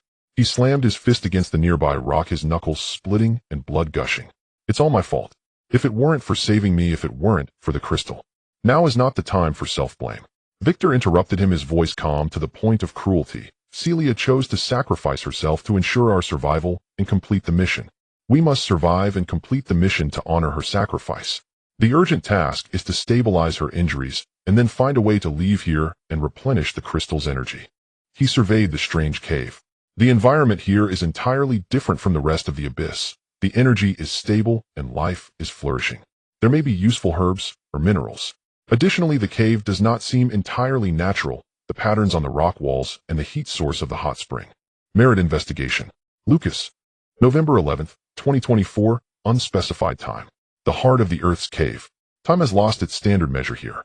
Only the sound of dripping water from stalactites, the mist rising from the hot spring, and Celia's faint, yet gradually stabilizing breath formed the only rhythm in this warm silence. Lucas leaned against a warm rock, resting his eyes. His wounds, aided by his wolf-like constitution and the cave's unique environment, perhaps the minerals and energy from the hot spring, had stopped bleeding and were beginning to heal slowly, but the pain and weakness still lingered. The cracked ribs required more time. He tightly gripped the energy rifle in his hand, scanning the cave entrance, the water surface, and the passageway Victor had taken every few minutes. Celia lay on the blanket beside him. The dark gold crystal rested on her chest, still emitting a faint warm glow, and strands of golden light continued to seep into her body. Her complexion was no longer so pallid, and her breathing had become somewhat steadier, but she remained in a coma. The cracks in the crystal on her forehead had not widened, but there were no signs of healing. Before leaving, Victor had prepared a simple, cool-feeling ointment from some glowing moss and mineral powder. He found applying it to her most severe burns, which seemed to have some effect. Lucas checked the oxygen generator, which still had about 15 minutes of supply left. Victor's breath-holding time was also nearing its limit. He needed to find food and a water source quickly. The hot spring water was unsuitable for drinking and a possible exit. He forced himself to stand and began searching within the limited space of the cave. The cave was approximately the size of a basketball court. Besides the central hot spring lake, smooth glowing rock walls surrounded it, covered with various strange glowing mosses, lichens, and some unfamiliar plants that resembled ferns but were more robust. The air was warm and humid, carrying a sweet fragrance, but Lucas was uncertain if these plants contained toxins. He cautiously plucked a small piece of the most ordinary glowing moss and chewed it. It tasted bitter and earthy, but did not cause immediate discomfort. Perhaps it could be consumed in small quantities. He then found several small plants with berry-like clusters that emitted an enticing sweetness. He hesitated and did not try them recklessly. Water was an issue.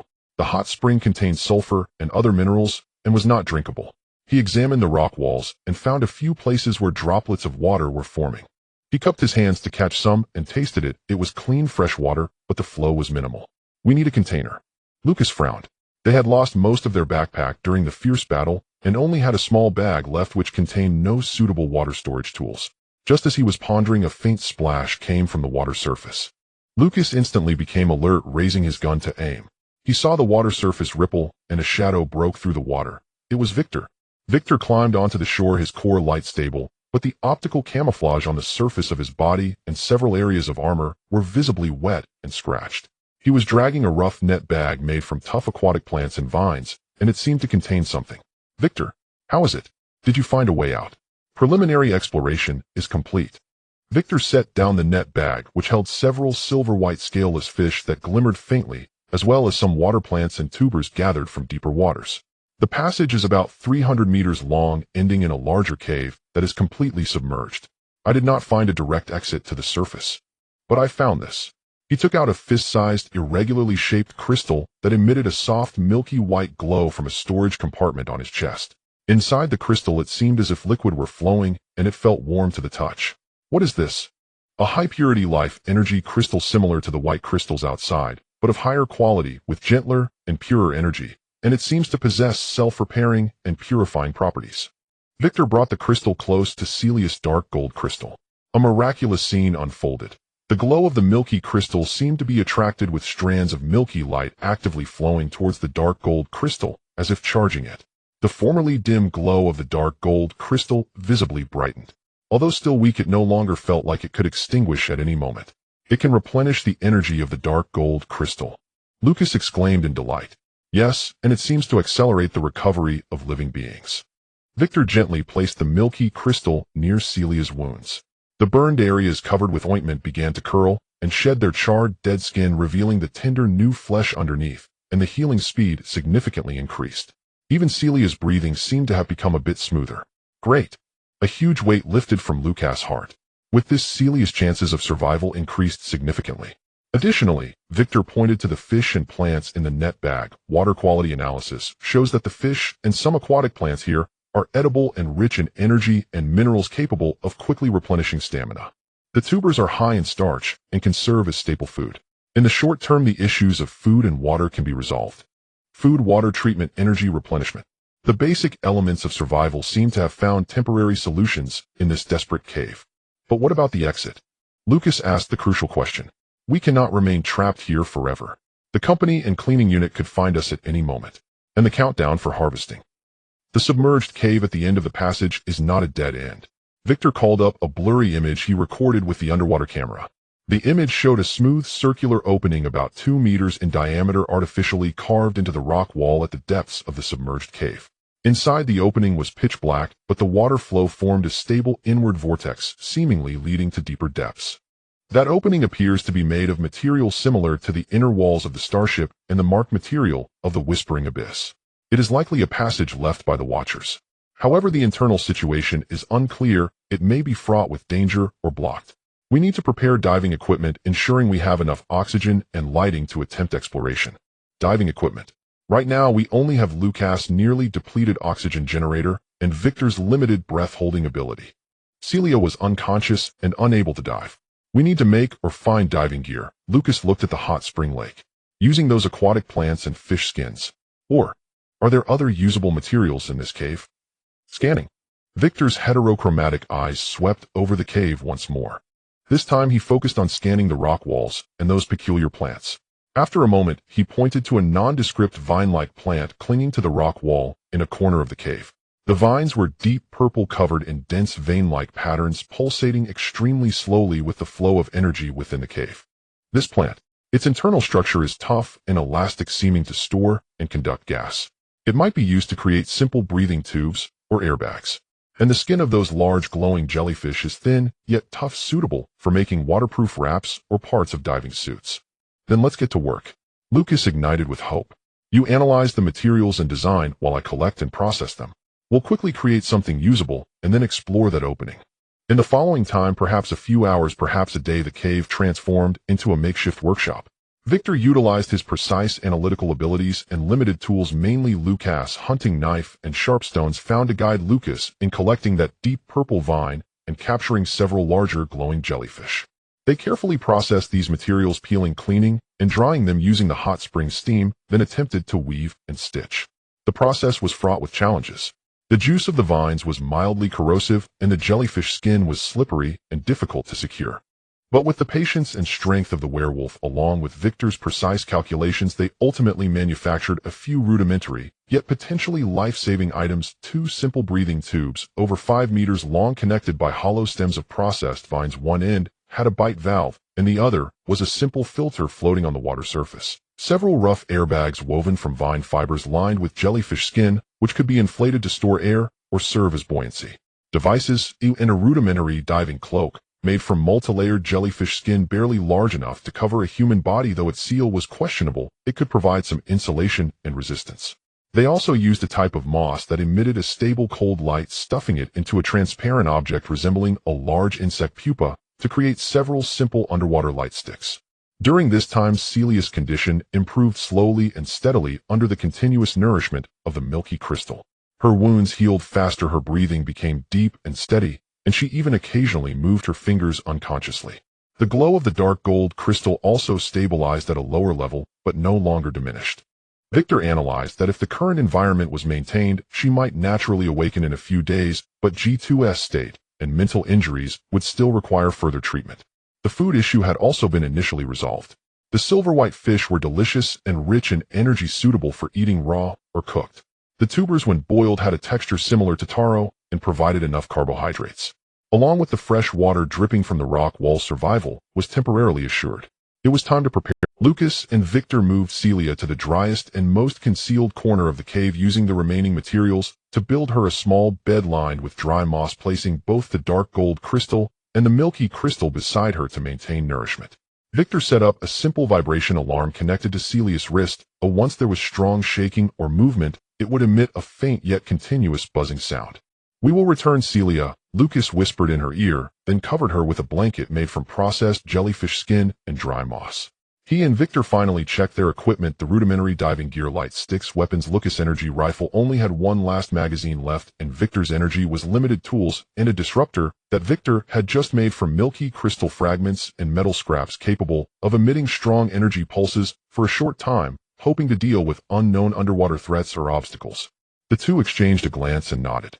Then, taking a deep breath, Lucas activated the oxygen generator, and Victor entered low-power mode. They donned the rudimentary diving cloak, bit down on the breathing tube, and holding the airbag for buoyancy, stepped into the hot spring lake, swimming towards the underwater passageway Victor had discovered.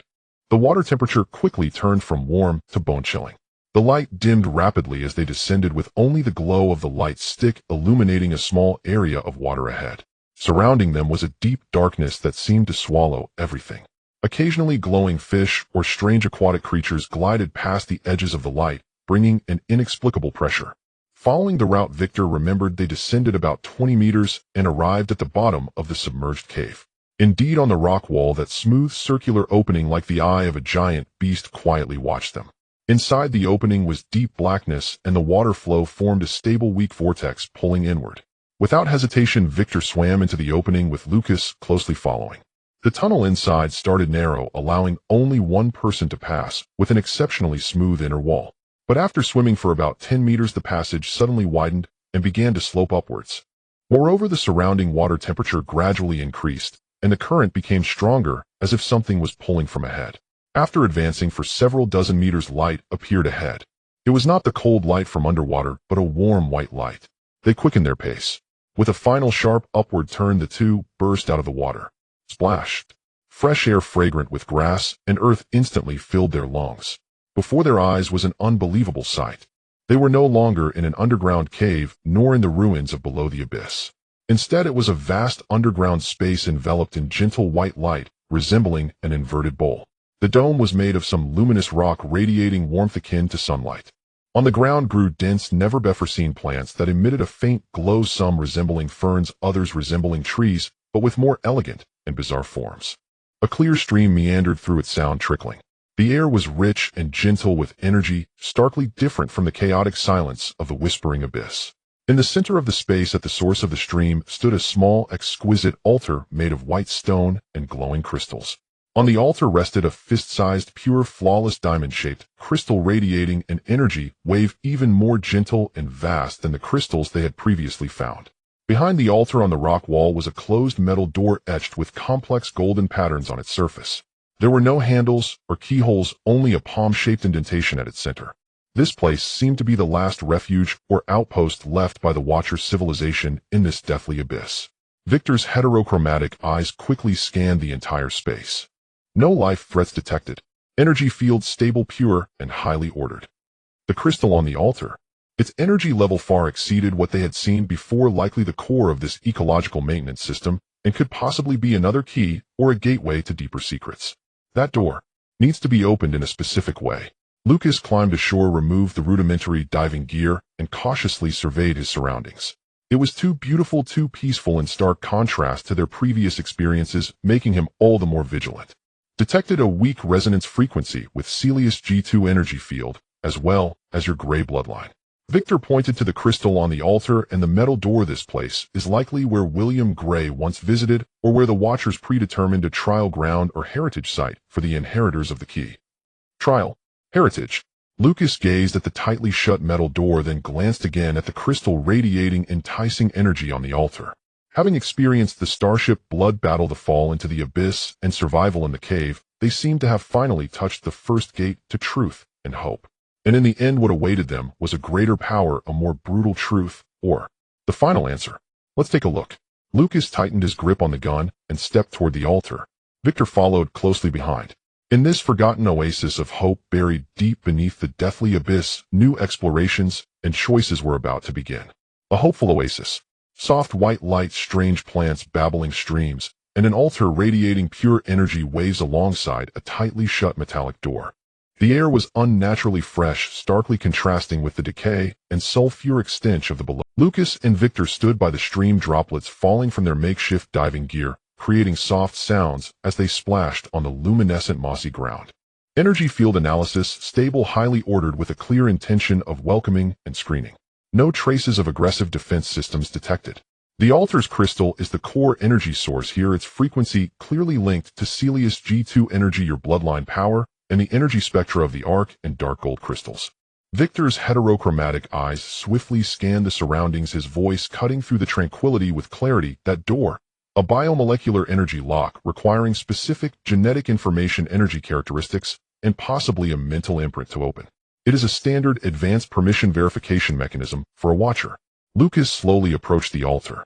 The altar was composed of pure white stone embedded with glowing crystals, its design both ancient and elegant.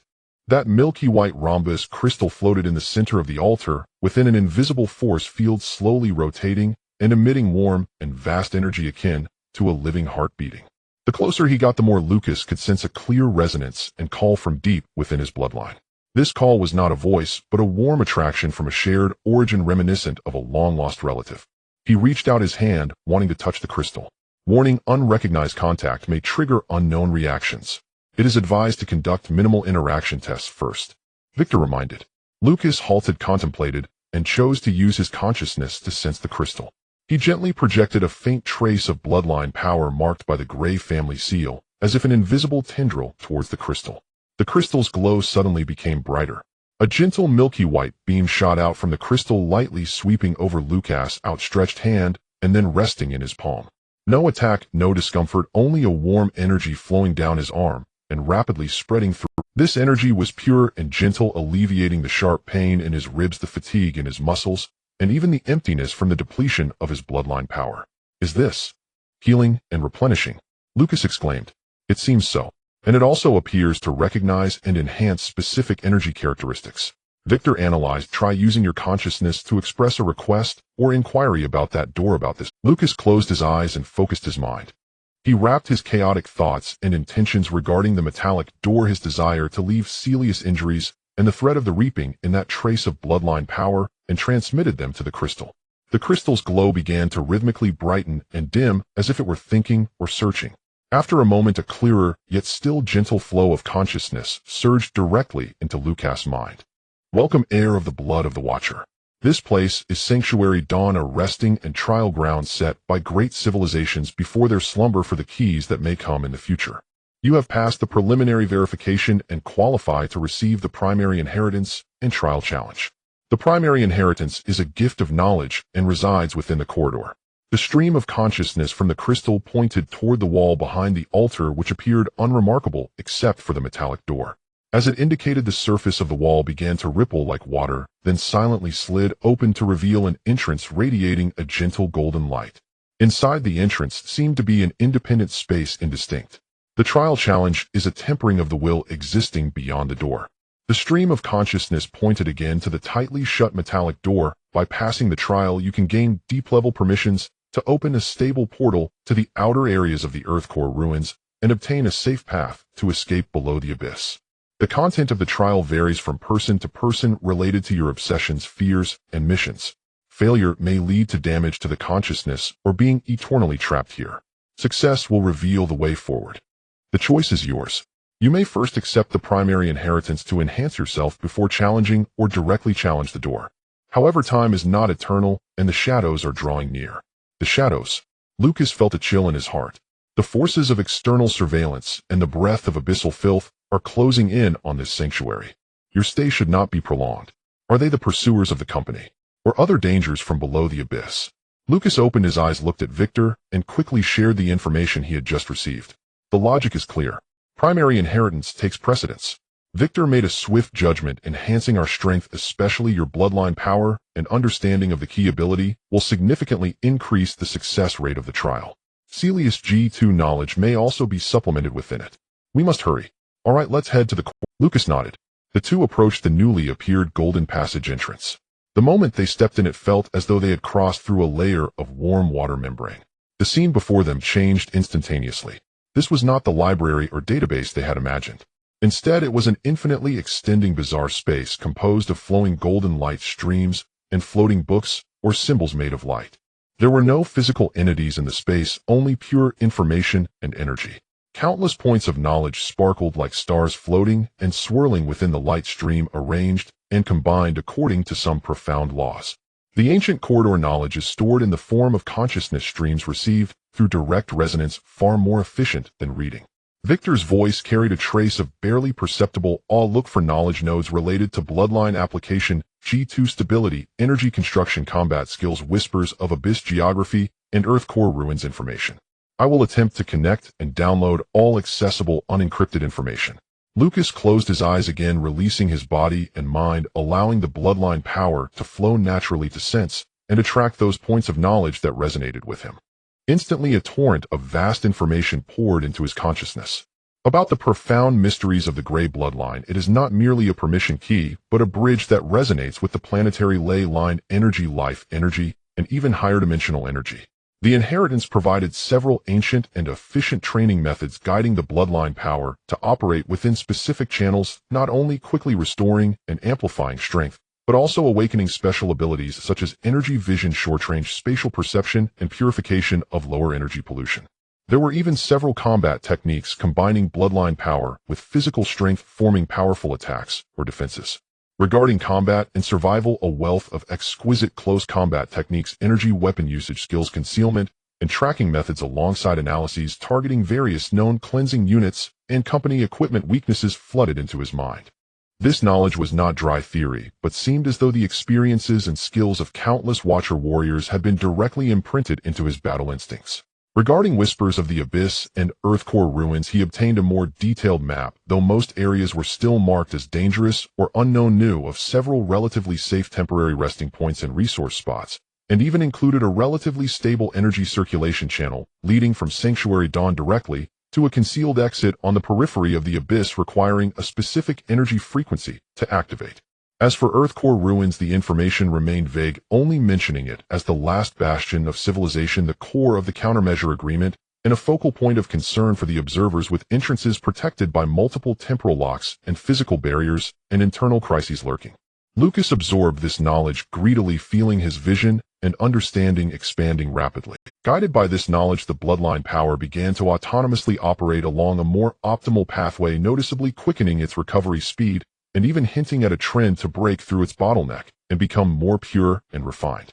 On the other side, Victor's consciousness acted like the most precise scanner, downloading, classifying, and storing all accessible unencrypted information from the corridor at a speed Lucas could hardly imagine.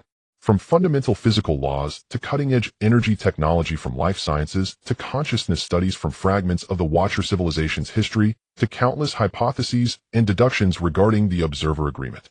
A vast amount of data was compressed and stored, greatly enriching his database and cognitive model. He even found some advanced knowledge about consciousness fusion, memory restoration, and energy core stabilization, which held potential value for understanding his own condition, repairing William's memory fragments, and possibly assisting Celia in the future. Although Celia was not present, those golden knowledge nodes regarding G2 energy stability, mental cultivation, gene optimization, and methods of consciousness resonance seemed to sense her existence through the faint connection on Lucas. They actively gathered and condensed into an independent knowledge crystal, radiating a blend of dark purple and golden light, suspended in a corner of the corridor awaiting her arrival. Time flew rapidly in the ocean of knowledge. After an unknown duration, Lucas felt his consciousness nearing saturation, unable to effectively receive new information. He slowly withdrew from the deep resonance state and opened his eyes. Before him, Victor's expression was calm, yet the glow in his heterochromatic eyes seemed deeper and more restrained, clearly having gained a significant amount. Preliminary information reception complete. Bloodline application knowledge has been integrated. It is advisable to begin foundational guidance exercises immediately. Combat skills have been loaded and can be simulated for training. The Abyss map and energy channel information has been recorded. As for Earth core ruins and the countermeasure agreement, core operational details remain lacking, requiring trials or finding a more advanced inheritance. Victor summarized quickly. Lucas nodded, feeling the power surging within him and a keener perception of the surrounding environment. It's time to face that door. The two exited the ancient corridor, and the walls silently closed behind them. They stood once more before the altar, facing the tightly shut metallic door. The palm-shaped indentation on the door now clearly displayed intricate energy patterns in Lucas energy vision, with a tiny lock core at its center requiring specific energy frequencies to inject. According to the knowledge from the corridor, unlocking requires injecting pure bloodline power or G2 energy, while synchronizing a specific mental imprint, usually an oath or intention to resist the reaping and protect civilization. Victor analyzed. Lucas took a deep breath, stepped forward, and steadily pressed his right palm against the indentation. The touch was icy. He closed his eyes, beginning to mobilize the bloodline power he had just organized and enhanced. A crimson golden glow surged from his palm, flowing down his arm and into the patterns on the door. The patterns ignited like light strips, beginning to glow dark golden from the point of contact, spreading across the entire door.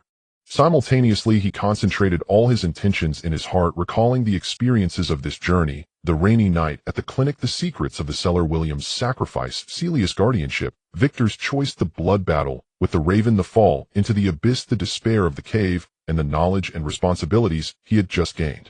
Ultimately, all intentions converged into a clear, firm, unwavering oath: with the blood of the Grey family, in the name of the descendants of the Watchers, I vow to take up the key to protect life, to resist the reaping regardless of whether the path ahead is thorny or abyssal. This resolve remains unchanged. This heart shall not extinguish. The moment the final thought settled, buzz.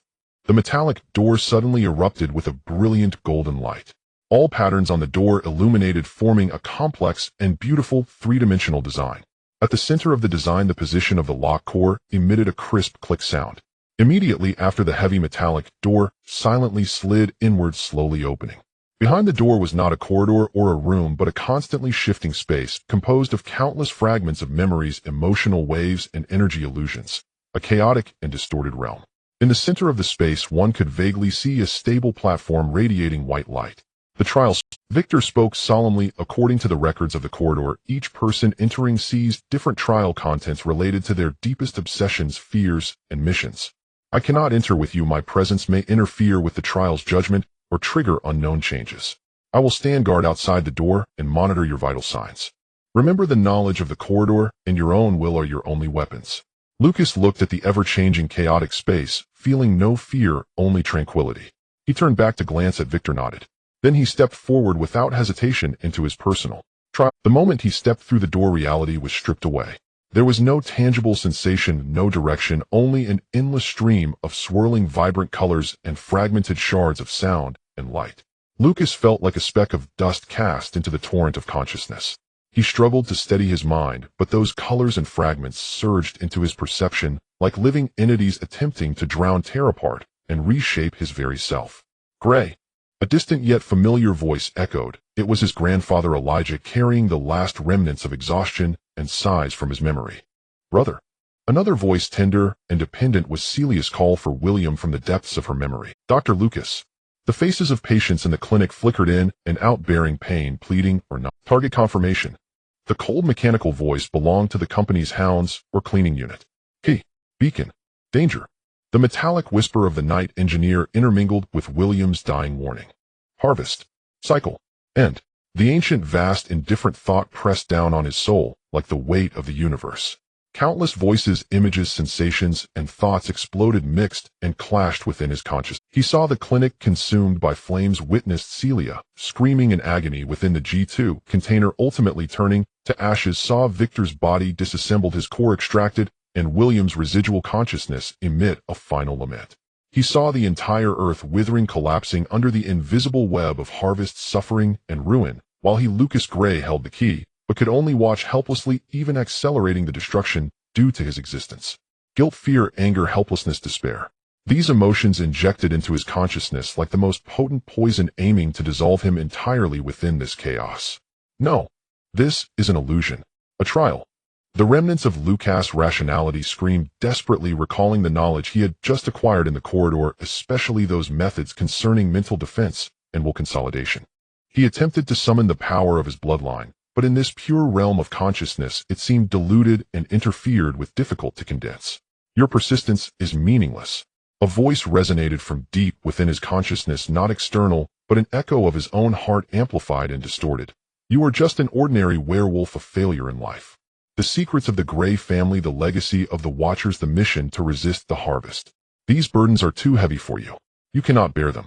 Give up. Sleep here, at least you won't have to witness the end of everything. Give up. Sleep. This thought was like sweet poison carrying a warm temptation. Indeed, he was too tired. From the moment the door of the clinic was knocked on that rainy night, he had never truly relaxed. Fleeing, fighting, getting injured, losing, bearing increasingly heavier secrets and responsibilities. If he could stop here, if he could just fall asleep. Celia's face looked at him one last time in the ashes, wearing a smile of liberation. Before Victor's core extinguished, there was a barely audible sigh-like electronic noise. His grandfather's final words in the recording. Lucas, no matter what happens, live on Remember Who You Are. Live on Remember Who You Are. Who am I? I am Lucas Gray, the last descendant of the Gray family of Moonlight Ridge, a doctor of Twilight Medical. I am the doctor who opened the door for the patients on that rainy night. I am the heir who pressed the red button, and I am the one who chose to transfer the seal aboard the Siren. I am the companion who dragged Victor across the whispering abyss in the wilderness. I am the one who aboard the starship jumped into the icy waters holding Celia. I am not a hero nor a savior. I am merely an ordinary person pushed to the forefront by destiny or conspiracy. I will be afraid, I will be tired, I will want to give up. But there are some things I cannot retreat from. Some people I cannot abandon. Some responsibilities I do not want to relinquish. I am not here to become a hero. Lucas roared amidst the tide of consciousness, his voice not emitted from his mouth, but an eruption of the will of his entire existence. I am here to protect my family, to protect my clinic, to protect those patients who trust me, to protect this world, though flawed, is still worth fighting for. What harvest, what observers, what nonsense company. Want to destroy everything I care about, then step over my corpse first. With this cry that came from the depths of his soul, the chaotic colors and sounds suddenly froze. A surge of scorching golden red light erupted explosively from the deepest part of his consciousness. It was the bloodline power of the Gray family, but no longer just energy. It had fused with all his memories, emotions, will, and vows. The fire of his true heart. Wherever the light passed, the illusions melted away like ice and snow. The flames of the clinic extinguished. Celia's ashes reformed into a human shape, revealing a weak, yet genuine smile. To him, Victor's core reignited, and William's lament transformed into a sigh of encouragement. While those terrifying images of harvest were blocked outside by this scorching fire of the true heart, no longer able to corrode his consciousness, the chaotic space began to condense and stabilize. The colors no longer clashed, but converged into clear scenes. He stood in his grandfather Elijah's clinic.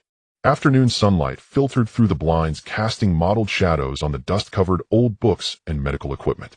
The air smelled of disinfectant and old paper. Everything was just as he remembered, worn yet peaceful. His grandfather sat behind the old desk wearing a faded lab coat, looking down at a medical record. Hearing the movement, he lifted his head, adjusted his glasses, revealing the same gentle, yet slightly weary smile. "Back, Lucas. Why are you so late today? Is there an emergency?" Lucas looked at his grandfather, his throat tightening. Was this a trial? Another more exquisite illusion? But it felt so real. Even the dust floating in the air was clearly visible. "Grandpa." He spoke, his voice dry. "What's wrong? You look pale."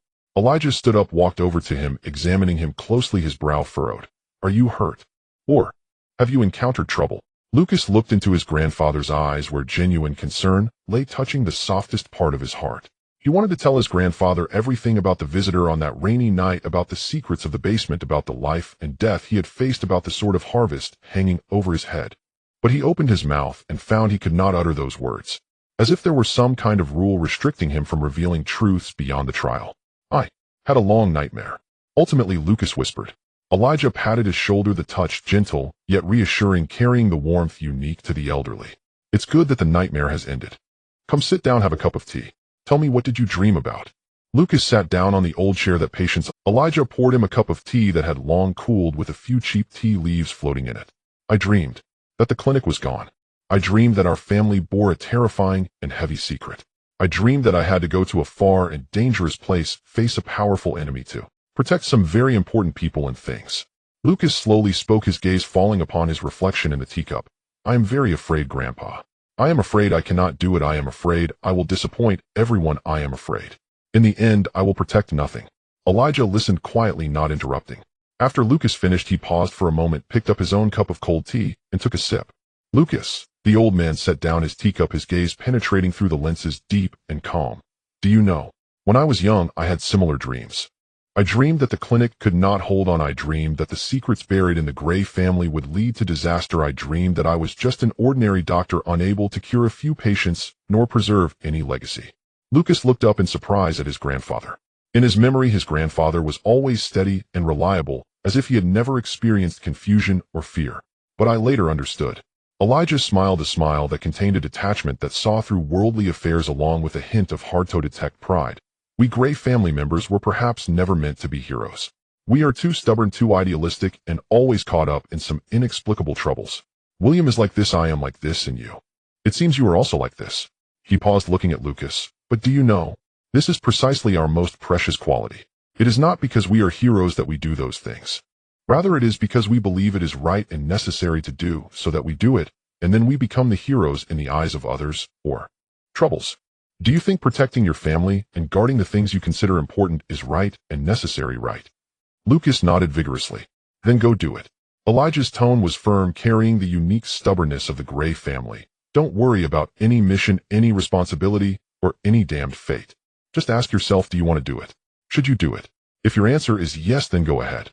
Use all your medical skills, your claws, your teeth, your brain, everything you have to protect what you want to protect. As for the outcome, leave it to fate or to the harvest." The old man winked mischievously, as if revealing an unspoken secret. "But," Lucas asked eagerly, "what if I fail? What if I cause their deaths? What if I—" "Then you fail, then you die." Elijah interrupted him calmly, his gaze sharp. "But at least you tried. You lived and fought according to your true heart. The people of the Gray family can die, but they cannot be cowardly, nor can they refuse to even try out of fear of failure. That would be the real disgrace, the greatest betrayal to our bloodline and everything you cherish." The clinic fell into a brief silence. The sunlight shifted, illuminating more floating dust in the air. "I understand now, Grandpa." Lucas stood up, feeling that heavy stone pressing on his chest seemed to have been slightly cracked open by his grandfather's simple, yet heartfelt words. It hadn't disappeared. He suddenly felt he could try to bear it. "It's good that you understand." Elijah also stood up, walking to the window, looking out at the familiar, dilapidated street. "The clinic may be lost, the secrets may bring disaster, the enemies may be strong, the path may be difficult. But remember, Lucas, no matter where you go or what you face, you are a child of the Gray family, my grandson Elijah, a doctor of Twilight Medical. This is your root and your armor. When you are tired, when you are afraid, think of this place, think of this cold tea, think of this old man. Then wipe the blood, stand up, and keep moving forward. He turned around, and for the last time looked at Lucas with that gentle, yet weary, yet powerful gaze. Now go. Your patients. Your family are still waiting for you. With his grandfather's final words, the scene of the clinic began to blur and fade. Sunlight, dust, old furniture, and his grandfather's figure all faded slowly like reflections in water. Lucas felt no panic, no reluctance. He solemnly bowed in the direction of his grandfather's disappearance. Thank you, Grandpa. I will. Live on, remember who I am. As the last remnant of light faded, Lucas found himself standing once more on that pure, stable platform. The surrounding chaos remained, but at this moment that chaos could no longer disturb him in the slightest. His consciousness was extraordinarily clear, his heart incredibly resolute. The bloodline power flowed steadily and robustly within him, as if refined, becoming purer and more concentrated. He could even feel a deeper harmonious resonance between himself and that metal door, with the entire sanctuary dawn, and even with the ground of this planet beneath his feet. The trial was past. Before the platform, the chaos slowly parted, revealing a straight path that radiated a gentle golden light, at the end of which was another ancient and heavy stone door. On the stone door was carved a simple symbol, an eye within interlocking gears, but the gears were no longer cold, and the eye held a touch of humanity's warmth and resolution. At the same time, a clear message about deeper permissions flowed into his consciousness. Trial passed. Deep permissions granted. 1. Temporary teleportation permission allows activation of a one-time short-range teleportation portal to the outer safety zone of the geocentric ruins, codenamed Outpost Lonely Peak. The teleportation coordinates have been imprinted. 2. Environmental harmonization permission allows limited access to the energy of Sanctuary Dawn and the stable areas of Whispering Abyss for healing, concealment, or creating small sanctuaries. 3. Knowledge decryption permission allows partial decryption of higher-level encrypted knowledge nodes in the corridor, involving the fundamental principles of countermeasure protocol and methods for collecting consciousness echoes. 4. Bloodline awakening. The Gray family's Watcher's bloodline has initially awakened, granting abilities such as geosensory, energy purification, and primary combat skill Wolf Spirit Strike. The ancient stone door at the end of the passage opened silently inward. Behind the door was a small stone chamber, only a few square meters. In the center of the chamber was a complex, three-dimensional magic array made of glowing crystals. Suspended in the center of the array were 3 diamond-shaped energy crystals of varying colors: gold, dark purple, and milky white, corresponding to Bloodline G2 and Consciousness. Beside the magic array lay a double-handed battle axe with an ancient design, entirely dark silver, its handle inlaid with a wolf head emblem. The axe was not sharpened, but emitted a heavy, ancient weight, as if it could cleave through mountains. Engraved on the axe head were the words, "For the Guardian break, thorns clear the path." This was the reward of the trial, as well as the final gift and weapon left by the Watchers for future generations. Lucas stepped forward first, carefully sensing the teleportation array, confirming its coordinates and stability. Then he reached out and grasped the dark silver battle axe. It felt icy cold and exceptionally heavy. Even with his werewolf strength, it was a challenge to lift. However, when he infused a trace of bloodline power into the axe handle, the axe suddenly trembled slightly, and its weight seemed to lighten considerably. The wolf head emblem on the axe glowed with a faint golden red light, establishing a marvelous connection with him. A simple message about the axe flowed into his mind: axe of breaking barriers, can utilize geosensory energy or bloodline power to activate, having additional destructive effects on energy barriers, sturdy armors, and aberrant creations. He slung the battle axe behind him. Then carefully he removed the 3 energy crystals. He could feel the nourishing effect of the golden and milky white crystals on himself and Celia. And the dark purple one was clearly meant for Celia. After doing all this, he took one last look at this stone chamber that granted him the trial, the inheritance, and the gifts, and turned around, walking back along the golden path. As he passed through that metal door again, returning to the oasis where the altar was located, Victor stood quietly by the door, his heterochromatic eyes fixed on him. Trial duration: subjective perception of about 3 hours, objective time elapsed about 47. The return journey underwater felt even more oppressive than the way there. It was not due to darkness or coldness, but rather an inescapable sensation of being watched by unseen eyes, coupled with the anxiety brought on by Celia's uncertain fate. Lucas gripped the breathing tube tightly, and in the dim light his gaze was fixed on the faint azure core light glowing at Victor's chest, the only beacon in the dark abyss. He could sense that the surrounding water felt even more viscous than before, carrying an almost imperceptible low-frequency disturbance, as if some enormous entity were moving slowly in the nearby waters, stirring the silence of the abyss. He could even smell a faint, unusual odor in the water, a mix of metallic and decayed scents vaguely reminiscent of the clearing unit they had encountered earlier. Victor seemed to have sensed the anomaly as well. He slowed his pace, his heterochromatic eyes scanning the surroundings like two miniature stars. His mental connection remained silent, but Lucas could feel the heightened energy fluctuations radiating from him, a testament to his vigilance. Fortunately, the unsettling feeling had not culminated in an actual attack. They managed to return safely to the exit of the hot spring cave. As Lucas climbed up the rocks, dripping wet and shaking the water from his hair, his first glance was directed toward the corner where Celia lay. She still lay quietly, her breathing steady and prolonged, her complexion significantly improved since they had left, even regaining a hint of color. The dark golden crystal and the milky white crystal continued to emit a soft glow, nourishing her. The simple alarm device that Victor had crafted before leaving remained intact. Lucas sighed in relief and rushed over to check her condition. Her pulse was strong, her temperature normal, and the most severe burn areas had mostly healed, leaving only faint pink new flesh. However, her consciousness had still not returned. Her brows were slightly furrowed, as if she were immersed in some deep dream or recovery process. Vital signs: stable. Physical damage recovery progress exceeds 80. The G2 energy field is stabilizing, but the trauma on the mental level and the shielding of the blueprint whispers will still require time.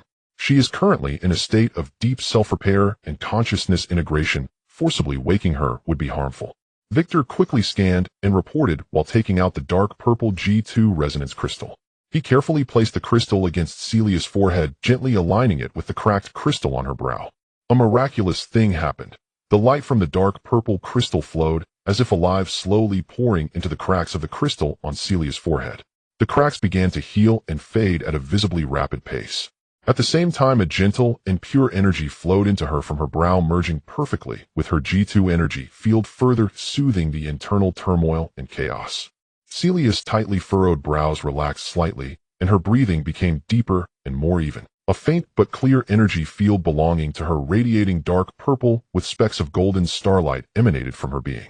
Though still weak, it was filled with the vitality of rebirth. Resonance successful. The crystal energy is accelerating her mental recovery and G2 stabilization process. Estimated awakening time reduced to within 612 hours. Victor made his judgment, his tone tinged with an almost imperceptible sense of relief. Great. Lucas felt a part of his anxious heart finally settle. He looked at Celia's serene, sleeping face and silently recited his grandfather's cold tea illusion and the vow to protect his family once more in his heart. We cannot wait for her to wake up naturally. Victor's voice pulled him back to reality. The unusual disturbances underwater and the energy signals detected around the perimeter of the sanctuary indicate that pursuers are closing in. This place is no longer safe. We must prepare to activate the teleportation immediately and head to Outpost Solitary Peak. What needs to be done? The teleportation array is located in the trial stone chamber, requiring 3 energy crystals, gold, purple, white, as anchor points, and a key, your bloodline power, or Celia's G2 energy, as the ignition trigger. Given that Celia is unconscious, it will have to be you. Additionally, the teleportation will produce strong and brief spatial fluctuations which may be detected by sensors within a certain range. We must be prepared for combat or immediate evacuation as soon as we arrive at the outpost. Victor quickly briefed while starting to organize all their equipment and resources. Food, fish, meat, and tubers and water, freshwater stored in a hollow plant stem, they found were running low, but enough to sustain them for a few days.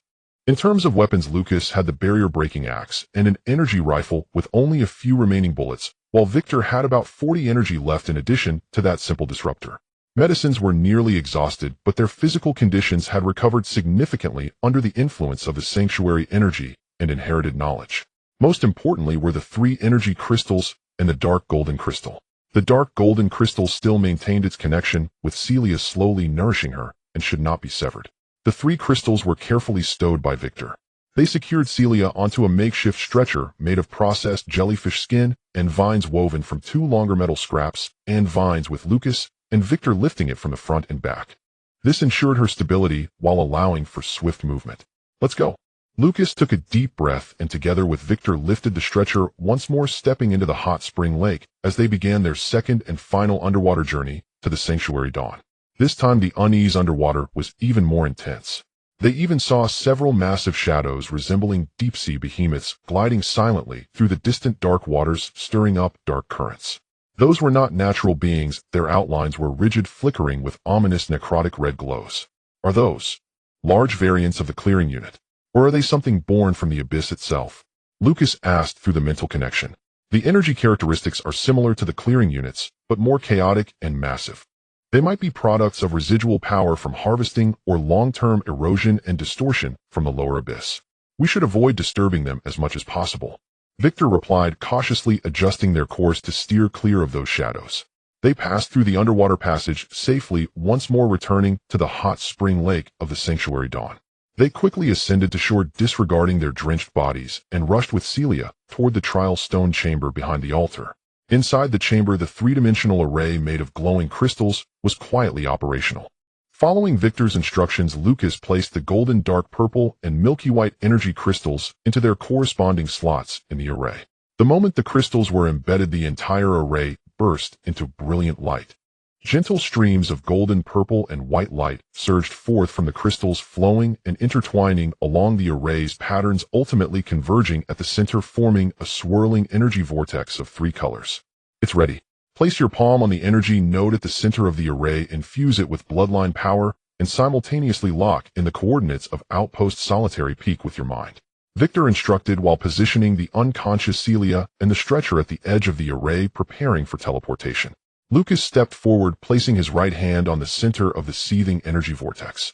The moment he touched it, a tremendous force of suction surged forth, voraciously drawing out his bloodline power.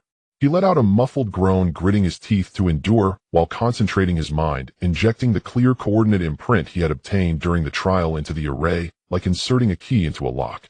Virum. The array erupted with blinding light. The entire stone chamber, no, the entire Sanctuary Dawn shook violently.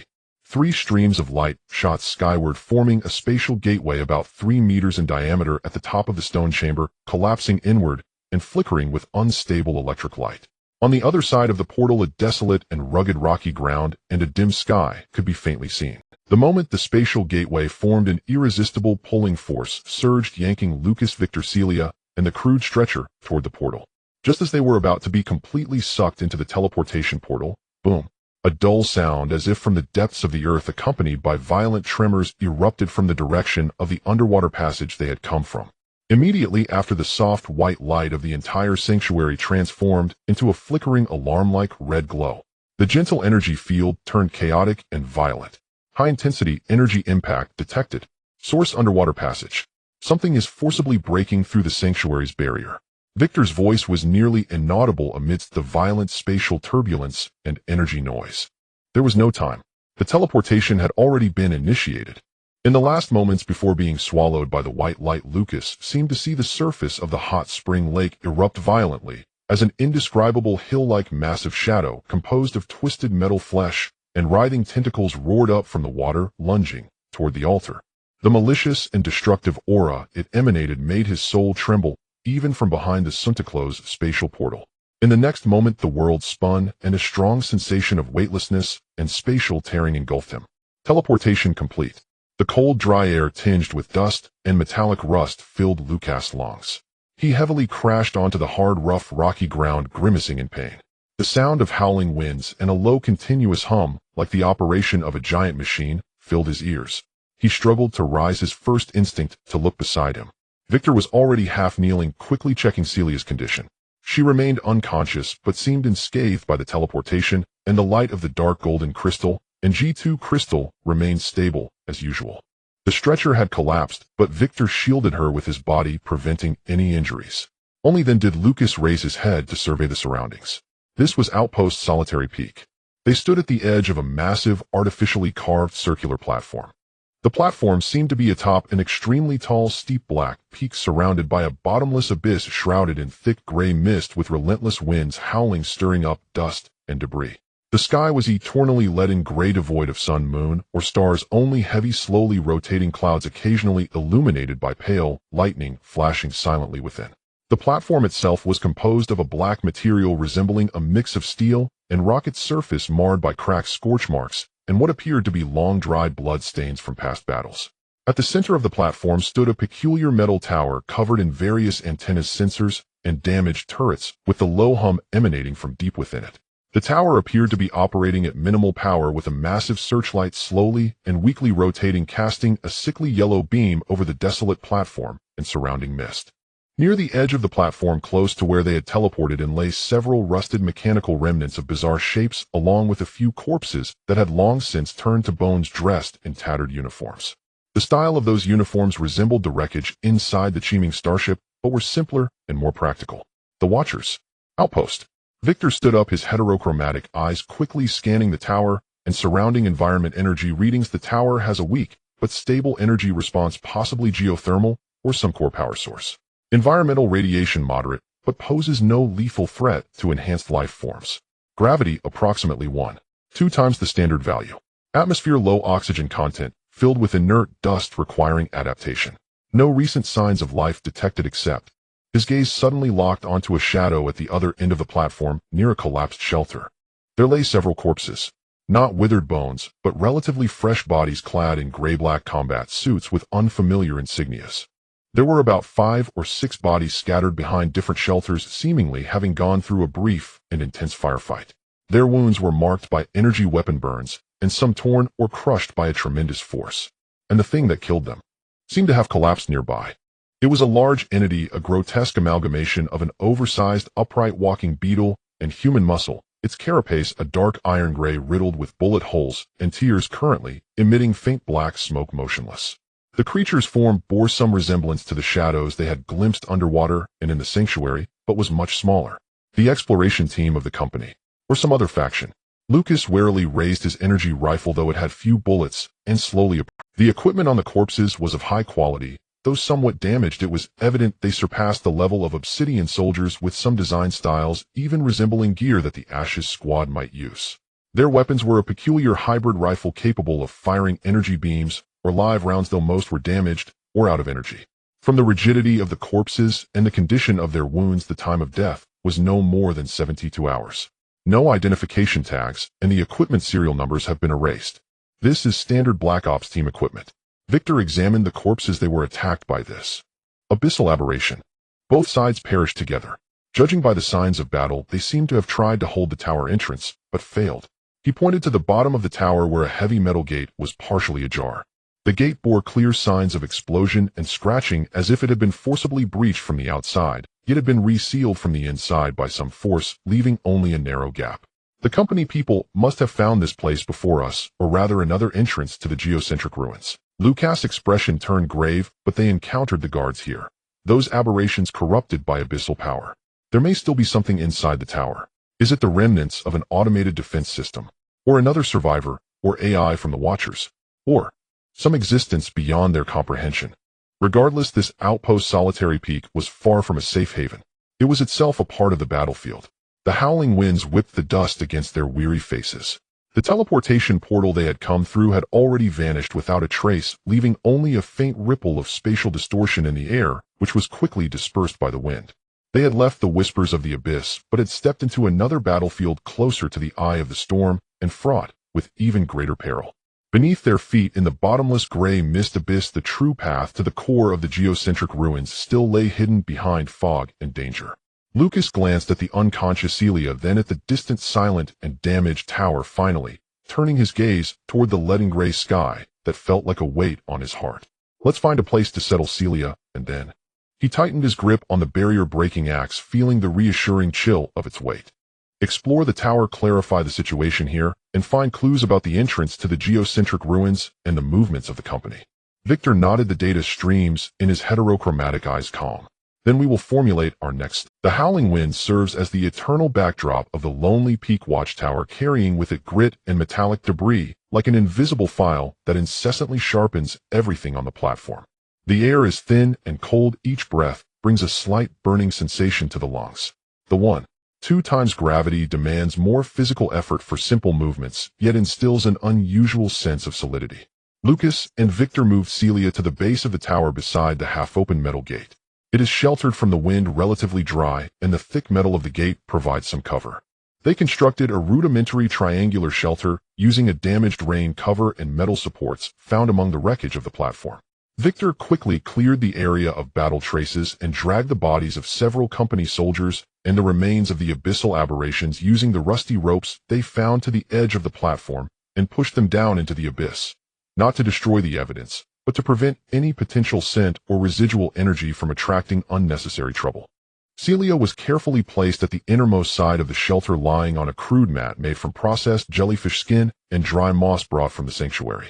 The dark gold crystal and G2 resonance crystal remained by her side, emitting a stable halo. She appeared to be in better condition, her complexion rosy, breathing steady, and the cracks in the crystal on her forehead had largely vanished, leaving only a few subtle ornamental dark purple lines. According to Victor's monitoring, she could wake up at any moment. Lucas leaned against the cold metal gate, gnawing on a piece of roasted fish that was rough in texture but rich in energy. His gaze scanned the platform and the mist-shrouded abyss with vigilance. Within him, the bloodline power, refined by the knowledge from the corridor and nourished by the energy from the sanctuary, flowed steadily, restoring not only the consumed energy, but seemingly becoming even more condensed and active than before. He attempted to channel a hint of power into his eyes. The golden-red glow flickered to life, and the world before him became clearer. He could see the subtle energy flows in the air, sense the faint but persistent energy source deep within the tower, and even vaguely feel the connection between this lonely peak beneath his feet and the distant core of the Earth. Is this Earth vein perception? No new threat signals detected on the platform. The energy source inside the tower is stable, and there are no active life responses.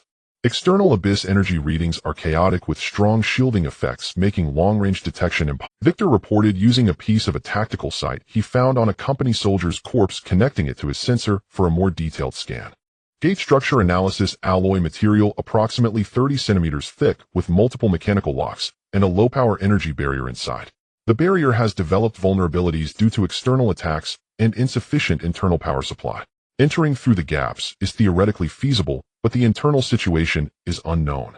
Lucas finished the last bite of fish, stood up, and stretched his limbs, which felt somewhat stiff under the gravity.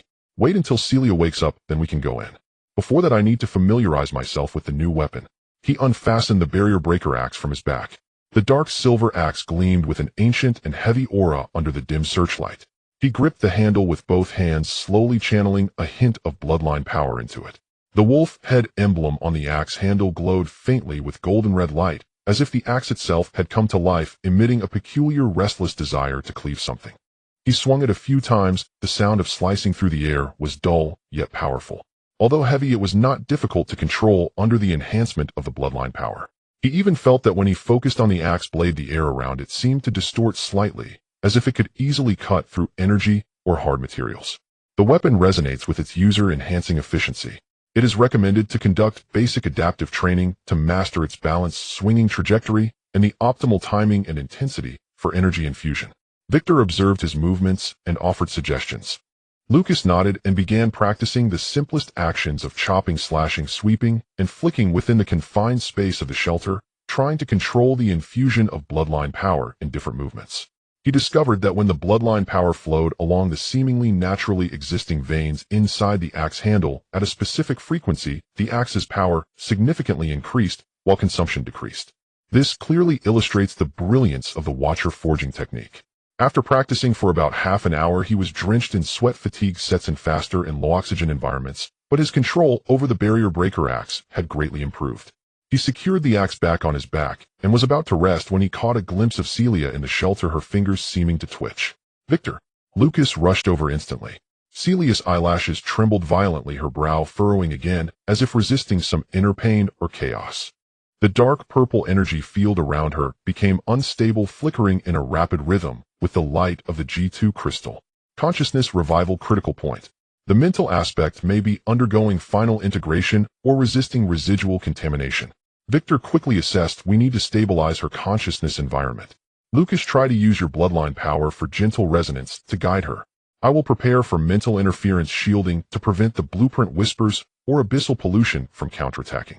Without hesitation, Lucas knelt beside Celia, extending his right hand to gently hold her cold hand. He closed his eyes, focusing his mind, transforming the steadily flowing bloodline power within him into the gentlest and purest intentions of anchoring and calling, slowly transmitting it through their clasped hands.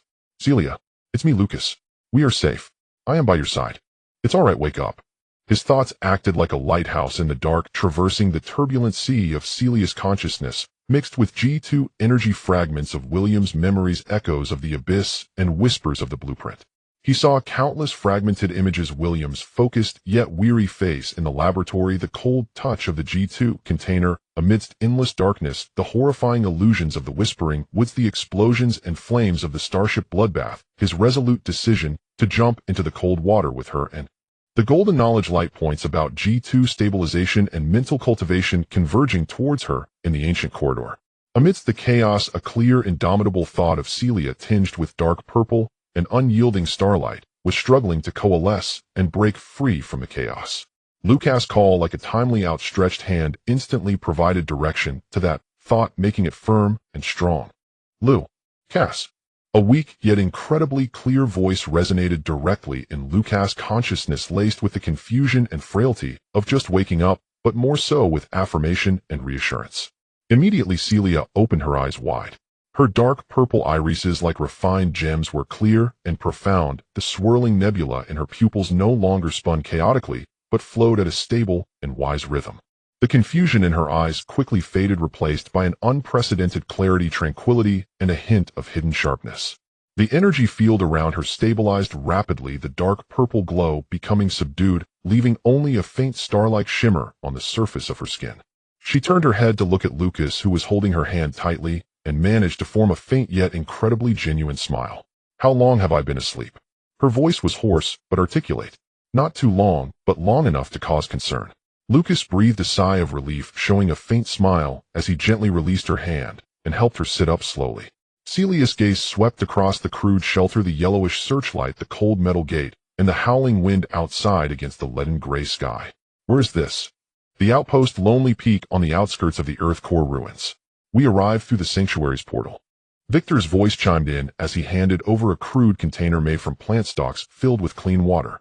"Your body has mostly recovered. The G2 energy field is preliminarily stable, and the progress of mental trauma repair is about 65. However, the whispers of the blueprint have not been eradicated. They are merely suppressed by the newly acquired knowledge and mental barriers. Continuous vigilance and training are necessary." Celia took the water, sipping a few mouthfuls before closing her eyes, seemingly trying to carefully sense her own condition. After a moment, she opened her eyes and nodded. "I feel different. My mind is filled with a lot more knowledge about how to control power, heal the spirit, and even understand the essence of the blueprint." And she looked at the G2 resonance crystal and the dark gold crystal beside her. "They helped me a lot." "Thank you. You managed it yourself," Lucas said earnestly. Celia shook her head, not lingering on the topic. Her gaze sharpened as she looked toward the half-open gate. "There have been company personnel here, and they died. Also, there are things contaminated by the abyss. Inside the tower there may be what we need, but there might also be danger."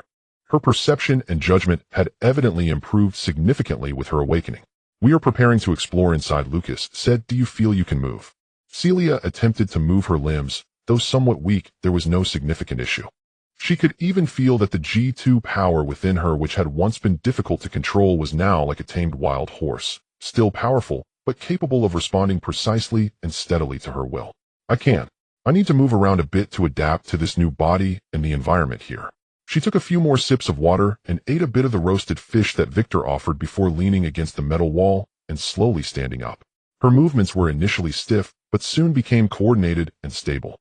The dark purple irises flickered with a calm, analytical glow in the dim light. The three exchanged information quickly. Lucas shared knowledge from the corridor, experiences from the trial's newly acquired abilities and weapons, and the terrifying shadow encountered at the last moment in the sanctuary. Victor supplemented with preliminary reconnaissance results of the outpost Lonely Peak, the situation of the eliminated company team, and the abyssal aberrations, as well as an analysis of the tower's internal structure. Celia briefly described her new understanding of the G2 power during her awakening process and the mental abilities she had obtained, such as more precise mental sensing, the initial construction of a mental barrier, and the ability to discern and purify energy contamination. Primary objective: explore the watchtower, gather intelligence and supplies, and search for deeper clues or paths leading to the Earth core ruins. Victor's summarized action policy: proceed cautiously, prioritize information gathering, and avoid unnecessary combat. Lucas will be the vanguard, responsible for close combat and barrier breaking. Celia will act as the midguard, providing mental sensing alerts and support, and will conduct mental interference or energy purification when necessary. I will be in the rear providing tactical data support, long-range firepower, and electronic countermeasures. Maintain a clear mental link. The division of labor was clear. Although Celia had just awakened her calmness and control over her abilities reassured both Lucas and Victor. They conducted a final check of their equipment. Lucas' barrier breaker axe, and the few remaining energy rifles. Celia had no weapons, but she indicated she could conjure simple energy impacts or barriers using mental power and utilize the energy present in the environment. Victor had 38 energy remaining with the arm-mounted micro-weapon system ready and the interference device fully charged. Preparations are complete. Lucas took a deep breath of the thin cold air, gripping the barrier breaker axe tightly as he approached the half-open metal gate. The gap in the gate was about half a meter wide, and inside was pitch black, filled only with the cold metallic aura and a deep persistent hum emanating from further within. "They'll go in first," Lucas whispered, then cautiously squeezed through the gap. Behind the door was a sloped metal passage leading downward. The emergency lighting in the passage was long damaged, with only a faint glimmer of light from deeper within the tower. The air grew heavier, mixed with machine oil dust and a faint ozone-like scent. On the ground and walls, more traces of combat were scattered. Bullet holes, energy scorch marks, dried blood, and some non-human viscous black stains. Celia followed closely behind, her mental sensing extending like invisible tendrils, quickly reaching forward and to the sides. 30 meters ahead, turn left, the passage forks. There are strong energy reactions and mechanical sounds on the right side, possibly from the power room or main control area. The left side is silent, but there is a faint odor of decaying biomass and abyssal contamination. Be careful, the source of the contamination may still be alive or nearby. Victor entered last, using a metal fragment he found to prop the gate open and prevent it from closing unexpectedly. His heterochromatic eyes glowed steadily in the darkness, scanning the passage structure and energy distribution. The passage structure is stable, but has multiple structural damages. It is advisable to avoid the contaminated area on the left and prioritize exploring the right. The three of them moved silently along the wall. Lucas led the way, the axe slightly raised, his golden-red eyes scanning each shadow with a vigil. Celia followed closely behind him, eyes closed, fully focused on sensing the surrounding mental waves and energy fluctuations. Victor brought up the rear, monitoring the back and the overall situation. Turning around the corner, they indeed came to a fork. At the end of the right passage was a slightly ajar metal door bearing the gear and lightning insignia, with a steady faint blue light seeping through the crack and a clearer mechanical hum. The left passage extended into the depths of darkness, the unpleasant scent of decay and contamination wafting from there. "Let's go right first." Lucas made the decision. They approached the slightly open door. Lucas gestured for Victor and Celia to stay alert on the sides, while he gently pried the door open wider with the tip of the axe. Inside was a circular control room filled with various complex instruments, control panels, pipelines, and crystal screens. In the center of the control room stood a massive core column constructed from countless glowing crystalline tubes and metal structures, emanating a steady pale blue light and producing a low hum. Most of the screens on the control panel were black, with only a few flickering with unintelligible codes or extremely slowly oscillating energy readings. The air was thick with a stronger scent of ozone and a peculiar old, yet fresh scent reminiscent of machine oil. There were no humans in the control room. However, seated in a metal chair in front of the control panel was a skeletal remains, long, turned to bone, dressed in a uniform similar to those outside, but more tattered. In front of the remains, the control panel had a manual lever pushed to the lock position, and nearby was an open vacant injector bracket. On the opposite side of the control room lay the corpses of two abyssal aberrations, smaller in size, seemingly having perished from being internally detonated by some energy weapon. There was a battle here. The last operator activated some sort of locking protocol, possibly related to the tower's core, and then may have injected some substance or succumbed to exhaustion. Victor quickly analyzed as he approached the still operating control panels, attempting to connect and read. Celia walked toward the remains, her gaze falling upon a small metal identification tag tightly gripped in the skeleton's hand. She carefully removed it, revealing blurred text and numbers. Watcher Outpost, Lonely Peak Watchtower, Station Engineer, Kiss Walker, ID 749 Alpha. Celia read softly, a hint of respect and sadness flashing in her dark purple eyes. He held on until the end. Lucas, while remaining vigilant, quickly searched for any supplies that might be present in the control room. In a locked cabinet the sound of footsteps echoed violently and amplified between the metallic walls of the left corridor, like the roar of a steel behemoth, growing louder and denser as it approached. The air trembled and dust fell in a shower. A more intense, nauseating stench, a mixture of rotting flesh, rusted metal, and some sweet, corrupt energy, surged forth like a tangible wave from the depths of the corridor. Close the door. Establish a defensive line. Lucas reacted the fastest, almost simultaneously with Celia's warning. He let out a low growl and dashed towards the slightly ajar metallic door of the control room, slamming it shut with all his strength. The heavy door bolt was already rusted and Victor had temporarily secured it with found metal scraps, but whether it could withstand the impending impact was anyone's guess. Celia instantly heightened her spiritual sensing to the limit, attempting to penetrate the thick door and lock onto the incoming targets. 4 of them, no 5, different sizes. The largest one has the strongest energy response, almost at the level of the last monster from the sanctuary. They are frenzied and hungry, but it seems they retain some lower-level tactical awareness, alternating cover as they advance. Victor's heterochromatic eyes fixed on the wildly flickering readings on the console. Impact expected in 10 seconds. Energy characteristics match known aberrant models, but the level of contamination is higher. Physical strength estimated to increase by 2050. The control room had only one entrance, but the walls were structurally sound, and there were ventilation ducts at the top, though with a diameter of less than 20 centimeters, they could not serve as a conventional exit. Recommendation: Lucas should hold the door using the barrier axe and the narrow terrain to counteract their numerical advantage. Celia should concentrate her mind on interference, especially targeting the largest one, attempting to suppress its movements or destroy its contamination core. I will use the console equipment and my own firepower to conduct precise long-range strikes and electronic interference. Note the bodily fluids and energy fields of aberrations are highly corrosive and spiritually toxic. Avoid direct contact. Understood. Received. The 3 of them stood back to back, quickly taking the best positions. Lucas gripped the barrier axe, firmly guarding behind the door, his bloodline power surging rapidly, the golden-red glow flickering on his body as he prepared to face the impact. Celia positioned herself near the central pillar of the control room, where the energy was most stable, aiding her concentration. She closed her eyes as a dark purple glow gathered around her, the crystal on her forehead pulsing steadily, her mental tendrils like invisible stingers probing outward toward the door. Victor retreated behind the console, a mini-weapon platform emerging from his arm aimed at the door, while connecting several data cables to the console, attempting to activate any remaining defense systems of the outpost. Boom! The first impact struck the metallic door like a battering ram. The entire control room shook violently. A clear, inwardly dented imprint of a massive fist appeared instantly on the door. The rusted door bolt groaned under the strain. It's the big one.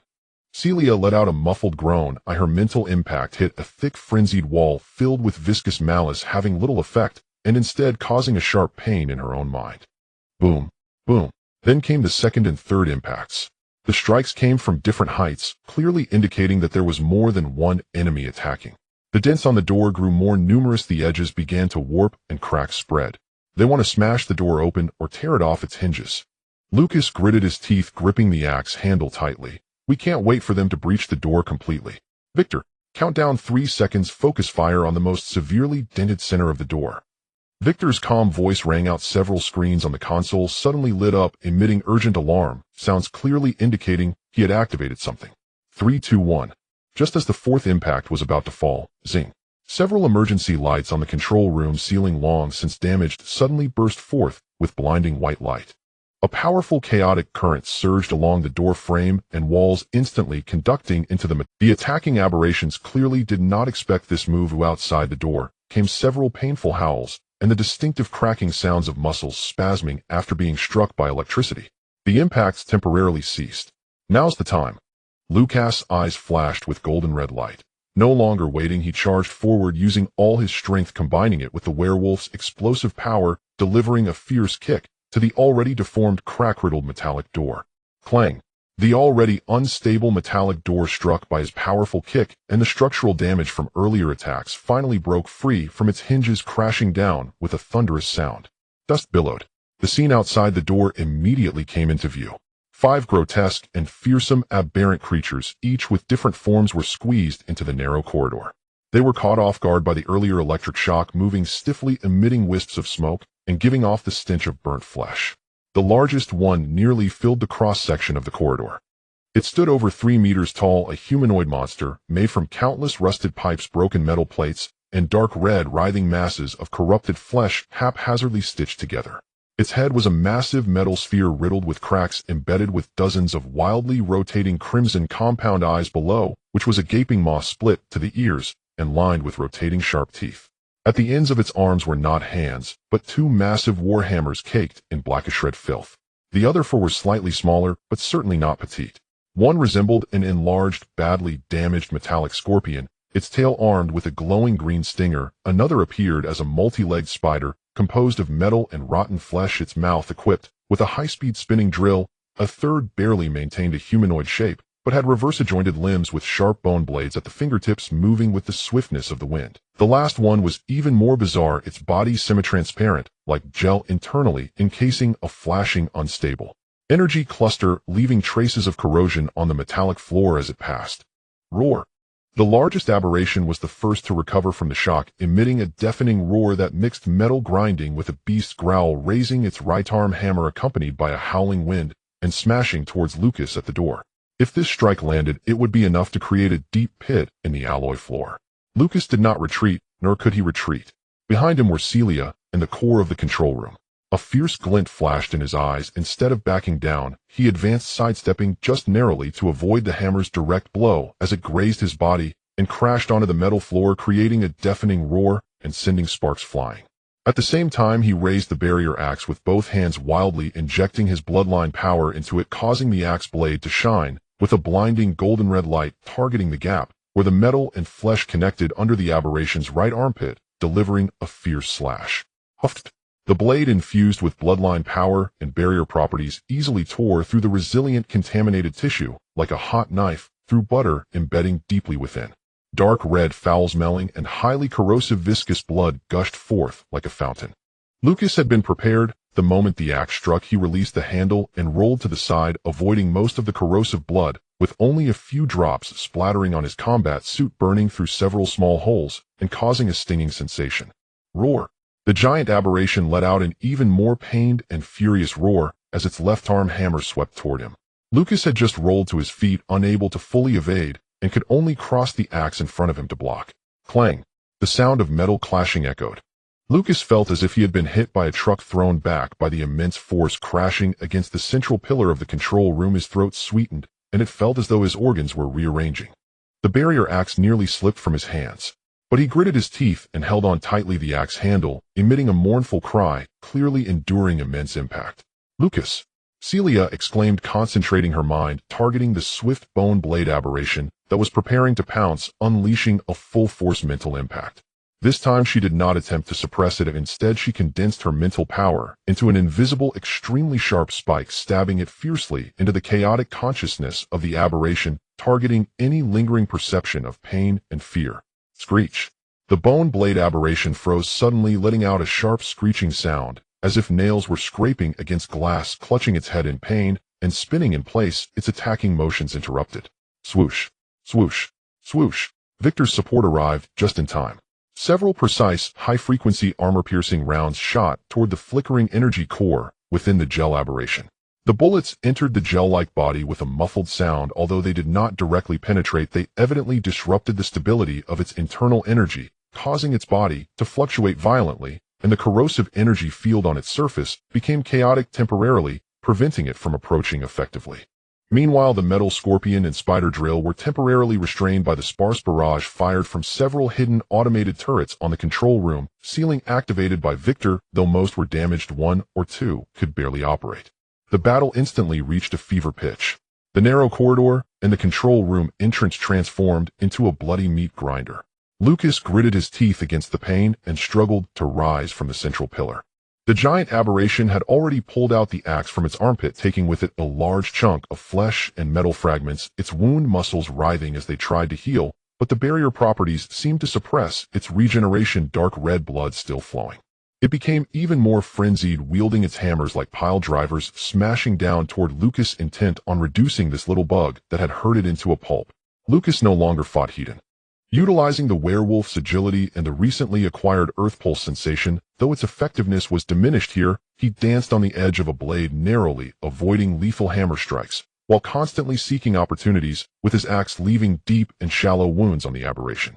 He quickly realized that against such a creature with immense power, defense, and regenerative abilities, frontal assaults were inefficient. He needed to find its true core or vital point. Celia, mental scan. Find its energy core or control node. Lucas shouted during a moment of evasion. Celia endured the headache and backlash from continuously using her mental abilities, concentrating her perception on the rampaging giant aberration. Through the chaotic surface consciousness, she strived to feel the flow of energy within. At the depths of its metal head filled with compound eyes. No, there were only chaotic nerve nodes and contamination sources. In the chest cavity, the energy there was disordered. Wait. At the center of its back, where several particularly thick spine-like rusted metal pipes converged, she felt a relatively condensed, stable dark red energy cluster, emitting strong contamination and driving energy. Back. The convergence point of the metallic spine.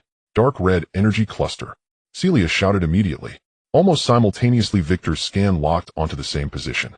Confirmation. High concentration of contaminated energy at the biological drive core aggregation point. It's a weakness. A glint of cold light flashed in Lucas' eyes. He took a deep breath, no longer merely evading. Seeing the giant aberration raise its hammers again, preparing to launch a full-force downward strike, he did not retreat, but stepped forward to meet it. At the same time, he poured the remaining majority of his bloodline power into the barrier axe without reservation.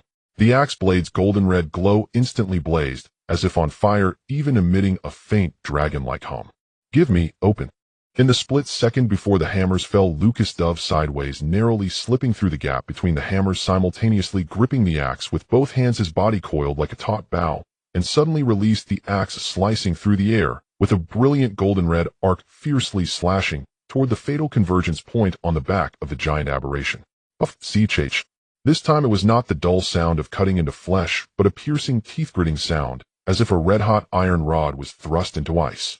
The golden red glow of the barrier axe collided violently with the dark red energy core, annihilating.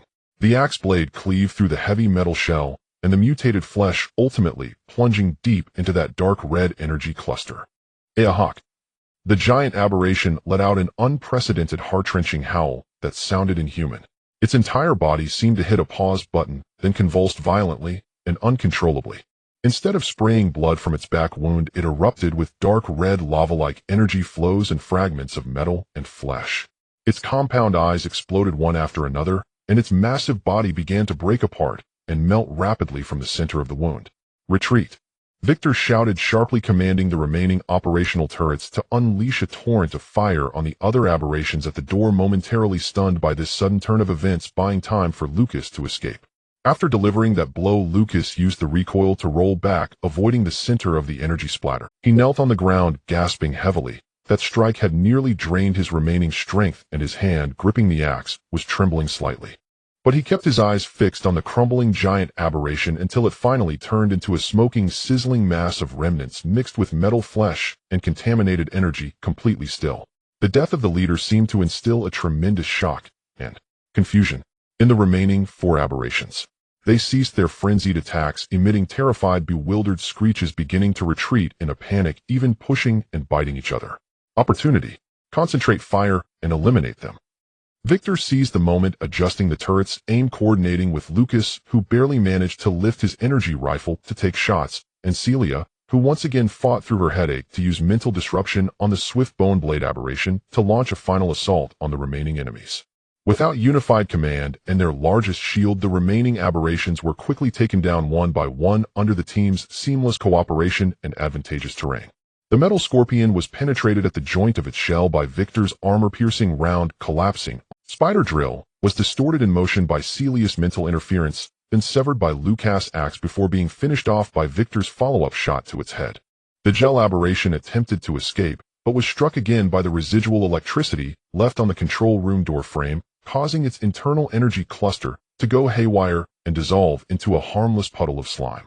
The last bone blade aberration proved to be the most troublesome, moving at incredible speed, but under Celia's continued disruption and the crossfire from Lucas and Victor, it was ultimately reduced to a sieve. As the last aberration fell, silence returned to the corridor. Only the buzz of residual electricity, the hissing sound of dissipating energy, and the heavy, exhausted breaths of the 3 remained. Inside and outside the control room, chaos reigned. The metallic door was completely destroyed, and the ground at the entrance was littered with Pitt's bloodstains and corrosive scars. Inside the control room, several dashboard panels were shattered, the air filled with a nauseating mix of charred, bloody, and ozone scents. Lucas propped himself up with the axe and slowly stood upright.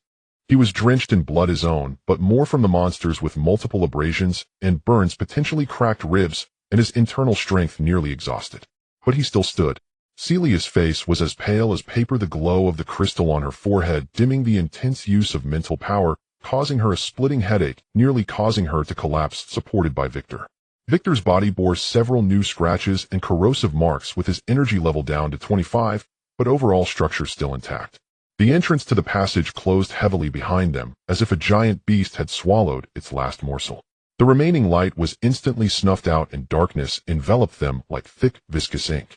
Only the stable, ghostly blue core light from Victor's chest and the faint, dark purple glow emanating from the crystal on Celia's forehead barely outlined the slick, downward-sloping contours of the metal staircase ahead.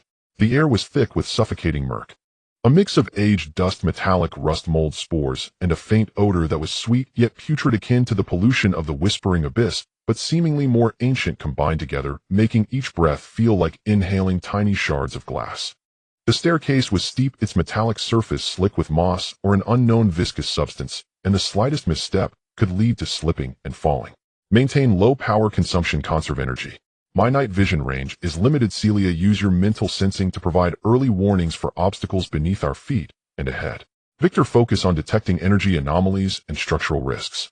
Lucas lowered his voice, walking at the front with utmost caution. The heavy disruption axe on his back felt cumbersome in this environment, but he dared not remove it. Celia closed her eyes, her mental tendrils acting like a blind person's cane, cautiously exploring a few meters ahead.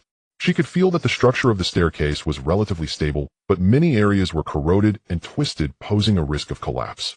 What unsettled her more was the continuous, faint, chaotic psychic fluctuations emanating from the depths of the passage, filled with hunger and malice, like countless tiny invisible insects writhing and whispering in the darkness. Those fluctuations were scattered and vague, seemingly lacking a clear source, yet they were omnipresent. The pollution is heavy, but it doesn't seem like organized life forms. It feels more like a pervasive living mental miasma or a cluster of lower life forms. Be careful, prolonged exposure may erode our minds. Celia's voice echoed in the mental connection, tinged with an unmistakable weariness. She needed to constantly maintain her mental barrier, filtering out this pollution, which was quite exhausting. Victor's heterochromatic eyes scanned the walls of the passage and deeper areas like two ghostly blue searchlights. Passage structure artificially excavated, reinforced, but many areas show signs of later repairs and damage. Energy readings, chaotic background radiation is high with intermittent faint energy pulses of unknown origin. No large life heat signals detected, but the biological sensors detected a significant amount of microbial spores and unknown unicellular clusters in the air with weak corrosive properties. It is advised to set the breathing filter to the highest filtration level. They had already donned the filtering masks found in the watchtower, but their effectiveness was limited. Lucas could feel a slight prickling sensation on the areas of his skin exposed to the air, as if being gently poked by countless fine needles. This was the erosion from radiation and polluted spores.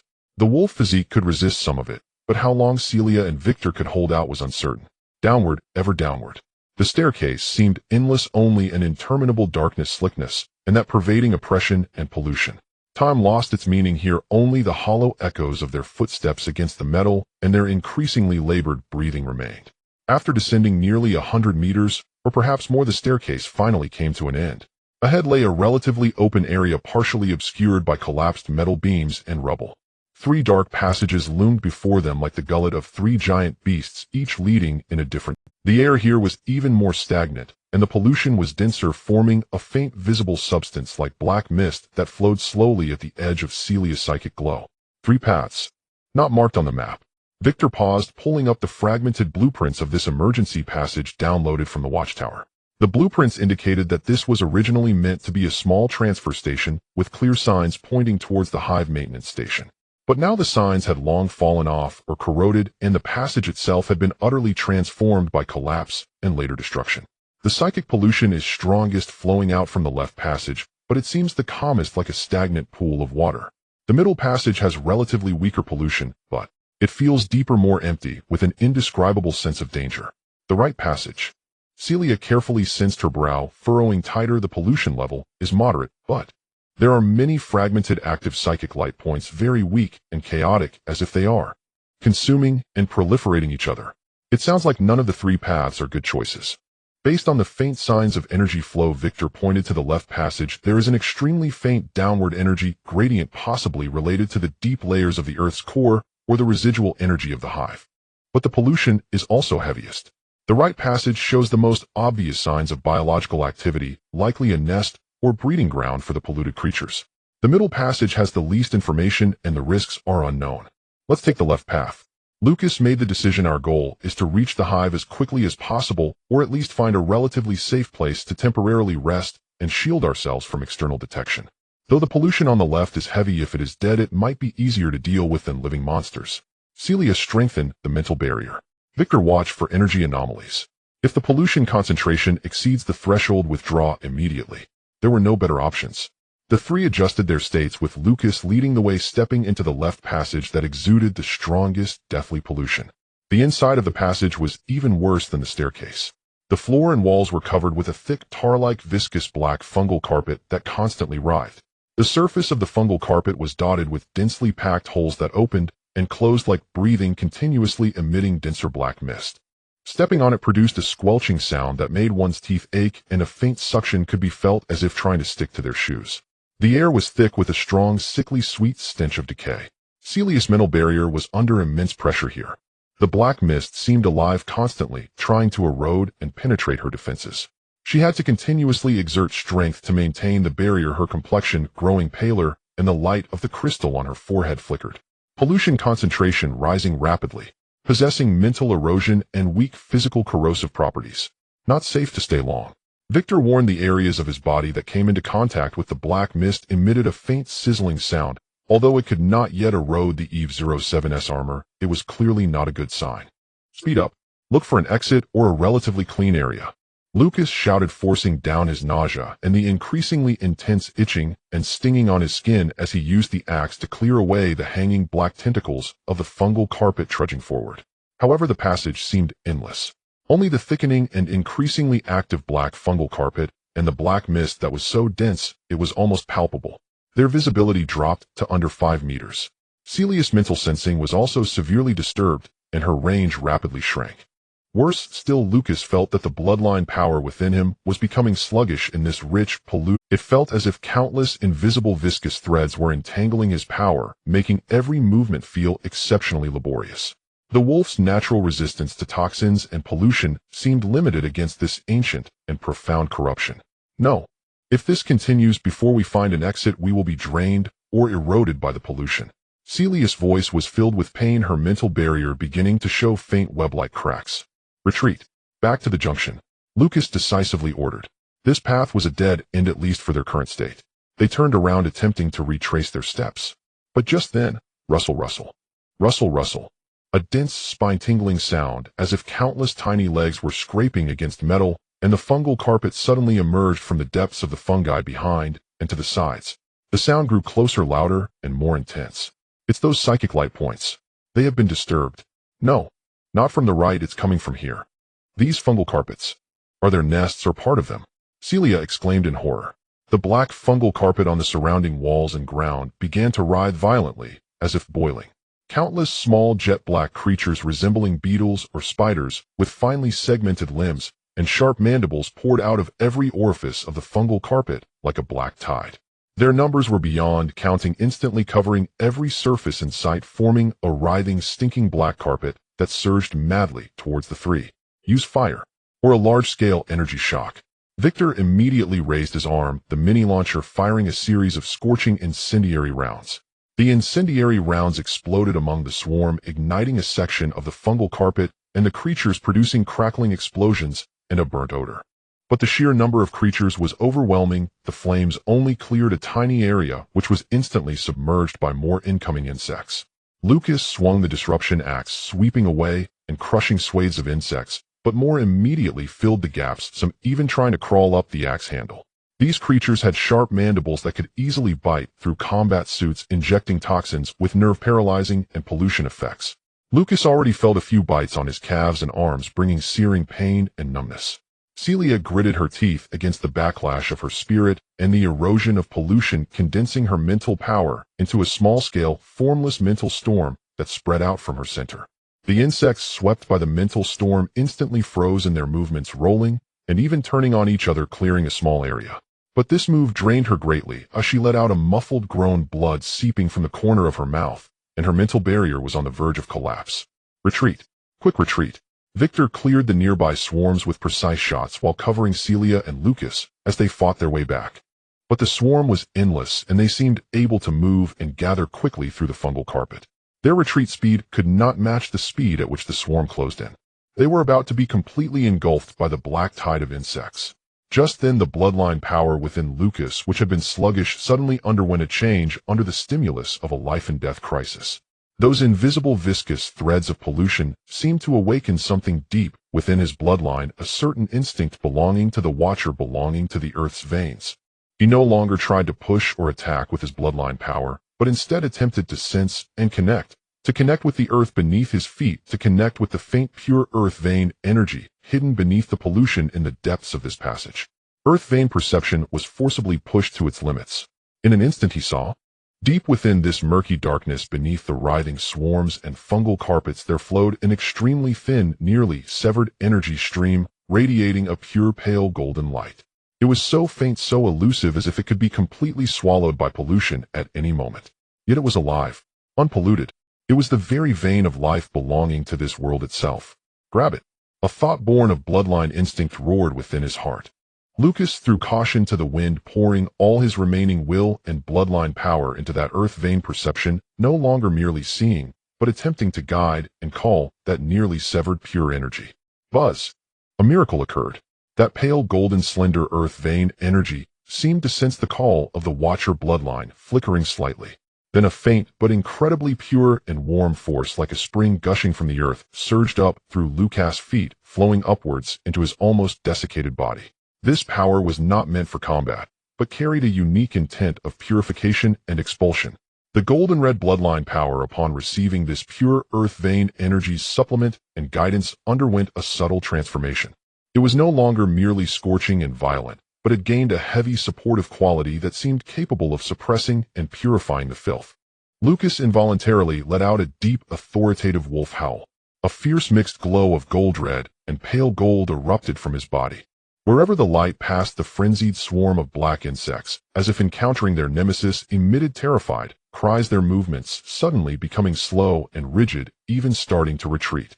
Even the constantly writhing, mist-emitting fungal carpets shrank and withered violently upon contact with this light. Is this earth vein resonance? A purifying effect?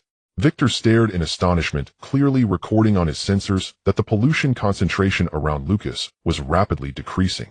Celia also felt the pressure of pollution that had nearly overwhelmed her mental barrier suddenly lighten. She took the opportunity to stabilize the barrier, staring in shock at Lucas. Lucas himself did not fully understand what had happened. He only felt an unprecedented connection with the earth beneath him, with that faint yet pure earth vein energy.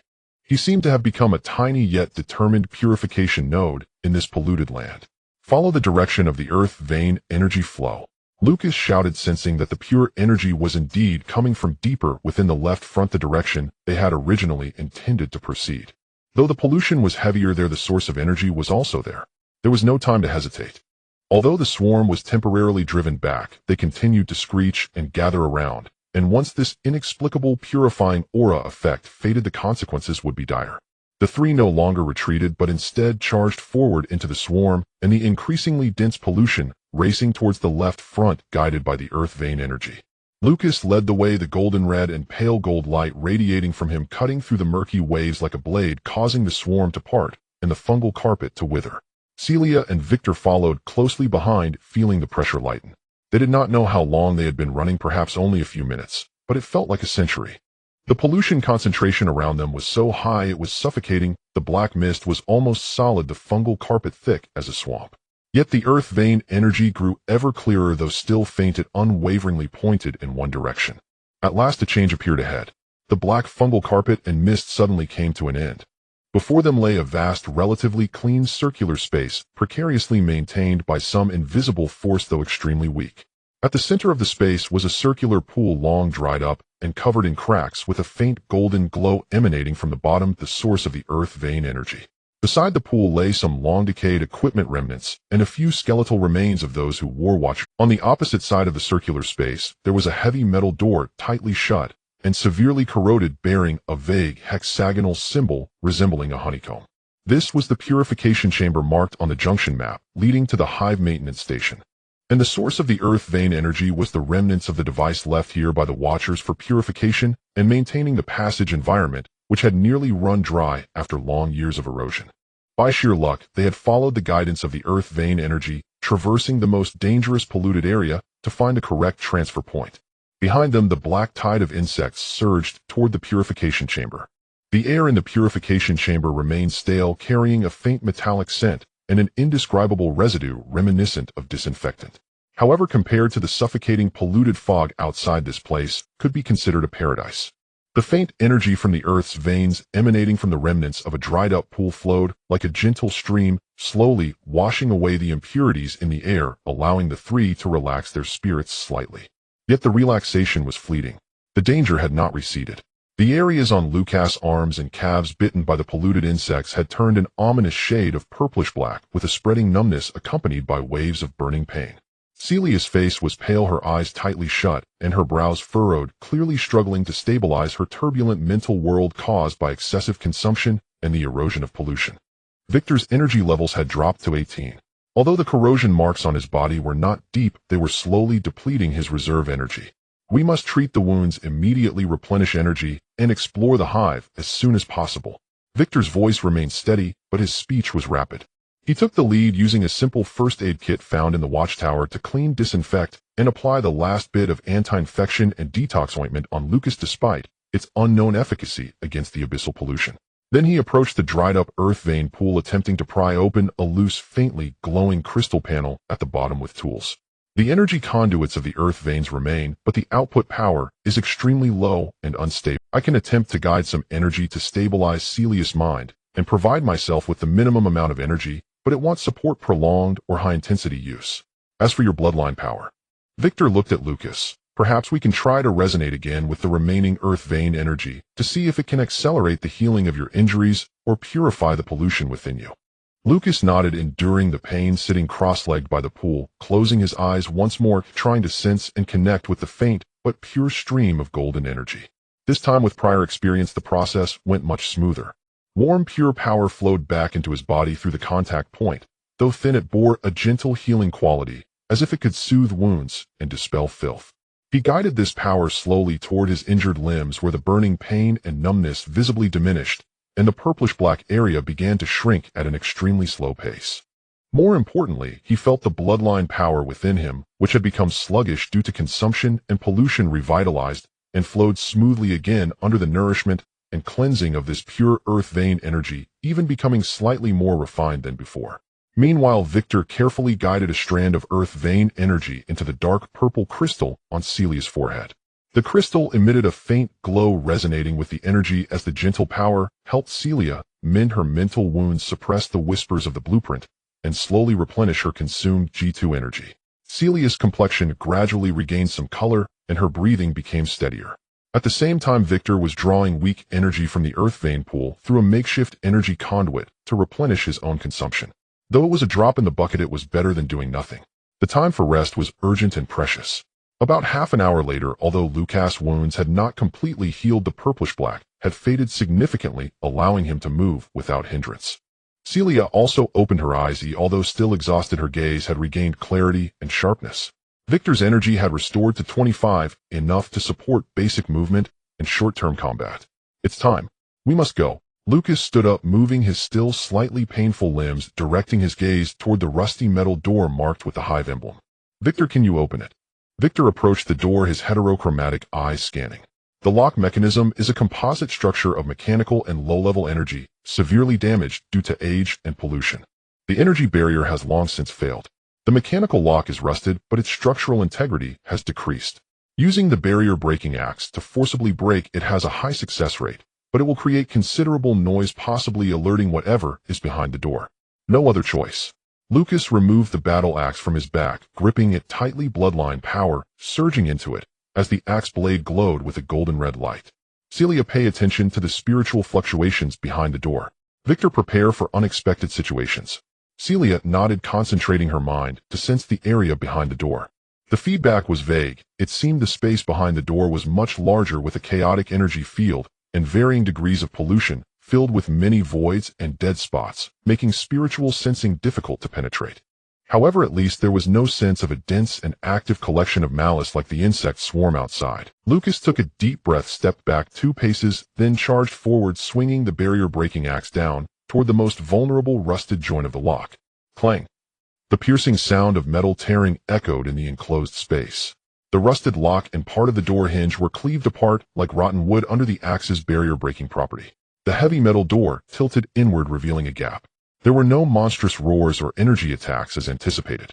Only a stale air thick with machine oil dust and a peculiar sweet and fishy scent surged from the crack. Lucas and Victor pushed the tilted door wide open. Behind it was a vast underground space beyond. This was the maintenance station of the hive. It was not a simple room or passage, but an extremely complex, 3-dimensional, interwoven, multi-layered structure.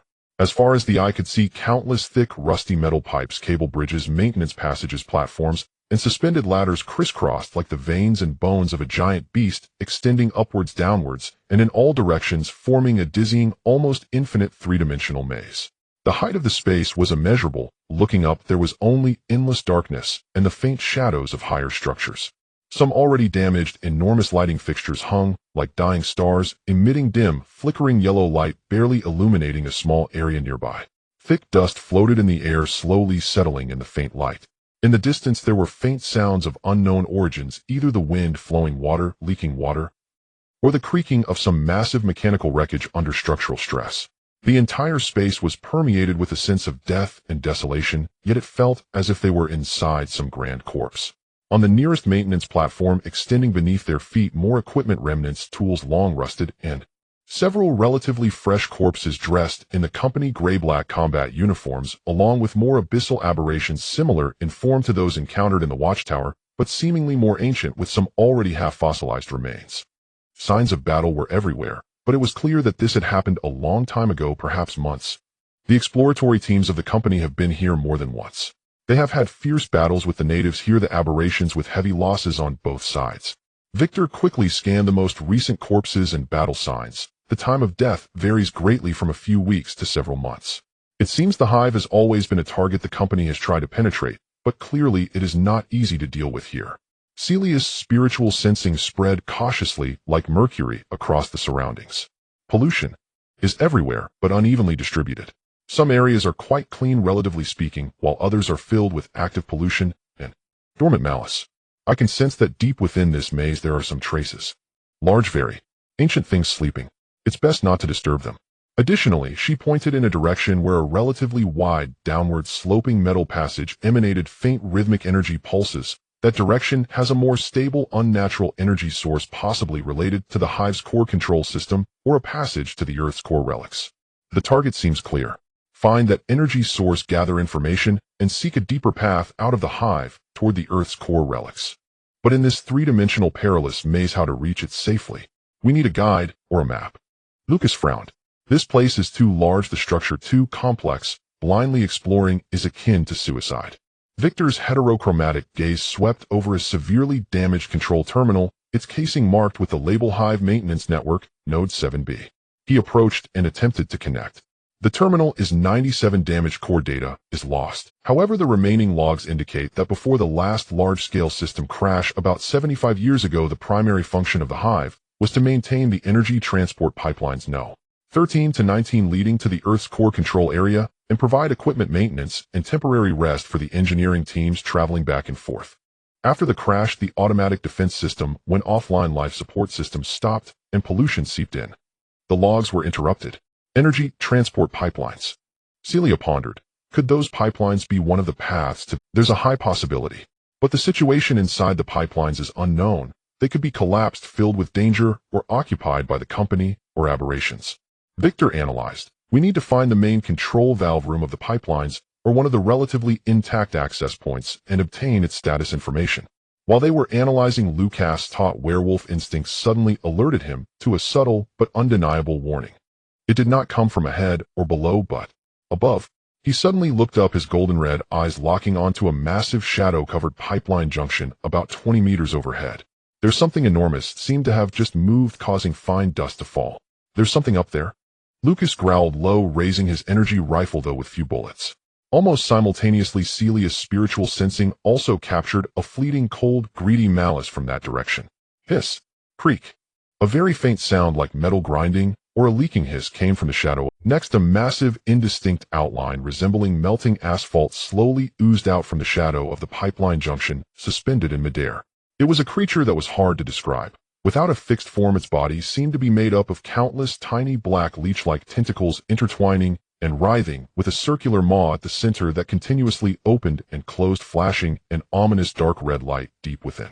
It had no eyes, but Lucas felt a cold, almost tangible gaze locking onto him.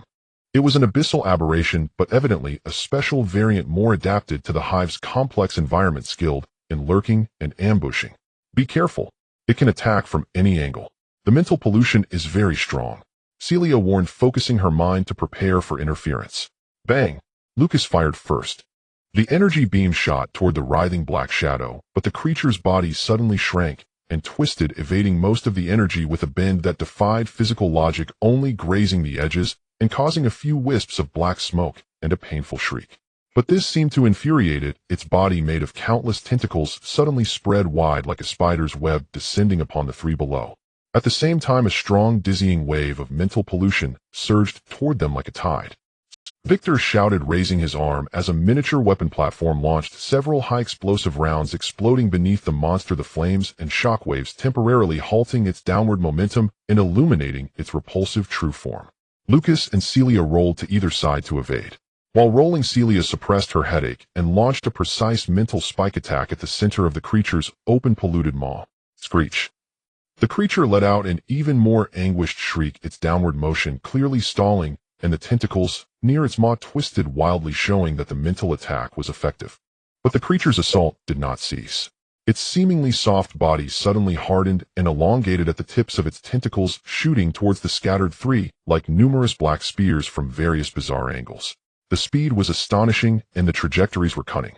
Lucas swung the barrier-breaking axe, deflecting several tentacles aimed at him, the blade clashing with them, producing a metallic clang and even sparking. These tentacles were surprisingly hard.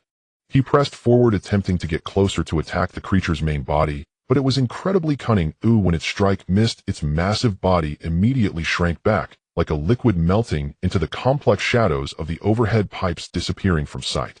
Only the unsettling shrieks and slithering sounds echoed faintly from above. It's using the environment. It's playing hide and seek with us. Lucas gritted his teeth. In this three-dimensional maze-like environment, an enemy skilled in stealth ambush and capable of attacking from any angle was truly troublesome. We can't get entangled with it. We'll be worn down here. Celia pressed her back against a thick pipe, cautiously sensing the surroundings. We must head toward that energy source. There may be a more open space there, or advantageous terrain. Agreed. Follow me, take the downward. Keep moving, don't stop. Victor was the first to rush toward the downward sloping metal passage from which the energy pulses emanated. Lucas and Celia immediately followed. The three no longer paid attention to the elusive lurker above, sprinting down the passage. The shrieks and slithering sounds from above followed closely, clearly indicating that the monster had not given up and was rapidly moving through the overhead pipe maze, looking for its next chance to ambush. The passage sloped steeply downward, with cold metal walls on either side, covered in gauges and pipeline interfaces, most of which were damaged. The feeling of the energy pulse grew clearer, and the peculiar sweet and fishy scent in the air became even more pronounced. After sprinting for about a minute or two, light appeared ahead. Not natural light, but some stable pale blue illumination, seemingly from a large energy device. At the end of the passage was a relatively open, circular valve chamber. In the center of the chamber stood a massive cylindrical control valve composed of multiple layers of metal rings and complex machinery connecting to 7 or 8 enormous pipelines thicker than train cars, leading in different directions. The valve seemed to be in a semi-closed state, its surface covered in thick dust and rust, but the center pulsated with regular pale blue energy emanating from here. Around the chamber, several control consoles and maintenance platforms were also covered in dust.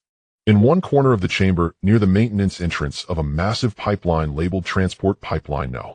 13 main control area, they saw a grim sight.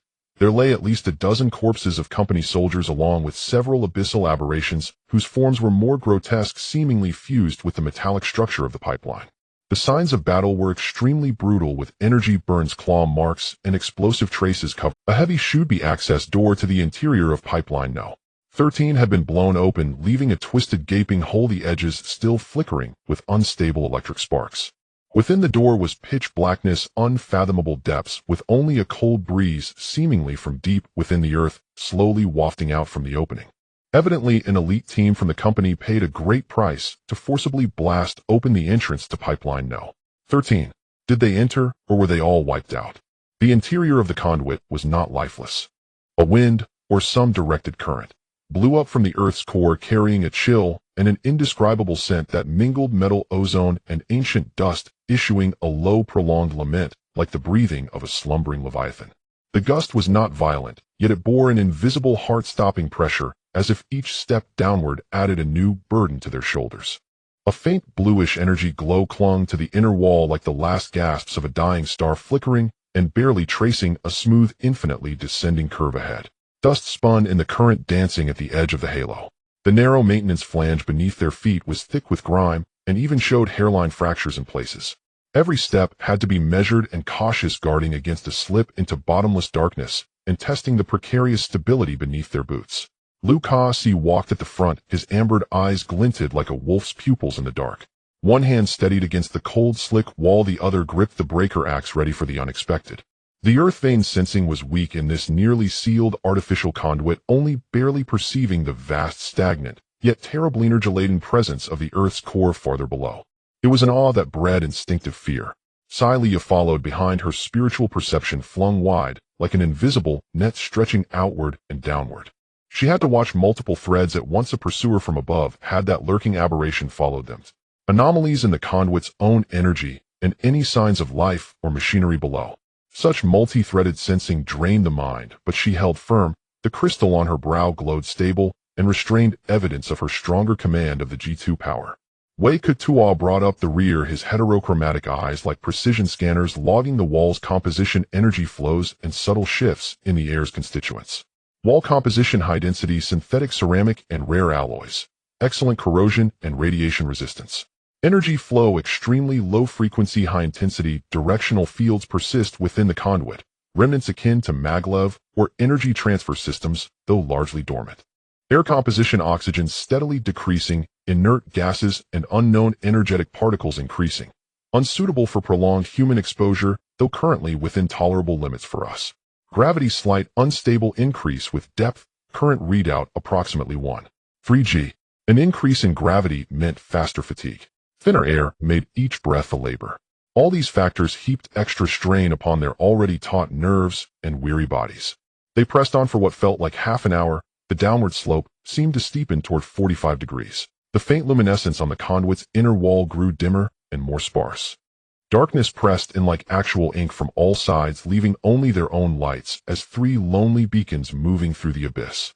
The footprints have stopped. Lucas halted abruptly, crouched, and swept his light over the flange.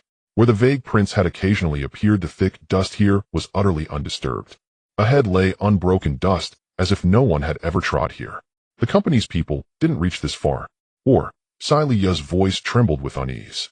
Or perhaps they met something and the prints were deliberately erased. Or, Wei Kutua directed his scanning beam beyond the flange to the smooth, downward-sloping main wall.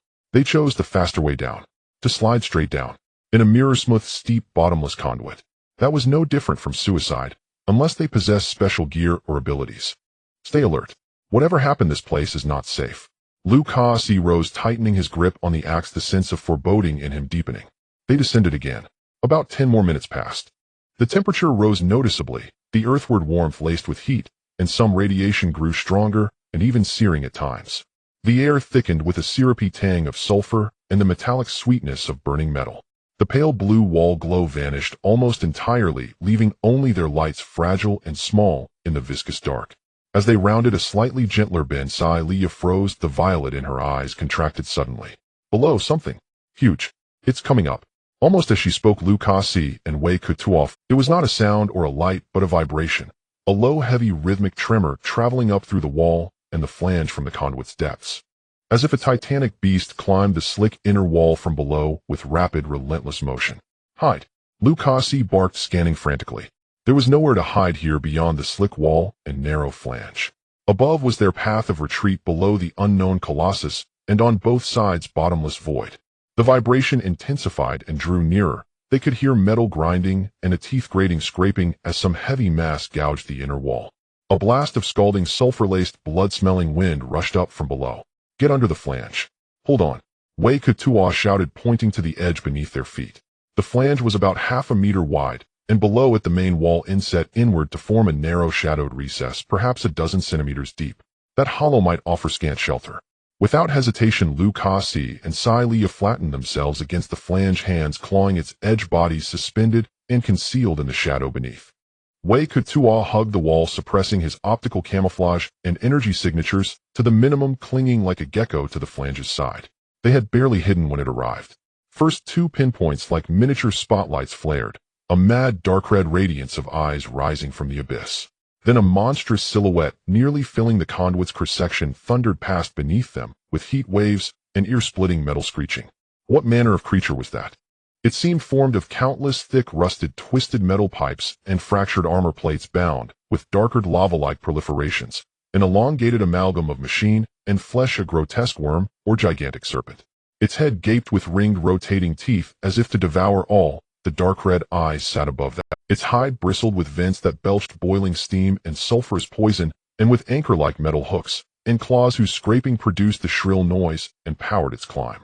This was an abyssal aberration, not the lesser creatures they had met in the Fengchao, but a leviathan adapted to conduits, perhaps even nesting there, a predator of enormous scale.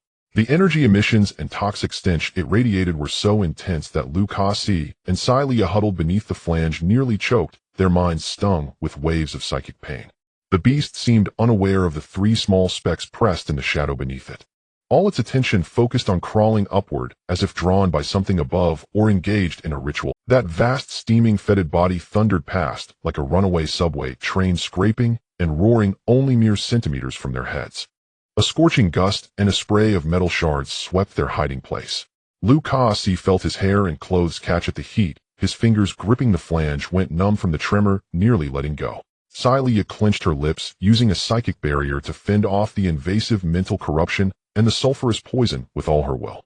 Where the creature scraped Wei Kutuo's hull, his chassis hissed, and the corrosion deepened noticeably. The dreadful passage seemed endless, but lasted only several seconds.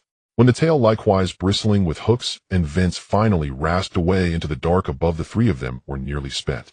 The tremor and noise receded. The heat wave slowly ebbed. Only the sour sulfur lingered in the air and the hunted predatorborellimus dread that clung to them. Huff, huff. Lu Kasi panted, carefully peeking from beneath the flange to ensure the creature had truly gone and not doubled back for an ambush. What the hell was that? A deep abyss aberration, an extreme variant, perhaps a conduit roamer, or an iron-devouring worm, likely feeding on the conduit's metal residual energy and any creature that strays inside. Energy level high. Threat extreme. Front confrontation not advised. Wei Kutuo's voice carried a faint electronic distortion. The close contact had evidently affected his systems. Sai Lia's face was pale. The psychic contamination had been severe. It seemed urgent.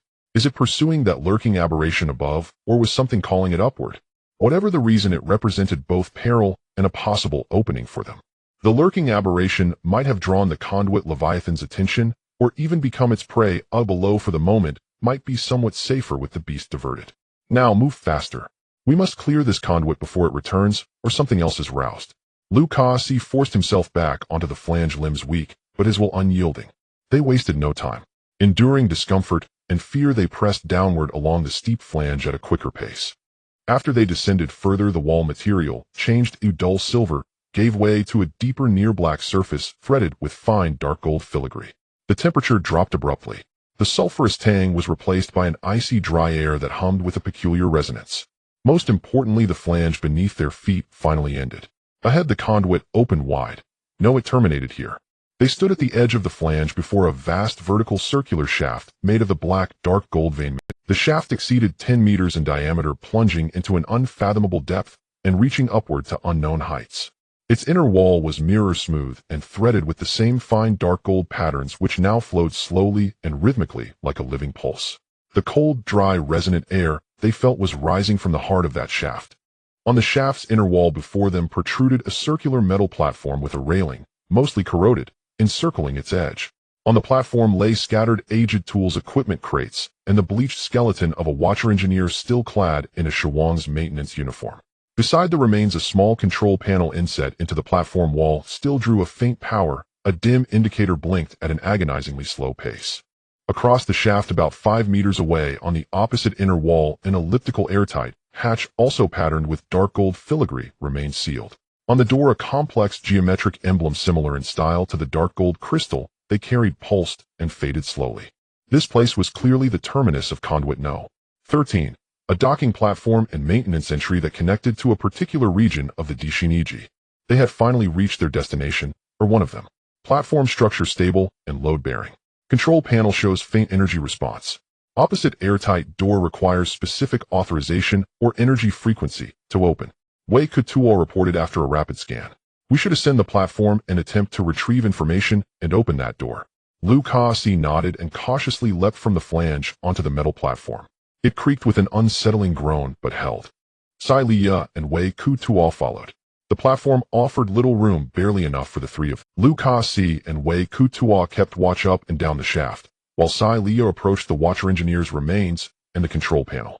The corpse sat peacefully propped against the wall, a damaged personal data pad clutched in its hand. The control panel bore a few physical buttons and a dim display. On it a single line of ancient Shawang's script blinked in repetition.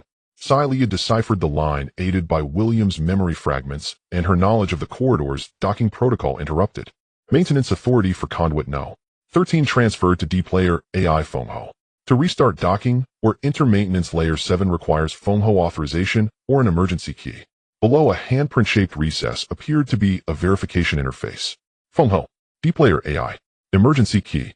Lu Kasi frowned. According to Fengshao schematics and scattered records, the maintenance stations were once coordinated by a central AI called Fengho, responsible for pipe maintenance robots and power distribution. After system collapse, Fengho's status is unknown, damaged, dormant, or perhaps changed into something none of them wish to face. Emergency key might mean a specific energy signature or a physical key, for example. His gaze, and that of Sai Liya and Lu Kasi, fell upon the dark gold crystal in Lu Kasi's pack, the relic recovered from the Qiming ship that had been slowly sustaining Sai Liya. That crystal was the Qiming recorder's carrier, a shard of conscious echo and part of an authorization key. Could it be the so-called emergency key? Try it. Lu Kasi carefully withdrew the dark gold crystal. When it touched the flowing filigree of the shaft, it seemed to brighten, minutely resonating. Sai Liya hesitated, then gently pressed the crystal into the handprint recess on the control panel. At the instant of contact, the crystal flared far brighter than before. The single line of script instantly vanished from the display and was replaced by rapidly scrolling complex code and shifting geometric symbols. The platform, and even the shaft's dark gold filigree, brightened and quickened in flow.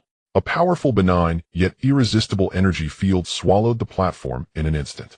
Advanced authorization key detected, Qiming imprint confirmed, request type emergency docking. Target 7th maintenance layer, validation passed. Initiating auxiliary power, docking protocol rebooting. A soft, neutral, mechanical female voice with an ancient weariness spoke above the platform. It did not come from a speaker, but was conducted directly into their minds by the energy field. Fengho AI, or a residual protocol. Wei Kutuo snapped into high alert.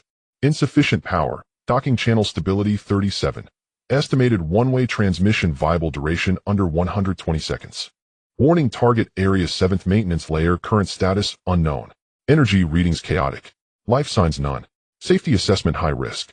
A choice was presented by the gentle voice, but the terms were chilling: one-way transfer, limited time, high risk, and unknown conditions. Yet it was their only clear path deeper into the Dishiniji. Retreat meant facing the Fengchao's monsters again, the returning conduit Leviathan, in pursuit by the company. There was no way back. The three exchanged looks, no words were needed. The answer was settled in their confirmed transfer. Lu Kasi said in a low, steady voice. Command received. Initiating final safety protocols. Please stand in the platform center and remain within the energy field. Countdown 10, 9, 8. The soft female voice began to count. In the platform's center, a complex sigil of flowing dark gold light slowly awakened. 765. Lucas tightened his grip on the axe. Celia pressed the dark gold crystal to her chest and clutched the G2 resonance crystal. Wei Kutua tuned his sensors to peak condition as his energy weapon warmed. 432. The shaft's luminescence intensified, the field throbbed, and the air hummed. 1. Transfer engaged. A blinding dark gold light engulfed everything on the platform. White filled their vision. A violent sensation of weightlessness and spatial distortion seized them. This time their destination was the Dishin Eji's mysterious, unknown, danger-steeped 7th. As the light consumed them, the ancient AI that called itself Fengho gave at the very last moment before the energy overwhelmed their senses a faint, almost drowned whisper, like a sigh, "May the Shuang's light guard you." Or, in eternal darkness, rest. The light faded. The platform was empty. Only the Watcher Engineer's bleached skeleton remained still, seated against the wall, empty, eye sockets fixed into the shaft's eternal dark. From the depths of Conduit No. 13, where they had just left, a disturbing rasping creak and a warm sulphurous breeze faintly echoed. The departed Conduit Leviathan seemed to have turned back. The light of the teleportation and the nauseating sensation of spatial distortion had yet to fully dissipate when a completely different cold, lifeless air, filled with a metallic and dusty scent, roughly invaded Lucas' lungs. He knelt on one knee, suppressing the urge to vomit, and abruptly opened his eyes. There were no monsters attacking as he had anticipated, nor were there any piercing alarms.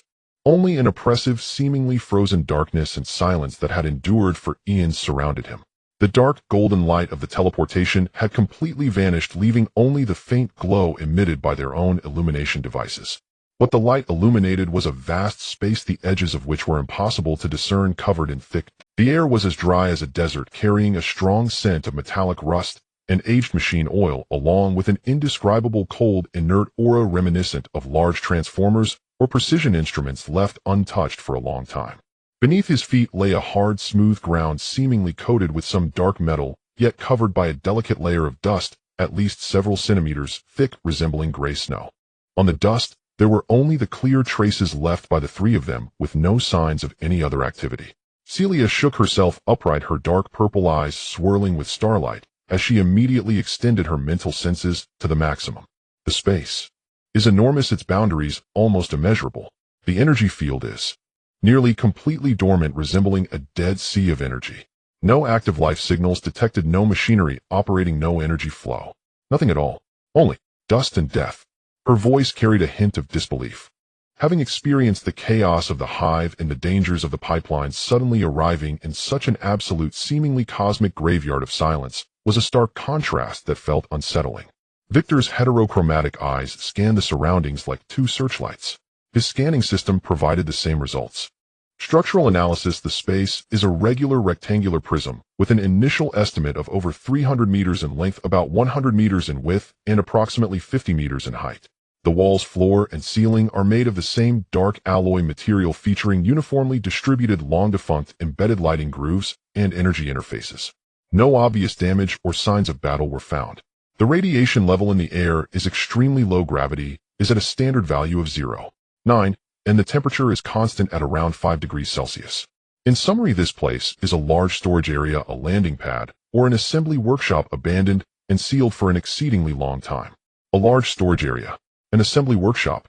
In the 7th maintenance layer of the Earth's core ruins, Lucas stood up, stepping forward onto the soft dust. His boots sank into the dust, making a crisp rustling sound that was particularly jarring in this silence. He shone his flashlight on the nearest wall, revealing a series of neatly arranged square compartments of varying sizes, sealed by heavy metal doors resembling storage lockers or equipment bays. Most of the metal doors of the compartments were severely rusted, some even twisted and deformed. Further away on the ground, through the thick dust, one could faintly see the outlines of some gigantic objects covered by dust cloths, which had long since decayed into ash, resembling the remains of some large machinery or aircraft. Everything here seemed to have been paused, then forgotten by time, quietly awaiting a reboot command that would find a light source or control center. Lucas murmured, his voice echoing faintly in the vast silence, "We need to understand where we are and if there is a way to other places." Victor nodded and began to attempt to connect to a relatively intact energy interface on the nearby wall. Interface standard. Conforms to the later universal model of the Watcher, but there is no energy response within. attempting to reverse power supply to activate local lighting or information terminal. He cautiously drew a faint current from his energy core and injected it into the interface. The indicator light at the interface flickered briefly before extinguishing, completely showing no response. Clearly the energy system here had completely depleted or had been intentionally shut down or damaged. Split up to search, maintain mental connection, and do not stray beyond 50 meters of each other's sensing range, Lucas instructed. Watch your step and those large objects covered in dust, they may be dangerous. Look for exits, control rooms, or any valuable information carriers. The three spread out in a fan shape, trudging through the thick dust, beginning to explore this slumbering vast space. Lucas approached the nearest massive object covered in dust. He gently pried open the surface remnants of the dust cloth, which had long since become brittle, revealing a rusty metal surface beneath. It appeared to be a uniquely shaped large industrial robotic arm, with multiple mechanical arms, and a complex workstation, an old model heavy in structure, having long lost its luster and functionality. Beside it lay some similarly rusted tools and parts boxes. Celia walked towards the closed compartments on the wall. She attempted to sense the interior with her mental power, but the feedback was nothing but emptiness and dust. She found a relatively smaller compartment, its door lock seemingly less rusted, and carefully pried it open with Victor's assistance. Inside was a narrow space of about 2 cubic meters, neatly stacked with some parts cables and several dull crystal sheets, sealed in vacuum bags, though they had long been damaged by the passage of time. The vacuum bags shattered upon contact, and most of the parts had lost their original properties. Only those crystal sheets seemed to still retain an extremely faint energy imprint, but no information could be read. Victor searched along the wall for any potential control consoles, information terminals, or exit marking. He found several structures resembling control consoles, but the screens were shattered, buttons missing, and the internal circuit boards exposed, covered with a thick layer of oxidation. In a corner, he discovered a round hatch door that was thicker and had a distinctly airtight structure unlike the other compartments, but the door was locked from the inside with no control devices nearby. After about half an hour of searching, aside from confirming the silence and abandonment of this place and finding some utterly useless scraps, they had found nothing. No light, no energy, no information, no exit. This vast space felt like a meticulously prepared, yet long-forgotten tomb. Is this just an abandoned warehouse? Celia said, somewhat dejectedly, brushing the dust off herself. Did we go to all this trouble just to arrive at a junkyard? It can't be that simple. Lucas shook his head, his golden red eyes flickering with contemplative light in the dimness. The Queen AI brought us here for a reason. This is the 7th maintenance layer, part of the Earth's core ruins. Even if abandoned, it must hide pathways to more core areas, or certain things deliberately kept hidden. Wait, Victor suddenly stopped, his heterochromatic eyes locking onto the thick layer of dust beneath him. Detected an anomaly. What? Energy readings show extremely faint but regular pulses. They are not coming from the walls or equipment, but from below, shielded from most of the thick dust and metal floor. Victor crouched down and brushed away the dust in a certain area, revealing the smooth metal floor beneath. He placed his palm against the ground, carefully sensing. Pulse frequency, very low, approximately once an hour. Intensity, low enough to be nearly negligible. But it definitely exists. Moreover, this frequency and waveform resemble the energy characteristics of certain deep sleep or standby protocols of the Watcher. Something is below, still operating at an extremely low power. Lucas and Celia immediately gathered around. Celia also crouched down, focusing her mental sensing downward. The thick metal floor and dust severely hindered her perception, but she did capture an extremely subtle, slow, yet steady energy pulse that felt almost like a heartbeat. There is something below. That is sleeping, Celia whispered, a look of surprise flashing in her dark purple eyes. It's very large, very profound. I feel no malice nor any consciousness, just like a supercomputer that has been turned off, leaving only the most basic heartbeat. Find the entrance to the underground, Lucas immediately said. This could be the key.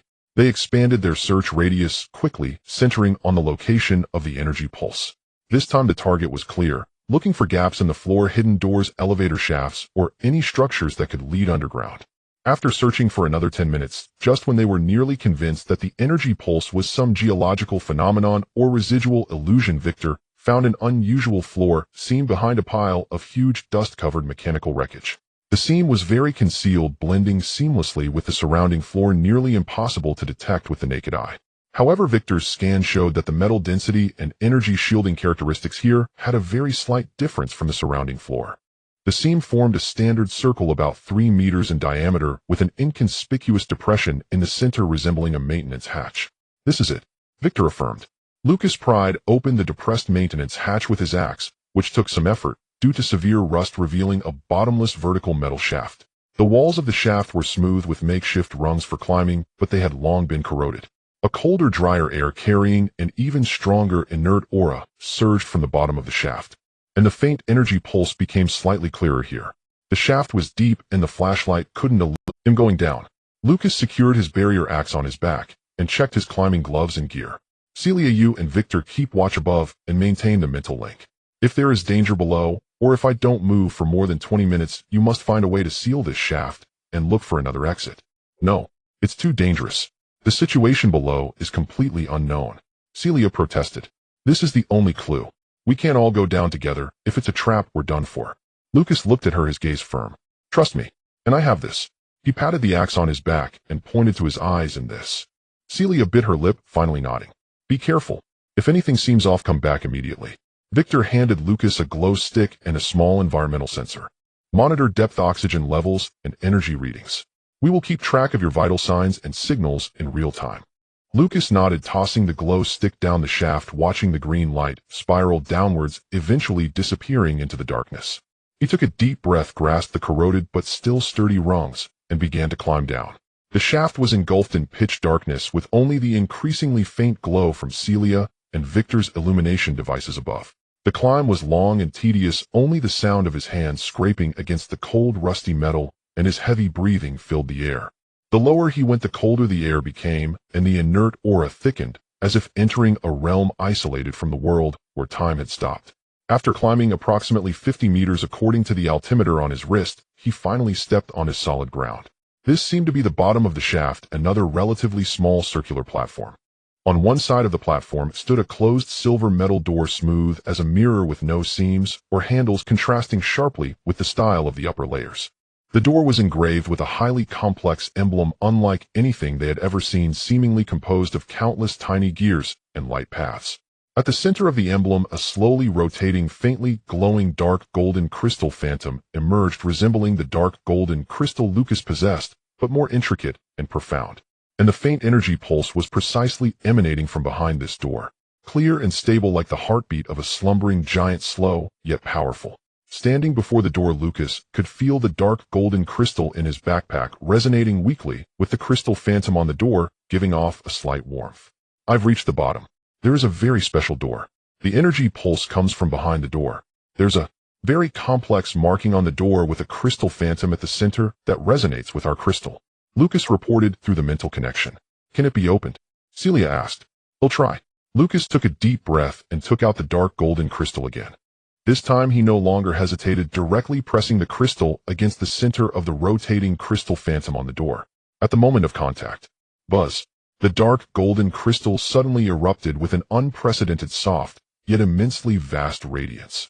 The crystal phantom on the door seemed to come to life instantly, becoming solid and brilliant. The complex emblem on the surface of the entire silver metal door lit up like a starry river, one after another. A vast, ancient, gentle, yet filled with supreme majesty will swept over Lucas' body consciousness, and the dark golden crystal in his hand, like an awakening ancient deity. Permission verification. Chiming core mark. Watcher direct bloodline. Verification complete. A voice entirely different from the Queen AI, filled with ineffable wisdom, vastness, and absolute rationality, resonated directly in the depths of Lucas' soul. It was not language, but direct information transmission. "Welcome to the Earth's core ruins, the Arc Core database and final protocol storage area, 7th maintenance layer between stasis. What you hold is the echo core of Watcher 7A, the key to access this place. Your bloodline is the proof of passage. I am aware of your intentions. The shadow of the Reaper is near, the touch of the company has run deep. Components of the countermeasure protocol and our scattered fragments of consciousness echoes are incomplete, and the sands of time are about to run out. This between stasis holds the last legacy of civilization and also hides the ultimate truth and the greatest danger. The choice lies before you."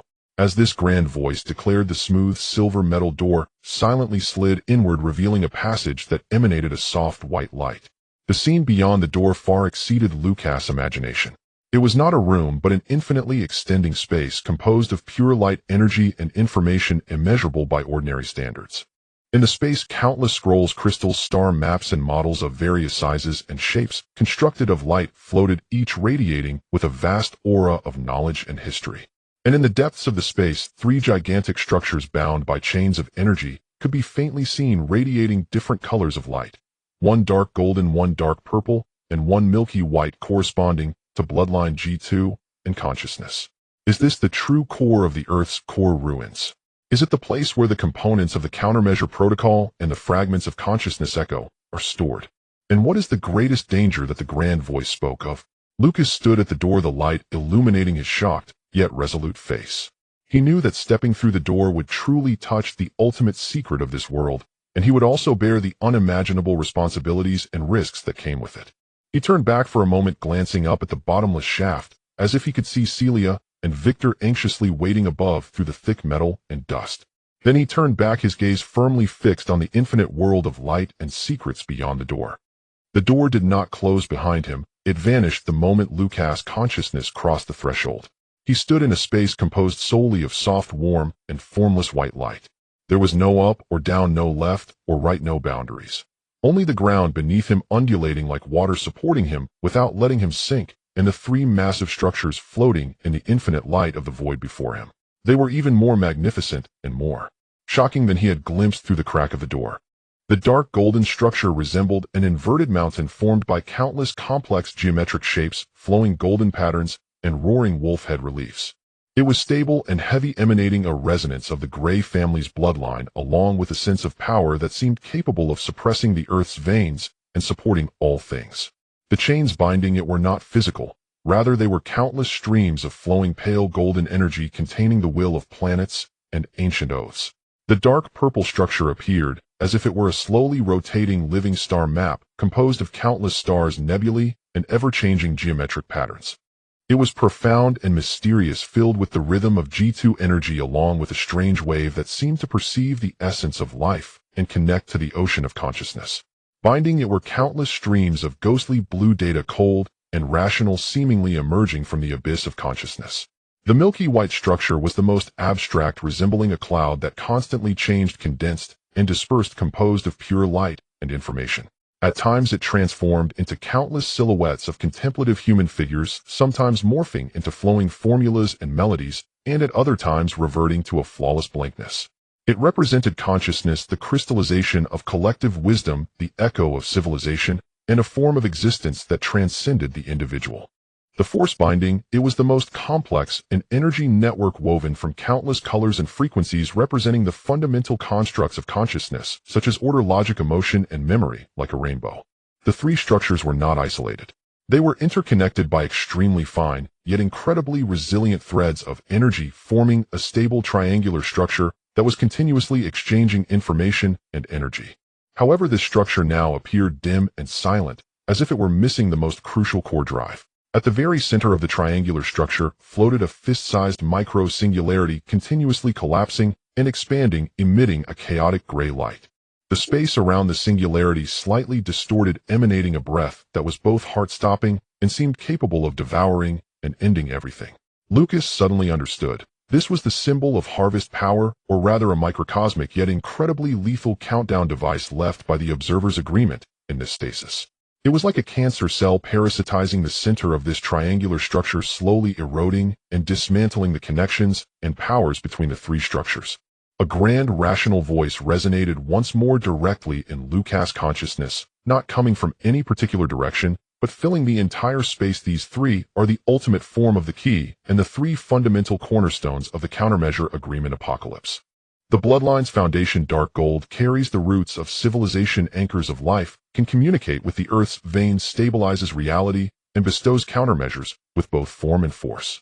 The core of the blueprint, dark purple, bears the changes of life, bridges of consciousness, can mold vessels, connects all beings, and endows countermeasures with the power and change of evolution. The source of echoes, milky white, carries the memories of civilization, collective wisdom, can resonate consciousness, define rules, and grants countermeasures, the intention and law of wisdom. When the three are united and resonate at a specific frequency, they can trigger the countermeasure agreement apocalypse at the Earth's core singularity, temporarily distorting local reality rules, interfering with the observer's agreement, and buying civilization a grace period. However, the path to unity has been blocked. The voice pointed to the chaotic gray light of the singularity at the center. This is the entropy anchor point of the harvest agreement. It erodes connections, pollutes the cornerstones, preventing the three from resonating. If one forcibly awakens or approaches the cornerstone, it will accelerate the activation of the entropy anchor point, potentially prematurely triggering local harvest or causing the countermeasure agreement to fail, or even becoming polluted or reversed by it. Looking at the ominous gray light of the singularity, Lucas' heart tightened. Indeed, the greatest danger lay here. The inheritance was within reach, but wrapped in the deadliest poison. Your choice will determine the outcome. The voice continued calmly, stating the possibilities. Option 1, abandon. Leave this place, taking the existing knowledge and attempting to delay or evade the harvest by other means. Success rate below 0.01. Option 2, attempt to purify the entropy anchor point. It requires the pure key power, your bloodline G2 fragments of consciousness, to touch the three cornerstones simultaneously before being affected by pollution and to trigger their resonance to purify the anchor point. Risk: if your power is insufficient or you are polluted, you will be instantly devoured by the anchor point, becoming nothingness, and may completely activate the anchor point. Success rate impossible to measure, dependent on the integrity of your key, the purity of your will, and the strength of the resonance among the three. Option 3, forcefully detach the entropy anchor point. It requires tremendous external force to instantaneously sever the connection between the anchor point and the three cornerstones, banishing or annihilating it. Risk: it may cause irreversible damage to the cornerstones, leading to the permanent failure of the countermeasure agreement, and the energy impact generated during the detachment process could destroy the stasis and even trigger a wider geological or temporal disaster. Success rate below 5. Option 4. Accept the anchor point. The voice spoke the final option, seemingly with a faint, nearly imperceptible fluctuation. Integrate the pollution of the entropy anchor point with the power of the countermeasure agreement, using your body as a vessel for forced fusion. This act will grant you unimaginable power, potentially even temporarily gaining the authority to interfere with the harvest process. However, your consciousness and existence will be permanently polluted and distorted, becoming a chaotic existence that is neither human nor observer, ultimately assimilated by the harvest agreement or self-collapse. Success rate unknown. Survival means eternal distortion and suffering, for choices each more desperate and dangerous than the last. Abandonment equates to slow death. Purification's risks are too high to calculate. Detachment's success rate is low with unpredictable consequences. Acceptance is a fate more terrifying than death. Is there no better way? Lucas asked with difficulty. The path of civilization at its end holds no easy road. The voice replied, this is the last and most dangerous game left by the Watcher civilization, exhausting their wisdom for future generations. The Echo Core in your hand, dark gold crystal, can temporarily enhance your resonance with the Bloodline Foundation and provide some purification assistance. Your companion, the G2 bearer and consciousness amalgam, if their will is strong enough, can also share the risk. However, the final decision must be made by you as the current key leader. Lucas fell silent. He looked up at the three majestic cornerstones, bound and corroded. He could feel the warm and urgent call from the Bloodline Foundation. He could imagine the resonance between Celius G2 and the core of the blueprint. Perhaps Victor's mixed consciousness could also establish a special connection with the source of echoes. But that dark entropy anchor point hung over all hope like the sword of Damocles. What was he to do? For the faint hope, should he wager the lives and souls of everyone to attempt purification, or choose what seemed to be the safest option of abandonment or detachment and wait for the inevitable end? He recalled the cold tea from his grandfather's clinic, Celius' pale face after the blood battle on the starship, Victor's calm analysis of the battlefield, with his heterochromatic eyes, the fall of the whispering abyss, and the death that brushed past in the hive pipeline. He was not a hero. He was just an ordinary person caught in a whirlpool. But some things he could not retreat from. I need to discuss this with my companions, Lucas finally said. This is not a battle I can fight alone, or it cannot be decided by me alone. However, the grand voice replied, time is limited. The erosion of the entropy anchor point deepens with every moment. The external enemies are also approaching. You have 30 minutes. Time here flows differently from the outside. Once the time is up, if no choice has been made and action begun, the stasis will initiate the final defense protocol, permanently sealing everything, including you, to prevent the spread of pollution. The countdown begins anew. Soft light gathered beside him, forming two luminous doors. This door can temporarily guide your companions here. However, be aware that the presence of the G2 bearer and consciousness amalgam may stimulate the entropy anchor point. Exercise caution. Lucas nodded and turned towards one of the light doors. The light flowed, and his figure vanished within. Above in the abandoned warehouse, Celia and Victor awaited anxiously.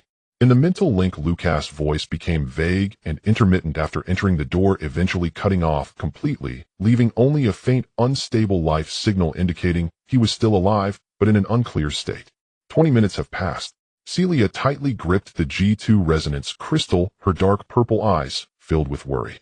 A drastic change in the energy field below has been detected with high-intensity, high-dimensional information exchanges. Lucas may have come into contact with the core. Victor stared intently at the sensor readings, data streams flashing in his heterochromatic eyes, but the energy field is extremely unstable and the reaction of that entropy anchor point is intensifying. We must.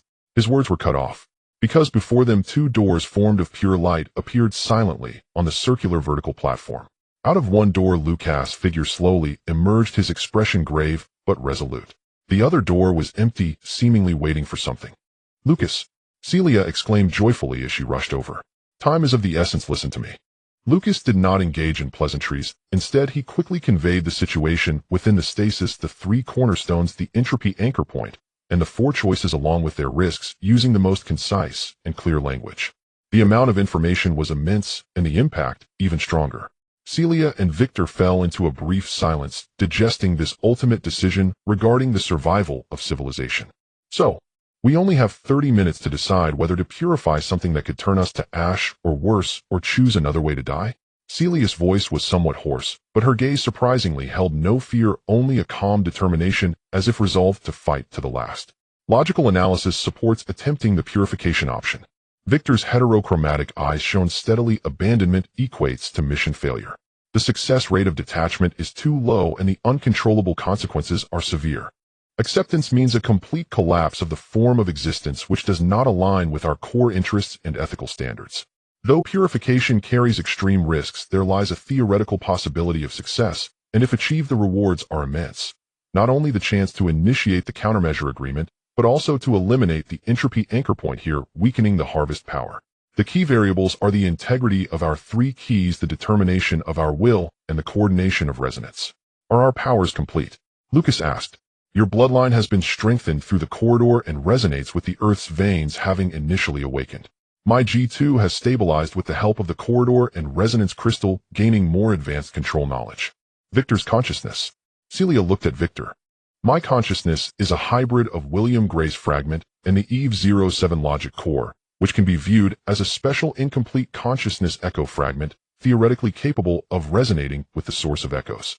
Victor analyzed the key lies in whether we can form a stable, powerful, and pure triangular resonance strong enough to suppress and purify the pollution of the entropy anchor point. What about our will? Lucas looked at them. Celia took a deep breath, her dark purple eyes swirling with nebulae, carrying an unprecedented resolve. William created me, the Gray family sheltered me. We climbed out of hell together. Not to become cowards at the last moment. My life was reclaimed. Oh, it's worth taking a gamble. Victor's heterochromatic eyes focused on Lucas and Celia, his voice mingling mechanical precision with William's gentleness, calm and resolute. My core protocol is to protect the key and complete the mission. Logical judgment indicates that the optimal strategy now is to assist you in purification. Moreover, he paused for half a second, as if processing some complex emotional variables. Fighting alongside you, defined as a family unit, has produced positive feedback. I hope this unit can continue. Lucas looked at them, a surge of warmth filling his chest, dispelling all hesitation and fear. He nodded vigorously. Then let's do it. Go. No further words were exchanged. Lucas stepped first into the light door that had appeared, Celia and Victor closely following into another. The light flowed. In the next moment, the 3 of them stood simultaneously in the infinite white light of stasis, facing the 3 magnificent cornerstones and the heart-stopping gray singularity at the center. The grand rational voice resonated once more. The choice has been made. Path purification. Warning: the process is irreversible. Once started, it cannot be halted until success or failure occurs. Please take your positions. The inheritor of the bloodline, stand before the bloodline foundation. The bearer of G2, stand before the core of the blueprint. The consciousness amalgam, stand before the source of echoes. With your keys, touch the cornerstones. With your will, guide the resonance. With your bonds, resist the pollution. Purification begin. The three exchanged glances, no longer hesitant, each walking towards the three magnificent structures bound by energy chains. Lucas stood before the dark golden bloodline foundation, took out the dark gold crystal, and pressed his hands onto the mountain-like surface of the foundation. Warm, heavy power surged forth as if emanating from the core of the planet. Celia stood before the dark purple core of the blueprint, her hands hovering over the rotating star map, the crystal on her forehead shining brightly, as G2's power synchronized with the rhythms of life and consciousness within the star map. Victor stood before the milky white source of echoes, fully opening his consciousness interface, attempting to connect with the ever-changing cloud composed of information and wisdom. The moment their three powers simultaneously made contact with the three cornerstones, the entire stasis trembled. The soft white light was replaced by brilliant gold, purple, and white brilliance. The three cornerstones erupted with unprecedented radiance, the energy chains binding them rattled loudly, being violently tugged. At the center of the triangular structure, that dark entropy anchor point seemed to be stimulated and suddenly expanded. The chaotic gray light surged like boiling sewage, frantically spreading outward, eroding the resonating light streams of the three cornerstones, and like countless tentacles fiercely grasped at the consciousness and existence of Lucas, Celia, and Victor. The true test had only just begun, and the countdown was silently approaching its end. In the moment of contact, the world was engulfed by a tsunami of light and sound. Lucas felt himself no longer an independent entity, but rather transformed into a mass of pure golden red flame. No, he was gray, the unbroken ley line flowing beneath this land for countless millennia, the collective will of innumerable ancestors who gazed at the stars, battled the wilderness, and watched over the darkness. Endless power surged from the foundation of bloodlines, washing over every inch of his bones, and every drop of blood awakening the instincts of protection, bearing, and suppression that lay dormant at the very bottom of his genes. He saw the rise and fall of the Gray family, witnessed the embers of the Watcher's civilization struggling to pass on in this world, and also glimpsed the cold and merciless harvesting net hanging above. He felt an unprecedented strength within himself, as if he could move mountains and fill seas with a mere gesture, stabilizing the ley lines. But this power was not gentle.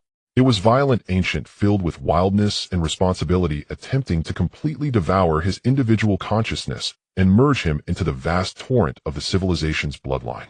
At the same time, a cold, viscous, decayed, and finality-laden dark tentacle, like a maggot in the bone, extended from the madly spinning, expanding entropy anchor point at the center of the triangular structure, piercing fiercely into his golden red flame. Excruciating pain. It was not just the tearing sensation of flesh, but the terror of existence itself being denied and erased. Wherever the dark tentacle passed, the golden red radiance dimmed, memories blurred, and will wavered, as if it aimed to strip him entirely from the concept of gray, breaking him down into disordered, fundamental particles. On the other side, Celia felt herself melting. She no longer had a fixed form, instead transforming into a constantly swirling, collapsing, and exploding dark purple nebula. She was G2, the carrier of the blueprint of life, the crystallization of William Gray's most insane and persistent dreams, a bridge connecting matter with spirit, individual with collective. Vast as the Milky Way, the codes of life, maps of consciousness, and the possibilities of countless life forms surged into her existence from the core of the blueprint. She understood the fragility and resilience of life, grasped the mysteries and traps of consciousness, and even faintly touched upon the cold and grand design behind the blueprint belonging to the planters. She felt an unprecedented clarity, as if she could see through all illusions and comprehend all creations. But this also exposed her to the most direct attack from the entropy anchor point. The dark tentacle represented a complete denial of existence for her, an erosion of order by disorder, and an annihilation of possibility by finality. It violently assaulted her spiritual core, attempting to pollute the newly stabilized G2 energy field with pure nothingness and madness, plunging her into eternal chaos of self-deconstruction. Hallucinations surged. She saw herself being confined again in the G2 container, witnessed William coldly recording data at the experiment table, saw herself losing control and destroying everything, including Lucas and Victor. Each vision struck at her deepest fears and anxieties, trying to dismantle her will. Victor's form of existence underwent the most peculiar transformation at this moment. He did not transform into flames or a nebula. Instead, his consciousness seemed to stretch infinitely, deconstruct, and then reassemble. He was Eve 07, a cold logic and precision machinery. He was also William Gray, a burning wisdom, profound compassion, and unfulfilled obsession. These two entities collided, fused, were understood, and also questioned within the vast echo source composed of countless memories of civilization's collective wisdom, emotional torrents, and logical formulas. He was no longer a mere hybrid, but an evolving consciousness singularity, striving to maintain the unique coordinates of Victor within a massive ocean of information. He gained unimaginable knowledge and computational ability, but also bore the crisis of information overload and the dissolution of existential meaning. The entropy anchor point's attacks on him became more subtle and deadly. The dark tentacle did not directly erode, but rather induced. It amplified the fragments of failure, despair, and regret for his own Experiment G plan. Within William's memories, it proved with cold logic that the success rate of the countermeasure protocol was infinitely close to zero, demonstrating that their resistance was meaningless and would only accelerate the civilization's suffering. It even simulated the false possibility of if one gives up, if one accepts the harvest, perhaps they could be chosen by the observers to survive in another form. This was the most insidious dismantling of will and goal. The three of them each bore the impact of the foundational power, the danger of their own existence being assimilated, and the targeted, terrifying erosion from the entropy anchor point. Yet just as the brilliance, pain, chaos, and nothingness were about to consume them, connection emerged, not a conscious guidance, but a bond forged from a deeper level, transcending bloodlines and logic, born from countless shared life and death moments. As Lucas' golden red flame teetered on the brink of collapse under the dark erosion, a warm, resilient, dark purple starlight, like a beacon crossing a storm, pierced through the chaos and connected with him. It was Celia. Her G2 power, like the most precise navigational instrument, anchored a clear coordinate. Lucas, within his consciousness, which was on the verge of being lost in the torrent of bloodlines and dark erosion. She shared with him the understanding of existence, the instinct for life, to seek continuation even in the harshest environments. This allowed his raging power to find a focal point, recondensing the unique individual will of Lucas Gray from the endless gray. As Celia's dark purple nebula was about to disintegrate in the illusions of nothingness and madness, a heavy, stable golden red warmth, as reliable as the earth, and a cold, precise, yet determinately protective logical light, infused into her existence. It was Lucas and Victor. Lucas' ley line power provided her with the foundation and sense of reality to combat nothingness. Victor's logic and William's protective will, like the strongest firewall, helped her discern and resist those erosive illusions and logical traps, allowing her to focus on maintaining the purity and stability of her G2 field. As Victor's consciousness teetered on the brink of dissolution amidst the ocean of information and existential crisis, a blazing howl of golden earth filled with indomitable vitality, and a deep, encompassing dark purple starlight rich with infinite possibilities illuminated around his singularity. It was Lucas and Celia. Lucas' bloodline, while the most primal, indomitable struggle instinct of life, battled against the giving up and nothingness induced by the entropy anchor point. Celia's G2 resonance, representing connection and possibility, reminded him that the meaning of existence lies not only in logical correctness, but also in the chosen path and the object of protection. Three distinctly different, yet perfectly complementary powers and wills under extreme pressure not only did not collapse or repel each other, but began to actively converge, intertwine, and resonate. The golden red ley line flame, dark purple life nebula, and cream white and ghostly blue intertwined consciousness singularity began to rotate slowly around the madly expanding dark entropy anchor point at the triangular structure's center, tightening. With each rotation, the brilliance of the three grew brighter, their connections became tighter, and the resonance produced became more harmonious and powerful. It was no longer merely an accumulation of energy, but had formed a brand new, stable, self-consistent triangular resonance field. Within the field, Lucas' protection and suppression, Celia's purification and connection, and Victor's definition and order perfectly fused, generating a peculiar, seemingly able to define reality's smooth chaos and expel disorder, pure power. This pure resonance field, in direct conflict with the chaotic gray light of the entropy anchor point that represented chaos, finality, and entropy increase, formed the most fundamental opposition. Buzz, an indescribable, colossal sound transcending the realm of sound, as if two universes collided, erupted at the core of stasis between. The dark anchor point madly spewed out thicker, more malicious pollution, trying to contaminate and tear apart this newly formed resonance field. But the pure resonance field acted like the strongest dam, firmly blocking all pollution outside, and began to slowly but steadily push inward, purifying that chaotic gray light. Purification was not merely a simple energy counteraction. It was defining disorder with order, filling nothingness with existence, and calming the silence of finality with the rhythm of life. Lucas felt the power of the ley lines pulsing according to some ancient harmonious frequency, forcibly anchoring and stabilizing the disorder commands that the entropy anchor point attempted to spread, which caused material decay and energy dissipation. Celia guided the power of G2 like the most exquisite scalpel, precisely cutting and peeling away the malicious information pollution and logical viruses attached to the core of the gray light originating from the Harvest Protocol, and covering and repairing the eroded areas with the possibilities and connections of life. Victor, utilizing his connection with the echo source and his powerful logical processing ability, frantically analyzed and decrypted the underlying code fragments embedded within the gray light that belonged to the Observer Protocol, seeking for logical loopholes and frequency weaknesses and guiding the energy of the resonance field for precise overlay writing or logical annihilation. This was an extremely painful, extremely consuming, and extremely dangerous process. Every second the three felt their consciousness, power, and even existence itself being frantically squeezed and burned. Every counterattack from the dark anchor point brought soul-rending pain and the fear of existence being erased. Yet they gritted their teeth, fiercely maintaining the triangular resonance field forged from their bonds, not retreating an inch. Time lost its meaning here.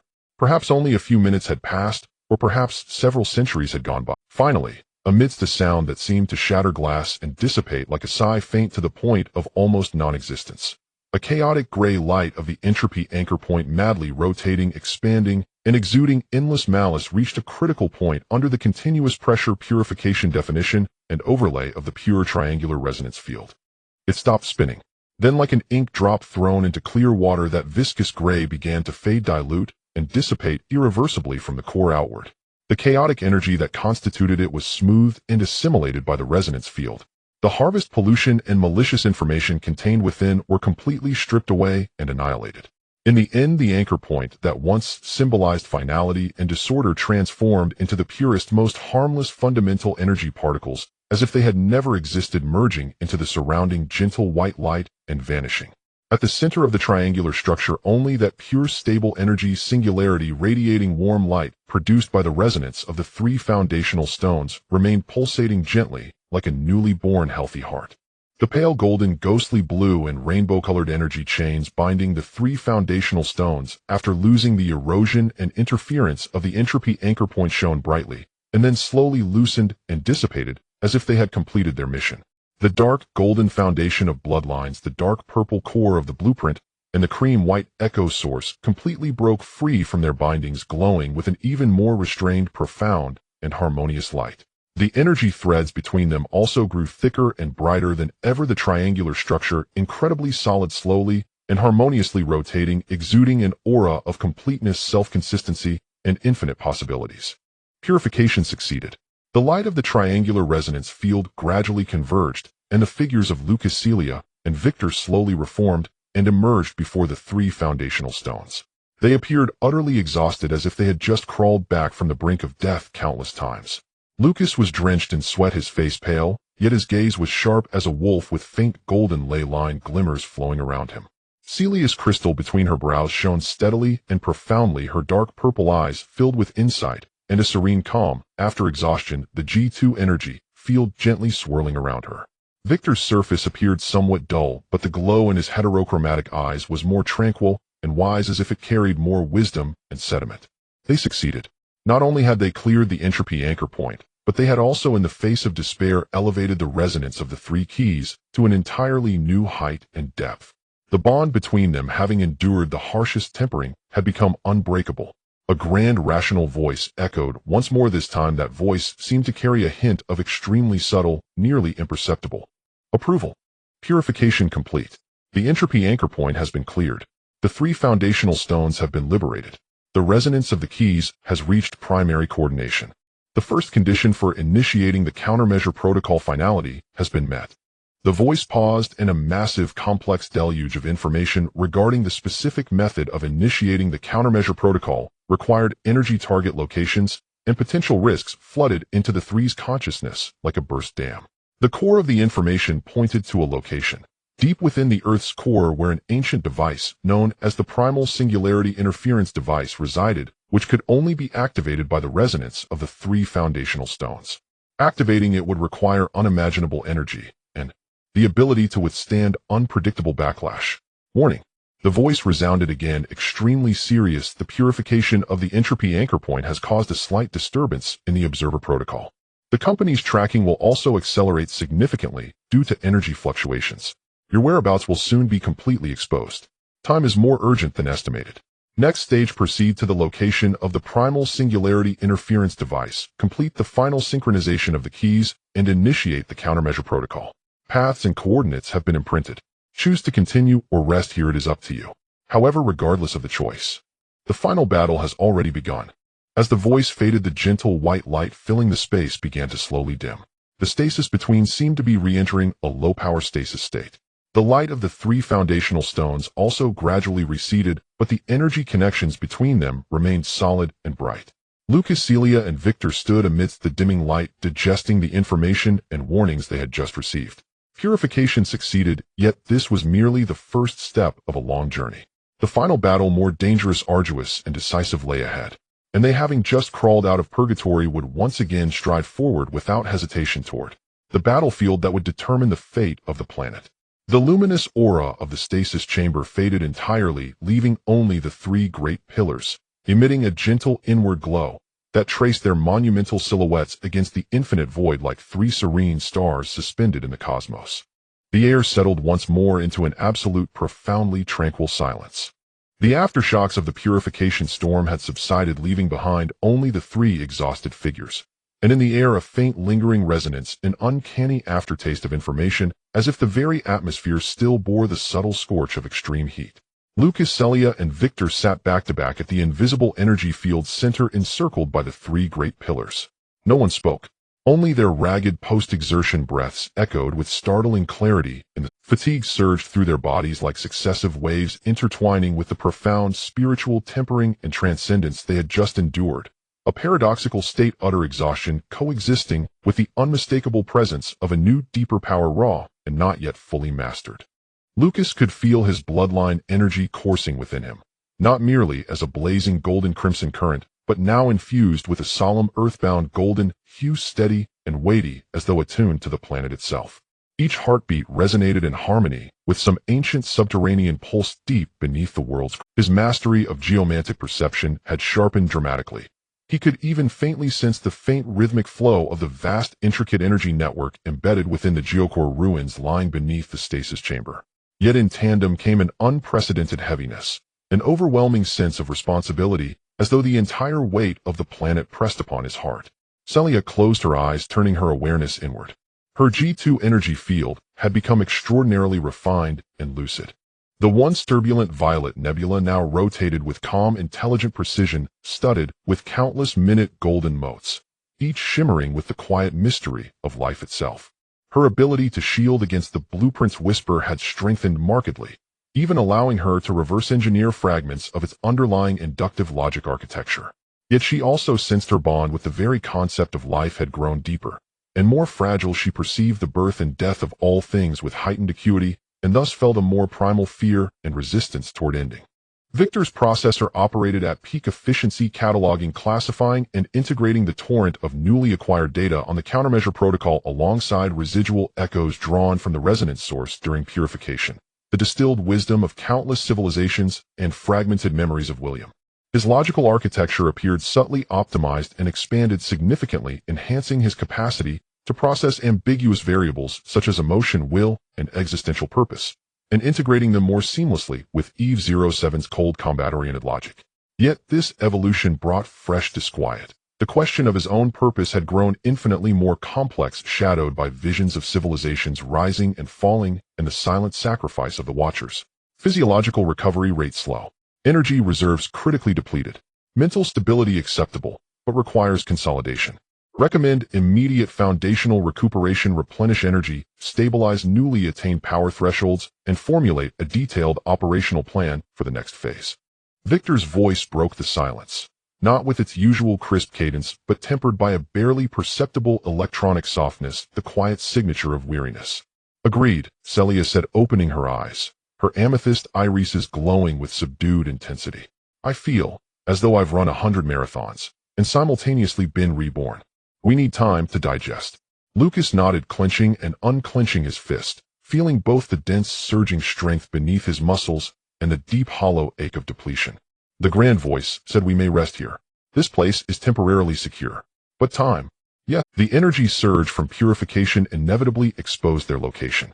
Corporate pursuit, or perhaps even the detached scrutiny of the observers, could descend at any moment. They could not linger here. According to newly acquired intelligence, reaching the primordial singularity interferer requires traversing multiple high-risk zones within the geocore ruins.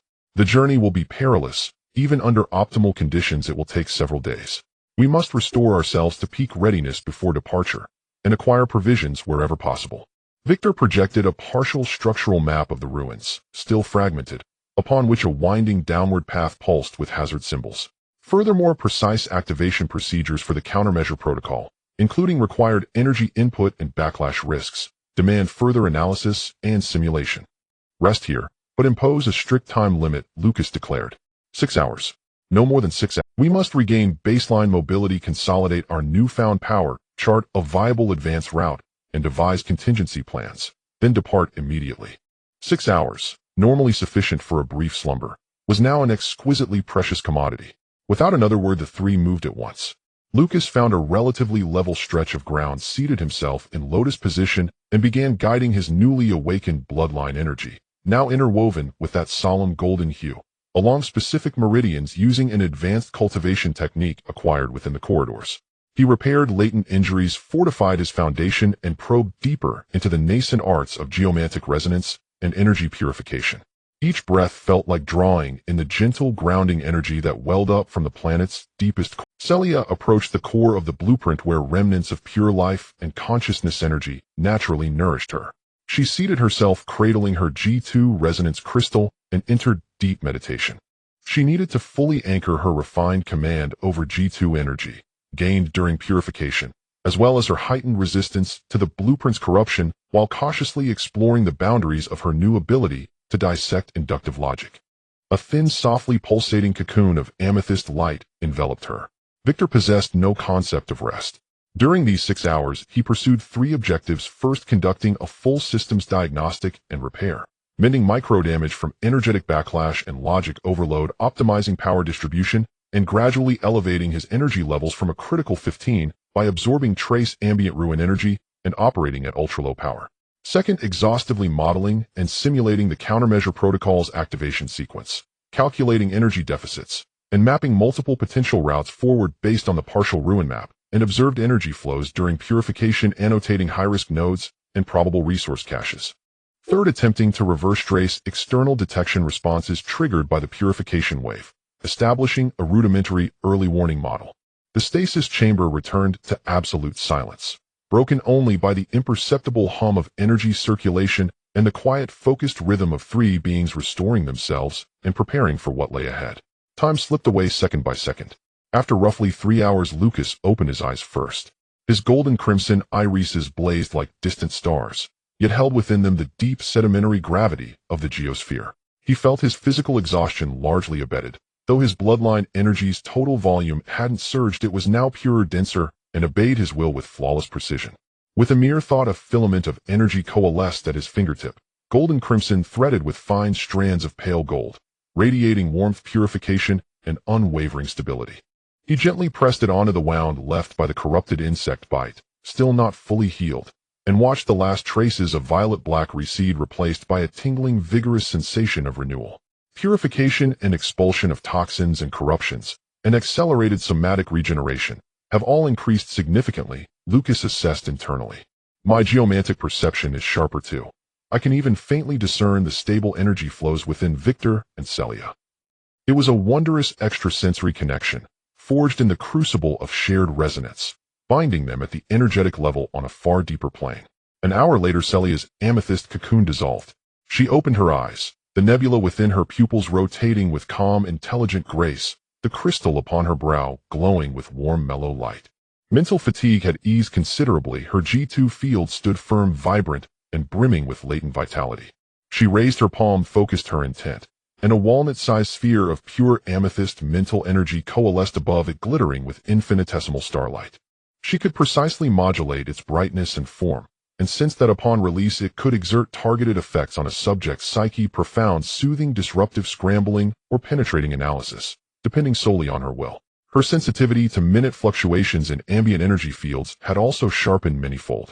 Mental command, energy shaping, environmental perception, all elevated to a new tier, Celia reflected silently. Shielding against the blueprint's whisper is now deeply rooted. Even faintly, I can hear the blurred, icy cosmic silhouette of its origin. The source, though comprehension or confrontation remains impossibly distant. In the final 2 hours, Victor completed his tasks. His power reserve stabilized at 28, not abundant yet sufficient to sustain intense combat for a limited duration. He successfully constructed a preliminary energy model and risk probability map for activating the countermeasure protocol, though many parameters remained unknown, rendering margins of error wide. More crucially, he devised 3 viable approaches to the primordial singularity interferer route: a most direct descend vertically via an emergency maintenance shaft beneath the stasis chamber, cutting through multiple marked energy turbulence zones and structural instability sectors, reaching the target vicinity fastest. Estimated duration, 23 days. Risk, extremely high. Potential exposure to unknown energetic phenomena, structural collapse, or preemptive corporate interception. Route B, more circuitous, return first to the upper hive, leveraging residual administrative privileges of the Queen AI to attempt reactivation of a sealed supply conduit. A buried pipeline system leading deeper, offering indirect access to the target zone. Estimated duration, 45 days. Risk moderate, requiring navigation of residual hive aberrations and possible unpredictable responses from the Queen AI.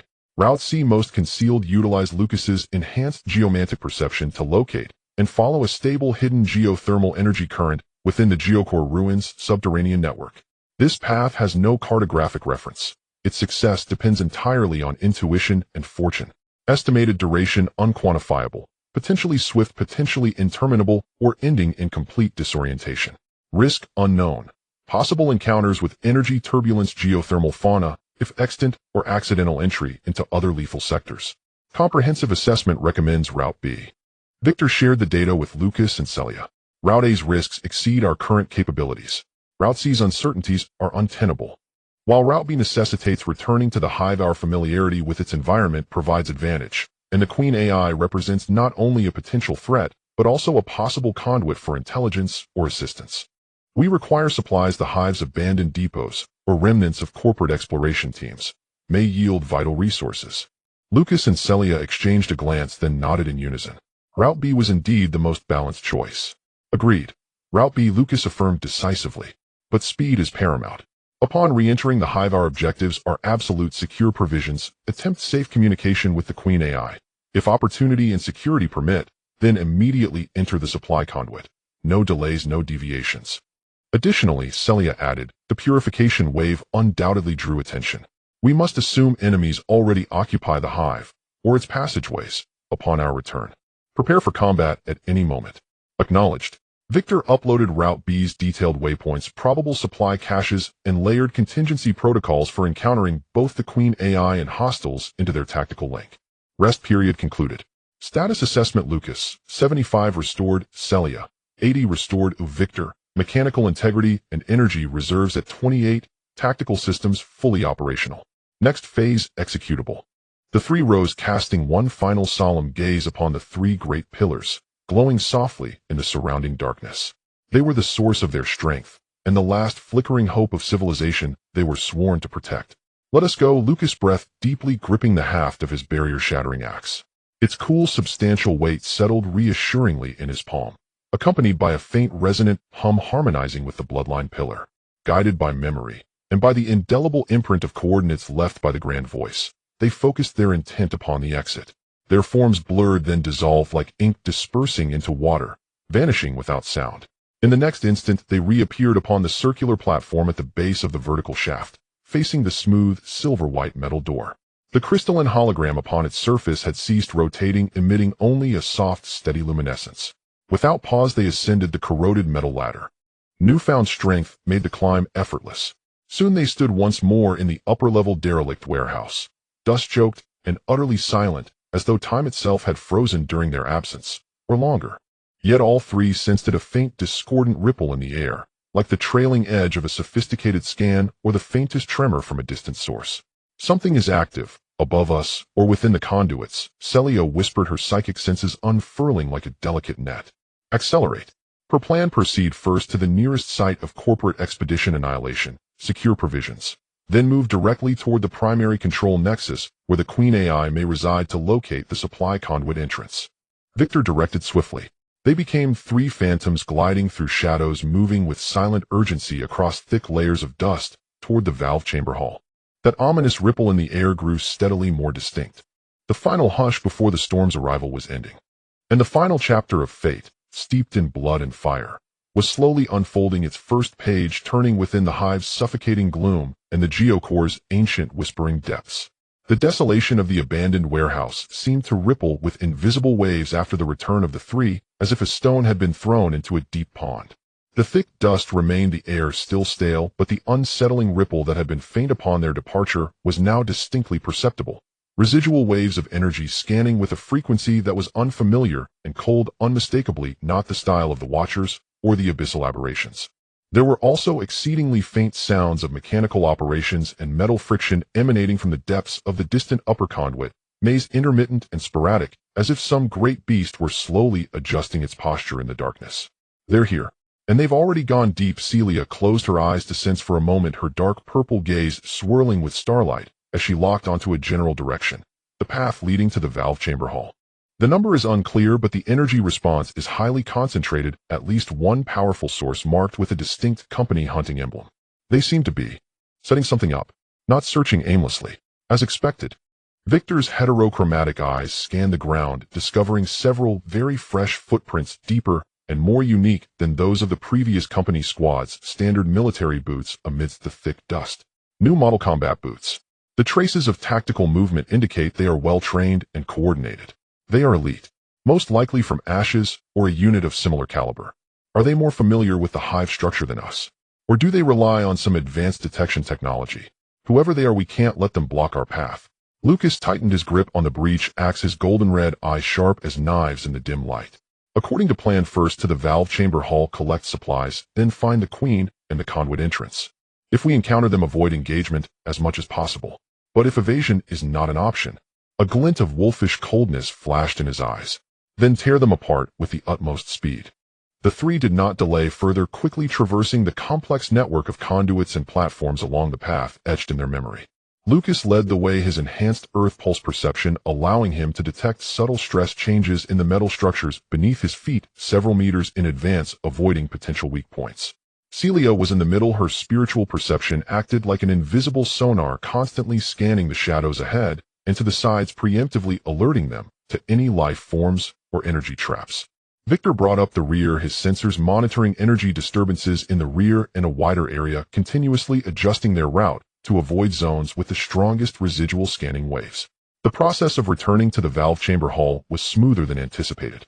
Although they sensed rapidly moving small energy signals nearby, several times possibly reconnaissance drones or some type of small automated units, they successfully evaded detection through their perceptual advantage and stealthy movements. The scene in the valve chamber hall was unchanged from when they left: the massive central circular valve, the scattered remnants of battle, and the blown open maintenance gate leading to the No. 13 conduit remained as they were. However, there were new additions to the hall. Near the gate to the No. 13 conduit, a small area had been cleared beside the remnants where company soldiers and abyssal aberrations had fought most fiercely. On the ground, several simple tactical markings and arrows had been sprayed with some rapidly solidifying fluorescent paint pointing towards the interior of the No. 13 conduit. Next to the markings lay several empty energy magazines and a damaged handgun different from those used by the previous soldiers. The newcomers are not just one team. From the style of the markings and the equipment, they are from the same batch that left the footprints. They cleared the battlefield, made the markings, and then went in.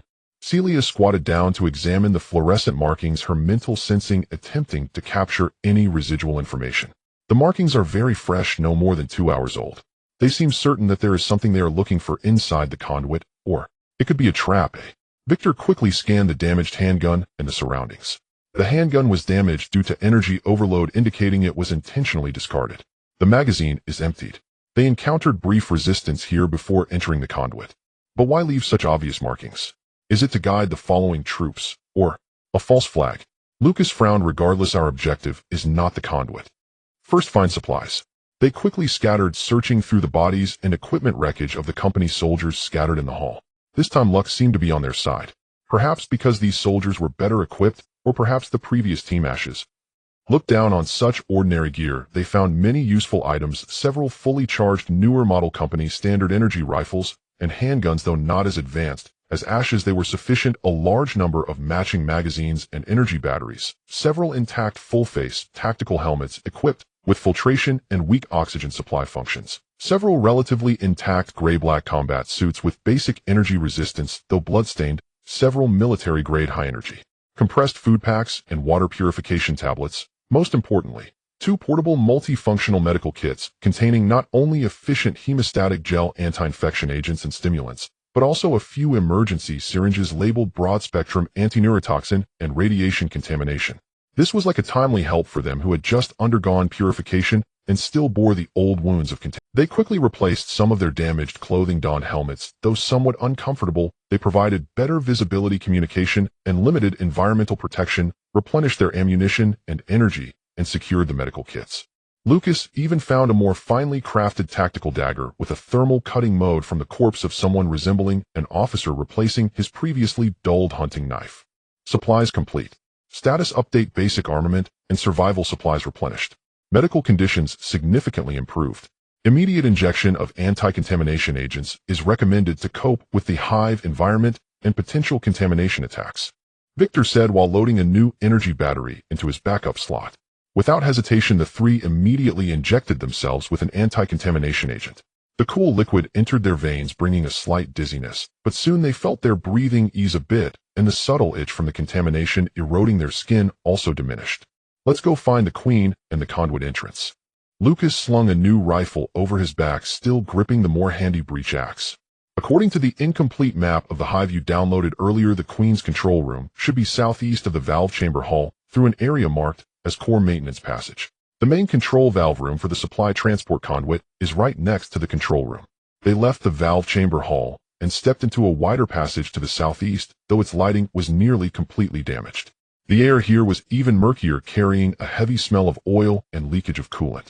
On both sides of the passage, huge pipes and cables coiled like giant pythons, many of which were damaged, leaking dried or solidified remnants of peculiarly colored chemical substances. Celia's mental sensing faced more severe interference here. The residual chemical substances and energy leaks from the broken pipes created a chaotic background noise. The sensing range is shrinking. Beyond the upcoming corner, the energy readings are chaotic, with many small scattered life responses, like insects or even smaller things. Be careful. They slowed their pace, sticking to the wall, cautiously feeling their way to the corner. Lucas peeked around. Beyond the corner was a relatively small equipment room, cluttered with various broken instruments and metal boxes. However, at that moment, the floor walls and even the ceiling of this equipment room were crawling with countless fist-sized pitch-black metal beetles, their shells glistening with a greasy sheen, equipped with sharp mandibles and multiple pairs of appendages. These beetles bore some resemblance to the microswarms they encountered in the contaminated passage, but their exoskeletons were thicker, their mandibles more developed, and there was a faint dark red energy glow flowing within them. They seemed to be gnawing on the exposed metal and cables of the broken instruments, producing a teeth-grating crunching sound, their numbers in the hundreds, nearly covering every inch of surface. Are these the cleaners of the hive, or mechanical insects mutated after contamination?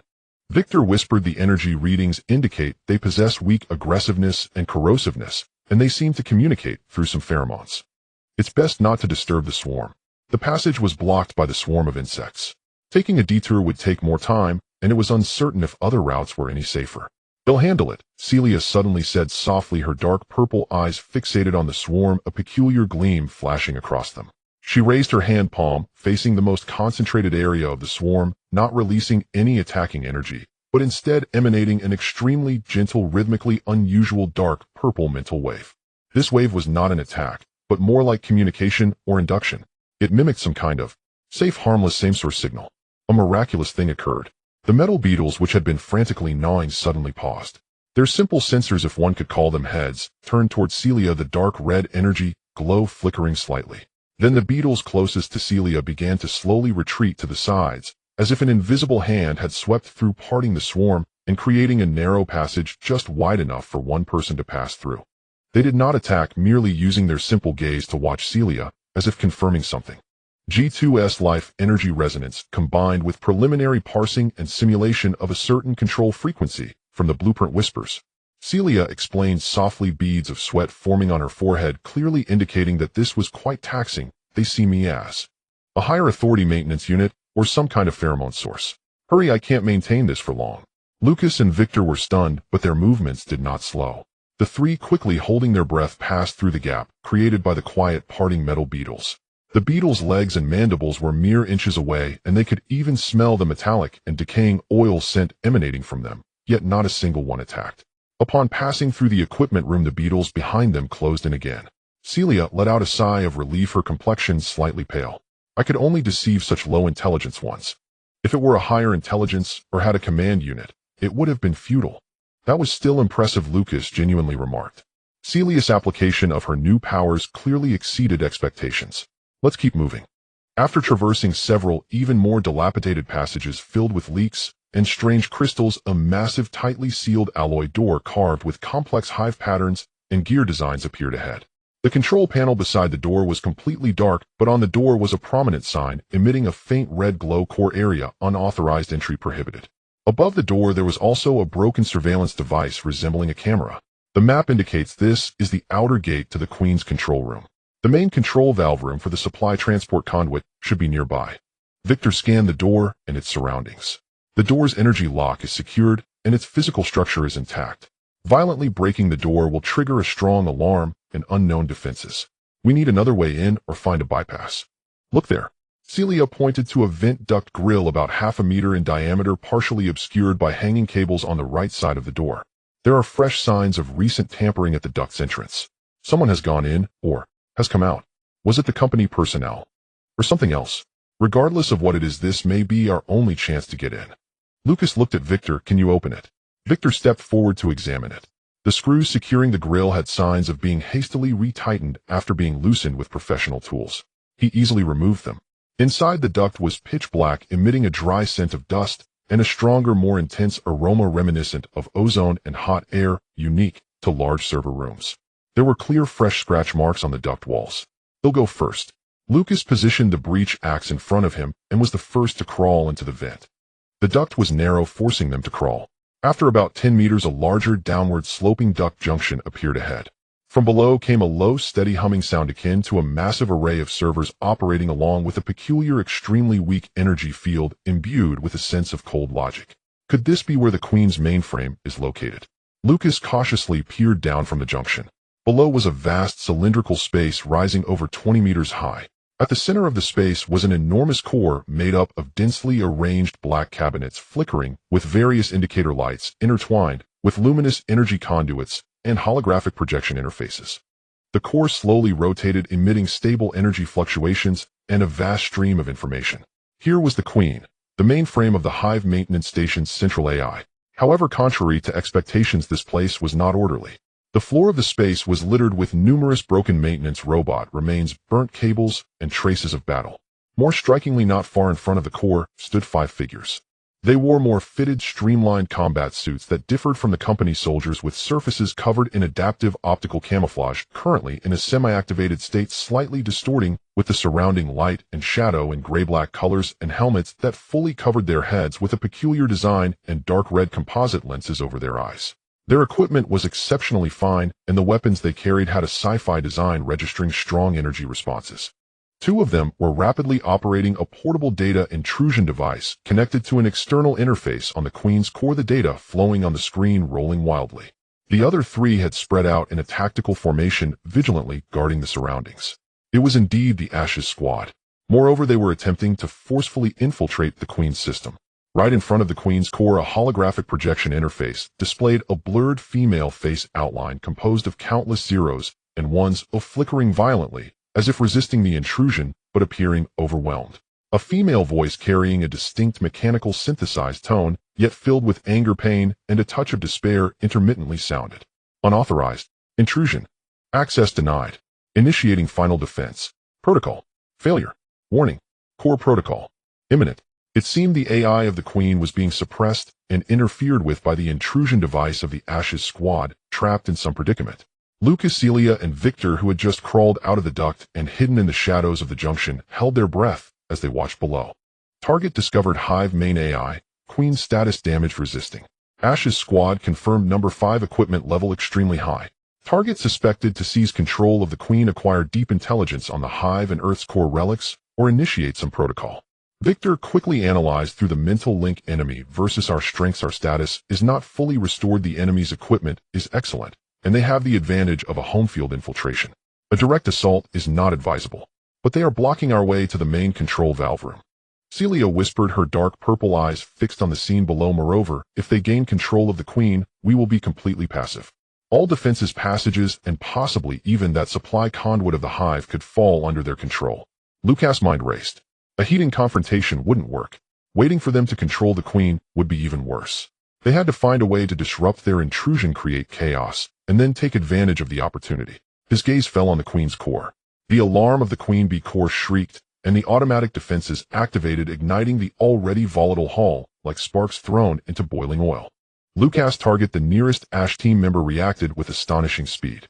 In the moment of Lucas' axe swing, he slid sideways like a wraith, deftly evading the thunderous vertical strike, and used the momentum to spin around, launching a silent, shimmering, high-frequency military dagger, which struck towards Lucas' exposed ribs like a venomous snake striking its prey. The speed, angle, and ferocity far surpassed that of ordinary elites. Yet Lucas was no longer the same. The Earth vein perception granted him battlefield intuition that transcended vision. He didn't even fully see the opponent's movements. His body instinctively leaned back, while his left hand released the axe handle, transforming his palm into a blade infused with a strand of faint golden earth vein energy, accurately slicing at the inside of the opponent's wrist as the attack came. Bang! A dull thud echoed. Lucas felt his hand strike the hard, cold alloy armor, sending a numbing shock through his arm. But the trajectory of the opponent's strike was also deflected in that instant. The shimmering dagger grazed past the combat suit, leaving a charred mark. At the same time, Lucas' barrier-breaking axe transitioned from a chop to a sweep, whistling through the air as it slashed horizontally towards the opponent's waist. This change of attack was swift and filled with the wild intuition of werewolf combat skills combined with the exquisite techniques of the Watcher. The Ash team member's eyes flashed red, seemingly surprised by Lucas' reaction and strength. He no longer took the hit. He pushed off the ground fiercely, his body floating backward as if weightless, while his other hand drew a uniquely designed energy pistol from his waist, its muzzle glowing with blinding white light, some sort of high-energy pulse round. Bang! The gunshot was overshadowed by an even duller, more thunderous noise. The armor-piercing round shot by Victor arrived first, accurately striking the Ash team member's energy pistol. The pistol instantly exploded into a burst of electric sparks, the impact causing the team member to grunt and retreat hastily. Meanwhile, Lucas' axe wind narrowly grazed his chest, cutting through the air and stirring up a cloud of dust from the ground. On the other side, Celia's mental shock struck like an invisible hammer, hitting the Ash technician who was struggling with the intrusion device. The technician's body trembled violently, letting out a muffled grunt. His actions momentarily halted as the data stream on the screen that had just begun to recover became chaotic again. However, he evidently had received special training in mental defense, or perhaps his helmet had shielding capabilities. He did not collapse like an ordinary person, but his movements became stiff and slow, his eyes revealing pain and shock. However, he evidently had received special training in mental defense, or perhaps his helmet had shielding capabilities. He did not collapse like an ordinary person, but his movements became stiff and slow, his Group A suppress the robots. Group B eliminate the threats in the ventilation ducts. Group C continue to seize control. A cold, hoarse voice modified to be indistinguishable in gender rang out amidst the chaos, carrying an undeniable command. It was the commander of the Ash Squad, codename Ember. They did not participate in the initial firefight, but appeared like a ghost in the shadows on the other side of the hall, holding a uniquely shaped longbow, seemingly made of flowing shadows, with a dark energy arrow that twisted the space aimed at Celia. Clearly, they instantly judged that Celia was key to connecting with the Queen Bee and creating chaos. Celia, be careful, Lucas and Victor shouted almost simultaneously. Celia felt the lethal sense of being locked on a terrifying premonition, as if her very soul was about to be devoured and annihilated by that dark arrow. She gritted her teeth, enduring the enormous drain and headache from maintaining the connection with the Queen Bee, and suddenly threw herself sideways. Whoosh! There was no sound. Only a dark, twisted trajectory, seemingly capable of swallowing light, instantly swept across most of the hull, piercing through the afterimage of Celia's previous position and violently embedding itself into the wall behind her filled with pipes. The wall that was struck neither exploded nor ignited. It silently collapsed, annihilating a perfect circular hole nearly half a meter in diameter, its edges smooth like a mirror revealing a profound void, as if leading to another dimension. The residual spatial crack emitted a faint teeth-gritting zzz sound. A spatial annihilation arrow. What a terrifying weapon. Although Celia dodged the direct hit, the residual spatial distortion wave created by the arrow's passage still sent her reeling, as if a part of her body was being torn apart, and the spiritual connection fluctuated violently, nearly severing. A trace of blood trickled from her mouth, her face pale. Disrupt him. We can't let him fire a second arrow, Victor said sharply, simultaneously pushing his electronic warfare power to the maximum, unleashing an even stronger, more chaotic electromagnetic pulse akin to an invisible tsunami surging towards Ember and the shadow longbow in their hand. At the same time he raised his arm, the remaining energy transforming into a dense rain of bullets directed at Ember, not seeking to hit, but merely to disrupt their aim and charge. Ember's figure slightly distorted amidst the electromagnetic pulse and bullet rain like a reflection. They seemed to possess a strong resistance to electronic interference, only showing a slight hesitation. The second dark energy arrow was already condensing again on the bowstring, still locking onto the struggling Celia. This time the sense of distortion of the arrow was even stronger, clearly indicating greater power. Just at this critical moment, channel opening. Energy guidance. Hurry. The urgent electronic voice of the Queen Bee resonated directly in Lucas, Celia's, and Victor's minds. Simultaneously, the holographic projection of a female face in front of the Queen Bee core erupted with unprecedented brightness. A thick, blazing white energy beam suddenly shot from a concealed launch port at the top of the core, not attacking Ember, but striking the wall on the other side of the hull, near the ventilation duct where Lucas and the others had initially descended. Boom! The wall was torn and melted under the impact of the blazing white beam, revealing a dark, unknown metal passage behind it. The inner walls of the passage were smooth, illuminated by faint pale green emergency lights. That's the backup maintenance passage, directly leading to the control valve room of the material transport pipeline. The Queen Bee's voice was urgent. Enter the passage. I will activate a temporary energy barrier to hold them off for a moment. Hurry. It was using its core energy to forcibly create a path for them, buying time for their escape, or rather to Clearly, after weighing the options, the Queen Bee chose to bet on the key rather than continue the hopeless struggle with Go. Lucas did not hesitate at all, pushing back the Ash team member, who had once again entangled him, turning to dash toward the newly appeared passage entrance. Celia, fighting through dizziness and headache, stumbled along with Victor's support, trying to escape. Ember's cold voice rang out as the second dark energy arrow finally left the bow. This time the arrow did not travel in a straight line, but traced a bizarre arc in the air, curving around the Queen Bee core and several damaged robots, as if alive, tracking towards the back of Lucas, who was leading the charge. The speed was at its peak. Lucas had his back to the arrow, yet relied on Earth-Vane perception and werewolf instincts to sense the deadly threat. He had no time to fully evade. He could only sharply flick the barrier-breaking axe backward, simultaneously unleashing his bloodline power, forming a thin energy shield of gold red, with faint golden patterns behind him.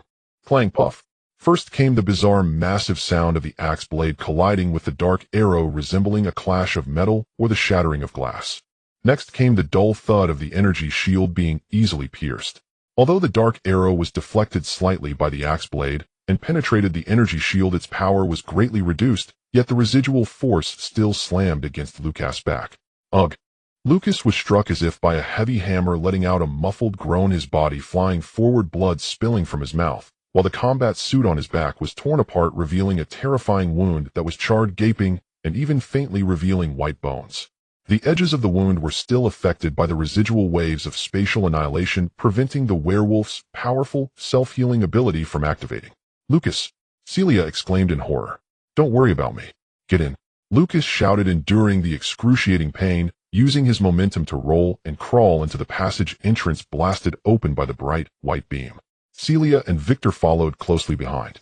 Just as they rushed into the passage, the Queen Bee core shone brightly once more. A thick, semi-transparent light blue energy barrier instantly formed at the entrance of the passage, temporarily blocking the pursuing Ash team members, and the third arrow shot by Ember, which struck the barrier, causing violent ripples, but failing to penetrate. The energy barrier is expected to last for 90 seconds. The end of the passage leads to the control. Activating the pipeline requires manual operation. The process has been transmitted. The voice of the Queen Bee rang in their minds, but was noticeably weaker and intermittent. Take care. Keys. May the light of the Watcher guide you. The voice abruptly ceased.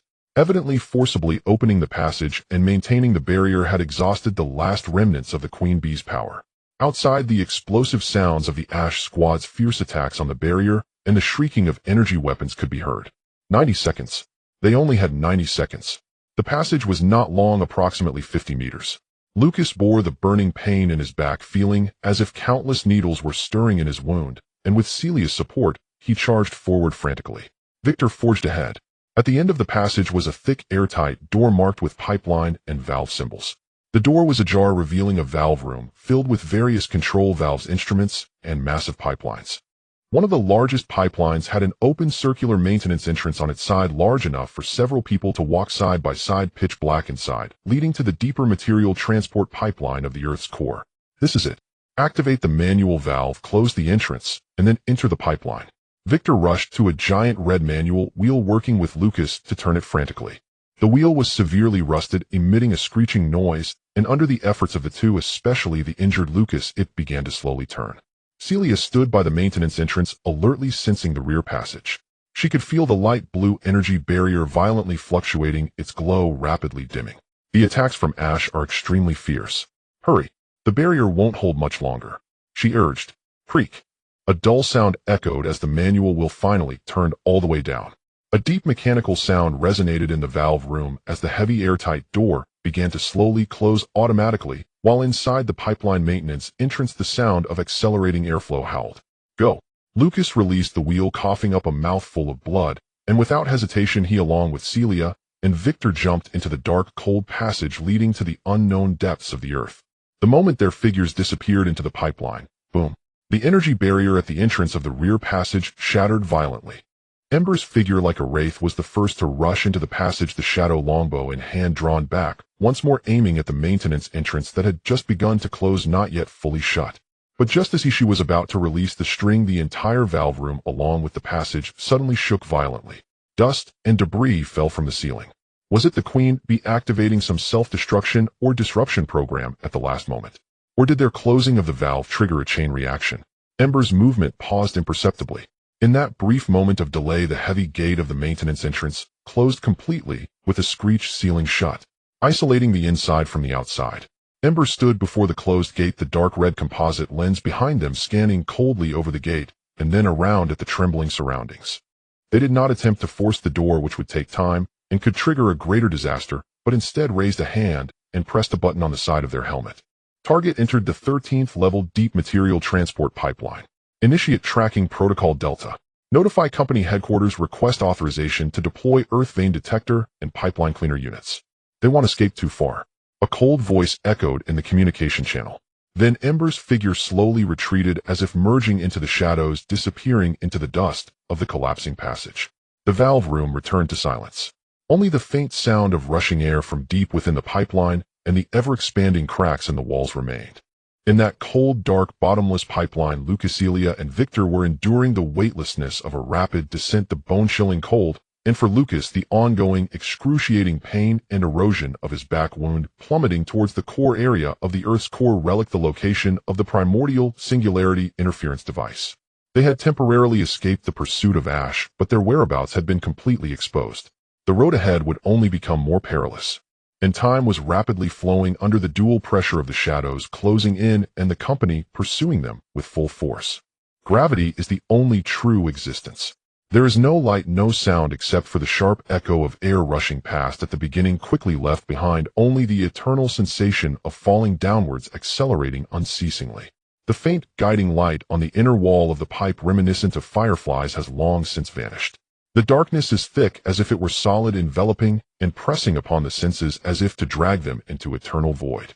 Lucas felt as if he were a stone cast into an abyss without end. The wound on his back sent continuous bone-deep agony, with each muscle spasm and heartbeat tugging at the charred injury, eroded by the force of annihilation in space, bringing a sensation of tearing burn and cold numbness. The werewolf's powerful self-healing ability was fiercely contending with the residual destructive energy of space, like two waves washing repeatedly over the wound, bringing not healing, but doubled suffering. He clenched his teeth, refusing to cry out in pain. Cold sweat, soaking his inner lining, made even colder by the increasingly biting wind that surged from the depths of the pipe. "Lucas, hang in there." Celia's voice echoed in the mental link laced with undeniable urgency. Her mental sensing was like a tentacle firmly locking onto Lucas and Victor in the darkness. She could clearly feel the fluctuations of Lucas' life force and the worsening of his wound. "Victor, we need to slow down or find a place to stop. His injury cannot worsen any further." Trying. Victor's voice remained calm, but quickened in pace. His heterochromatic eyes flickered in the darkness, scanning the absolutely smooth inner walls of the pipe. Meanwhile, the magnetic adhesion modules on the surface of his body and several small attitude adjustment thrusters activated at full power, attempting to slow their descent and even seek a place to attach. However, the material of the pipe's inner wall seemed to possess a strong energy and physical repulsion, rendering the magnetic adhesion effect weak, and the slowing effect of the thrusters in such a rapid descent was extremely limited. No protrusions or structures available for gripping on the inner wall of the pipe. Deceleration is inadequate. It is estimated that before reaching the terminal buffer zone or bend, effective stopping is not possible. Terminal buffer zone. Bend. In this seemingly endless fall, these words felt so distant. Energy readings. The energy field inside the pipe is stable, but it contains high-intensity inertial damping and weak space-time stabilization effects, likely designed to prevent damage to cargo during high-speed transport. Theoretically, we should be automatically decelerated upon reaching a soft landing zone. However, whether the system is still operational is unknown. Victor added as a mini flashlight popped out from his arm, illuminating a small area around them with a ghostly green light, revealing only the rapidly ascending, smooth, mirror-like dark silver interior. A soft landing zone. Hope is slim, but it is better than nothing. Lucas forced himself to concentrate, resisting the excruciating pain and dizziness. He attempted to mobilize the scant, recently stabilized bloodline power within him, especially guiding that newly acquired part resonating with the Earth's veins and tinted with a faint golden hue to slowly flow towards the wound on his back. Warm, heavy, imbued with a purifying and stabilizing aura, the power flowed like a gentle stream into the area ravaged by chaotic spatial forces. The excruciating pain seemed to lessen slightly, and the faint sizzling sound of the minute spatial cracks that continuously tried to spread around the wound also appeared to weaken a bit. Effective but consuming greatly and unable to eradicate. The residual energy of spatial annihilation was too potent. His bloodline power could only barely suppress and delay its encroachment. "Celia, try your mental purification," Lucas said intermittently in their mental link. Celia immediately understood. She concentrated carefully, directing a stream of extremely pure, gentle, dark, purple mental energy, containing G2 life source purification power, towards Lucas' wound. This was different from the previous aggressive mental shock used against pollutants or aberrations. It was the purest resonance, meant to soothe injuries and dispel abnormal energies. When her mental power made contact with the wound, she instantly felt the horror and chaos of the residual spatial energy. It was a brutal destruction of the very order of existence, an erosion of nothingness against somethingness. Her purifying power acted like ice water thrown into boiling oil, provoking even more violent fluctuations of energy at the wound. Lucas' body trembled violently, letting out a suppressed groan. "No, my power level is insufficient. It will only agitate it." Celia immediately retracted her power, her face paling further. She realized that this injury involving high-dimensional spatial rules was far beyond her current abilities. Despair began to creep in like the cold from deep within the pipe. Just then, detected curvature changes ahead in the pipe. Gravity vector beginning to deflect. "Prepare for impact," Victor suddenly warned sharply. Almost as soon as he finished speaking, Lucas felt the gravity that had been pulling them downwards suddenly shift. It was as if an invisible giant hand grabbed them and violently flung them sideways. The originally vertical pipe revealed a massive, smooth, curved bend at this point. Bang, bang, bang. 3 muffled sounds echoed in the quiet pipe, amplified infinitely. They crashed against the outer inner wall of the bend like 3 marbles at high speed. Even with combat suits and energy buffering, Victor had opened a weak energy shield at the last moment. The impact still caused Lucas to see black, nearly fainting, while the wound on his back erupted with tearing pain and blood surged out again. Celia was also tossed about, her blood surging, feeling dizzy. Only Victor, thanks to his body's strength, sustained the least damage. but this impact significantly reduced their terrifying falling speed. After the bend, the pipe did not return to vertical, but sloped downwards at an angle of about 60 degrees. They continued sliding and rolling, but the speed was no longer as terrifying as free fall. Seize the opportunity. Slow down. Victor roared once again, activating the attitude thrusters and magnetic adhesion at full power, while sharply inserting a mechanical arm into a nearly imperceptible gap in the pipe wall, designed for energy diversion, producing a harsh metallic scraping sound, but it finally provided some extra resistance. Lucas also endured the excruciating pain and drove the blade of the axe of breaking barriers fiercely into the inner wall of the pipe beneath him. The axe blade, infused with bloodline power, scraped violently against the special material, erupting into a burst of sparks and a grating sound that made one's teeth ache, further slowing their speed. Celia did not have suitable physical means to decelerate, but she concentrated her mind to condense a thin dark purple mental energy cushion beneath them, possessing strong viscous and buffering effects, helping to slow their descent. The three of them exhausted every means, sliding down the slanted pipe for several hundred meters, finally reducing their speed to a relatively controllable level where they could attempt to stop. Ahead, there is light and a platform. Celia's mental sensing was the first to catch the change. Indeed, at the end of the pipe slope, a relatively open area emitting a stable milky white light appeared. That was a vast circular terminal buffer zone. In the center of the buffer zone was a flat metal platform surrounded by complex mechanical arms, conveyor belts which had long since stopped, and numerous sealed cargo boxes. On the walls of the buffer zone, several pipe exits of varying sizes led in different directions. Most importantly, the gravity here seemed to have returned to normal, and the air was relatively warm and dry, carrying a faint metallic and lubricant scent. That's the place. Rush over and stop on the platform, Victor commanded. The three adjusted their postures, and the last stretch was almost a tumble and roll as they burst out of the sloped pipe, crashing heavily onto the metal platform of the terminal buffer zone and rolling several times before finally coming to a stop. Silence. Only the heavy, painful breaths of the three echoed in the vast buffer zone. Lucas lay on the ground, feeling as if all his bones had come apart, the wound on his back burning with pain, blood having soaked through the combat suit, forming a dark red patch on the cold metal platform. He found it difficult even to move a finger.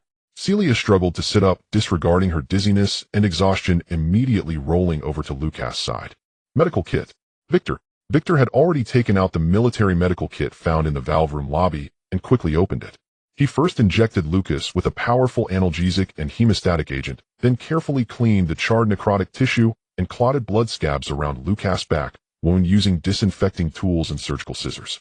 The wound was deep enough to see bone with irregular edges, the muscle and skin displaying a bizarre state of carbonization and vitrification due to the joint effects of high temperature and strange powers. The center still emitted subtle, nearly invisible sizzling sounds, and a dim gray light flickered. Wound condition severe. Physical trauma combined with high-dimensional spatial energy erosion. Conventional medical methods can only address the physical part, with limited effects on spatial erosion.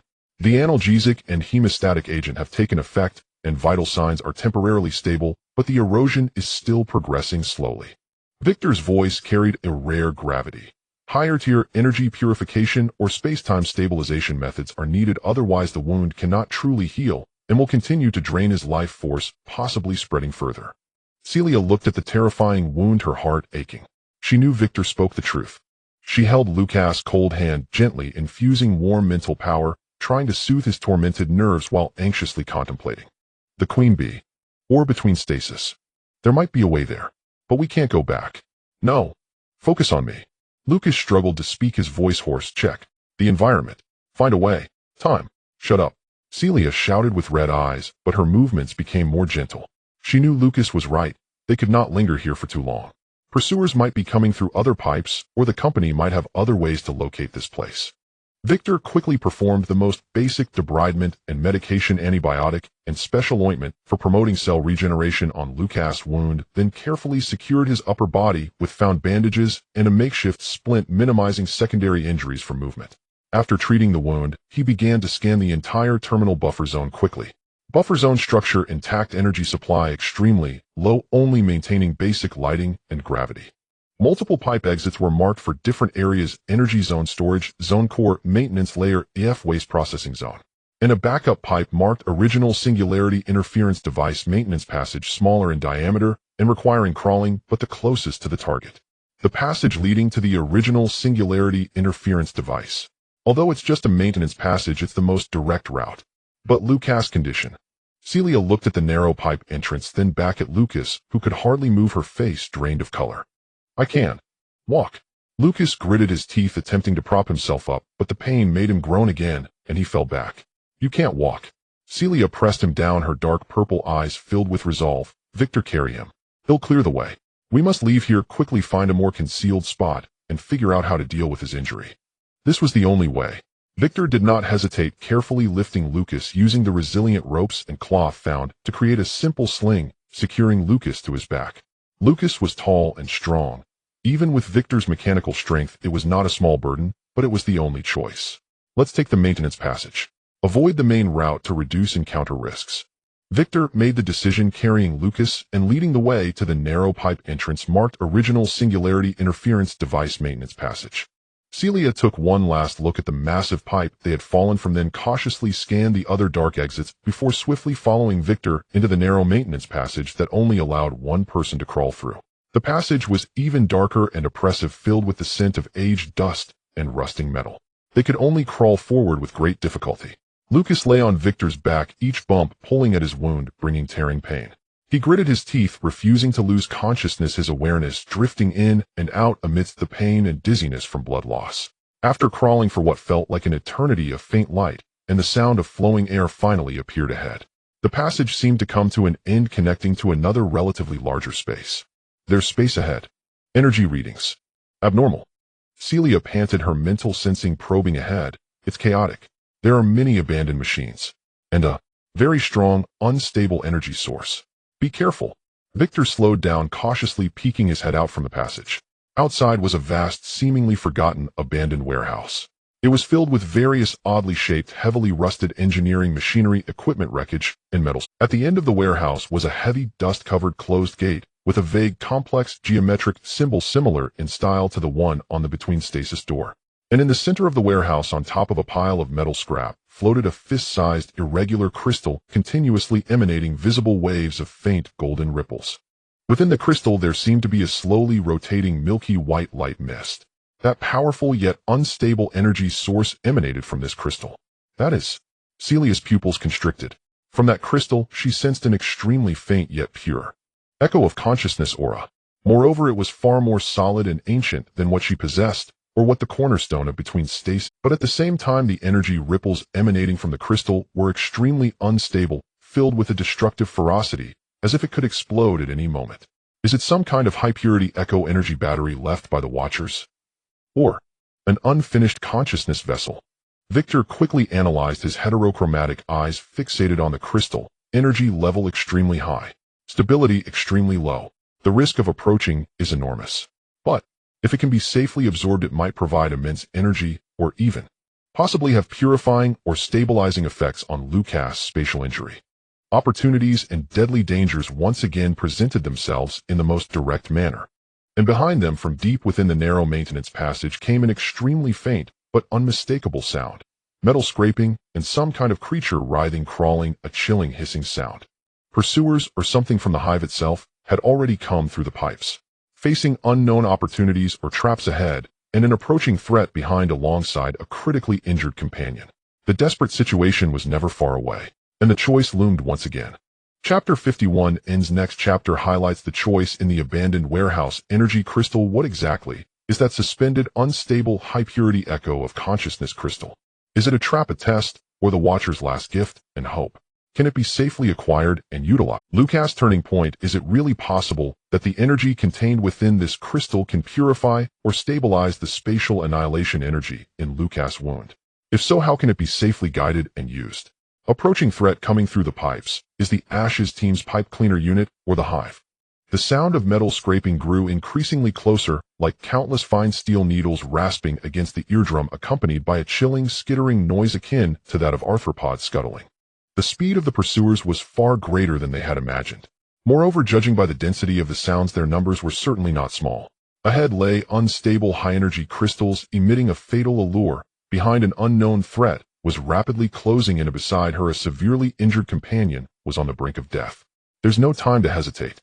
A dark purple nebula swirled in Celia's eyes, revealing an unprecedented determination. Victor, take Lucas to that gate. See if you can open it. I'll go grab that crystal. If it's a trap, I'll trigger it. If it's useful. She glanced at Lucas' pale face, her voice dropping. We have to try. Celia,